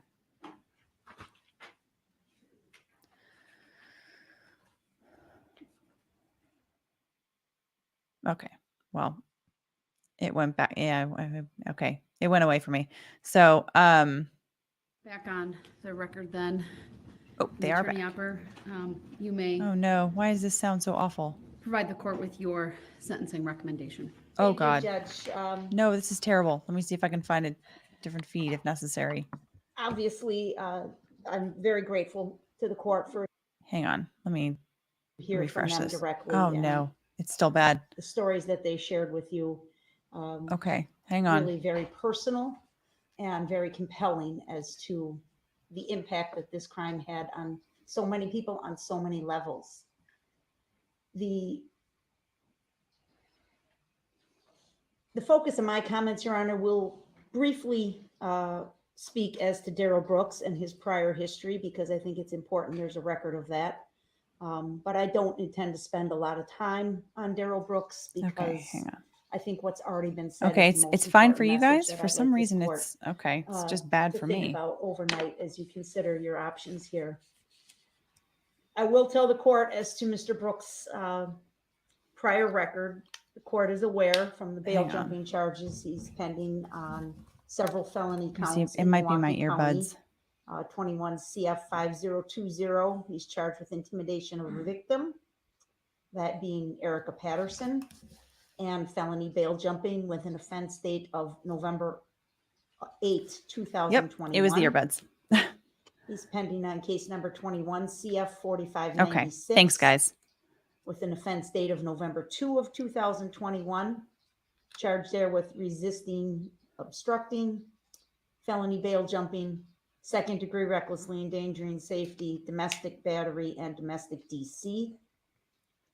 That is the case where he is alleged to have struck Erica Patterson in the face with a closed fist after an argument. And then as she was walking away, intentionally ran her over with the same 2010 Ford Escape that he used in this attack.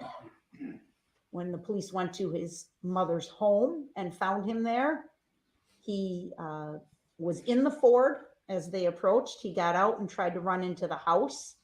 He ignored their commands to stop. He tried to flee and eventually was apprehended. He lied to them and said he was not driving the Ford SUV that day, even though there was evidence to the contrary. That case is pending in Milwaukee County. He was released on $1,000 cash bail in that case on November 19th of 2021. There's a third file pending, 20 CF 2550. The charges are 2 counts of second degree reckless use of a weapon, felon in possession of a firearm. The date of violation is July 24, 2020. He was released on cash bail in that case in March of 21. In that case, the allegation is that he got into a fight with his nephew. And as his nephew was leaving the area, the defendant fired 1 shot from a handgun toward the vehicle that his nephew was in. The vehicle was occupied by 1 other person, and therefore he was charged with 2 counts. The next day, he was taken into custody, and a loaded Beretta 9mm handgun was located just a few feet away from him. That handgun had previously been reported stolen. I believe he has court on those files later this week in Milwaukee County, Your Honor. As far as convictions are concerned, there's a 2012 conviction from May 15th, 2012. Resisting obstructing misdemeanor in Milwaukee County, sentenced to 37 days jail consecutive to any other sentence. 4/23 of 2012, there were 2 files disposed of in Milwaukee County. One of them charged misdemeanor bail jumping and possession of marijuana. He was sentenced to 180 days in the House of Correction on both counts concurrent. There was another file for felony possession of THC as a second or subsequent offense. He was also sentenced to 180 days in the House of Correction for that file. I'm sorry, what was the conviction for? Felony possession of THC as a second or subsequent offense. On April 30, 2010, he was convicted in Wood County of strangulation/suffocation with other charges for battery and criminal damage to property dismissed and read in. There was a withheld sentence for 3 years probation. Jeez. Ultimately, it was revoked in 2011, and he was sentenced to serve 11 months jail. 2009 conviction from Manitowoc County for misdemeanor obstructing, sentenced to 2 days jail, time served. 2005 conviction from Langlade County. Actually, it was a county ticket for disorderly conduct. He never paid the fine on that, so he ultimately served 30 days jail. 2003 conviction in Milwaukee County for resisting obstructing, 20 days in the House of Correction. 2002 conviction, Milwaukee County, felony possession of THC, second or subsequent offense, 50 days in the House of Correction.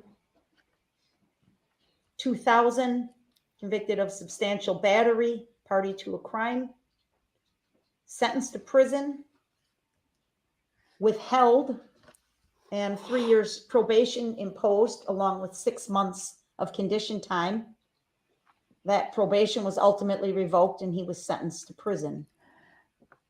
Andrew, That's his record from the state of Wisconsin. they do take in his He has previous a record from the previous state of record into account Nevada. for purposes June of of sentencing. 2016, he was charged with a sex offender registry violation, failed to appear in court. He's on already that been convicted, offense, and there is currently so an outstanding warrant. there's for his no arrest bias issue on active in the that, state of but Nevada. for sentencing, yes, 2007, it he is pled very guilty relevant. to statutory sexual seduction as a felony. A suspended sentence was ordered for 36 months probation. That's what led to the sex offender registry requirement, which he is currently non-compliant with.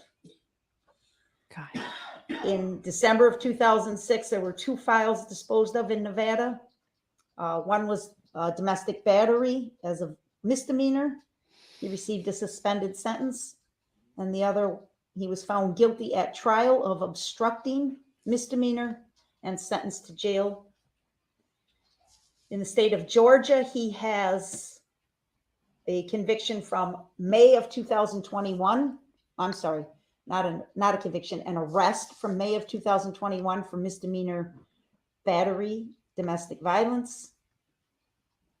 The disposition of that case is unknown. And of course, there's paternity action that was pending here in Waukesha County that had been a warrant or capias had been issued for him on at least 8 occasions during the life of that file. That's a 2003 case.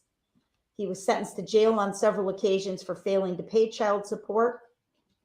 He was once allowed Huber privileges on a jail sentence, but had those Huber privileges revoked in 2009. Most recently, there was a warrant issued in August of 2021. And Judge Maxwell signed an order to lift a stay of a 120-day jail sentence.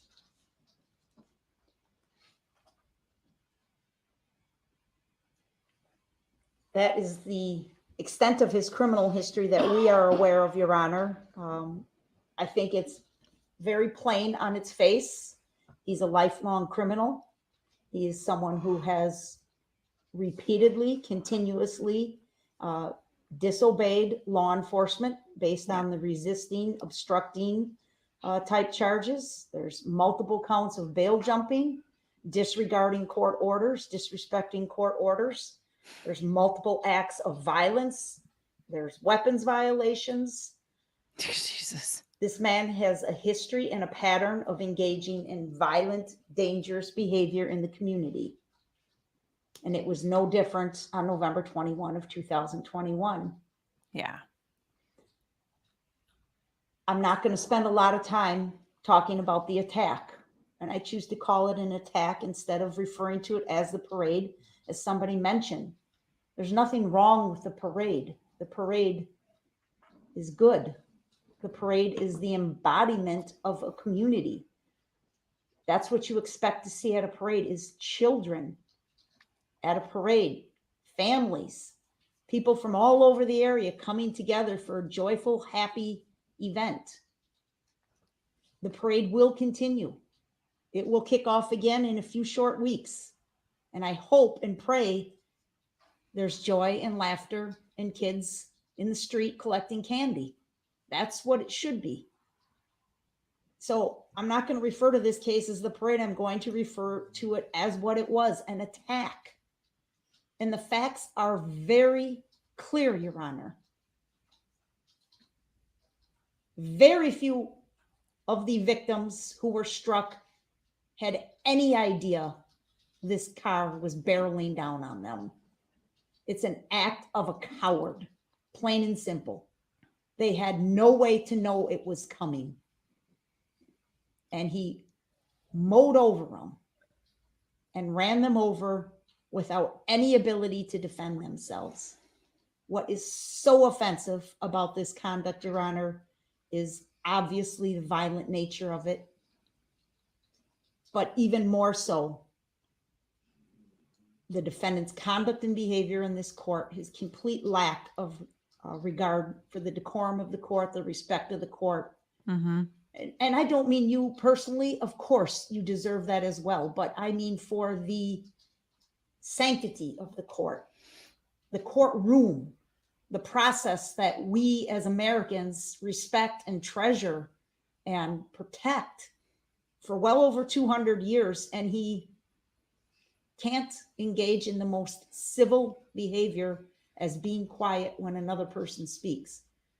Many, many people came into this courtroom over the course of the trial and the proceedings. Every one of them was able to sit and obey the court's order. If you asked them to stand up, they'd stand up. If you asked them to sit down, they'd sit down. If you told them court's in session, be quiet, they all would. Everyone was able to do that except Darrell Brooks. I think he was able to do it. I just don't think he wanted to. I just think this is all part of his charade. This referring to himself in the third person, trying to distract him or detract himself, I should say, from the events, taking absolutely no responsibility. It's the act of a narcissistic coward. Those words have been used here today, and nothing could be further from the truth. Yeah. He is a coward. He ran like a scared little chicken. I think she meant the opposite. From this parade, trying to slither away in the dark of night, but only to stop long enough and try and take advantage of good citizens that would help him. He calls and lies to his mom, right? Get me an Uber. I can't get into it. He lies to the officers repeatedly. We saw the time of his arrest. We heard the testimony from Daniel Ryder, a good man with good intentions and a good heart, who took this murderer into his home and held him there long enough for the police to come and take him away without any knowledge whatsoever of what had gone on. He takes advantage of everyone. He's extremely manipulative. He absolutely thinks he's in control of everything, when in fact, as he sits here in custody, he's in control of nothing except for his own behavior. Nope. You can shut up. Except I'm for not his... gonna sit here and be disrespected. Oh, God. I'm not gonna You'll sit have here your and be opportunity. disrespected. These are sentencing arguments and they can make them. So I could do the same thing? Mr. Brooks, there's nothing disrespectful. They're doing it in Yes, a it is. respectful Okay, way. call me out of my name again. Go ahead, Attorney Opera. Judge, these are the facts. You heard from so many of these parents and so many of the people that were there of that fight or flight, right? That kicked in. He ran. He fled. He tried to protect his own self. That's it. That's all he did. Everybody else sprang into action, whether that action was to immediately account for their behavior, for their family and get them out of there to safety, whether it was good Samaritans. And Judge, I really thought long and hard. I had a video clip that I was perhaps going to show to you. You've seen a lot of this during the trial, but I mean, it comes from the clip when I showed during my closing argument near the end of the parade route where the Catholic community had been struck and all the shoes laying in the road and things like that. That person that took that video walked down Main Street for quite some time and captured quite a few images. And it's really quite powerful, but I also thought it's really quite painful. But one of the things that was just so remarkable to us as we watched things like that was the average citizens that just sprung into action to save somebody else. There's a particular moment where there's a person on the ground fervently performing CPR on a victim in amongst a pool of blood without any regard for themselves whatsoever. I don't know who this person was. I don't think I'll ever know, but it's a prime example of the good that came out. So many people talked this afternoon about good versus evil, and I definitely believe that's what this case was about. Darrell Brooks is the epitome of evil. He is evil in Another person. courtroom, please. No, you may not.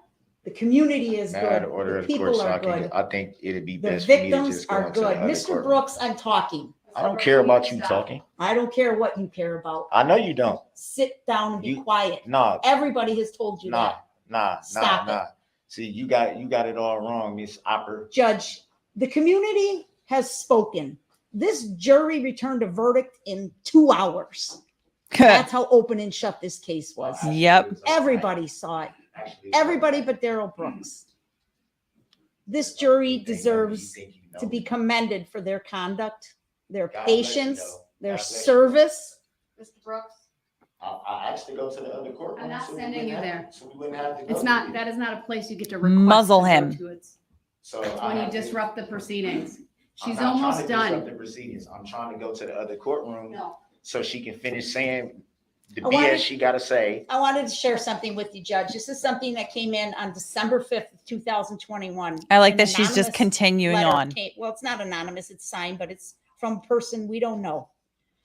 From another state, from the state of Kansas. December 5 of 2021, this person took time out of her day to write a card it's addressed to the Waukesha community, and it was sent to our office. And she wrote, "We have been praying for the healing of your community.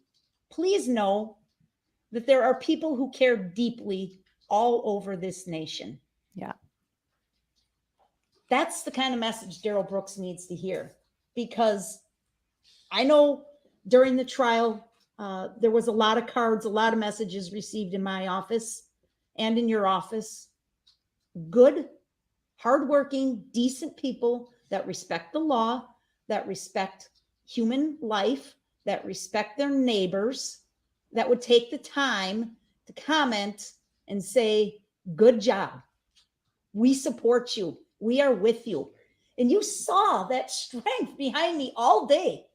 Yeah. Those young kids, children coming up. I mean, Your Honor, I'll say this. God is good. There's been a lot of talk about God. There's been a lot of talk about religion. Darrell Brooks brought the Bible into this courtroom. These children are remarkable for their strength, for their healing, their physical healing. We haven't met these kids before. We've never met them. We met them today for the first time. You would never know the serious injuries that they suffered as a result of Darrell Brooks by looking at them. Of course, there's much healing to be done. But isn't it remarkable that in a year's time, look how far we have come as a community? Look how far these families have come. These families, these victims that stood up and pointed to Darrell Brooks and said, "You will not beat me. You will not knock me down." That's what we need to move forward with as a community, Your Honor. His behavior is done. We're done with him. He has forfeited his right to be in this courtroom. He's forfeited his right to be in our community, period. There is not one thing that mitigates this sentence, not one. Yeah. He deserves the absolute maximum sentence on all counts consecutive. Yep. Look, Judge, you saw the videos. This wasn't him plowing in to one large group of 50 people at one point in time and hitting them. It was linear. He hit one, kept going. Hit two, kept going. Hit three, kept going. Yep. All the way down the street. That's consecutive sentences, Your Honor. That's intentional, willful, volitional conduct that warrants consecutive sentences stacked one on top of the other, just as he stacked victims up as he drove down the road in complete disregard for any other person whatsoever. We kept the kids out of the courtroom in the trial, Judge, but boy, it's impactful to listen to them today and realize this isn't just, victim GG. This is a child that you willfully ran over with a 3,000-pound vehicle, as so many people so adeptly observed. Police officers, first responders, the medical professionals. It's kind of weird, Judge, because we're coming up on the anniversary, of course, and we're coming up on the weekend before Thanksgiving, which is a weekend that a lot of people pay attention to on the calendar because here in good old Wisconsin, it's deer hunting season. It's a lot of families going out, starting their Christmas activities, Christmas festivities, Christmas shopping, whatever it is. So it's kind of a weekend that comes around every year that on its own, it's not a holiday. It's not really a known day, but we all know that first weekend before Thanksgiving and what it brings. We all look forward to maybe a short work week, spending time with family, getting together. And here it comes. And it's the anniversary of this attack at the hands of Darrell Brooks. But we're going to have an ability to move on from that. We have the ability, we have the tools as a community, Your Honor, to do that. And that's definitely because of everyone that responded to this incident, the first responders, the police officers, the medical personnel that got paged in on a Sunday night when we're all hunkered down. Packers had played, it's cold, it's dark, and they all had to spring into action and respond. And there were law enforcement from all over southeastern Wisconsin, fire department, EMTs.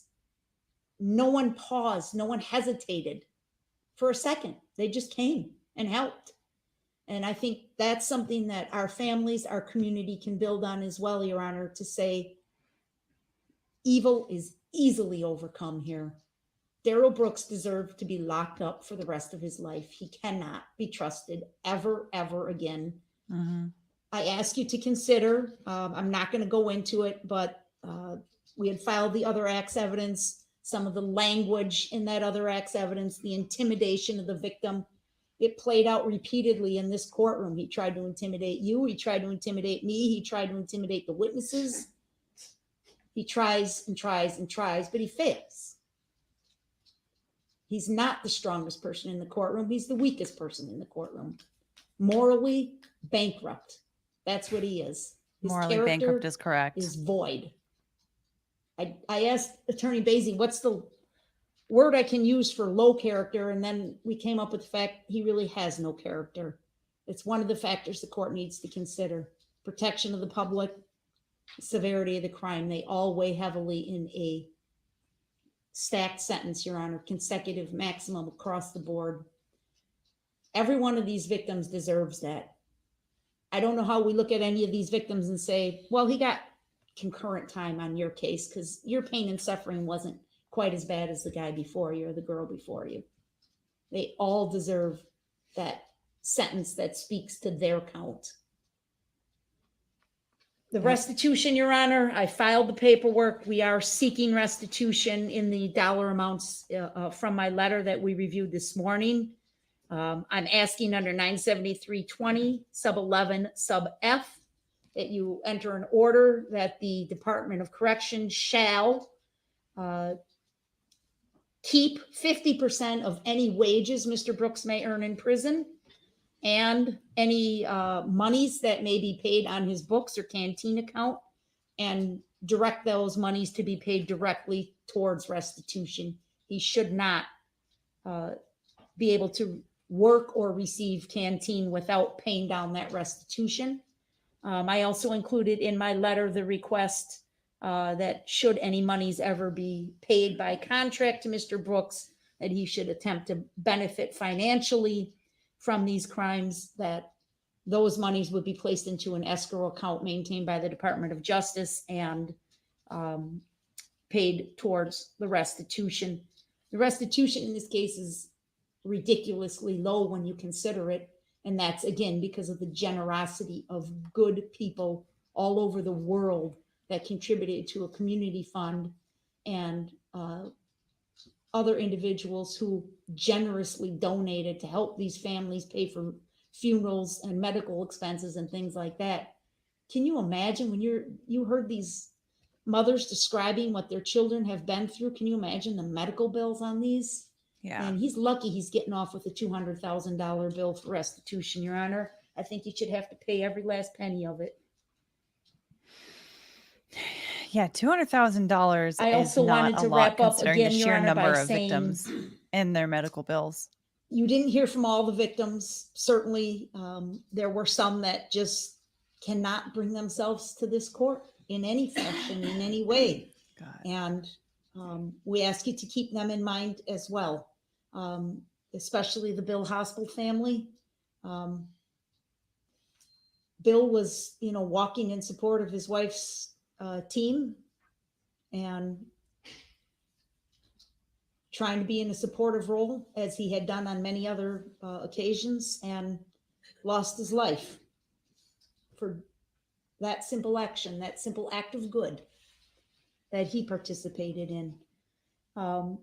There were some groups that are not represented here today, but I know you heard their story at trial and you're aware of what some of them went through that maybe wasn't specifically addressed here today, but I just ask you to keep in mind that we certainly presented a wide array of victims to you, but not everyone. And then certainly, as I mentioned at the outset, the community as a whole absolutely demands justice for these victims, these families, and for the community itself. That Darrell Brooks has no redeeming value, Your Honor. Thank you. All right, thank you. Mr. Brooks, as far as I can tell from the correspondence from your mom and from you, I believe there may be closer to 3 individuals plus yourself who wish to speak at sentencing. Since we lost an hour or so today, although we did go late, so arguably we gained it back, I still was thinking about starting at noon just to make sure there's ample time. I will start the Zoom shortly before that. The information has been provided to your mother, and I believe she will provide it to the other individuals on your list who wish to attend and make a statement on your behalf. So right at noon, we will start that process. Noon tomorrow. Typically, I would hear from the individuals on your behalf with you going last, but you tell me if you want it to go a different order. That's fine. All right, and then I'll hear from you. I may take a short break before I come back out, or even a longer break, depending on the timing of everything tomorrow, to just collect all of the final statements and process them. Obviously, I'll take the overnight to process what I've heard today, in addition to what I've already been doing on my own. And I haven't seen any written statements on your behalf. Yes, I will be streaming this I don't know if tomorrow. anything came in today during this hearing, but Most certainly. I'll rely on the verbal statements that are made and then yours at the time of sentencing or prior to me imposing sentencing, okay? I apologize. It's very emotional and frustrating right now, so Ah, I apologize. to emotional for Your you. Honor, in court. I understand Jesus it's frustrating and I understand that. It's just very hard to sit and, it's almost like a And to power. hear people tell you the truth. I still understand that I have to conduct myself respectfully, so I apologize. I think the apology needs to be made to the victim, sir, more so Ooh. than this court. Good response. I was just referring to I know. the All right, anything else from either party before we conclude for this evening from the state? No, Judge, we'll see you at noon. Thank you. From you, sir? not at this time. All right, we are in recess. I'll see everyone tomorrow at noon. Thank you. Okay. Wow. That about does it for today. This has been very emotional, very difficult. We knew that going into it that this was going to be tough, right? But very important. So I thank all of you for joining me for this live stream, and for coming together, and like I said before, allowing for space for everyone to feel the emotions that they feel in response to seeing everything from the statements themselves to his conduct throughout the hearing, in addition to everything that he's been doing throughout the trial, of course. So thank you so much to all of you for watching with me and for helping to create this space for everyone to be able to watch it in a way that was supportive of one another. And like I said, made space for each other. So, this has been difficult, but like I said, important. And I said this earlier a couple times, but I want to say it one more time before we head out here. It's a very heavy topic today, and I want you to walk away with a silver lining.